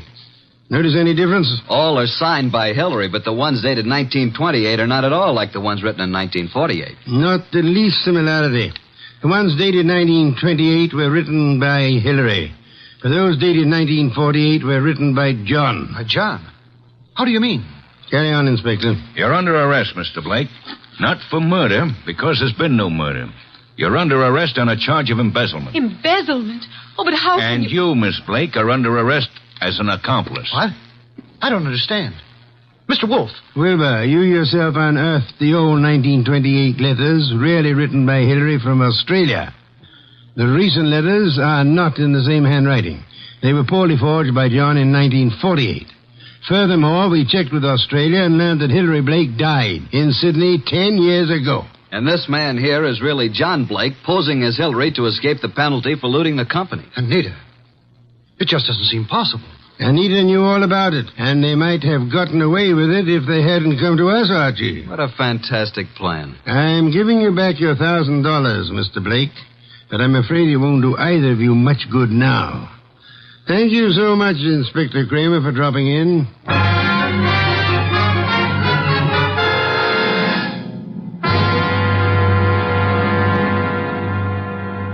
Well, boss, that was a clever bit of deduction.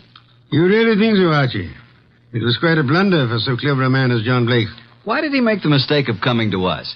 There are many holes in the plans of the criminal mind. He must have forgotten about the 1928 letters, or he would have destroyed them. And he underestimated Wilbur's intelligence. And I thought he was a dope, too. But he was half right. He really slipped up on the body in the morgue. Inspector Kramer was most kind to cooperate with us in that little act. Anita was too eager to identify the first body she saw. And the painting. You sensed there was more importance attached to it than the fact that it was a work of art. True.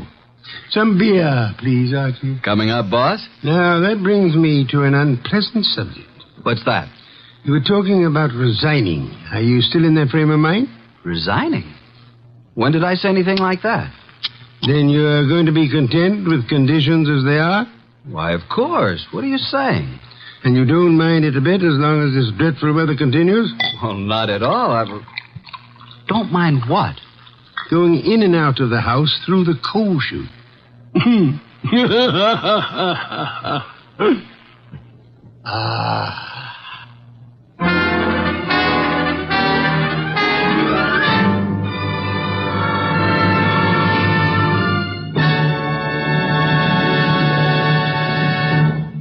You have been listening to The New Adventures of Nero Wolfe, starring Sidney Greenstreet.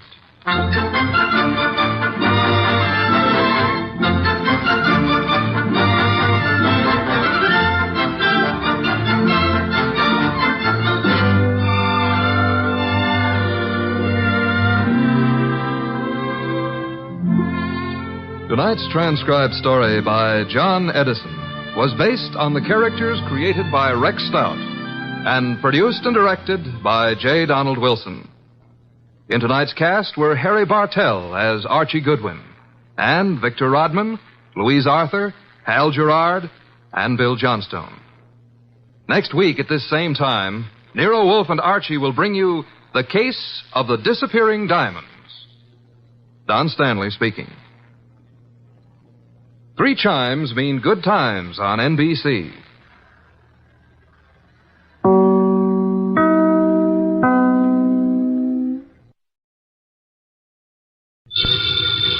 Ladies and gentlemen, the ringing of that phone bell brings you mystery, adventure.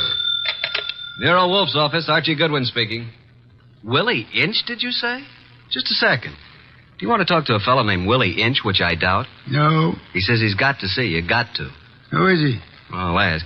Mr. Wolfe doesn't recognize your name, Mr. Inch. He wants to know who you are. Just a second, I'll tell him. Mr. Inch says he's a sneak thief. He says you never heard of him, but he's heard of you. Should I tell him to get lost? Wait a minute, Archie. Ask him what he wants. Inch, Mr. Wolfe wants to know what you want to see him about. A phony murder rap. Says a phony murder rap. It'd have to be, wouldn't it, Archie? How do you mean? Phony, I mean. Did you ever hear of a sneak thief committing murder if it could possibly be avoided? Yes, Archie. Tell Mr. Inch. I'll listen to his story.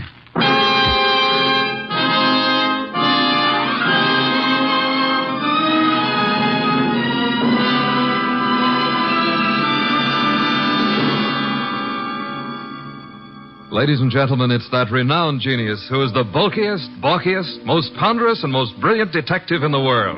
Yes, none other than that chair-borne mass of unpredictable intellect, Nero Wolfe, created by Rex Stout and brought to you in a new series of adventures over this NBC network in the person of Mr. Sidney Greenstreet.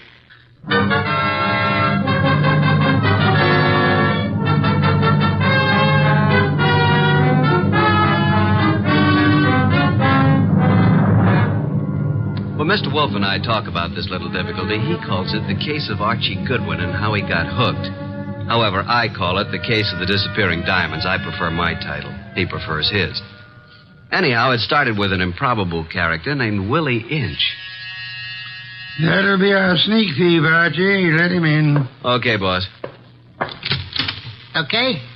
Inch? Yeah. Come in. In there. I'll follow you. Mr. Wolfe, this is your client. Mr. Inch? Yeah. Tall fellow. Must be over 6'6". Sit down. Where? Archie? Here, Mr. Inch. This ought to be comfortable. Well, Mr. Inch? Look, Mr. Wolfe, they're going to claim that I killed a woman I never even touched. And I'm going to fry for something I never even done. All right, Mr. Inch, how did you kill her? I didn't. I never killed nobody in my life. Mr. Inch, you say you're a thief. Can you prove it? I got a record. Why? I was wondering about that bulge in your pocket. Oh, here? It's a silver cigarette lighter, ain't it? I guess it sort of dropped into my pocket as I was going by.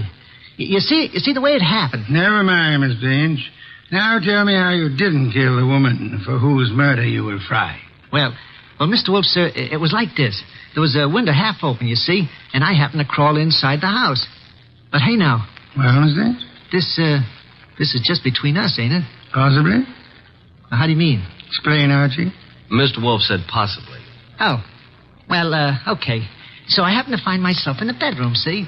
So I happen to sort of roam around, and I hear there's like a party going on. You know, people and music. So I lock the door. So go on. Let him tell it his own way, Archie. Well, Mr. Inch? So that's the mistake I make. Mistake? Maybe I leave my fingerprints on the door. So? So later, a dame gets herself knocked off in the same room, and they look for fingerprints, and they find mine. I'm it. That's all. I got a record. So the chair. I see. Pitiful case, isn't it, Archie? Very, very mournful. Inch. Yes, sir? I presume you came away with some souvenirs? Oh, nothing. It wasn't worth the trouble. You know, just odds and ends, junk. Have you got the junk with you? Yeah. Let me see. Here. Cigarette case, platinum. Lighter, gold. Vanity case, gold. That's all? Positively. Junk, the man says. I promise nothing, Mr. Inch, but it might be better if you told the truth. Me? You. Oh, well. One square-cut emerald ring. I just happened to find it. Here's something more. A pewter ashtray. Look, the room is dark. I can't see. Piles of coats on the beds and hats and handbags. I take what I find. Why didn't you turn on the lights? One of these big standing lamps. You know what I mean. Go on. I bump into it, and it scares the living... it scares me. So? I turn the switch. It don't work. Archie. That sounds like the law, boss. The law? Stay right where you are, Willie. May I suggest that there is a way to find out, Archie? Okay. We don't want any. Good morning, Goodwin. You remember me, your old friend, Inspector Kramer? 2 gentlemen with me are also with the department, Pearlie and Ostrakovich. May we come in? What do you want? We want a murderer, and we want some rocks worth $250,000. Does that answer your question? What makes you think you'll find all those goodies here? Come in, men. We know Willie Inch is here. Where is he? Now, just a second. We're coming with you, Goodwin. Okay, Inspector, come along. Well, Archie? The law. That's Willie Inch. Frisk him. No weapons? Okay, just put the cuffs on him. Inspector Kramer. Oh, yes. Hello, Wolf. I want to tell you something about this man whom you and your men have so bravely captured in my office. You don't need to tell me about him, Wolf. We know about him.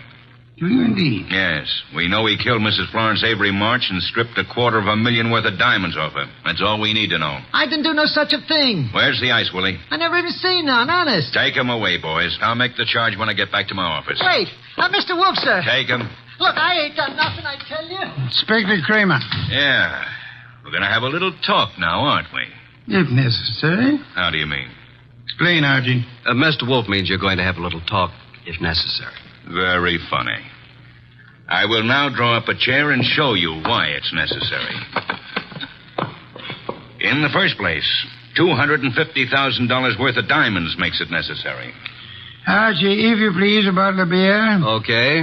Will the inspector name his poison? You know I never drink on duty. And just for me, Archie, please. On my way.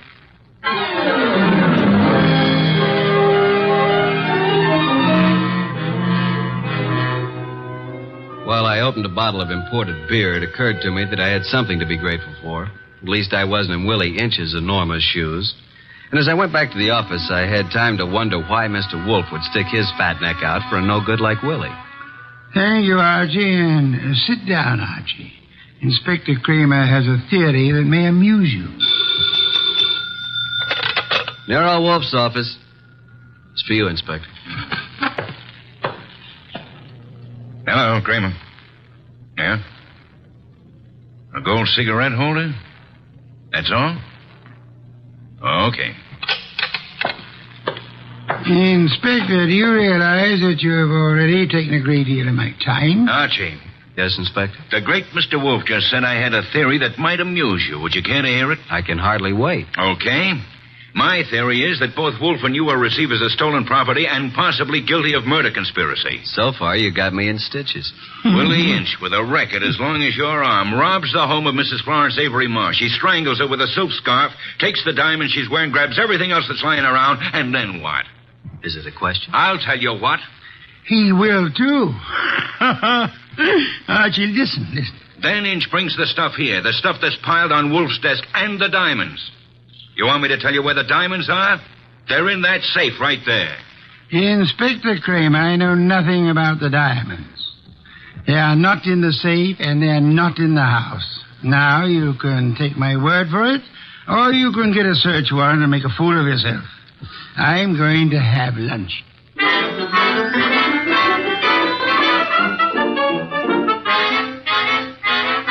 By 2 o'clock, the newspapers were full of the murder of Mrs. Florence Avery March. The suspect was already in custody, caught at the home of Nero Wolfe, well-known private investigator. Some of the stolen jewelry had been recovered, but not the diamonds. Then we had a visit from Mr. Anson Stark, who had opened Mrs. March's door and found her dead. Stark was a big athletic guy of about 30 or so, with the large, capable hands of a surgeon or a laboratory worker. He seemed annoyed at the inconvenience we caused him, but that was only natural. That's the story, Mr. Wolfe. I don't see how I can add anything more to it. You had known Mrs. March for several years, huh? Casually. When you broke the door open, was it difficult? Not very. You were the first into the room? There were 3 or 4 of us. We pushed in together. You saw the body of Mrs. March immediately? She was lying across the bed that was heaped with coats and hats and handbags. You knew she was dead? Of course not. In fact, somebody else discovered that she had been choked to death. And who discovered that the diamonds were gone? I don't know. I didn't. Were there many diamonds, Mr. Stark? No, just a few, but big ones. She wore them on a pendant around her neck.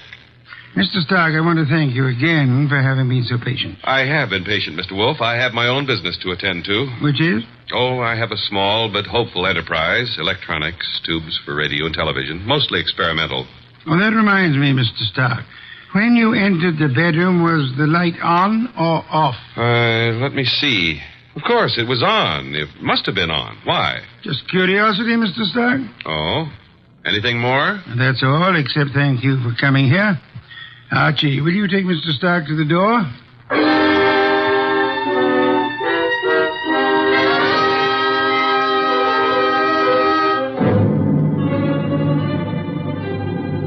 Mr. Stark departed like a man who'd been delayed by a petty annoyance. A few minutes later, the door buzzed, and I went expecting anything. Anything but what was standing on the threshold when I opened up. A honey blonde. Or, to put it another way, a blonde honey. I said hello. No, more like hello. Are you Mr. Wolfe? I'm his assistant, Archie Goodwin, and what can we do for you? Well, I'm Valerie Ladd. And I'm Archie Goodwin. Or did I tell you that? Well, that's exactly where I came in. Well, I mean, where I thought you were going to ask me to come in. Oh, come in. I'm sorry. Well, is he here? Wolf? Mm-hmm. Does he know you? No. Is he expecting you? No. I see. Of course you don't see, do you? Well, this is it, Mr. Goodwin. I'm a writer. Well, I may not look like it, but that's what I am, and I want to do a profile, a character study of Mr. Wolfe for a magazine. Uh-oh. Well, what's wrong? Well, you see, there's a writer named Rex Stout. Oh, I know. He's written a lot about Nero Wolfe, but, well, can't I write about him, too? I don't know if he's going to like it, but you can't be shot for trying. Come on.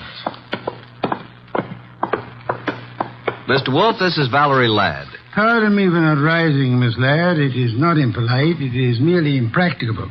Miss Ladd wants to write about you for a magazine. Please, Mr. Wolfe. Nonsense. Mr. Wolfe, if I could just spend a few hours with you, that would be enough. Would it indeed? Oh, yes. Have you written much, Miss Ladd? Oh, reams. You know, the habits of writers interest me. The habits? Yeah, the writing habits. For instance, do you use a pen or a pencil? Do you dictate, or like most writers, do you do your own typing? Mr. Wolfe, if you knew the hours and days and years that I've pounded a typewriter. Of course. Archie. Yes, sir? Why don't you take Miss Ladd up and show her the orchids?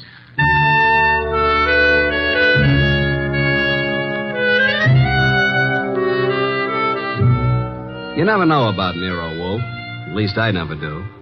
This was something I would have bet against 1,000 to 1. Couldn't understand it. But I certainly couldn't complain. Archie, look at this one. Oh, did you ever see anything so gorgeous? Very pretty. They're all just beyond belief. Yeah? But you're not even looking at them, Archie. What? Oh. Archie, are you always like this? What do you mean like this? Well, so distant and preoccupied. Honey, you got me wrong. Completely. I was thinking. Oh. Yeah, about telephone numbers. It's a lovely thing to think about. What can you think about telephone numbers? I was thinking how some girls have them and some don't. Oh, I see. Archie, I apologize. For what? I did have you wrong. You're not a bit distant. I can be a lot closer than this, honey. What is it? What's what? The number. Oh, it's in the book. Yeah? No wonder. Sound as if you don't believe me. Oh, I believe you, but here's a telephone book here. Let's look it up together, shall we? Archie. Yeah. I'm afraid I lied to you. I was afraid of that, too. Are you angry? Well, I can take no for an answer, honey. Even when it's hard to take. Archie, I've changed my mind. I want you to have my number. And I want you to use it, too. You know, honey, I'm beginning to take an interest in this dialogue. Let's have it. Okay. Olympia 9, 3659. And a very, very pretty number it is. Valerie Ladd, 2 D's? Mm-hmm. Olympia 9, 3659. Honey blonde, gorgeous. Oh. Spelled gorgeous. There. What are we doing tonight, Olympia 9? And I said that you were distant and preoccupied. We were talking about tonight. All right, Archie. Yes, I'd love it.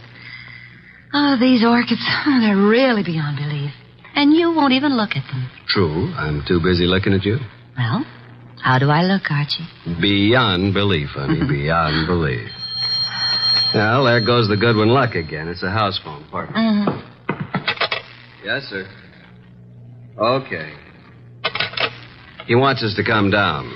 Archie, Yes, dear. even if he says no, we still have a date? Honey, though the heavens fall.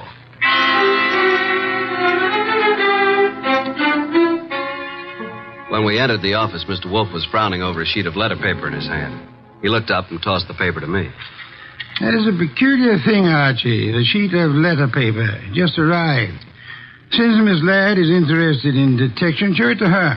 Thank you. Well, some sort of code, isn't it? QWERTYUIOP. That's all. What do you suppose it means? You're kidding. Archie. Oh. What? Did I say something wrong? No. Miss Ladd, I'm sorry, but I'm afraid I haven't time for an interview just now. Goodbye, Miss Ladd. Oh, but Mr. Wolfe. Goodbye. Archie? Say goodbye to Mr. Wolfe and let's go, honey. Goodbye. That's the way things can be around here. Well, here's the door, and shall we pause for station identification?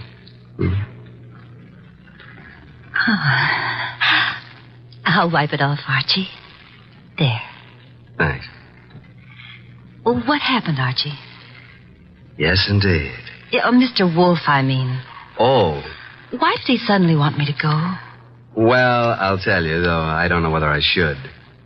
That code message he showed you? Yes. Quirt you up. You remember. Yeah, sure. Because I use a typewriter. From left to right, it's the first bank of letters on any typewriter. I see. It was a test. Yeah. And you flunked it, baby. You're no writer. Archie, I can explain it. Sure. Tonight. Tonight, Archie.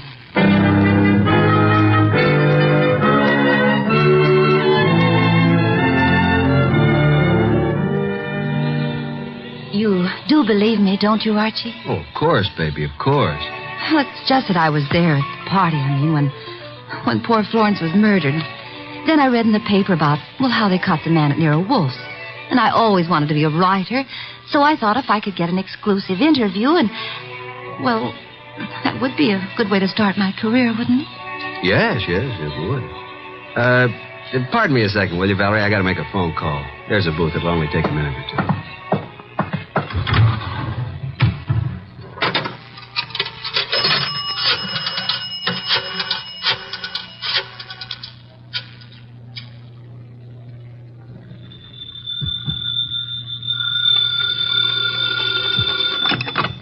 Nero Wolfe speaking. Archie, I'm at the Riviera with Valerie Ladd. I'm happy for you, Archie. I will remind you that I have not seen you since Valerie left the house.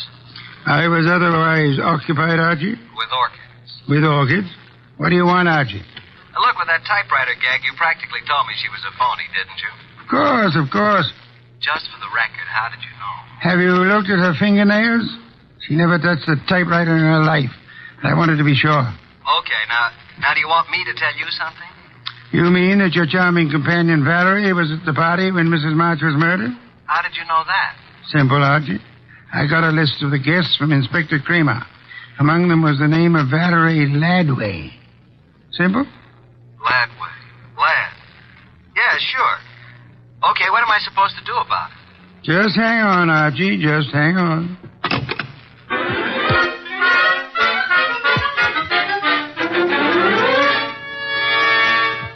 I went back to the honey blonde, the beautiful phony Valerie Laddway.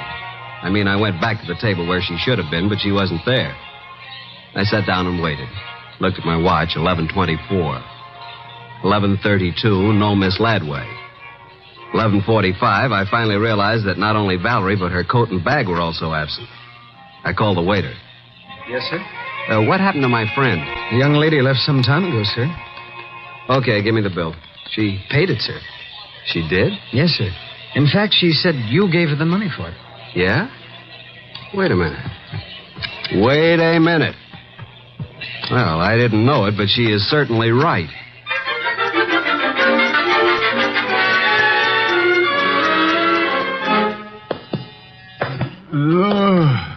Oh, my. Well, Archie, this is most thoughtless of you. Sorry, I lost my keys. My money, too. Your keys, Archie? Yeah. Glad you were still up. You lost Miss Ladway, too? Definitely. I'm going to bed. Good night, Archie. You think it's funny, don't you? Yes, Archie. Yes, I do. Good night, Mr. Wolfe. Archie. Yeah? Before you retire, one thing. What? Open the safe, will you? And leave it open. Why? Because there's nothing in it of importance. And it's a valuable safe, and I don't want it damaged. Good night, Archie.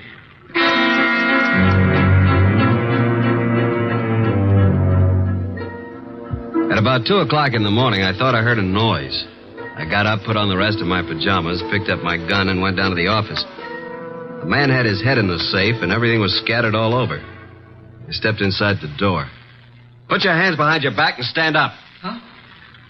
Okay. Now, just what are you after, Bud?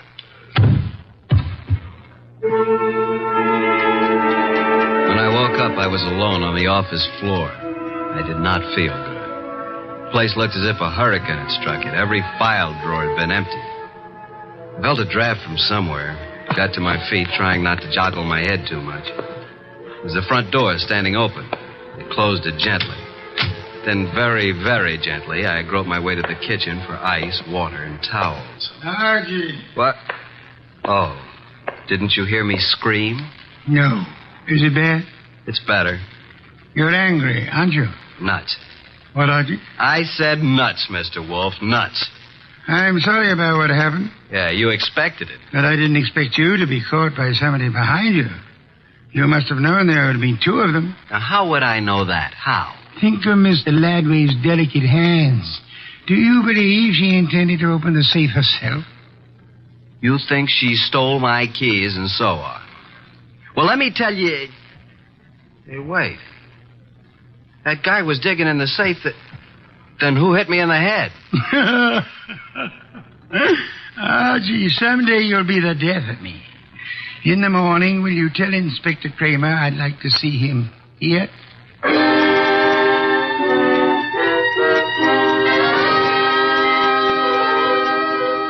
Fuming and protesting, Kramer arrived about 1:30. When I let him into the office, Mr. Wolfe was gazing thoughtfully at the ground floor plan of the house of the late Mrs. Florence Avery March.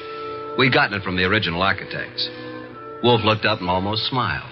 Thank you for coming to me, Inspector. You know how difficult it is for me to come to you. Okay, what's up? I take it you haven't found the diamonds. No, not yet. We'll break inch down, though. Don't think we won't. Oh, I'm sure. But this is what I want to ask you, and it's quite serious. Okay, all right, what? After the body was found, your men arrived at the house before anyone left. Right. And before anybody was allowed to go, every person was searched thoroughly. Nobody could have gotten a pin or a needle out of that place. I know something about police methods, and I believe you. Now, how thoroughly did you search the house itself? Wolf, look. We've got that floor plan you're studying now. There are no hidden closets. Every square inch of that house has been examined. The diamonds aren't there. Willie Inch killed the dame and snatched the diamonds. What he did with them, we'll find out. Possibly. Goodbye, Inspector. At approximately 3:15, the postman arrived with an envelope for me. The envelope contained my keys, the bill from the Riviera, and the money left after the check was paid. At approximately 5:07 p.m., I discovered that Wolfe had been using the telephone all by himself. He explained. He was going to have a party. He had invited all of the guests who were at Mrs. Florence Avery March's somewhat fatal party, including Anson Stark, Willie Inch, and Valerie. Nero Wolfe, the natural-born ham, he made an entrance that would have been worthy of Queen Victoria in her heavier days. He sat in his oversized throne behind his oversized desk and beamed at the peasants. Valerie moved toward me. I'm sorry, Archie, but you must know why I did it. Why? Well, you said I wasn't a writer. I wanted to prove that you weren't a detective. Did you take the stuff while we were dancing? I could have, couldn't I? You could have bumped me on the head last night, too, couldn't you? Oh, Archie. Let it go. It was humiliating, though. Ladies and gentlemen, I'm sure you realize the purpose of this party. We want to know who killed Mrs. March and what became of her diamonds. Mr. Inch. Yeah? When you visited the room where the body was found, the room was dark? The bulb was burned out. I tried to turn it on. If there had been a body on the bed, would you have seen it? Maybe. With all those coats, maybe not. Sir. Mr. Stark? Yes, I said the light was on. Perhaps I was wrong. What of it? You're engaged in the manufacture of tubes for radio and television, huh? I told you that. Inspector Kramer. Yeah, what? A light bulb was found in the wastebasket in the room where Mrs. March died. Yeah. Like you said, we tried the bulb in the socket and it worked. So what? One more question. Does anybody remember whether Mr. Stark was carrying a bundle or a package under his arm when he arrived at Mrs. March's party? Oh, I do, Mr. Wolfe. I think he had a box of flowers. That's true. I did bring flowers. No, Mr. Stark. That box contained 2 parts of a light bulb and some adhesive. During the party, you strangled Mrs. March, put the diamonds into the light bulb, assembled the thing, and screwed it into the lamp socket. Archie, stop him.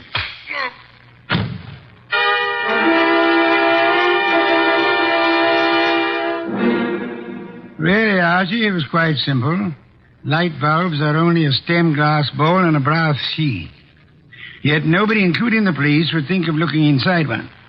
Mr. Stark could come back and collect his treasure any time after the excitement had died down. What's the matter, Archie? I got a headache. Valerie Ladby. Poor girl. She and whoever the man was with her must have thought the diamonds were here. That bump on your head will be better in the morning. A bottle of beer, please, Archie. I'm going to bed. Yes. Why must you place such confidence in women? Remember what happened to Mark Antony and Samson and Archie Goodwin. Good night, Archie.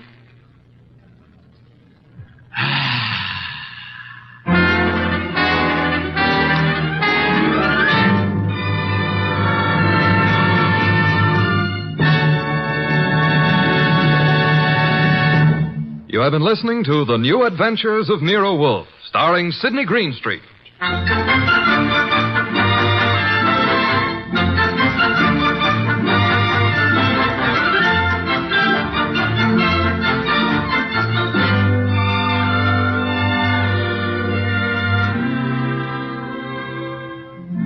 Tonight's transcribed story by Mindred Lord was based on the characters created by Rex Stout, produced and directed by J. Donald Wilson.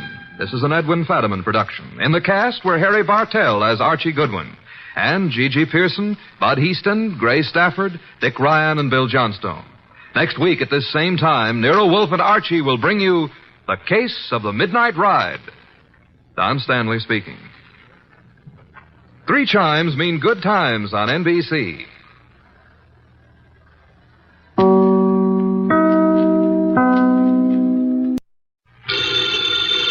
Ladies and gentlemen, the ringing of that phone bell brings you mystery, adventure. Nero Wolfe's office, Archie Goodwin speaking. Who? Oh, yeah. Hello, Doc. How are you? What? In trouble, you? More trouble. You attract trouble, Archie. Hang up. It's our dentist, Dr. Trummig. Let him wait.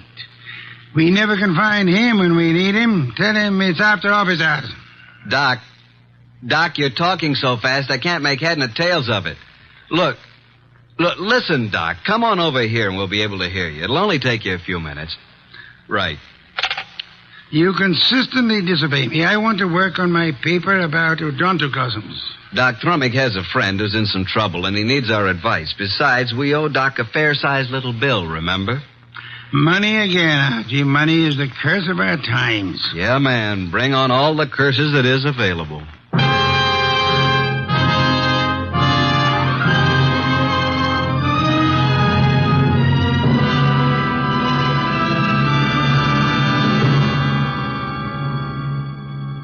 ladies and gentlemen, it's that renowned genius who is the bulkiest, balkiest, most ponderous, and most brilliant detective in the world.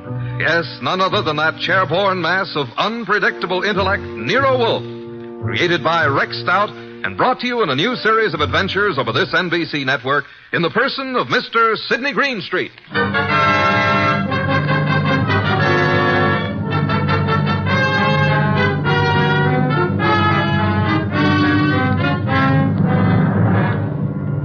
This story is one we refer to as the case of the midnight ride.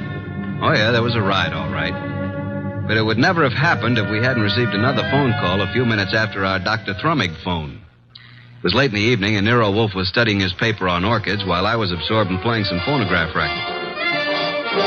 Archie, not so loud. I can't possibly think when you play that infernal thing at such volume. What was that you said, boss? I said I can't understand why you can't get music from a phonograph without vibrating the top of the instrument. That's right. I can't understand why the neighbors haven't called the police. Do you hear that, Archie? Archie! All right, I'll answer. You're fired. Naturally. Hello? Hello. Is this Archie Goodwin? I know, Mr. Wolfe's... What? Me? Archie. Yeah, who is it? I need help, Archie, please. Come at once. Please. Oh, please. You and Nero. Who is this? This is Gloria, but... No, don't. Gloria who? Ronaldo West. Hello? Hello? Well, did you hear that? Another female bar. What happened? Boss, who do you know named Gloria? Gloria? I know nothing about anyone named Gloria. She said her name was Gloria something. I couldn't quite get the last name. But she did say Ronaldo Road. Well, it's quite possible that she resides on Ronaldo Road. First, she asked if this was Archie Goodwin speaking, and before I had a chance to say anything, she asked me to come to her at once. She needed help. And for you to bring me along. I mean, for me to bring Nero along. You don't even know what you're talking about. Well, she said she was Gloria Bar or Mar or something like that, and then she said Ronaldo Road West, and then the scream, and that's all there was. The usual pattern of your experience with women. Sounded like a hand was slapped over her mouth, or she was grabbed by the throat. Bring Nero with you. I am taking no more assignments this week. Ronaldo Road West, where is it? I don't believe there is a Ronaldo Road West. If I remember correctly, Ronaldo Road runs north and south and is approximately 12 miles long. But she said west. What she probably tried to say when she was interrupted was Ronaldo Road West Chester. Westchester, of course. Asked Inspector Kramer to try to check on that phone call. I'll ask him to try. By the way, do you expect to find this Gloria alive, Archie? I certainly hope so. And are you aware that if someone strangled her, then they must have heard her speak your name? Yes, and yours, too. Shall I open it, boss? Why not? Let us face it, Archie, huh? It's me, Archie. Wait till I slide the night chain off, Dr. Thrummig. My nose. I forgot all about you, Doc. Where have you been? It's only been 3 or 4 minutes. I have never had such a disturbing night since I had my first patient. But at first I was afraid to leave the house. And why were you so afraid, Dr. Thrummig? But there were 2 men sitting in front of my place in a car. Oh, good evening, Nero. Were they waiting for you, Doctor? Well, why not? Very likely. Since she called me, I've been so completely unnerved. Here, Doc, here. Have some brandy. Oh, no. You know, I never... well, that is... a small one. I am upset. You understand, Archie. Well, that's better. Just who called you and upset you so? Oh, hello, Nero. Did someone call me? When? You phoned me frantically that a woman called you. I couldn't understand you on the phone. Oh, yes, poor Gloria. She was cut off. Oh, Gloria. Did you say Gloria? Well, didn't I? I thought I did. Oh, dear. What did you say? I said Gloria. Oh, my, isn't that strange? I thought that's what I said. No more, please. We just had a call from Gloria. Who is Gloria? Well, you remember, we all went to school together. That is, you do too remember. Gloria, she was, Just what is Gloria's last name, Dr. Thrumming? Well, it was Gloria Barnsworth. I don't know what it is now. That's what she was trying to say to me, Barnsworth. Did she tell you where to find her? No, she didn't.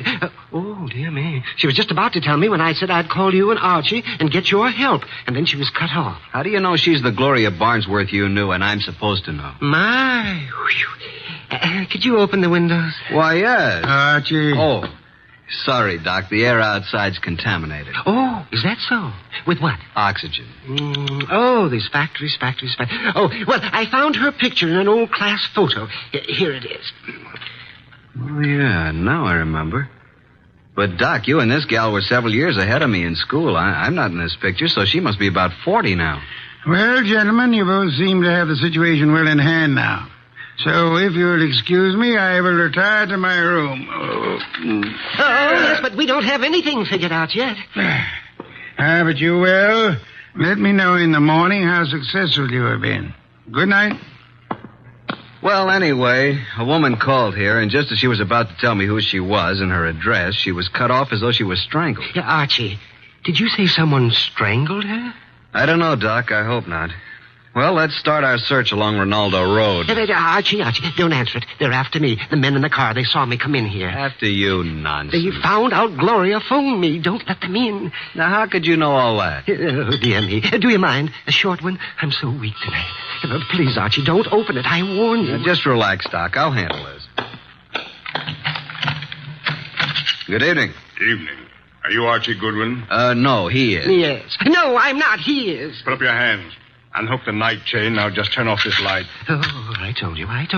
Where's Wolfe? Oh, he's been in bed for hours. And who is this little man? Why, I'm... Don't you know? This is my brother Cuthbert. Yes, he's quite right. I'm a bit older than he is. Shut up, Cuthbert. All right, get your coats and hats off that rack. What for? We're all going for a little ride along the river, and it's a bit chilly. Oh, dear me. I feel faint. I'm getting dizzy. Get your hat. Yes, sir. And put that bottle down. Yes, but it's so cold out Get tonight. along.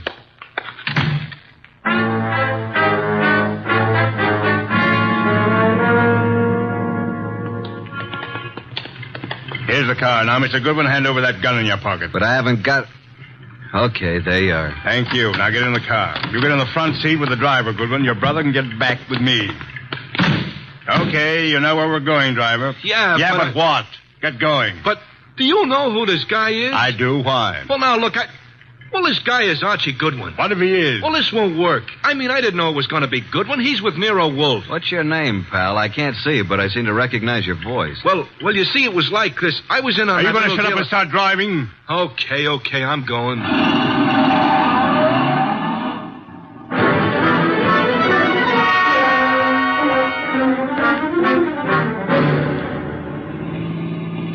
Now, see here, it's getting very late. I don't like this. Where are you taking us? Keep calm, Doc. Yeah, don't get excited. Just take it easy. Listen, Goodwin, I got a record for you.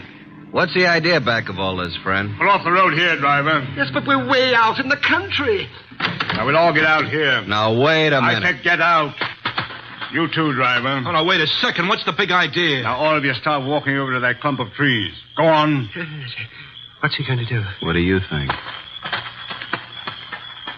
Okay, that's good. Just stand there. Now get out your gun, driver. Oh, now, wait a minute. This isn't Get the out way your you... gun, and don't turn around, driver. Now let him have it.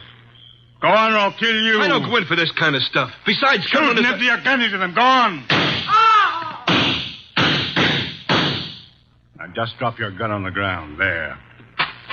Now I will take Goodwin's gun, and after I finish with it, I'll just toss it over beside his body. You what? Hey, now, wait a minute. You'll notice I have gloves on.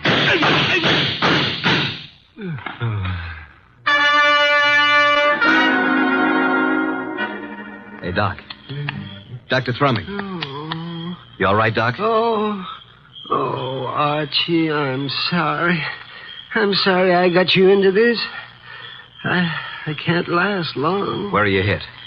Tell Nero make him a present of his new bridge work I put in. Let me have a look at you. I wanted to die in my bed with my friends around You're me. not bleeding. I wanted the choir to sing. What? I'm not bleeding? No. Are you? No. The driver was a bad shot. He missed both of them. Then what am I doing down here on the ground? You fainted at the first shot. I dropped purposely on the second shot. He missed every time. Come on, get up from there. We're very lucky people. What became of them? Hand me my gun. Oh, is this your gun? Wrap it in his handkerchief. Come over here. Yep. Here he is, the driver. And he's dead. This is dreadful, Archie. What do we do now? You got a lighter? Here's my pocket flash. Well, here's his gun beside him. Don't touch it. Have a look through his pockets. Wish I knew what he meant when he said he had a record for me someplace. A picture of a girl. Says, to Mike from Violet. Mike. This fellow's face is certainly familiar, but I can't... Hey, wait a minute. Mike Jordan, that's it. Mike Jordan? Yeah, Wolf cleared him on a frame-up 3 years ago, and this girl Violet is an entertainer in a nightclub downtown. Violet, yes, but what does all this have to do with Gloria? Strange, there's no other identification on him. Maybe the other guy took it off of him. Well, now we got to find Violet. How? We can't even find Gloria. I think now that this guy Mike Jordan missed us deliberately. Let's start hoofing it back to that last crossroad. There was a telephone there. I'll call Nero.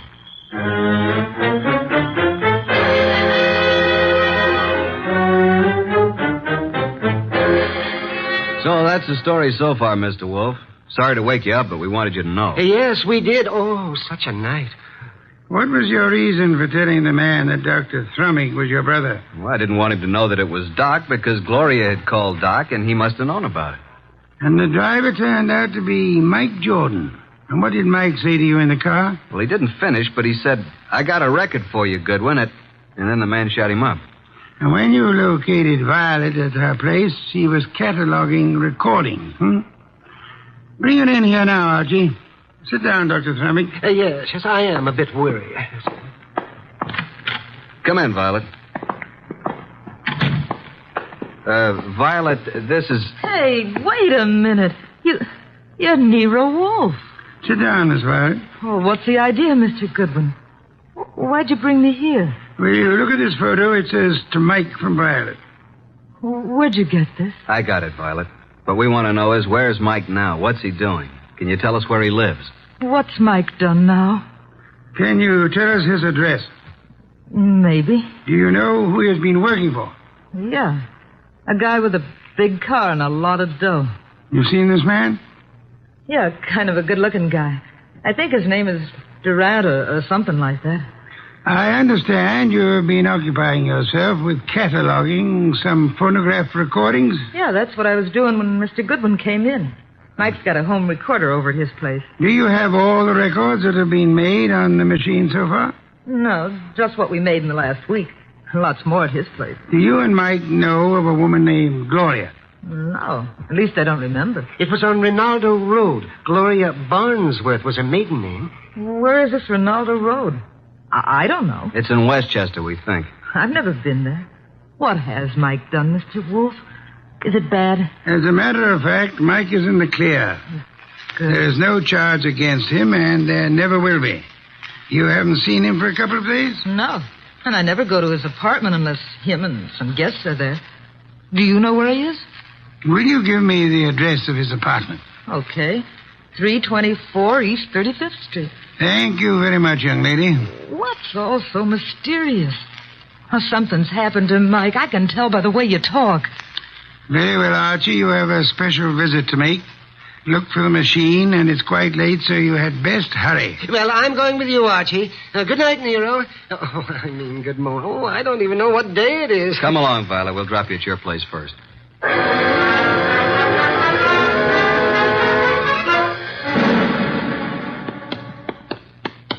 Well, here we are, Doc. Yes, has his name right on it. Mike Jordan. No, we're fairly certain that no one's in there. Hey, what do you know? It isn't locked. The lights are on.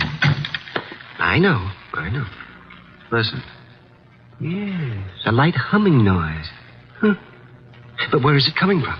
Over in that corner, those wall cabinets. There it is. A radio. And a phonograph combination. This and a recording machine. And the recording arm's still down on the record. Just lift it off and put the playback needle on. Yeah, there we are. But look, I don't go in for that kind of stuff. You've been working for me for several weeks now, haven't you? Well, sure, boss, but I never went in for no kind of... We're going to pick this guy up and take him for a little ride. It ain't my line. All you do is drive the car. Okay, I'll take a chance, but remember, I'm just the driver of your car. If anything happens, I didn't know nothing. You'll do just as I say. Incidentally, I know a lot about you. Things the police would like to know. Okay, I'm working for you. I came out to Ronaldo Road to make an honest living. But I see I'm right back where I started. And worse. The guy just ain't got a chance. Oh, remind me. I've got to phone the place.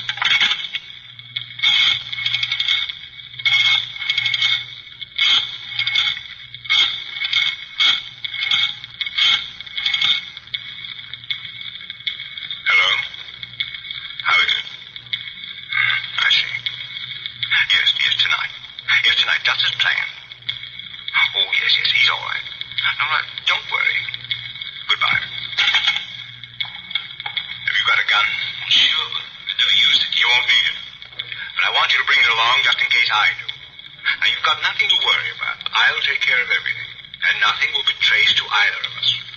You got your money? Let's go, Mike. It's getting late. Well, Doc? He did say Ronaldo Road. That's where our Gloria called from, so they're all tied in together. Come along, Doc. We're going back to Mr. Wolfe again, and we'll just take this record with us.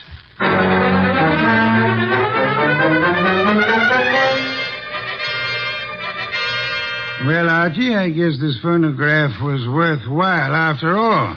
Yes, indeed. Hey, don't you find this a very interesting recording, Nero? I'm sure we're going to add it to our collection. And these are the two men who took you on the ride. That's right. But we're really no further along in our desire to help Gloria. That's right. We're on Ronaldo Road. Boss, if we can find the address, will you go with us down there or over there or wherever it is? I might. And you already have the clue to the address? We have. Where? In that phonograph recording. Play it again, Archie. Just the part where he uses the telephone. And slow the speed way down. Then take down the numbers I call off. Okay, boss.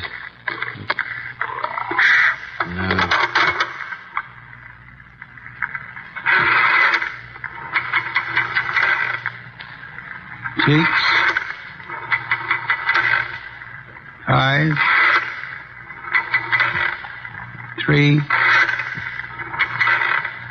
2, 2, 3. That's enough.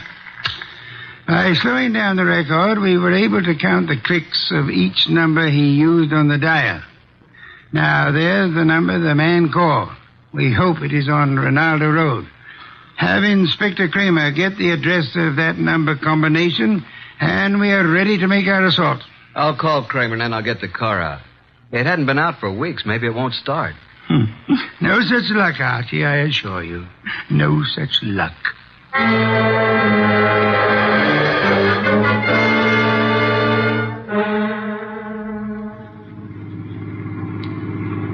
Oh, here it is. I think we must go through this big gate. Yes, there's the number. 23 Ronaldo. Slip up to the entrance as softly as possible. Turn out your headlamps. Well, here we are, boss. Easy now getting out. Don't pull, Doctor. Don't pull on. There we are. Now come along. Yeah, spooky sort of place, isn't it? All big houses are like that. Must be 20 rooms. Yeah. There's not a light in the place. Use the knocker, Archie.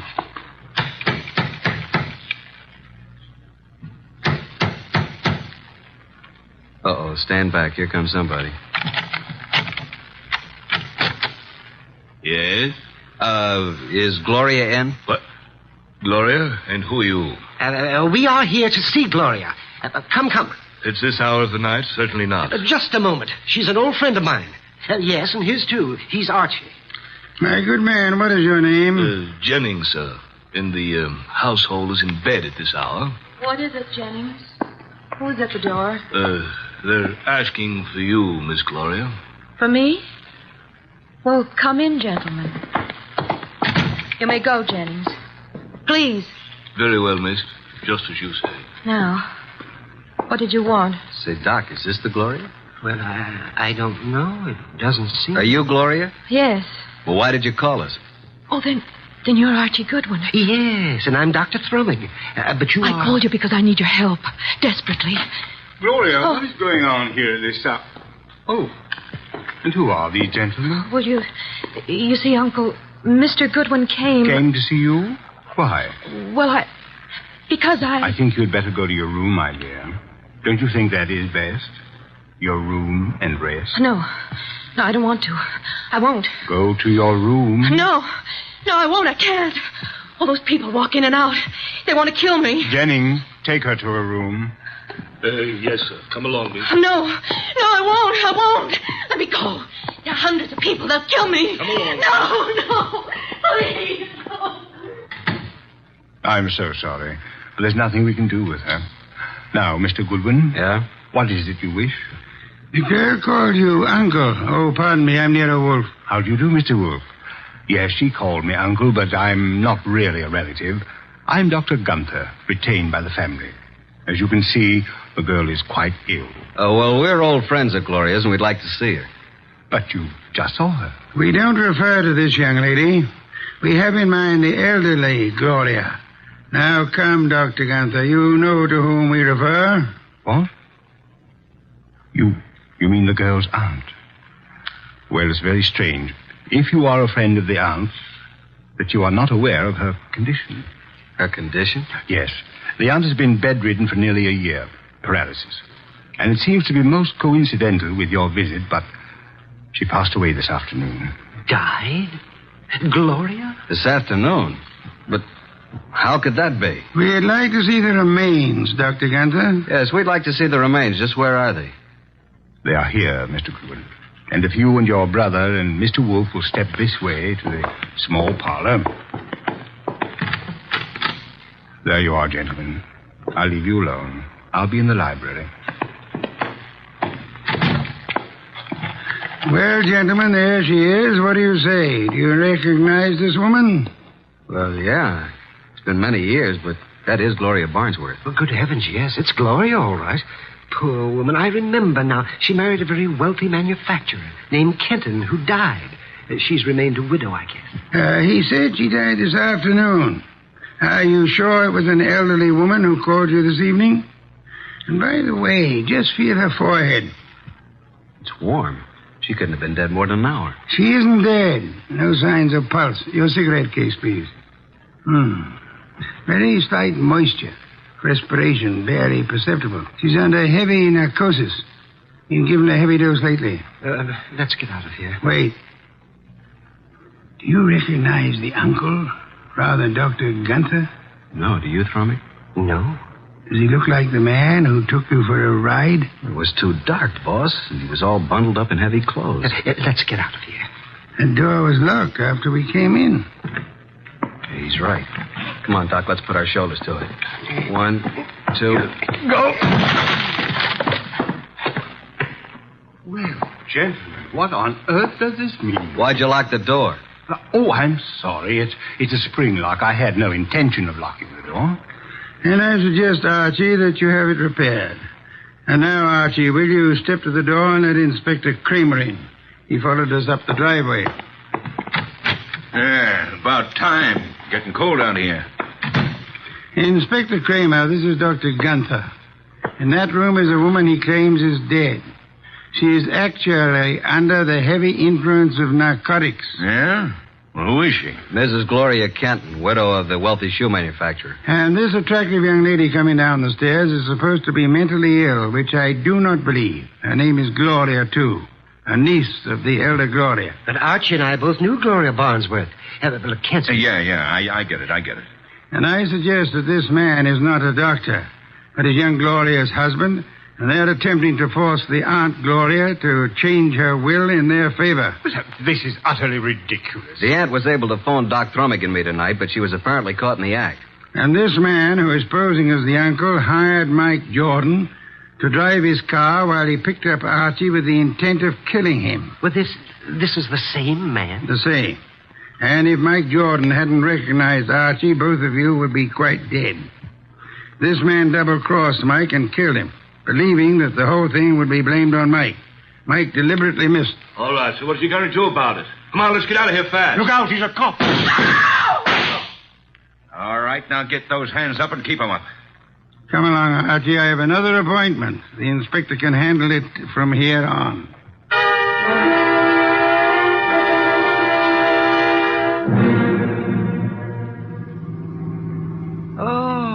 Oh, dear me. What happened? Am I all right? Yeah, you just fainted again when the shooting started. It's really quite fortunate that Mike Jordan recorded that conversation. Fortunate indeed. How did you know this uncle was the same guy who took us for a ride? First, by his speech pattern, he is undoubtedly a Canadian. But you must have missed the most important slip-up. What was that? When he escorted us to see the body, he said to you, Archie, if you and your brother and Mr. Wolfe will step this way... Now, how would he believe that Dr. Thrummig was your brother? No one mentioned it. Of course, the clue I planted and then missed myself. Quite right, Archie, quite right. What time is it? 8 a.m. I certainly appreciate your coming out for me on this deal. Oh, but I didn't do it just for you. There is an Orchid Lovers Convention this morning at 9 o'clock. What? And you mean... Yes. I'm sure you'll enjoy it tremendously. Both of you. Oh, brother. What's that? Nothing, Doc. Nothing at all.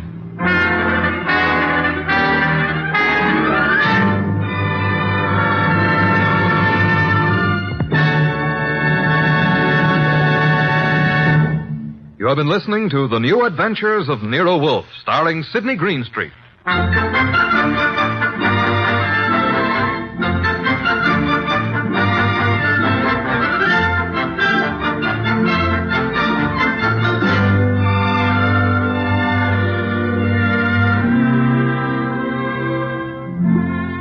Tonight's transcribed story by John Edison was based on the characters created by Rex Stout. This is an Edwin Fadiman program produced and directed by J. Donald Wilson. In the cast were Harry Bartell as Archie Goodwin and Howard McNear, Gene Bates, Peter Leeds, Bill Johnstone, Grace Leonard, and Jay Novello.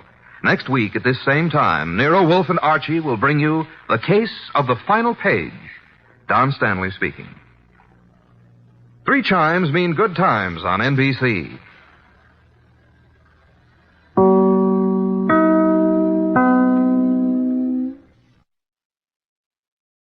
Transcribed. Ladies and gentlemen, the ringing of that phone bell brings you mystery, adventure. Nero Wolfe's office, Archie Goodwin speaking. What? Oh, Fritz. Yeah, I thought it was the outside line. Yeah? Yes, thanks. I'll be right down, Fritz. Boss, Mr. Wolfe, will you please hurry? You're well aware that it will avail you nothing to hurry me. Why, Mr. Ware, be in such a rush today? But the car, it's downstairs waiting. Fritz is all ready. Let him wait. Isn't it enough that I've agreed against my better judgment to leave the comforts of home to go rushing through the crashing traffic of the city? To a dinner? That should be an inducement. Fritz could have prepared a delicious dinner. He has truffles in the pantry. Well, why did you promise Arthur Merle? You didn't have to accept the invitation. Quite so. He's an old friend. Besides, he does set an excellent table. It's just that I don't like the traffic. Traffic? I know why. It's that awful oxygen in the atmosphere outside. It's not the traffic. Archie, you're talking much too much. I know, boss. I'm impatient. Would you mind giving me some slight indication that you intend to move from that chair? Just as soon as I finish this beer. Sure you wouldn't care for half a dozen sandwiches before we go to dinner? If we were going anywhere other than to Arthur Merle's, I'd agree with you. He's the only person in the world I know of, except myself, of course, who has a proper appreciation and respect for the art of preparing good food.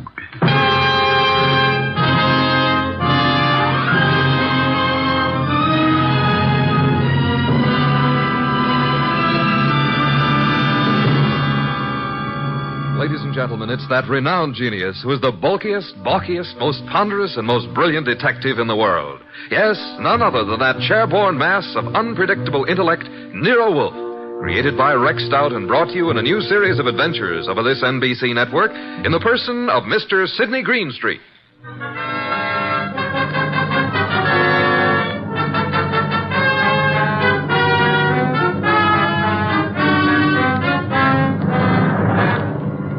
We usually refer to this story as the case of the final page. Under normal circumstances, the last page of a manuscript would be absolutely worthless unless you read all the preceding pages. But in this instance, the final page held the answer to a murder. Without that page, we couldn't arrive at the solution. Actually, we didn't even know the problem.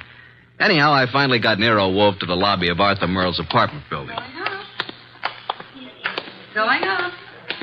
Up, please. Are you going up, gentlemen? Are you, honey? Certainly. It's my job. Then so are we. After you, boss. When did they install women elevator operators in this building? I've been here for 2 years. Floor, please. Arthur Merle's apartment, I believe it's 814. That's right. Are you Mr. Wolfe? No, this is Mr. Wolfe. I'm Archie Goodwin. Although the name Wolfe would be much more appropriate for him than for me. How did you know he was Mr. Wolfe? Mr. Merle came in half an hour ago. He mentioned that he was expecting you. You see, Archie, you rushed me unnecessarily. We practically preceded him here, and we'll probably have to wait interminably for dinner. I just hate to be late. Arthur Merle has never been on time in his life. He's no more punctual than any other writer. He's never been known to meet a deadline on time. This is your floor, gentlemen. Arthur Merle is just down the hall to the right, 814. Thank you. And, by the way, I want to compliment you on your congenial attitude, miss. I'll speak to management. Oh, thank you, sir. Decent of you. What's your name, huh? Women are usurping everything. Really costs to live here. Merle's really in the chips. Every book he writes sells 1 million copies. Remember the last time we had dinner with Arthur Merle? I do. Delicious. Mountain quail. Shot them himself. Yeah, he's quite a marksman. Archie, such proficiency as Arthur Merle displayed in hunting is evidence of a wasted life. Sure, he probably never made over $500,000 a year in his whole life. Well, ring again. Don't just stand there. Surely he's expecting us. The elevator operator said he was? Yeah, she seemed quite well informed. If I were a judge of women, which I'm not, I'd say she has a line on every male in the building. Well, she can get a line on me anytime she wants. Archie, your insatiable interest in the female seems sometimes to border on the psychopathic. You know a more pleasant way to go crazy? Phooey. It's strange. There's a light on in there. I can see it under the door. Shall I try the door? Do so, Archie. Thank you. Unlocked. But at least we can get in. He may be in the bedroom. Probably in the kitchen. I'll just sit here. I must forgo the comforts of my own home. I certainly intend to avail myself of the comforts of Arthur Merle's. Very much over-decorated. You wouldn't like heaven unless they had orchids and beer. Not a chair in the place worthy of the name. Well, I'll try that divan while you have a look around. For what? Arthur Merle, of course. Suppose you have a look in the study. Maybe writing. Have a look, my boy. I'm exhausted and thirsty.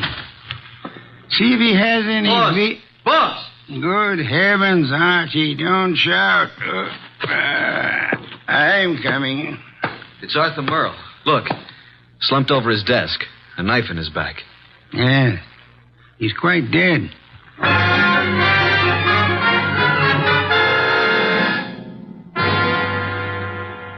You haven't touched anything? Certainly not. I've been around long enough to know that.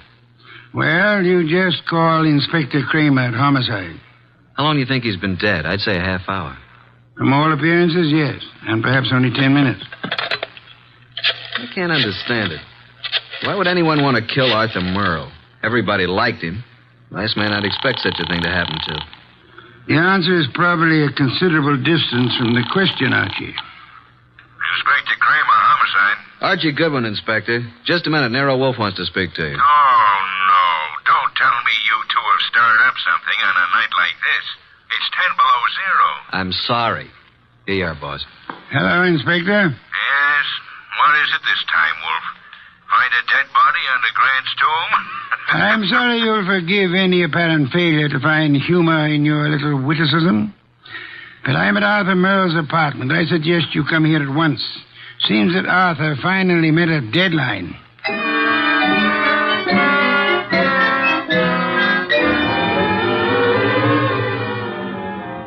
So you just walked in here and found Merle dead, huh? We were invited here for dinner. Anyone else around when you got here? No. You see anyone, Goodwin? Only the elevator operator who brought us up. Well, Mr. Wolfe, since you were in on the ground floor, maybe you've got some ideas. Sorry, Inspector. Had I been able to solve the crime so soon, I would have advised you, Inspector. Yeah. Well, it's obviously murder. Obviously. You knew him well? Quite well. Ever know of his being in any trouble? No. Everybody liked him. Arthur Merle, I felt, didn't have an enemy in the world. Is that so? I don't think anybody pulled this as a little friendly gesture. Don't jump to conclusions, Inspector, that this murder was committed necessarily by an enemy of Merle's. Meaning? It could have been an absolute stranger. A woman? Or a burglar, or a madman, or a crank, or... As far as we know, it could have been anybody in the city, Inspector. Arthur's been dead nearly an hour. And an hour ago, I was in my own home, sitting comfortably in my own big easy chair, drinking a delectable glass of beer. Someone at the door, Archie. Yeah, just a minute. I'll answer that. Mr. Merle? No. Well, is Mr. Merle here? Yes, he's here. But he's not seeing anyone. Well, he's expecting me. I'm from the Serve Right Catering Company. We're ready to serve for 4 here tonight. The dinner has been canceled. Oh, but it's been ordered. Breast of guinea hen, cooked in wine and cloves, delicious. It's prepared and waiting. I'm afraid that I must insist on seeing Mr. Merle. Mr. Merle has been murdered. Well, I'm afraid I must... Murdered? Oh, my goodness, but... Well, in that case, Yes, good evening.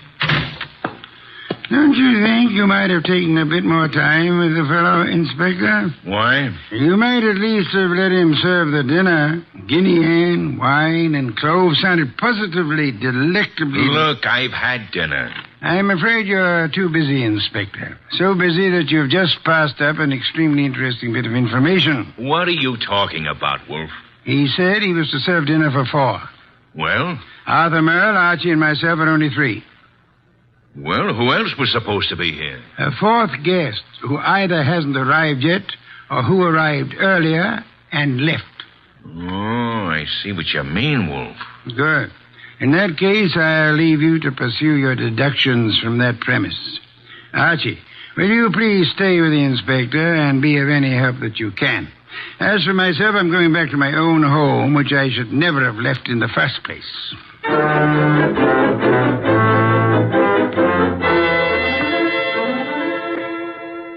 Okay, that finishes the apartment search, Goodwin. And what have we? Nothing. Except that Merle had over $300 in his pocket, and he was wearing a ring worth a couple of $1,000, so it couldn't have been robbery. And I don't think it was premeditated murder. Why not? The weapon. Obviously, if someone had planned on killing Merle, he'd have prepared it better. Used a better weapon than a blunt paper knife. No, as I see it, someone was here before you and Wolfe arrived, and for some reason that person found it necessary to kill Merle, and he did it on the spur of the moment. I'm listening. Well, it's obvious. Merle was slumped over his typewriter. The sheet of paper was in it. He'd been working. May I see it? Yeah. Starbreaker. Strange title. Page 189. He was getting well along with his latest mystery. Apparently. Gregory Thorne slipped the paper into his pocket. It was just an ordinary piece of paper, but Gregory knew its value. Used properly, as Greg knew how to use it, it would be worth $100,000. He walked away briskly, and as he... That's all. Yeah, that's all. Must have been writing. No, I'd like to read the rest of it. We didn't find any more of it. Any other ideas? No, at the moment we seem to be right where the murderer himself left off. Oh, what is this, open house? Sorry to be so... Oh. Oh, what? I expected to see Mr. Merle. Is he here? Well, who are you? Cynthia Roberts. He expecting you? Well, no. That is... Come on in, Miss Roberts. Thank you. Maybe the young lady is trying to say that he didn't have to expect her. Maybe she felt free to call without advance notice, Inspector. Inspector? What did you want to see Mr. Merle about? I'm his fiancée. Oh. Had dinner yet, Miss Roberts? Why, yes, I had dinner earlier. When were you last here, Miss Roberts? Last night after the theater. Arthur and I were... What's the matter? Is something wrong? I'm sorry to have to tell you this, Miss Roberts, but Arthur Merle was murdered.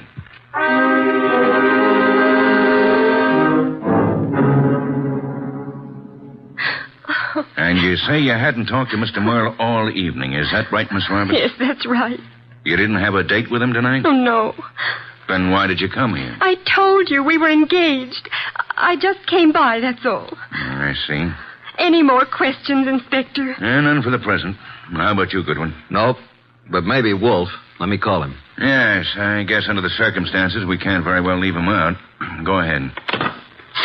Oh, Arthur, I just can't believe it. Why would anyone want to kill him? That, Miss Roberts, is a question we'd all like to know the answer to. Nero Wolfe speaking. Archie, boss, I'm still at Merle's. We haven't found out anything new except that Arthur's fiancée dropped in a few minutes ago. Did she know anything of interest? I don't think so. What does the inspector plan to do about it? Just a minute. He wants to know what you're going to do with her. Well, hold her, of course. He's going to hold her. Let me speak to him. Okay. He wants to talk to you, Inspector. All right. Hello. Inspector, I suggest you let the young lady go.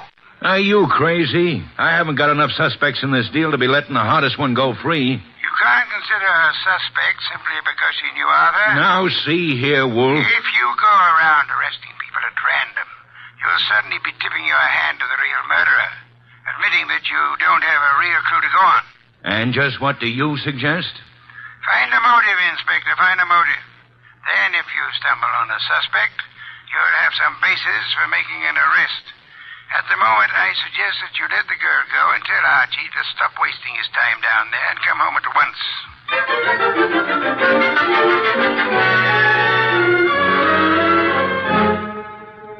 So that's the story, boss. We went over that place with a fine-tooth comb. Nothing.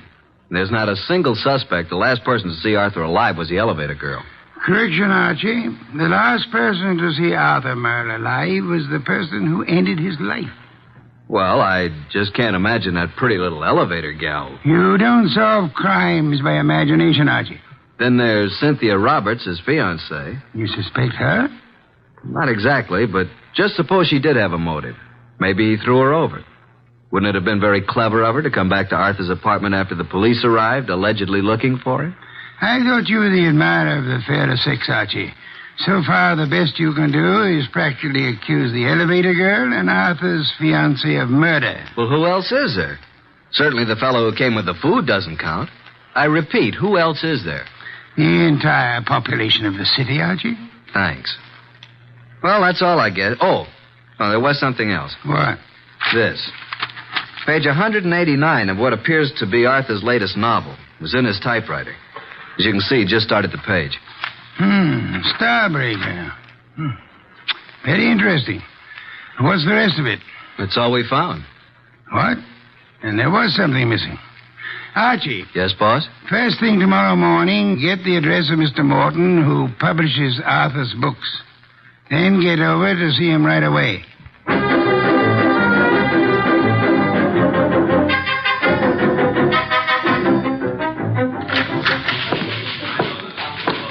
Yes, may I help you? I'd like to see Mr. Morton. Did you have an appointment? Tell him I'm from Homicide. Oh, yes, sir. Yes? Mr. Morton, I know you have someone with you, but there's a gentleman here from the Homicide Bureau. He wants to see you. Tell him I work for Nero Wolfe. My name's Goodwin. His name is Goodwin. Send him in. Yes, thank you. You may go right in, sir. The large door to your right. Thanks. Come in, Mr. Goodwin. Come in. I understand you're from Homicide. Not exactly. I'm Nero Wolfe's assistant. We're working with Inspector Kramer. And what can I do for you? You've heard about Arthur Merle. Yes, I received the word when I came in this morning. It was a great shock. Oh, excuse me, Mr. Goodwin. This gentleman is Henry Childs. How do you do, Mr. Childs? Glad to meet you, Mr. Goodwin. You're with Nero Wolfe? I'm his assistant, man Friday. Mr. Childs is a publicity agent. He handled all publicity for Arthur Merle. I've not only lost an excellent client, but a very good friend. Did you know Mr. Merle? Yes, I'd met him a number of times with Mr. Wolfe. Yes, indeed. Arthur Merle was a great writer and a fine citizen. He'll be missed by millions.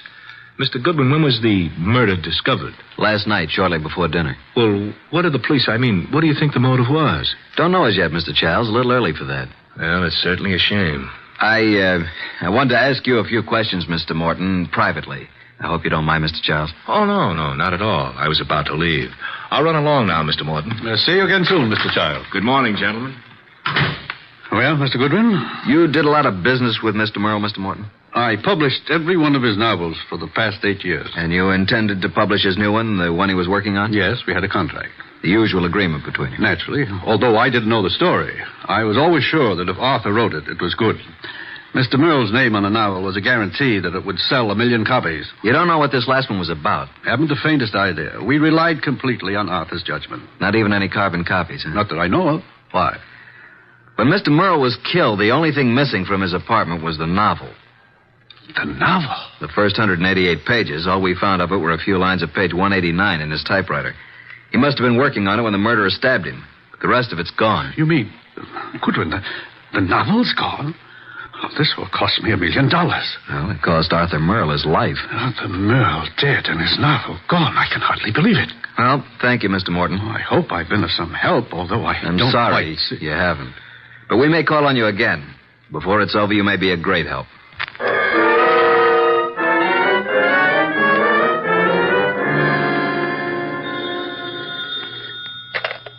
Nero Wolfe speaking. Archie, boss. I just finished with Morton. He doesn't know a thing. Merle never discussed his stories with anyone, and as far as Morton knows, he never made carbons. I see. Where do I go from here, boss? See Cynthia Roberts.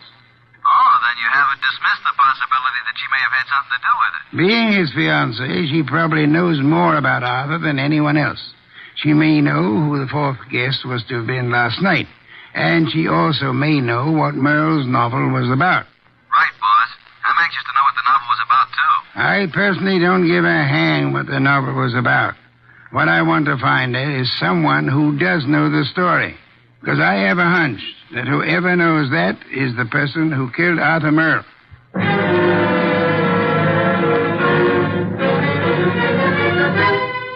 Miss Roberts, I know you want to help us find out who killed Arthur. Oh, yes, of course. I'll do anything. Nero Wolfe and I were invited to have dinner with Arthur Merle last night. Well, I knew he was having friends in for dinner, but I didn't know who they were. Oh, I'm sorry. I hoped you'd know whom he invited. No, he didn't tell me. Miss Roberts, we have reason to believe that there was to have been a fourth person there last night.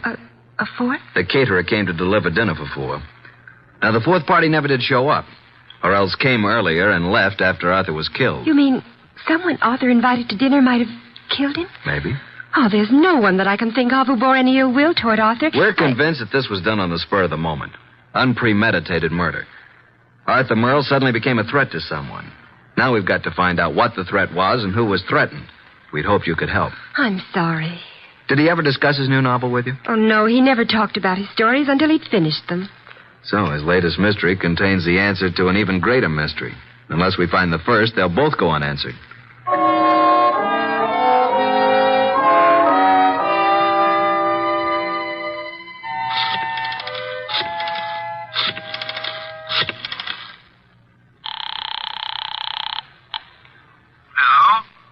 Mr. Morton? Yes?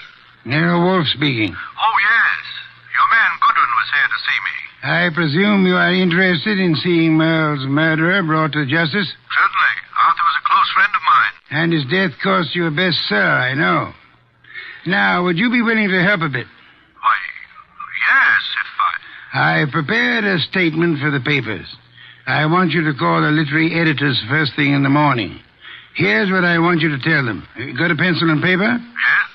And take this down. Quote, Mr. Carlton Morton announced today that the last work of the late Arthur Merle will be published according to schedule. Fortunately, it was Mr. Merle's custom to furnish his publishers with carbon copies of each day's work. Consequently, with the major portion of his...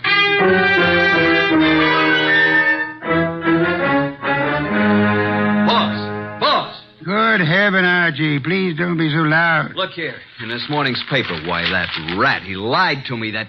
What on earth are you talking about? That publisher, Morton, he said he didn't have copies of Merle's manuscript, that he didn't know what it was about. And listen to this.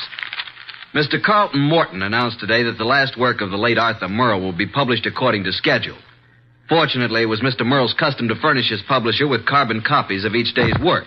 Consequently, with a major portion of his latest work, Starbreaker, in the hands of his publisher, together with a complete synopsis, including the denouement, it will be possible for a ghostwriter to complete the novel.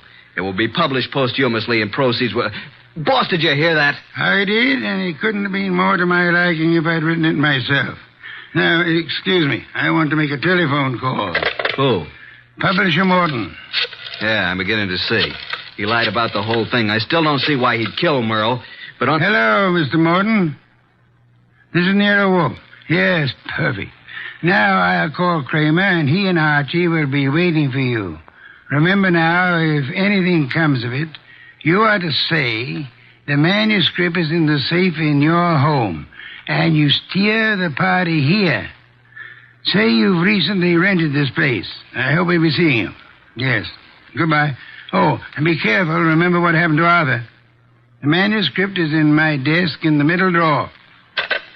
What the... You mean... Archie, look out of that window. Huh? Yeah? Out there is a city of some 5 million people. In that 5 million, there is one who murdered Arthur Merle. Now, we don't know who it is, so we can't go out and put a finger on him. But, Archie, since we can't go to him, we have only one other choice: make him come to us.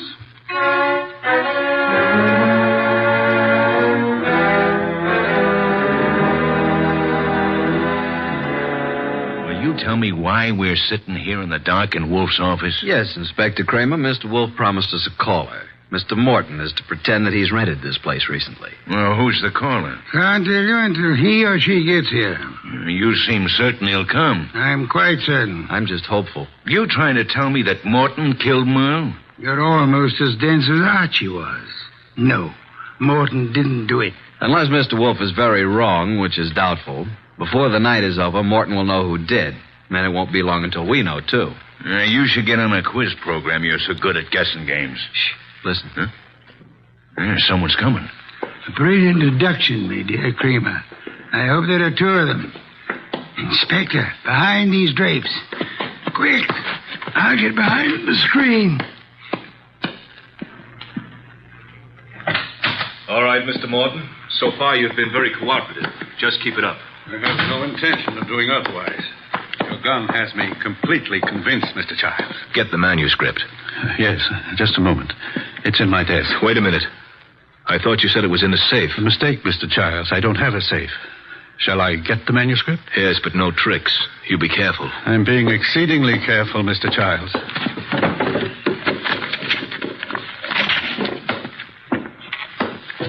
There you are. Starbreaker by Arthur Merle. Yes, this is it. Thank you, Mr. Morton. Now, I trust that's all you want of me. I'm sorry. I wish that were true. Unfortunately, you see, it's not the actual novel that I want. Oh? My interest in this copy is the same as it was in the original. And that is? That no one should ever learn the content. I take it you know what it's about, then. Yes. You see, Mr. Merle made the mistake of telling me when I called a bit early at his apartment for dinner last evening. I was forced to deprive him of his life once I learned the storyline of this novel. This story must be kept secret. Why? Most of you people in the publishing business know me as a public relations and publicity agent for several prominent writers. Yes? Actually, I've been as successful as I might in this business. Because a few years ago, I stumbled onto a very neat and foolproof method of blackmail. Unfortunately, Arthur Merle thought of the same thing and based this story on it. If it got out, I'd be exposed and sent to prison. So you can see why I had to stop it, why I had to kill Arthur, and why... Now I'll have to kill you, too. Oh, child, for heaven's sake. The contents of these pages condemn me. You know what's in them. Further, I've confessed to murder to you. You don't think I could let you live after that, do you? Child, you're insane. I'm sorry that I must repay you for your trouble in such an ungrateful manner. I'm sorry to do this to you, Child, but I can't... Child, please, no! Sorry, Mr. Childs. There wasn't time to ask you to drop the gun. All right, Mr. Childs. Get your hands up and stay where you are. Nice going, Mr. Morton. Who are you? That took courage, Mr. Morton. Sorry we had to wait so long, but we had to make Mr. Childs here convict himself. Convict? What do you mean? We've been waiting here for you, behind the drapes all the time. We heard every word. Mr. Childs, you're under arrest. Police? Yes, Mr. Childs. Only one person could have been so anxious over a copy of that novel. That's the person who killed Arthur Merle for the original. And we heard you confess to that. And that's all we need to convict you. We didn't have any proof until we set it up for you to make a second try to cover up for the first. Fortunately, the setup worked. Setup? Take a look at the rest of the manuscript, Mr. Childs. What? Oh, the front page is there, all right, but look at the rest. Why, they're blank. They're just blank pages. You didn't have a copy at all. No, but we certainly got a murderer. Eh, Inspector? Childs! Stop, Childs! Stop! Well, that's one way to avoid standing trial.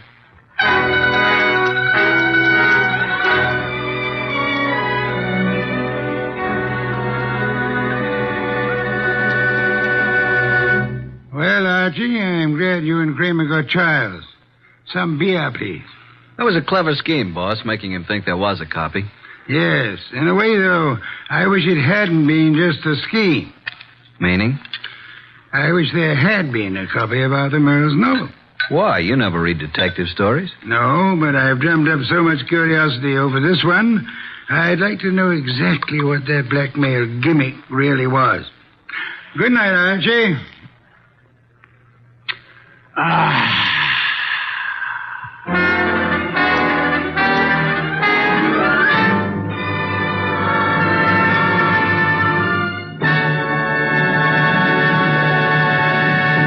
You have been listening to The New Adventures of Nero Wolfe, starring Sidney Greenstreet.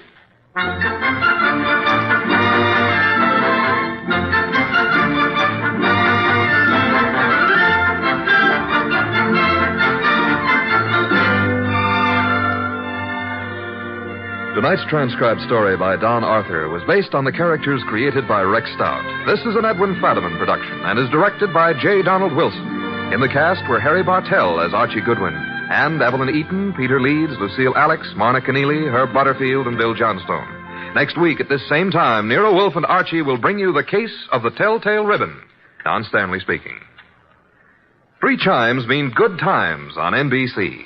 There's excitement for you Sunday when talented servicemen compete on The Phil Regan Show. And Sunday on NBC also means another delightful adventure with Cary Grant and Betsy Drake when they star as Mr. and Mrs. Blandings, the proud but bewildered owners of the famous Dream House. The chimes are your invitation every Sunday to Mr. and Mrs. Blandings. Tomorrow for excitement, hear Herbert Marshall in The Man Called X on NBC.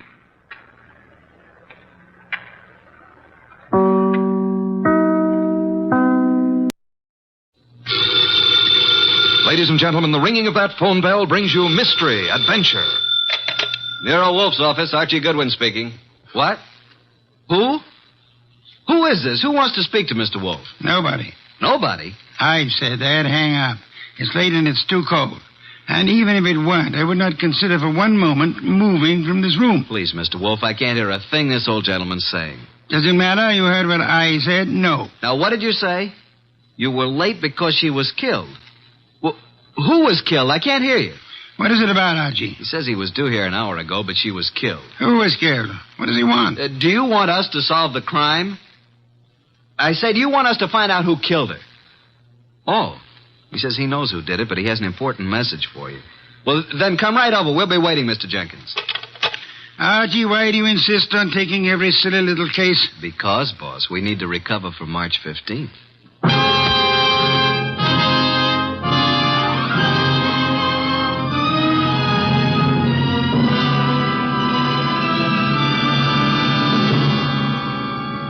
Ladies and gentlemen, it's that renowned genius who is the bulkiest, balkiest, most ponderous, and most brilliant detective in the world. Yes, none other than that chairborne mass of unpredictable intellect, Nero Wolfe, created by Rex Stout and brought to you in a new series of adventures of this NBC network in the person of Mr. Sidney Greenstreet.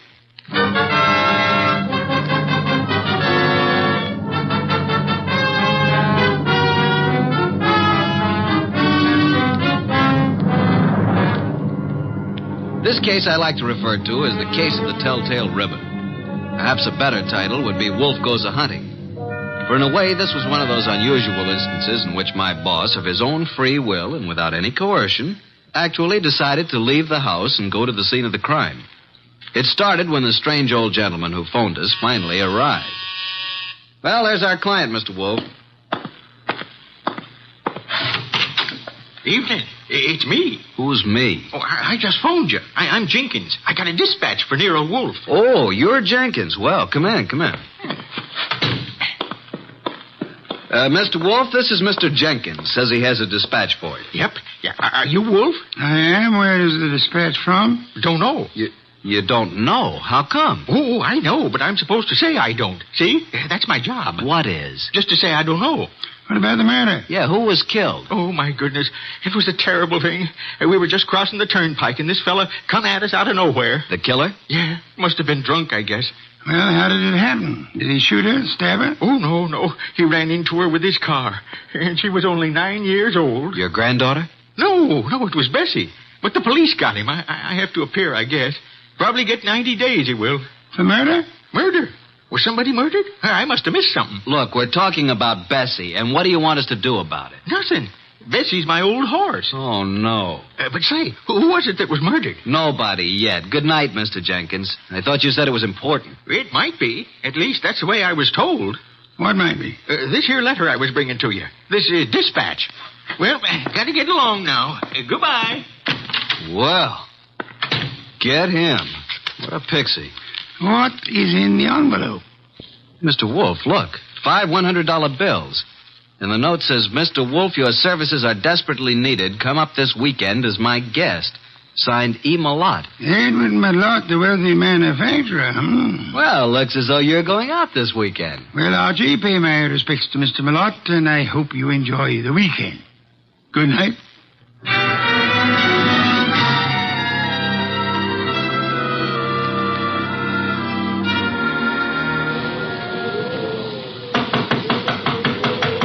Something certainly phony about this. There's no party going on here tonight. Yes? What is it? Is this the Malott place? It is. What do you want? My name's Goodwin. I'm a guest of Mr. Malott's. A guest? Yes, he invited me down for the weekend. Weekend? Oh. Well, you better step in, please, Mr. Goodwin.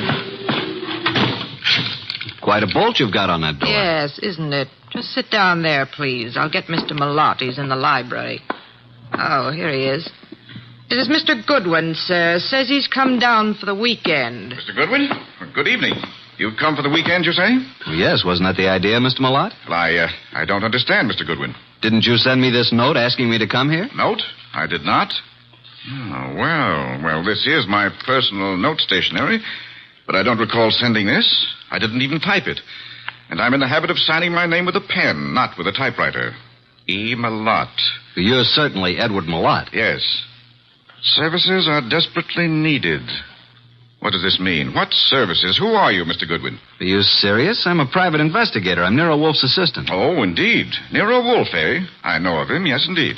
And you really don't know anything about this note? I do not. Are you having a weekend party here? I most certainly am not. Then who sent this? And there were 5 $100 bills as a retainer. I haven't the slightest idea. Oh, Dorothy. Yes? Will you step in here, please? Miss Davis is my private secretary. She may know something about this. Yes, Mr. Malott. What is it? Dorothy. Oh. Dorothy, this is Mr. Goodwin. How do you do, Mr. Goodwin? Well, how do you do, Miss Davis? Yes. Well, Mr. Goodwin is assistant to Nero Wolfe. You don't say. Nero Wolfe, the detective? Oh, I've heard a great deal about him. And about you, too, Mr. Goodwin. Well, now I'm mighty glad to hear you say that, Miss Davis. Mr. Goodwin has a note here. Is anything wrong, Edward? I heard voices. Oh, do we have company? Nothing is wrong, Eva. I was calling Dorothy, that's all. Oh, this is Mr. Goodwin, Eva.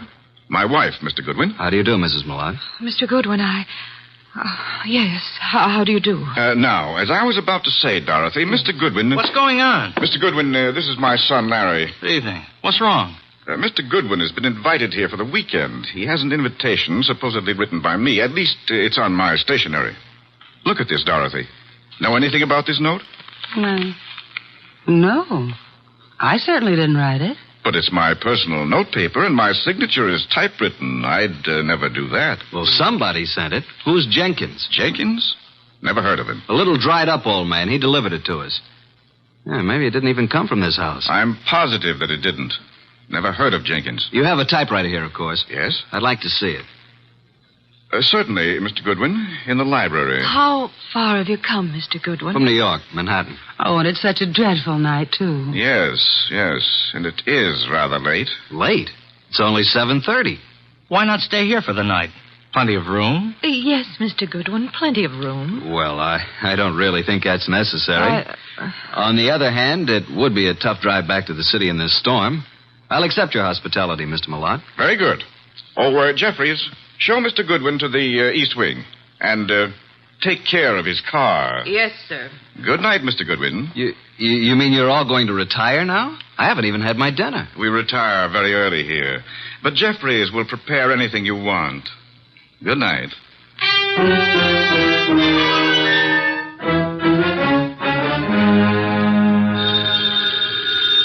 Oh, dear, who moved that phone?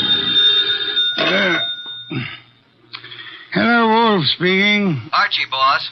Well, I'm here at Malott's place, but there ain't no party. What happened? Are you in the right house? I'm afraid I am. They've all gone to bed. Weird bunch. His wife, who looks very sickly and I think wants to say something to me alone, and Larry the son, and Malott's secretary, Dorothy Davis. She has me bothered a bit. How unusual, especially if she's pretty. A beauty. But she seems to know all about me. You'd better come home, Archie. I can see you're in no condition to handle this case properly. Give them the money back. Oh, I forgot to tell you. They don't want me here. Malott didn't send the note. No one here knows anything about it, so we can keep the dough. Interesting indeed. The circumstances would indicate that you should stay there and wait for it to happen. For what to happen?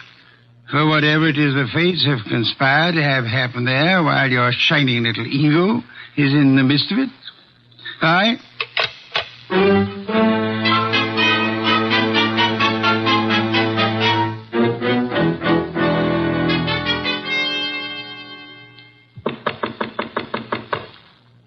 Who is it? It's Archie Goodwin, Mrs. Malott. Come in, please. I saw you give me the eye when I was about to leave. I've been waiting till I felt sure they were all asleep. Now, what's up? I wrote you that note. I sent for you. How do I know that? Old man Jenkins is a scissor and knife sharpener who happens along every month or so. They wouldn't know him.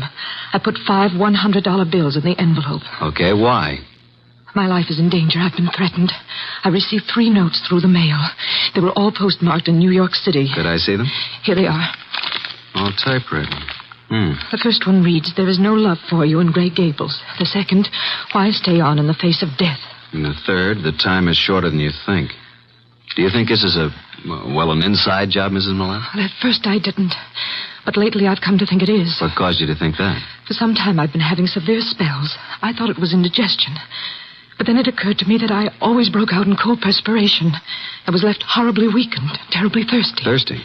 You fear you're being poisoned? Yes. And since the thought came to me, I've been living in fear. Fear of every bite of food or drink. It's so shattered my nerves that I have to take these yellow sleeping capsules to even close my eyes. Well, as your husband and his secretary and your son Larry... Larry is my stepson. Which one do you suspect? The secretary, Dorothy, or my husband, or both. What's the motive? Oh, they're in love. She's been here over 2 years, and they've spent most of their time together. The idea never occurred to me till last week.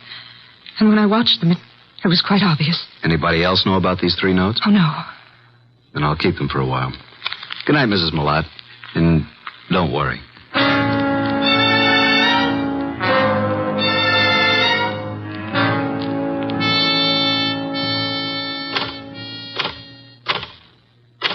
What are you doing, Mr. Goodwin, snooping around in Father's library? Well, Larry, I was just trying to find out if this Remington was the machine you used to type those notes. What?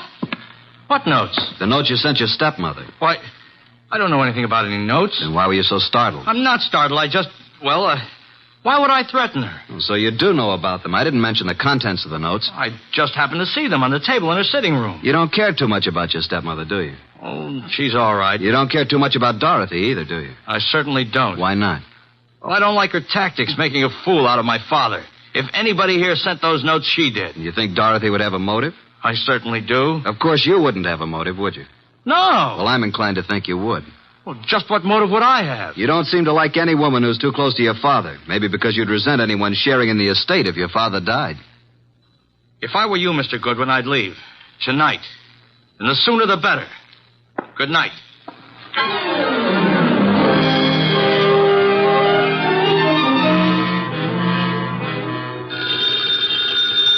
Oh, Archie. Oh, confounded boy. Yes, Archie? You have the wrong number. This is Sherlock Holmes speaking. Why don't you go to bed like the others? You don't have to push it. It'll happen. Eva Malott thinks she's being slowly poisoned. Suspects her husband and his secretary. She could be right. What are the symptoms she suffers? Gastric disturbances, weakness, thirst. Indeed.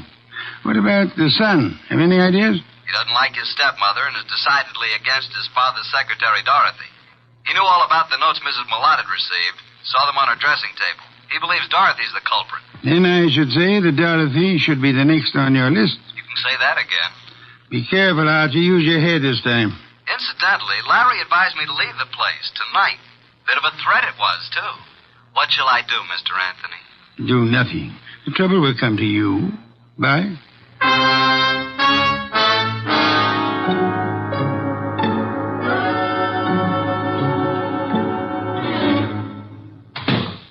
Oh. Hello there, Mr. Malott. I thought you'd turned in for the night. It's quite obvious you thought so, Mr. Goodwin. What are you doing in the library? Why, just looking for something to read. You'll find the books all around the walls, not on my desk. Well, I was looking for a particular kind of book. I'm very much interested in poisons. Poisons? Yeah, a hobby of mine. You happen to have any books on toxicology? I do not. And what's that book on the fourth shelf right beside you? Why, Where did that come from? Never saw it before. Perhaps it was in that assorted collection I bought a couple of weeks ago. I hadn't noticed it. Larry probably put them on the shelves. Mr. Malott, how long have you known Dorothy, your secretary? A little over 2 years. Did it ever occur to you that she might be, well, infatuated, in love with you? What? Well, of all the... Now, see here. I don't know what you're up to, and I don't know how you got hold of my stationery to write that fake note. It isn't a fake note, Malott. I'm only trying to find out what's back of it. Mr. Goodwin, there is nothing going on here that requires the services of a detective, and Dorothy is not in love with me. I didn't say she was. I asked you if you thought she might be. Well, since this conversation seems to concern me, I suppose I am at liberty to come in. Oh, you're still up too, Miss Davis. Did you hear what this man said, Dorothy? Yes, I did, Mr. Malott. And I'd like to have a few words alone with Mr. Goodwin, if you don't mind. Mr. Goodwin, would you mind coming with me for a few minutes? No, not at all. And, well, it's rather late, Mr. Malott. Don't you think you should retire? It's a heavy day tomorrow. Well, yes. Yes, I suppose I should. And please, don't let this upset you. Mr. Goodwin has been misinformed. I'll straighten him out. Come on, Mr. Goodwin. The bar is right across the hall. I'll fix you a nice, soothing drink. That'll be nice. Well, now, what would you like, Mr. Goodwin? In the way of drinks? Oh, well, some 7-Up. Really? Well, just sit down over there. Okay, what do you want to talk about? Well, where did you get the idea that I was in love with Mr. Malott? First, suppose you tell me if you are in love with him. Yes, I am. But until a few minutes ago, he wasn't even aware of it. I worship him and his work. I never wanted him to know because he's married. It would have caused trouble, and I'd have had to leave here.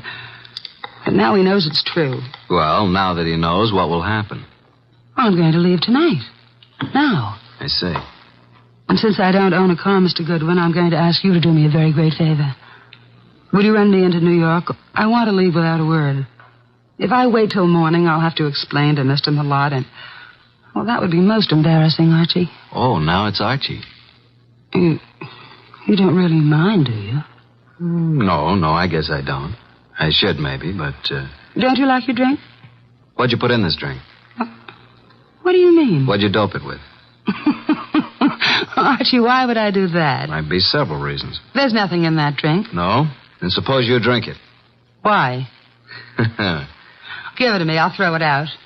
If you want another drink, fix it yourself. I'll have my things ready in 5 minutes. Are you going to take me? Sure. Certainly I'm going to take you. But are you sure you have to go tonight? I must go tonight. Now. Wish I knew why. Mr. Wolfe's always so right. What? Just talking to myself. Dorothy! Larry! Jeffries! Come upstairs. What's happened? Call Dr. Hauser. Something terrible has happened to Eva.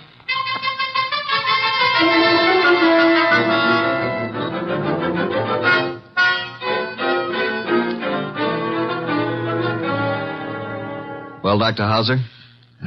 Poor Mrs. Malott. No, there's nothing to be done now. It's all over. Eva.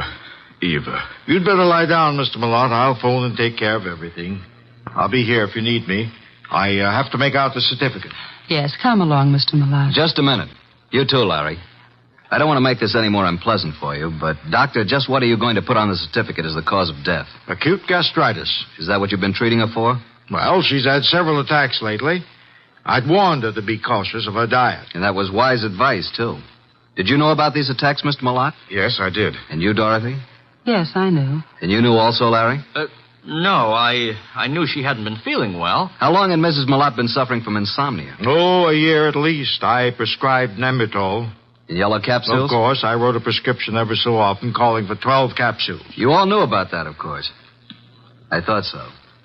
And would this be the prescription, this little box of capsules here on... Well. What's the matter, Mr. Goodwin? That box was open on this nightstand when we stepped into this room. All right, let's have the box, Mr. Malott. Thank you. Why'd you pick it up? Because I didn't want the stigma of suicide on Eva's name, nor mine. Suicide? Yes. Eva had this prescription filled yesterday morning. The dose is 1 at bedtime, 12 capsules. She took 1 last night.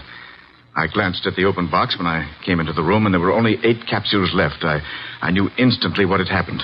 She'd taken an overdose. Doctor, do you think 3 capsules would be sufficient to cause her death? I doubt it very much. So do I. Mrs. Malott didn't die from an overdose of sleeping capsules. She was poisoned. Poisoned? Are you crazy? By whom? By you, or Dorothy, or Larry. No, I didn't do it. I didn't write those notes. What notes? Mrs. Malott had received 3 notes threatening her life if she didn't leave this house. Each of you had a motive, so I'm sending this body to the coroner for an immediate autopsy. I won't permit it. The police will see to it. You have no choice.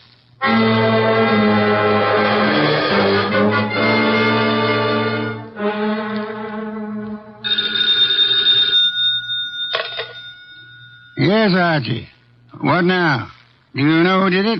How do you know anything's happened? Let us call it extrasensory perception. Well, Mrs. Malott was right. She's dead.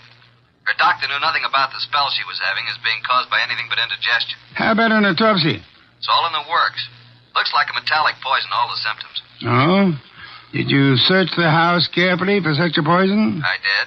And I'll check the drugstores in the morning. Somebody in that house will purchase some poison. Let me know when the autopsy report is in. Right.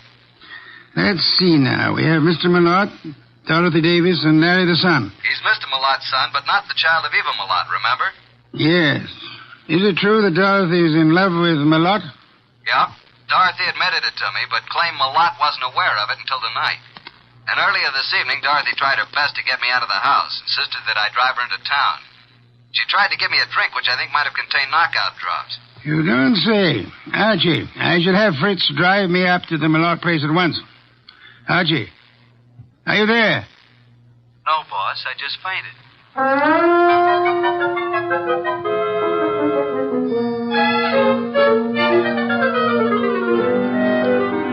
And that, Mr. Wolfe, is most of the story up to now. Very interesting. Yes, indeed. But it isn't true. I did not put anything in Mr. Goodwin's drink. Then did you ask him to take you into town? Yes. And I might have been found in a ditch. Oh, it's ridiculous. Why did you try to get Mr. Goodwin to take you to town? Because I felt it would be too embarrassing to remain until morning. Maybe you'd already given Mother the big dose of poison and wanted Goodwin out before it was discovered. Wait a minute. Now, Mr. Malott, you claim that you knew nothing about Dorothy being in love with you. Should we believe that? You can believe it or not. Dorothy had a motive to get rid of Mrs. Malott. It seems that Mr. Malott had one, too. And so did Larry. What? You admitted to me that you didn't like your stepmother. And that you disliked Dorothy even more. I didn't say that. You said Dorothy was making a fool of your father. You resented the possibility of any woman sharing in the estate. You knew about the sleeping capsules, and you could have put poison in some of them. You could have written those threat notes. And by getting rid of your stepmother and placing the blame on Dorothy, you'd be getting rid of them both. But I didn't. I did not write those notes. You were the only one who knew about them. I was not the only one. I saw Dorothy coming out of Mother's room. It was this afternoon. Mother was out taking a sunbath. Dorothy did it. She's the one. I think you're the one. No, Dorothy wrote those notes. That's a lie. No, she probably slipped into Mother's room and wrote those notes on Mother's portable. What? Hey, just a minute. Archie, come here. I never heard of such lies. I didn't do it. You can't send me to jail. I'll kill you first. Larry, drop that gun. Don't come near me, any of you. You're such a fool, Larry. Give me that gun. I'll shoot. Come on. There. Now, you better quiet down, kid. Or Inspector Kramer will take care of you when he arrives.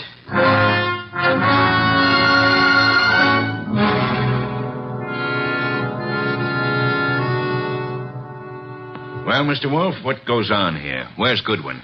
I sent him upstairs, Inspector Kramer, upstairs to Mrs. Malotte's room to check on something. Here he is.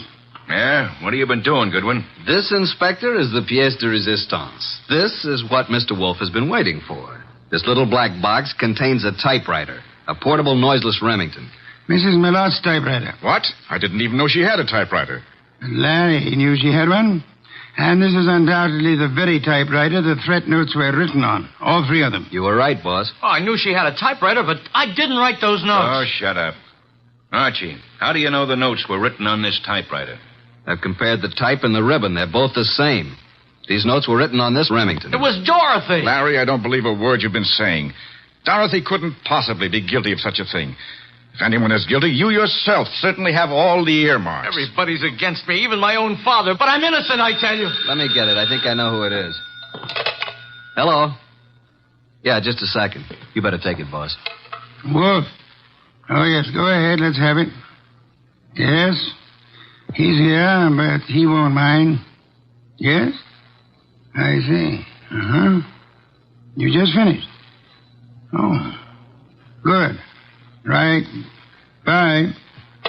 Was it the coroner? The coroner, reporting that poison was found in the sleeping capsules. And the body. Did they find poison? They did.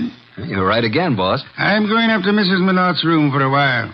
I want you to come along with me.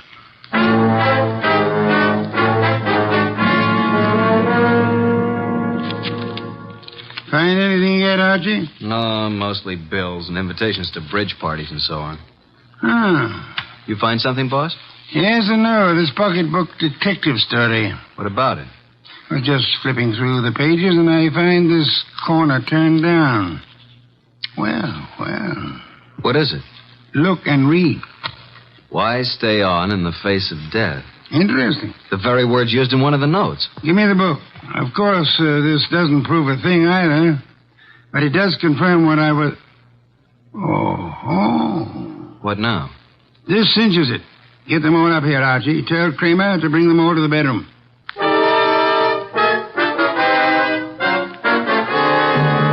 Well, Mr. Wolfe, what now? As you all know, Mrs. Malotte was poisoned by someone who had an opportunity to put it in the sleeping capsule. Someone in this household. Yeah, but which one? The kid? I never bought any poison in my life. Be quiet, will you? No, Inspector, it wasn't Larry. And I suppose you think I put the rest of that rat poison in your drink, Mr. Goodwin. No, Dorothy, it wasn't you. But how did you know it was rat poison? I didn't. I just guessed. I can think, too. Then if it wasn't Dorothy or Larry, you must mean me. No, Mr. Lott? No, wait a minute. It had to be somebody. Yes. This is going to be painful for you, Mr. Malotte. Well, you mean that Mrs. Malotte did commit suicide? It was more than suicide. It was suicide with an attempt to have both you and Dorothy convicted of murder. She planted things? She did. I can't believe it. Show him the pocketbook, mystery. Here's the proof. Some of the threat notes were lifted bodily from this novel. But look on the back cover. Isn't that Mrs. Malotte's handwriting? Yes, and this is the other note. The one to you, Mr. Wolfe. Composed in pencil before she typed it out on her machine. Then, Wolfe, the note you received was the same typing as the threat notes. See for yourself, Inspector. Then why the dickens didn't Archie compare them right away? Just one of those things, Inspector. There are times when even a good detective is a bit on the, shall we say, dull side. Don't you find that often true, Inspector?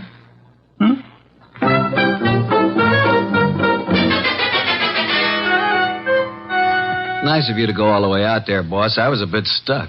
Quite all right, Archie. Yeah, there's something that still bothers me. So? How can such a sweet, motherly type as Mrs. Malotte cook up such gruesome ideas? She was a very sick woman, mentally as well as physically. She probably felt she was going to die.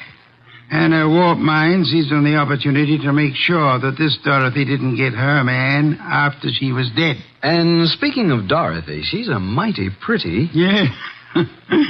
Some beer, please, Archie. If you were so certain that Dorothy wasn't guilty, what was the idea of spending so much time questioning her? Huh? Why, I... Never mind the raised eyebrow department. Answer the question. Well, there are certain rules a good detective always follows. Some are in the book, others aren't. You mean there's nothing in the book which says a good detective shouldn't spend a few minutes with an attractive brunette, even though she is a murder suspect? The author of that book can be none other than the incomparable Archie Goodwin. Good night, Archie.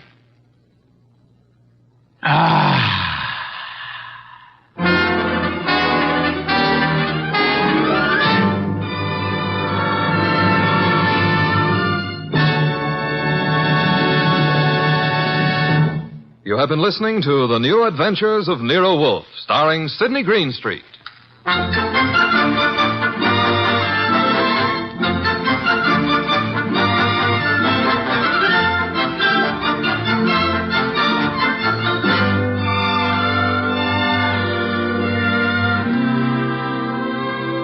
Tonight's transcribed story by John Edison was based on the characters created by Rex Stout. This is an Edwin Fadiman production, produced and directed by J. Donald Wilson. In the cast were Harry Bartell as Archie Goodwin, and Gene Bates, Irene Winston, Ted Von Eltz, Jerry Hausner, Vic Rodman, and Bill Johnstone. Next week at this same time, Nero Wolfe and Archie will bring you The Case of the Shot in the Dark. Don Stanley speaking. 3 chimes mean good times on NBC. There's music in the air tomorrow evening, music and fun, brought to you by Dennis Day, Judy Canova, and Grand Ole Opry. Charming and boyish Dennis gets himself tangled in another bewildering situation, while Judy Canova gets together with her comedy pals for some mountain-style goings-on. And Saturday also means a kilocycle trip to Nashville for Grand Ole Opry. Friday's fun includes Sam Spade and, of course, the magnificent Montague on NBC.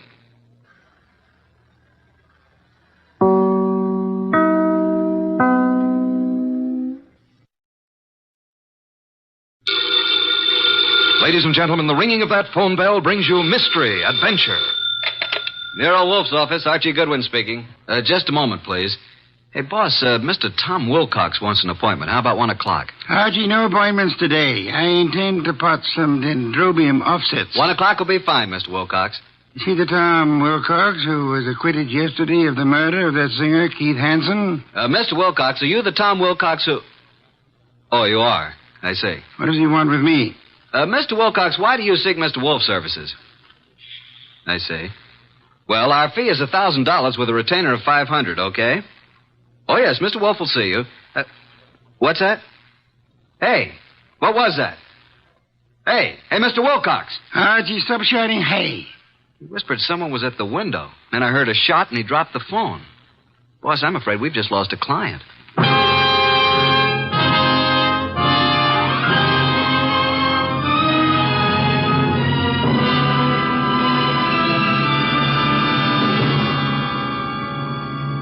Ladies and gentlemen, it's that renowned genius who is the bulkiest, most ponderous, and most brilliant detective in the world.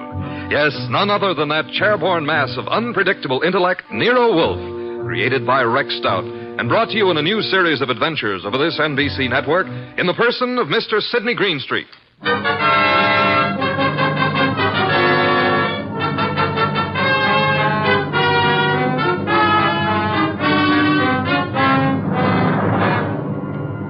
This episode is one Nero Wolfe refers to as a slight case of perjury.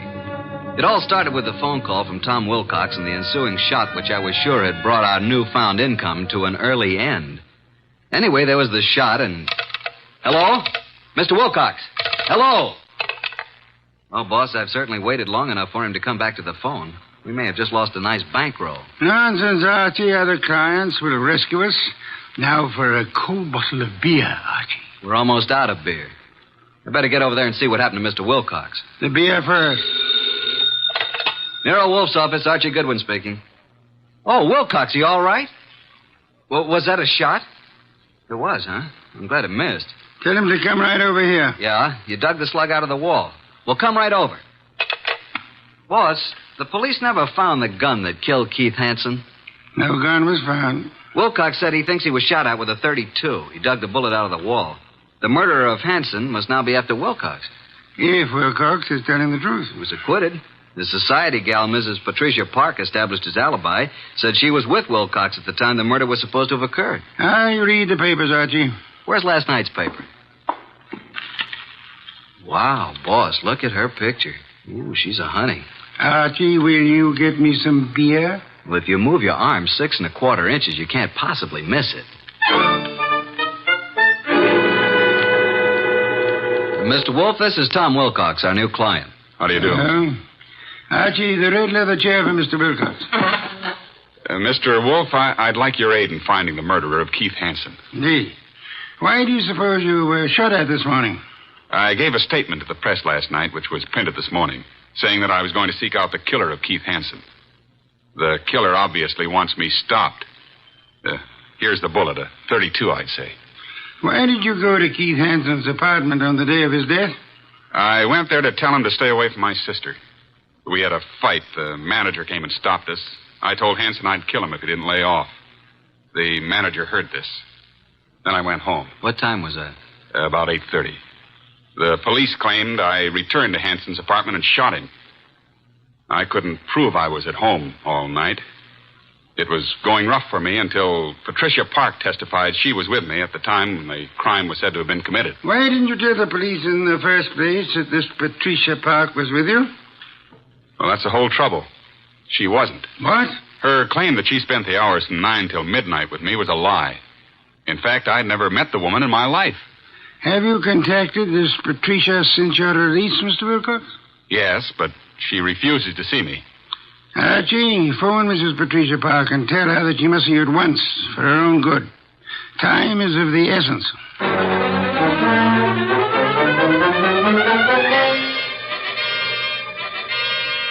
And what else can you tell me, Mrs. Park? Mr. Goodwin, I haven't anything more to say than I've already said. All I want is a simple answer as to why you lied about being with Tom Wilcox. Well, Tom Wilcox is a very fine man, but he isn't telling you the truth. Did you commit the murder and succeed in establishing your own alibi by swearing you and Tom Wilcox were together 10 miles from the scene of the crime? I did not. Do you own a gun? Don has one around. Who's Don? Don's my husband. Oh, is he here? I doubt it. He's never here.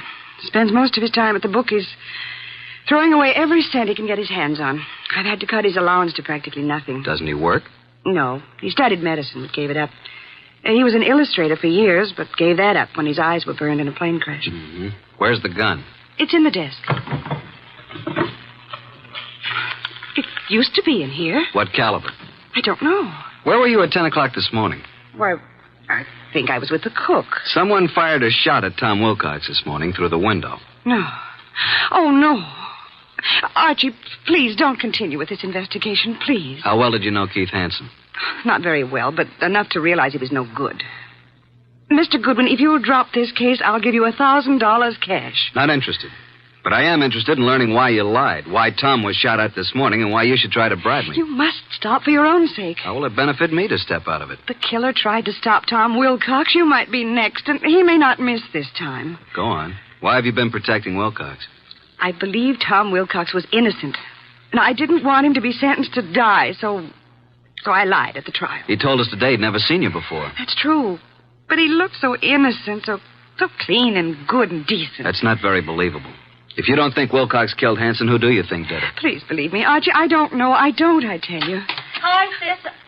Hey, what's the matter? Are we intruding? Oh, hello, Marge. Brad, come in.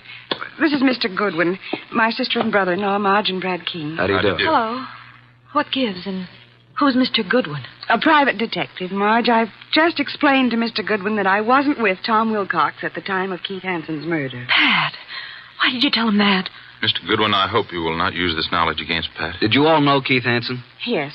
And my husband and Keith went to school together. Keith, Don, and I were on the same polo team. Where were you at the time of the Hansen murder, Mr. King? He and Don were attending a horse show at Madison Square Garden.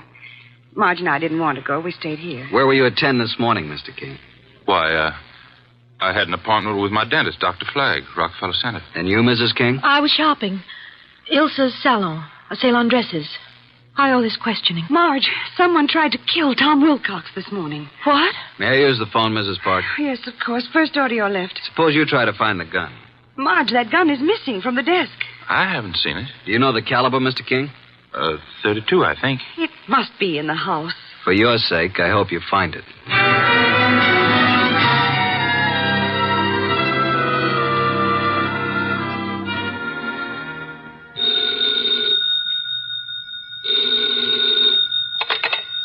Nero Wolfe speaking. Archie, boss. You should have reported long ago. She must be very pretty. Pat Park admits she lied. She claims now she was with her sister, Marge King. Marge and her husband, Brad, have alibis, and all have alibis for this morning. I'll check them before I return. Where were they the night of the Hanson murder? Well, Brad and Don Park, that's Pat's husband, were at the Madison Square Garden horse show. Pat and Marge were together here at the house. Impossible to verify the Madison Square alibi at this date. Check all the rest and come home for lunch. It's Oysters Rockefeller. Has Inspector Kramer arrived yet? He has, and left the police records on the Hanson murder. He has taken the bullet Wilcox brought to be checked at ballistics. Good. Pat had a .32 caliber gun in the desk in the library. It's now missing. Indeed. And, boss, Pat just offered me $1,000 to quit the case. When I refused, she said if I didn't lay off, something might happen to me. Oh, dear me. That would be most upsetting, eh? After lunch, I want you to visit the late Keith Hanson's apartment. Bye.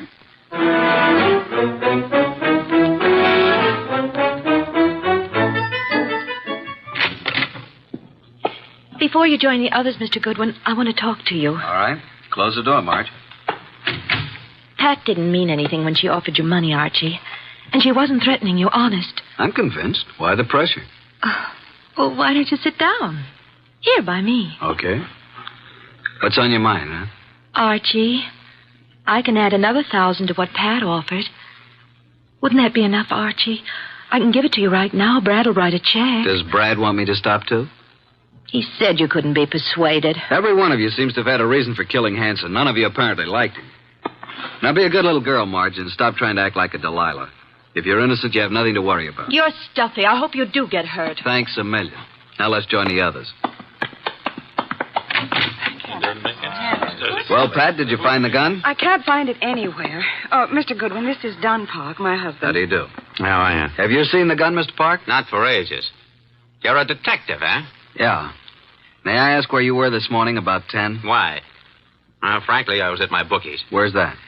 I can't tell you, but I'll call him and you can check it. Were you and Brad together at all times during the horse show the night of Keith Hanson's murder? No. Brad wandered away a couple of times, and I saw some people I knew. You know how it is. We'd meet at intervals. Archie, you're wasting your time. None of us is guilty. I made a fool of myself, that's all. Tom Wilcox was such a decent man that I hated to see him have to pay for taking Keith Hanson's rotten life. If a man's guilty, why should you butt in? You never use your head. Pat is one person who thinks of others before herself. Marge, forget it. Now you've got private detectives snooping around. What are you after, Goodwin? Who are you working for? Why don't you let my wife alone? The case is closed, isn't it? Maybe. Don, this just makes it more interesting to Mr. Goodwin. As a matter of fact, I think you all know more than you're telling. I still think Tom Wilcox killed him. And there's only one reason why Pat should protect him. Don, that's enough. Nice, happy family, suffering all the torments of a guilty conscience. Is that it? What are you trying to do, Mr. Goodwin? Get your nose poked? Not exactly. If not, you'd better leave. Okay, Mr. King, I'll run along. Mr. Wolfe will be anxiously waiting to hear about this. So long.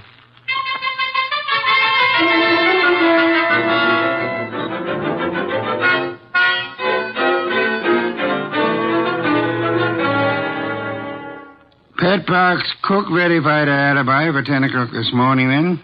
What about the other alibis? Well, Brad's dentist said that he didn't get to Brad until about 10:30. His appointments had run over. He wasn't sure if Brad was there at 10 or not. The nurse was out at that time. Marge's alibi is no good. And at mob at Ilsa's, the saleswomen wouldn't have known their own mothers. Don's alibi checks if we can take the word of the bookie. Don and Pat, then, are the only ones who have alibis that checked, huh? That's right. Are these the reports Inspector Kramer brought? Mm-hmm. Keith Hanson's body showed obvious signs of battery. Lips were swollen and lacerated, clothes disarranged. Knuckles of the right hand were skinned, nose fractured. Major contusion over the right eye. The eyes were closed. .32 caliber bullet was embedded in the left chest wall. Wow, what a battle. I am of the opinion that Hanson was battered by two different people. I think someone arrived after Wilcox was thrown out by the manager, and this someone gave Hanson another beating. Really, boss? Come, let's have dinner. Then you must get over to Hanson's apartment.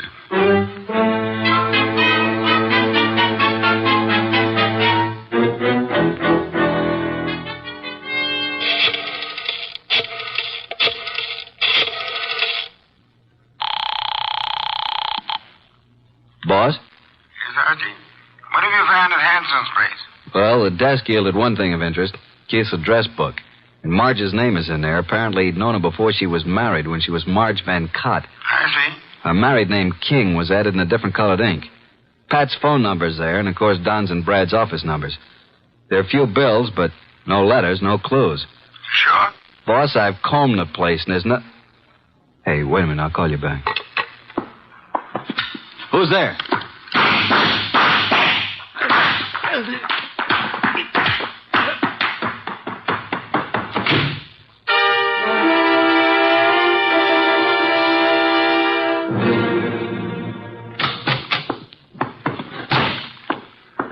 Archie, you know I dislike the banging of doors. Sign of ill breeding. Archie, what happened to you? Target for tonight, Archie Goodwin. Your forehead's bleeding. You better have Fritz fix it. Well, my head can wait. Some guy certainly surprised me at Hanson's. Creased me on the forehead. Good thing I snapped off the lights. He emptied his gun at me. We scuffled and he got away. And then I dug his slug out of a chair. I think it's a .32. But look at this, boss.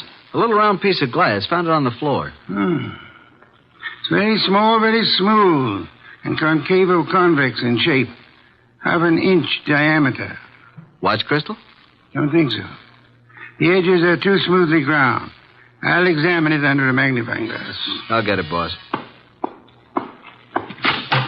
Oh, hi, Tom. Come in. It's Mr. Wilcox, boss. Archie, hey, what's happened to you? Somebody tried to scalp me. Good evening, Mr. Wilcox. The red leather chair, Tom. Archie, please finish your report. Did you notice anything else of importance at Hanson's apartment? Is that where this happened? Yeah. Well, there were dozens of gals' photos scattered around. Photos, eh? But no letters, Archie? Not a one. There must be some letters, Archie. Love letters. Wherever we have girls' photos and telephone numbers, I assure you they're bound to be love letters. That is what we must find. But then we'll have a motive. Yeah, but where do I look, huh? Go to Hanson's dressing room at the Club Diablo. I have just phoned the place. A female singer is substituting for Hanson, but she won't arrive until supper hour. Mr. Wilcox, accompany Mr. Goodwin, if you please. Keep your eyes open. I need the boy. Then you do love me, boss? Come on, Tom. Let's look at this Club Diablo.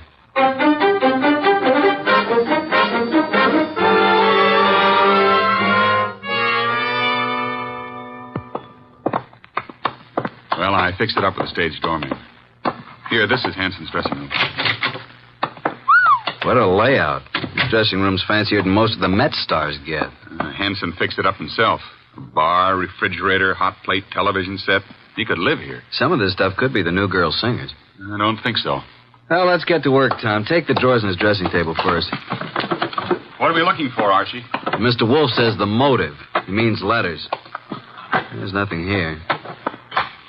Nothing in the desk. New singer must have cleaned it out for her things. Nothing in the books. Don't pass up that refrigerator. Nope, empty. Hey, there is something here. Back of the ice cube trays. Come here. Oh, wow. Mr. Wolfe said there had to be letters, and so there are letters. Lots of them. Hey, here's one from Marge. And another. And look here. Really confidential letters from a dozen society gals. There's something else in the back. Bank book. What do you know? A singer like Keith didn't make this much. No, that kind of money didn't come from crooning. This guy Keith was really shaking these babes down. Archie, someone's coming. Listen. Quick, behind the door and grab him. Douse the lights. Run,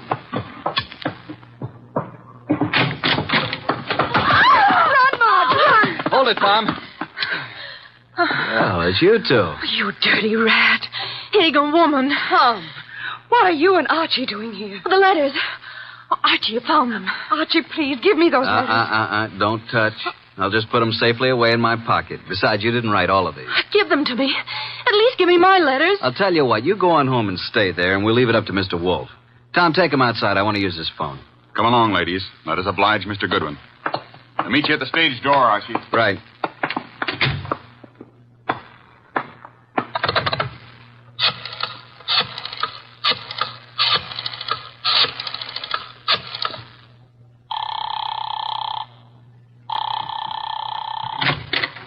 Hey, the lights. Who's there? Put the phone up, Goodwin. Who are you?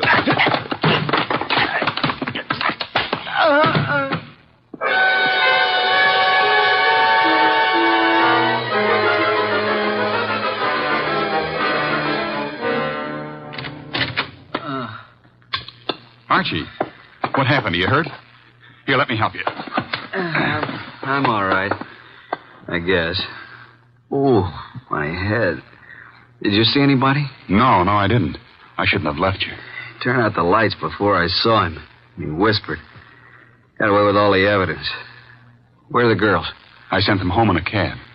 Well, let's get over to Mr. Wolfe. This is tough luck. But if I'm not mistaken, his next move will be to have a little get-together with all concerned. Come on.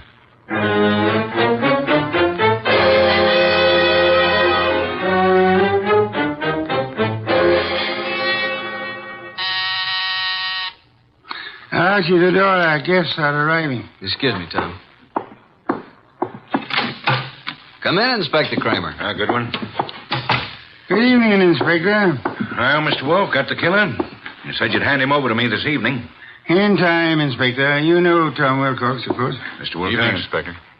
What about the ballistics report, Inspector? The bullet was shot from the same gun that killed Hanson. And that gun, I am certain, came from the home of Pat and Don Parks. Marge and Brad King also had access to it. I have one more bullet here, Inspector, one fired at Mr. Goodwin. I am sure it was also shot from the same gun. However, it isn't important now. Isn't important? It almost cost me my life. You can make it into a charm if you wish. Inspector Kramer, before our other guests arrive, I must tell you that Mrs. Park lied on the witness stand. She was not with Tom Wilcox at the time Keith Hansen was murdered. In fact, they were absolute strangers. What? Sit down, Inspector. 4 other guests are due to arrive any moment. Well, who are the other guests? Patricia and Don Park, Marge and Brad King. One or all is involved in the Hansen murder. Archie, do any of these people wear spectacles? Nope, none of them. Do you know why this person killed Hansen, Mr. Wolfe? First of all, Hansen was a blackmailer. The girl Marge was the current victim. The letters Hansen held were the threat. I'll explain later. Well, then Pat must have thought that Marge killed Hansen to get the letters, and she lied on the stand to save Tom's life because she believed Tom was innocent. Where's this Marge King? I'll have her picked up. Sit down, Inspector. Archie, I believe our guests are arriving now. Come in, come in. How are you? Good evening. Archie, cheers. Inspector Kramer, Patricia and Don Park, Marge and Brad King, and this is Tom Wilcox. We met at the Club Diablo this afternoon. All right, Mr. Wolfe. Which one is it? Patience, Inspector. One of these 5 people is the murderer of Keith Hansen, a killer. What is this nonsense? Please sit down. Mr. Wolfe speaking. Go ahead, boss. Any one of you had sufficient motive to have committed the Hansen murder. Not one of you has established a bona fide alibi. You who are actually innocent must tell the truth, or you shall all suffer as accessories after the fact. Mr. Wolfe, you're wasting your time. Marge, several years ago, you were secretly married to Keith Hansen. It lasted but 1 week. You gave Keith the money to get a divorce from you at Mexico. He didn't, which made you a bigamist when you married Brad. Keith was all set to blackmail you. He knew your husband, Brad, was wealthy. Marge, is this true? Yes. Oh, please, Brad, I thought he got the divorce. If I'd known that, I would have killed Hansen myself. Maybe you did kill him. One moment, Inspector. Patricia, you lied on the stand to protect Tom Wilcox here because you believed your sister Marge was guilty of Hansen's murder. Why did you believe her guilty? Were you at the scene of the crime? Marge, it's time to tell the truth and clear all this up. You won't be satisfied until you're in jail. Will you shut up? Quiet, please. Go ahead, Marge. All right. Keith Hansen was shot from the bedroom while I stood talking to him in the living room. You went there to buy back your letters? Yes, Pat drove me to his apartment. There was no place to park, so she said she'd drive around the block until I came out. That's why she's never been sure whether I killed him or not. That's right.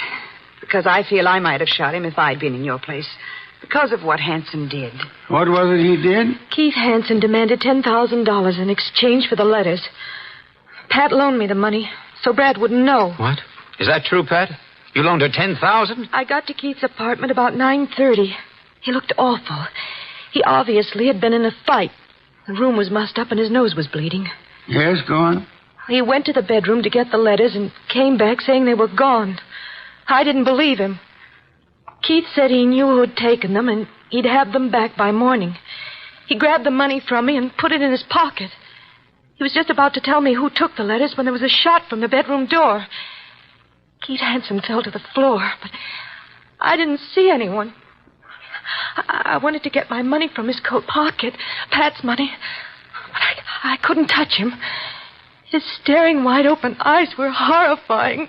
I ran. Poor baby, why didn't you tell me? I think you're lying, young lady. You took the gun from your sister's desk, and when Keith Hansen didn't produce the letters, you deliberately shot him. You didn't even offer him any money. You kept it yourself. No, I didn't. Oh, Pat, don't believe him. Inspector Kramer, she's innocent. I know who did it. Oh, no, Brad, stop. Oh, Brad, what do you say? All right. Break it up. Yeah, so do I know, Brad. That's why you left the horse show. I thought you were guilty all along. All right, Inspector. Now you know. I don't get this, boss. Inspector, ladies and gentlemen, please. First, which of you had some medical training? Medical training? Oh, Keith Hansen and I both went to medical school. Why? That is most enlightening, Mr. Park. Marge and I were nurses' aides during the war. Then perhaps you can interpret this medical phraseology for me. These few lines from this little medical book. Archie, hand it to Dunpop. Will you read it, please? Top of page 75. It says the form of pernicious anemia commonly found in the human is... Now, Don, hold your hand over your right eye and read on. What? Also common to the many lower... Now, cover the left eye and read with the other. What is this? Go ahead. Well, many lower animals and this light isn't so good. Step close to me.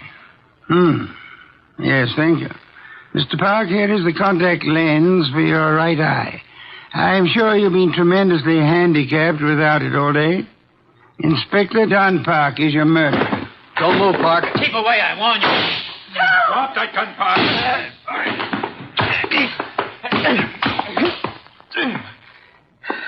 Well, I got his gun. There you are, Inspector. He's all yours now. Okay, come on. Okay, Goodwin. But I'll get out of this. You trapped yourself, Don, by your contact lens. It dropped from your eye during the scuffle with Archie in the Hanson apartment this afternoon. And the gun Archie just took from you is undoubtedly the murder weapon. And the gun that fired the bullets at Wilcox and Archie today.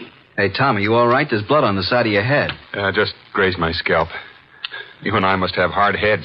Well, that's that. Thanks so much, Inspector, for dropping in. Come again, won't you?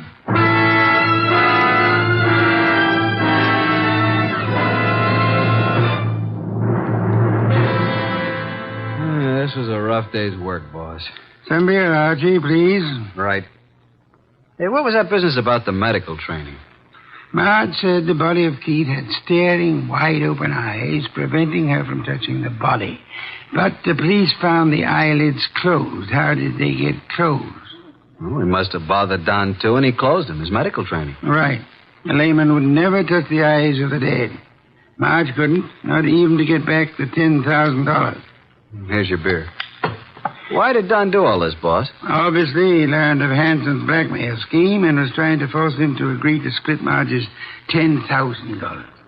Don was quite startled a minute ago to learn that Pat, his own wife, put up the money. However, when they heard Marge arriving, Don stepped into the bedroom, found Marge's letters in there, and must have hidden in the closet. And then as Keith Hansen was about to speak Don's name, Don shot him and took Marge's money. And of course, he planned to carry on a blackmailing of Marge himself, thinking the money would come from Brad. Yes. And you are warming that beer with your hot little hands. Pour it, please. There you are. You've had a rough day, beaten twice and lost to interesting women. Tonight you may open your bedroom window. Good night, Archie.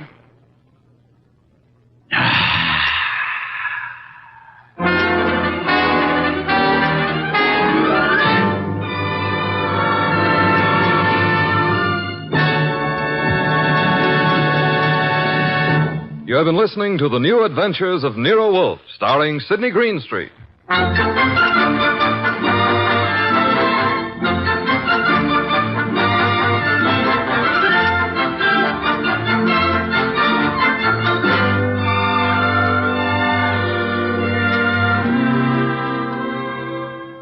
Tonight's transcribed story by Gladys Williams was based on the characters created by Rex Stout.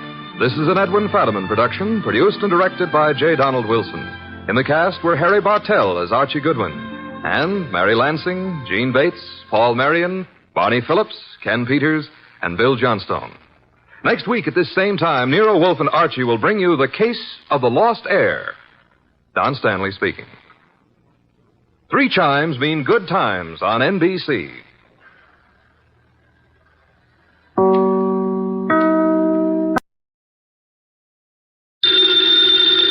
Ladies and gentlemen, the ringing of that phone bell brings you mystery, adventure. Nero Wolfe's office, Archie Goodwin speaking. Mr. Horace Crail. Does Mr. Crail know Mr. Wolfe? Oh, I see. What is it, Archie? A guy named Horace Crail. His secretary says he wants to talk to you. What about? I don't know. Us? Mr. Wolfe's rather busy right now, but I'll give him a message if you wish. Yes. Yeah. Wait a second, Mr. Wolfe. What?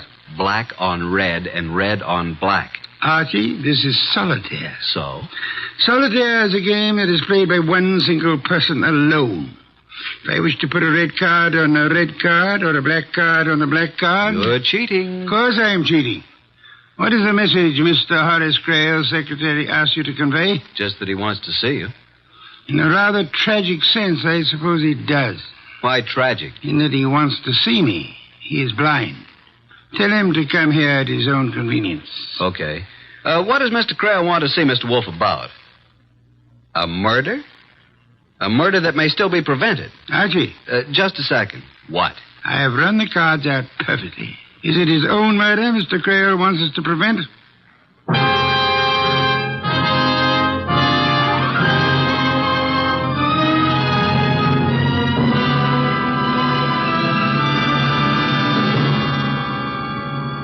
Ladies and gentlemen, it's that renowned genius who is the bulkiest, most ponderous, and most brilliant detective in the world. Yes, none other than that chair-borne mass of unpredictable intellect, Nero Wolfe, created by Rex Stout and brought to you in a new series of adventures over this NBC network in the person of Mr. Sidney Greenstreet.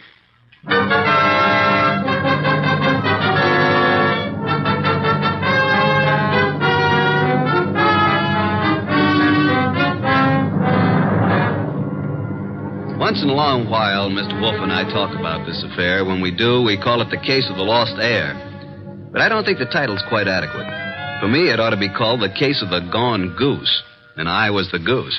Well, Archie, do you see any red on red or black on black? Nope. So? So what? You irritate me, Archie. Okay, you won your little game of solitaire perfectly, as you say. Now, who is Horace Crail? A prominent industrialist. If you read the papers, you would know. Horace Crail. Crail? Oh, yeah, the Crail Company. Exactly. How did you know he was blind, if he is? The papers have carried the story. The headlines read, Blind Father Welcomes Lost Daughter. Oh, yeah, I remember. A few days ago, there was a picture, too. I thought you'd remember the girl at least. Well, if it's the one I remember, I remembered. Archie. Oh, well, it probably isn't true. By the way, let me tell you what I found out about the facts of life. The door, Archie. Mr. Crail is here to see Mr. Wolfe. Oh, yes, come in. This is Mr. Crail. I'm his secretary, Hugh Gaines. There's a step here, Mr. Crail. Of course. Who is this man? I'm Archie Goodwin, Mr. Wolfe's assistant. Mr. Wolfe's waiting for you. Where is Mr. Wolfe, Mr. Goodwin? I led the way. The blind man and his secretary followed. Mr. Horace Crail was tall, thin, white-haired. His face was heavily lined, but the lines were not those of care or worry.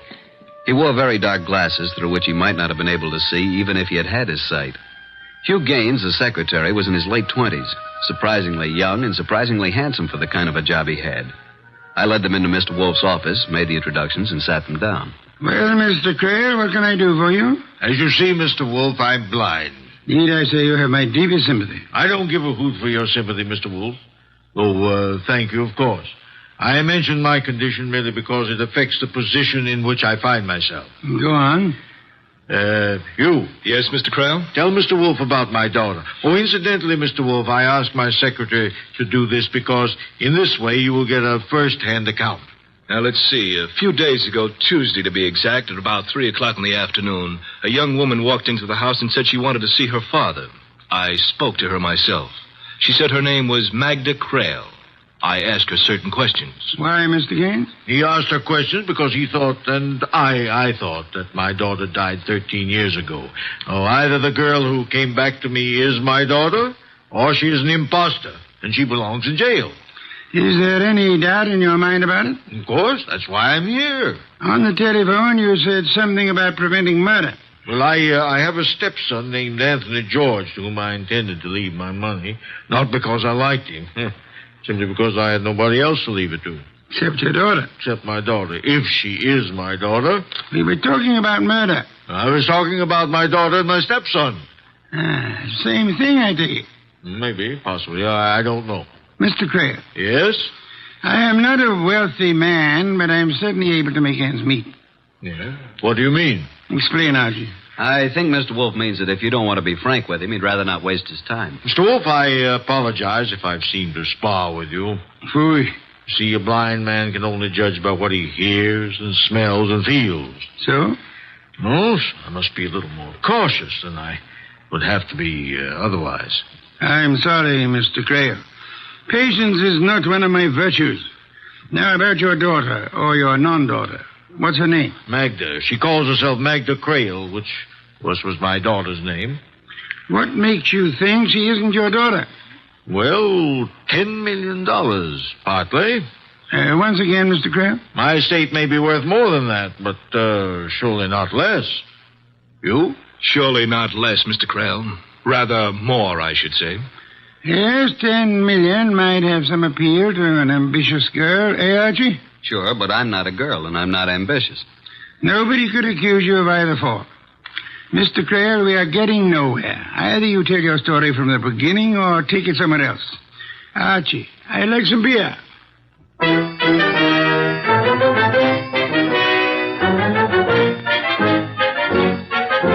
When I went out for the beer, the kitchen was a mess, and incidentally, I saw what was being prepared for lunch. When I got back to the office, Mr. Creel and his boy were gone. One beer for Mr. Wolfe. What happened? What took you so long, Archie? I had a sandwich. And spoiled your lunch. You know what you're having for lunch? Of course. I planned it. Baby octopus. Delicious. I'll take your word for it. What happened to the blind tycoon? Get your book, will you, Archie? I want to give you a few notes. Oh, just a second. Okay. Item. You needn't repeat everything after me. Yes, master. Item, Horace Creel was born blind.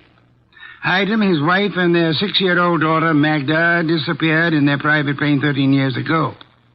Magda returned last Tuesday. Item, no matter what he says to the contrary, Horace Creel is afraid he's going to be killed. I think Mr. Creel is right.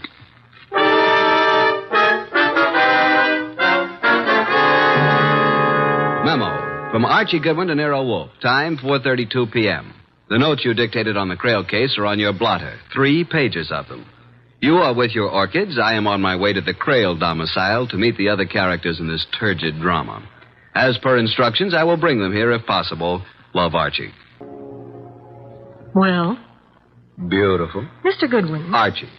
Oh, we could get along together, Archie, if that's the way you are. It's the way I am. I can't seem to do anything about it. Where's Anthony? Anthony? Oh, Anthony George.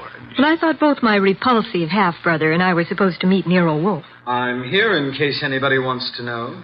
Over there in the shadows, listening with all his ears. That's Anthony George. Shall we go and talk to Nero Wolfe, Anthony? Goodwin? You look like a normal sort of person. Well, that's open to question, but go on. If you had to choose between $10 million and killing a woman by due process of law, which would you choose? I'll think about it between now and July 1994. Now, shall we go talk to Nero Wolfe?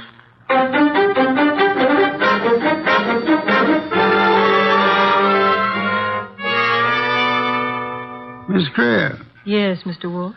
Why did you wait until now, until last Tuesday, to let your father know that you were living? Does it make any difference? I think so.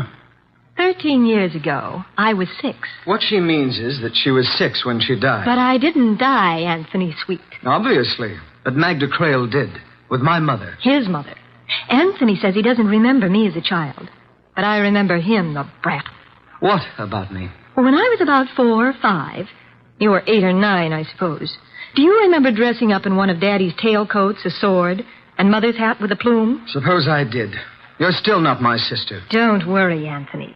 When poor Father dies, I'll support you. Archie. Sir? I made a mistake. A mistake? You? I thought I wanted to talk to these young people. I don't. Take them away. Take the young lady to a nightclub. On my salary? As part of our investigation, it will be charged to Mr. Horace Crale.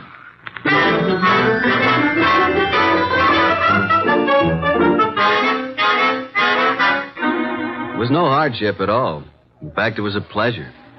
We dropped Anthony George off at the Crale place, and Magda and I went on. And on. You're a wonderful dancer, Archie. You can't make enemies that way, honey. Archie, why did Mr. Wolfe want you to take me out? To find out whether you really are Crale's daughter. How did he expect you to find out? I don't know. Do you think he knew? He probably had some idea, but I don't know what it could have been. Honestly? Honestly. Archie, do you think I'm telling the truth? No. But wait a minute, baby. I don't think you're lying either. I just don't think. Give me my handbag, Archie. Thanks. I've got something here that might interest both you and Mr. Wolfe. Here. Those are snapshots that were taken of me before I was 6. Yeah, cute. Now look at me. Beautiful. Beautiful. Can't you see those pictures are of me? Kids that young all look the same to me, but suppose they are pictures of you. What of it? Well, just this. I found them in one of Mr. Crale's old photograph albums. My father, I mean. Oh, here's something. The one lying on my tummy on the white bearskin rug. All babies get their pictures taken that way. Here, give it to me. Wait a second.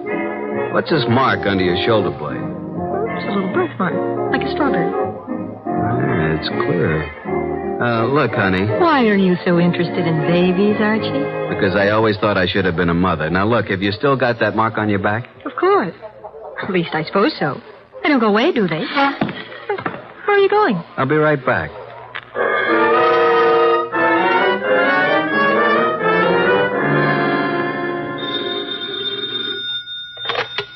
Nero Wolfe speaking. Archie Goodwin. I'm with Magda Crale. No doubt. What? No doubt, I said. But never mind. What do you want? Want to ask a question. Go on. You don't think Magda's Horace Crale's daughter, do you? I don't think anything. You're stealing your lines from me. Never. All right, then, no. I don't think the girl is Crale's daughter. That's just what I hoped you'd say. Why, Archie? Because for once you're wrong. She's pretty, isn't she? Yes, she is. Also, she's got a birthmark. You have seen it? No, but nobody's going to be fool enough to claim a birthmark. It isn't there. It's too easy to prove. Good night, Archie.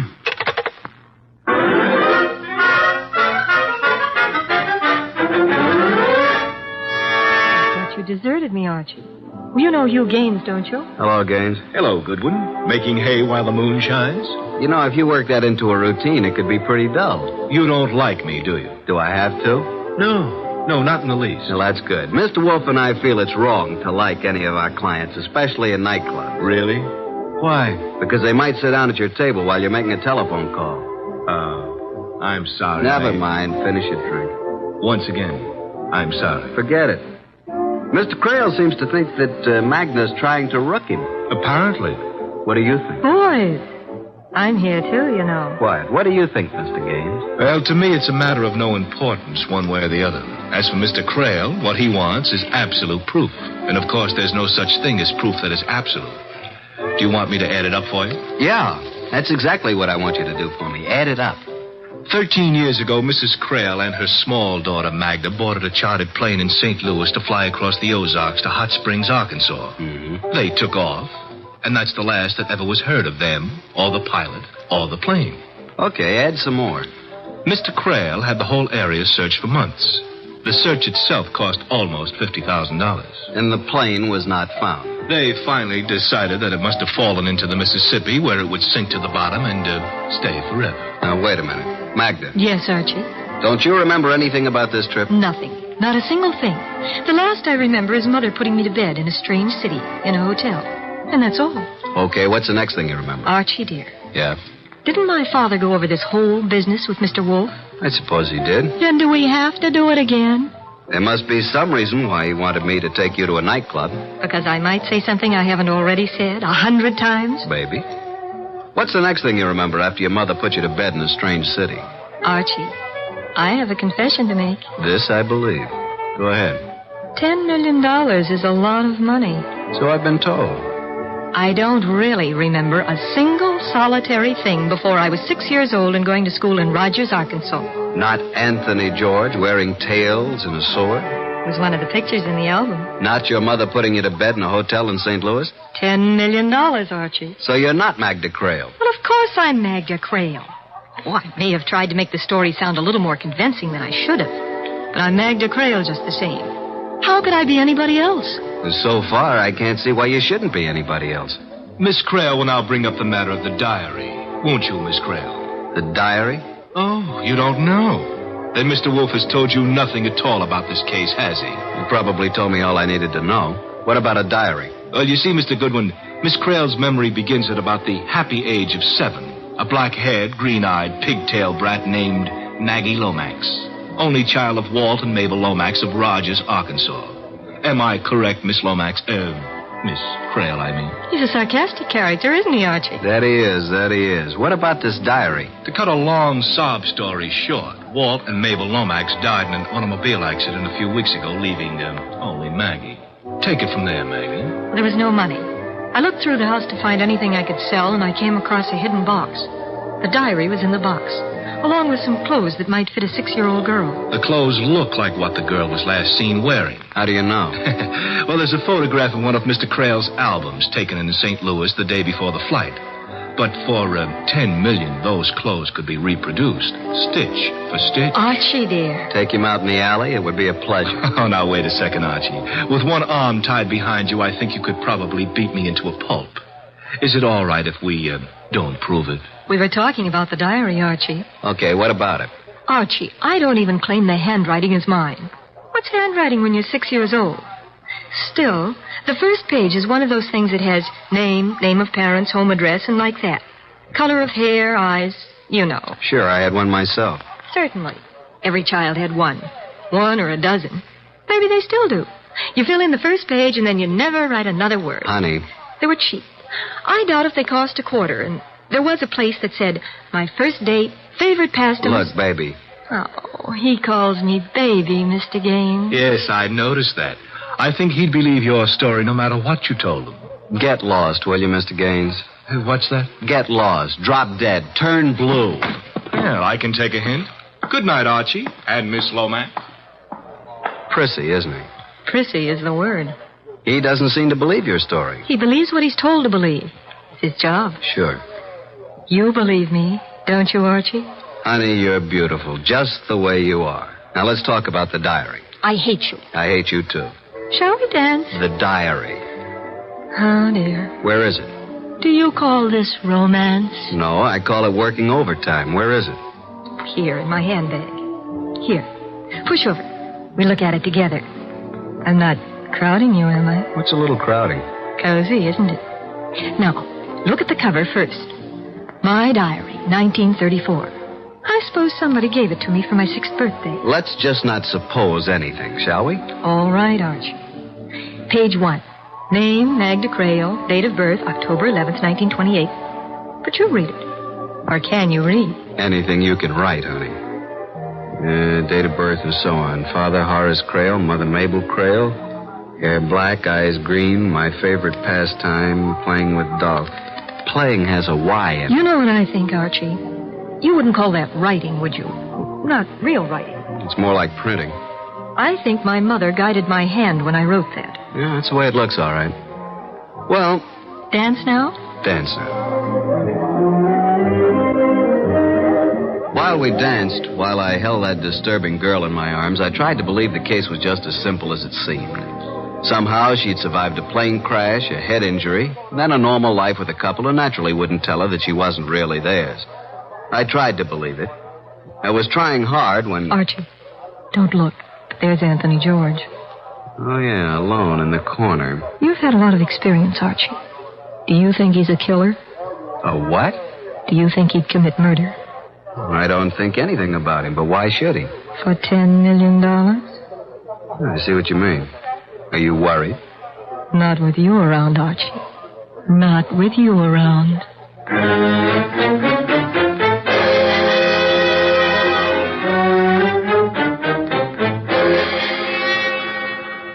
It was like that, maybe even more like that, until the waiter told me I was wanted on the telephone.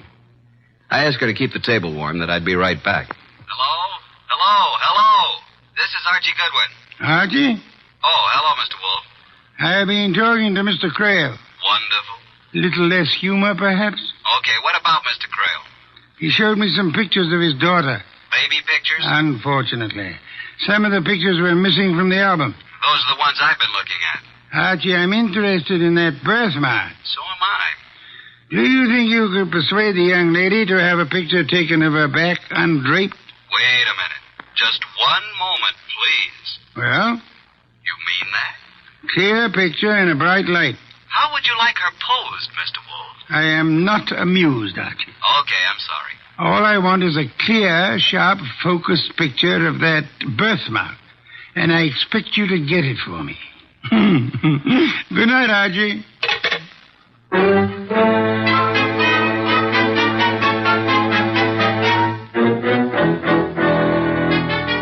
Hello again. Dance? No. Talk. More talk? Lots more. What now? That birthmark. So I've got a birthmark. What about it? I wish I had one that was worth $10 million. So do I. But this one is worth nothing to me. Since my father doesn't believe I'm his daughter, and he's blind, that kind of identification doesn't mean anything to him. You're forgetting the people he trusts. Hugh Gaines, for instance. If the birthmark is there, couldn't he look at it, compare it with those awful baby pictures, and say, yes, here is your daughter? I've got news for you, Archie. He has looked at it. He says it looks the same as the one in the baby pictures. Has he told your father that? Yes. But he also told him he thought I was a fake. That somehow I found out that the 6-year-old daughter of a millionaire had died in a plane crash 13 years ago. And I found out she had a strawberry birthmark on her back. And I had one, too. So I decided to say that I was Magda Crail. That's absurd. Well, of course it is. You can see how it's going to work out, can't you, Archie? Frankly, no. How? My father went to Mr. Wolfe simply to have him prove that I am his daughter, whatever Hugh Gaines says. The only thing I'm afraid of, though... What are you afraid of, baby? I'm afraid my darling half-brother might kill him before he has a chance to change his will. Isn't that a somewhat mercenary view to take of the matter? Maybe it is, Archie. And maybe I'd feel differently about it if my father had found me instead of waiting for me to find him. He tried, didn't he? I wonder. Let's get back to that birthmark. Are you allergic to floodlights? I know a photographer who has a studio.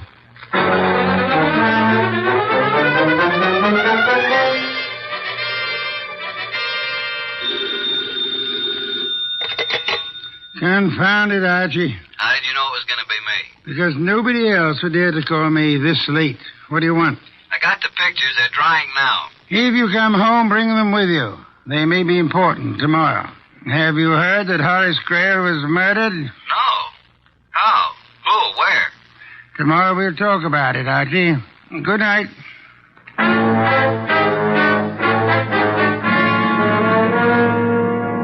At 4 p.m. the next day, there was quite a lot of confusion in Nero Wolfe's office. At his direction, I'd set up a picture screen at one end of the room, and on his desk at the other end, a rather strangely constructed projector. At 4:30, the guests arrived. Magda, Anthony George, Hugh Gaines, and, of course, Inspector Kramer, ready to make an arrest if he could figure out whom to arrest. Hello, Inspector. Hi, Goodwin. Magda, Anthony George, Hugh. Yeah, what's this all about? What's going on, Archie? You got me, Inspector. I think Mr. Wolfe wants to show slides of his trip to Yellowstone Park. But here he is. Ask him. Oh, say, Wolfe, you want to know what I think? Not in the least, Inspector. Sit down somewhere, won't you? Archie, will you turn out the lights? Thank you. Now, this is a picture of Magda Crail lying on her stomach at the age of 6 months. I changed the focus so, and we have a close-up of a birthmark. A smooth discoloration that looks as if it might have been painted on. Now, look, Wolf, you said if I came here, you'd give me the guy who killed Horace Crail, and you show me a picture of a baby's back. Inspector, if you open your mouth again, I may not keep my promise. Go ahead. While we look at this enlargement of a birthmark on baby's back, let us remember that the late Mr. Horace Crail was blind and never saw it. So what? What's he getting at, Goodwin? Inspector, if I knew, I'd tell you. Listen. Mr. Crail had a trusted secretary, Hugh Gaines. I'm here. Of course, Mr. Gaines had a brilliant idea. He knew the tragedy of Mrs. Crail and her daughter, and he decided to bring Crail's daughter back to life. What makes you think so, Mr. Wolfe? You had access to the photograph album, and only you. Oddly enough, Mr. Crail didn't even know his daughter had a birthmark until you told him. That may be true, but what of it? It's unimportant. Now I want to show you another picture. Archie, explain this picture, will you? Reading from left to right, this is a picture of Miss Crail's back. Very pretty, too. As you can see, there is what appears to be a small birthmark somewhat under the left shoulder blade. I change focus, and as it becomes larger... That's not a birthmark. That's tattooing. You can see it. Tattooing, of course. And Mr. Gaines had a brilliant idea. How to make use of a tattooed birthmark and Miss Magna to help him out. Blind as he was, Horace Crail saw through it. That's why Hugh Gaines had to kill him. No, you don't, Gaines.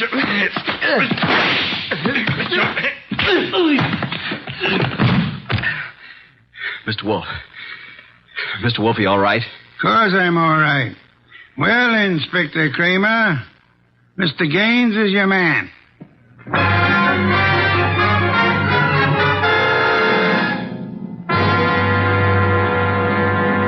Another bottle of beer, please, Archie. It's right there in front of you. You know, I was thinking, a girl can get herself tattooed, can't she? Is that a crime? What does it prove? Archie, have I ever told you I love you? I'm going to bed. Good night, Archie.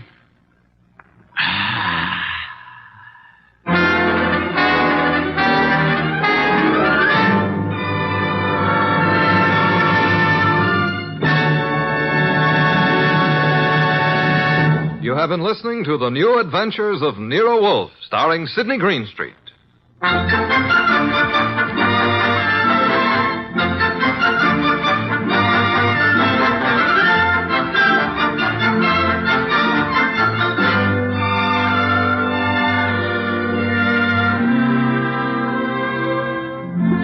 Tonight's transcribed story by Mindred Lord was based on the characters created by Rex Stout. This is an Edwin Fadiman production, produced and directed by J. Donald Wilson. In the cast were Harry Bartell as Archie Goodwin, and Martha Shaw, Vic Rodman, Peter Leeds, Gray Stafford, and Bill Johnstone. Next week at this same time, Nero Wolfe and Archie will bring you The Case in Room 304. Don Stanley speaking. 3 chimes mean good times on NBC. This Sunday, the glamorous and unpredictable Tallulah brings you another hour-and-a-half broadcast of The Big Show, starring Fred Allen, Judy Holliday, Joan Davis, Fran Warren, and many more. And this Sunday's Theater Guild on the Air production is the Broadway comedy The First Year. Starring in this Theater Guild presentation are Richard Widmark and Katherine Grayson. Remember, Tallulah Bankhead stars in her wonderful Big Show Sunday.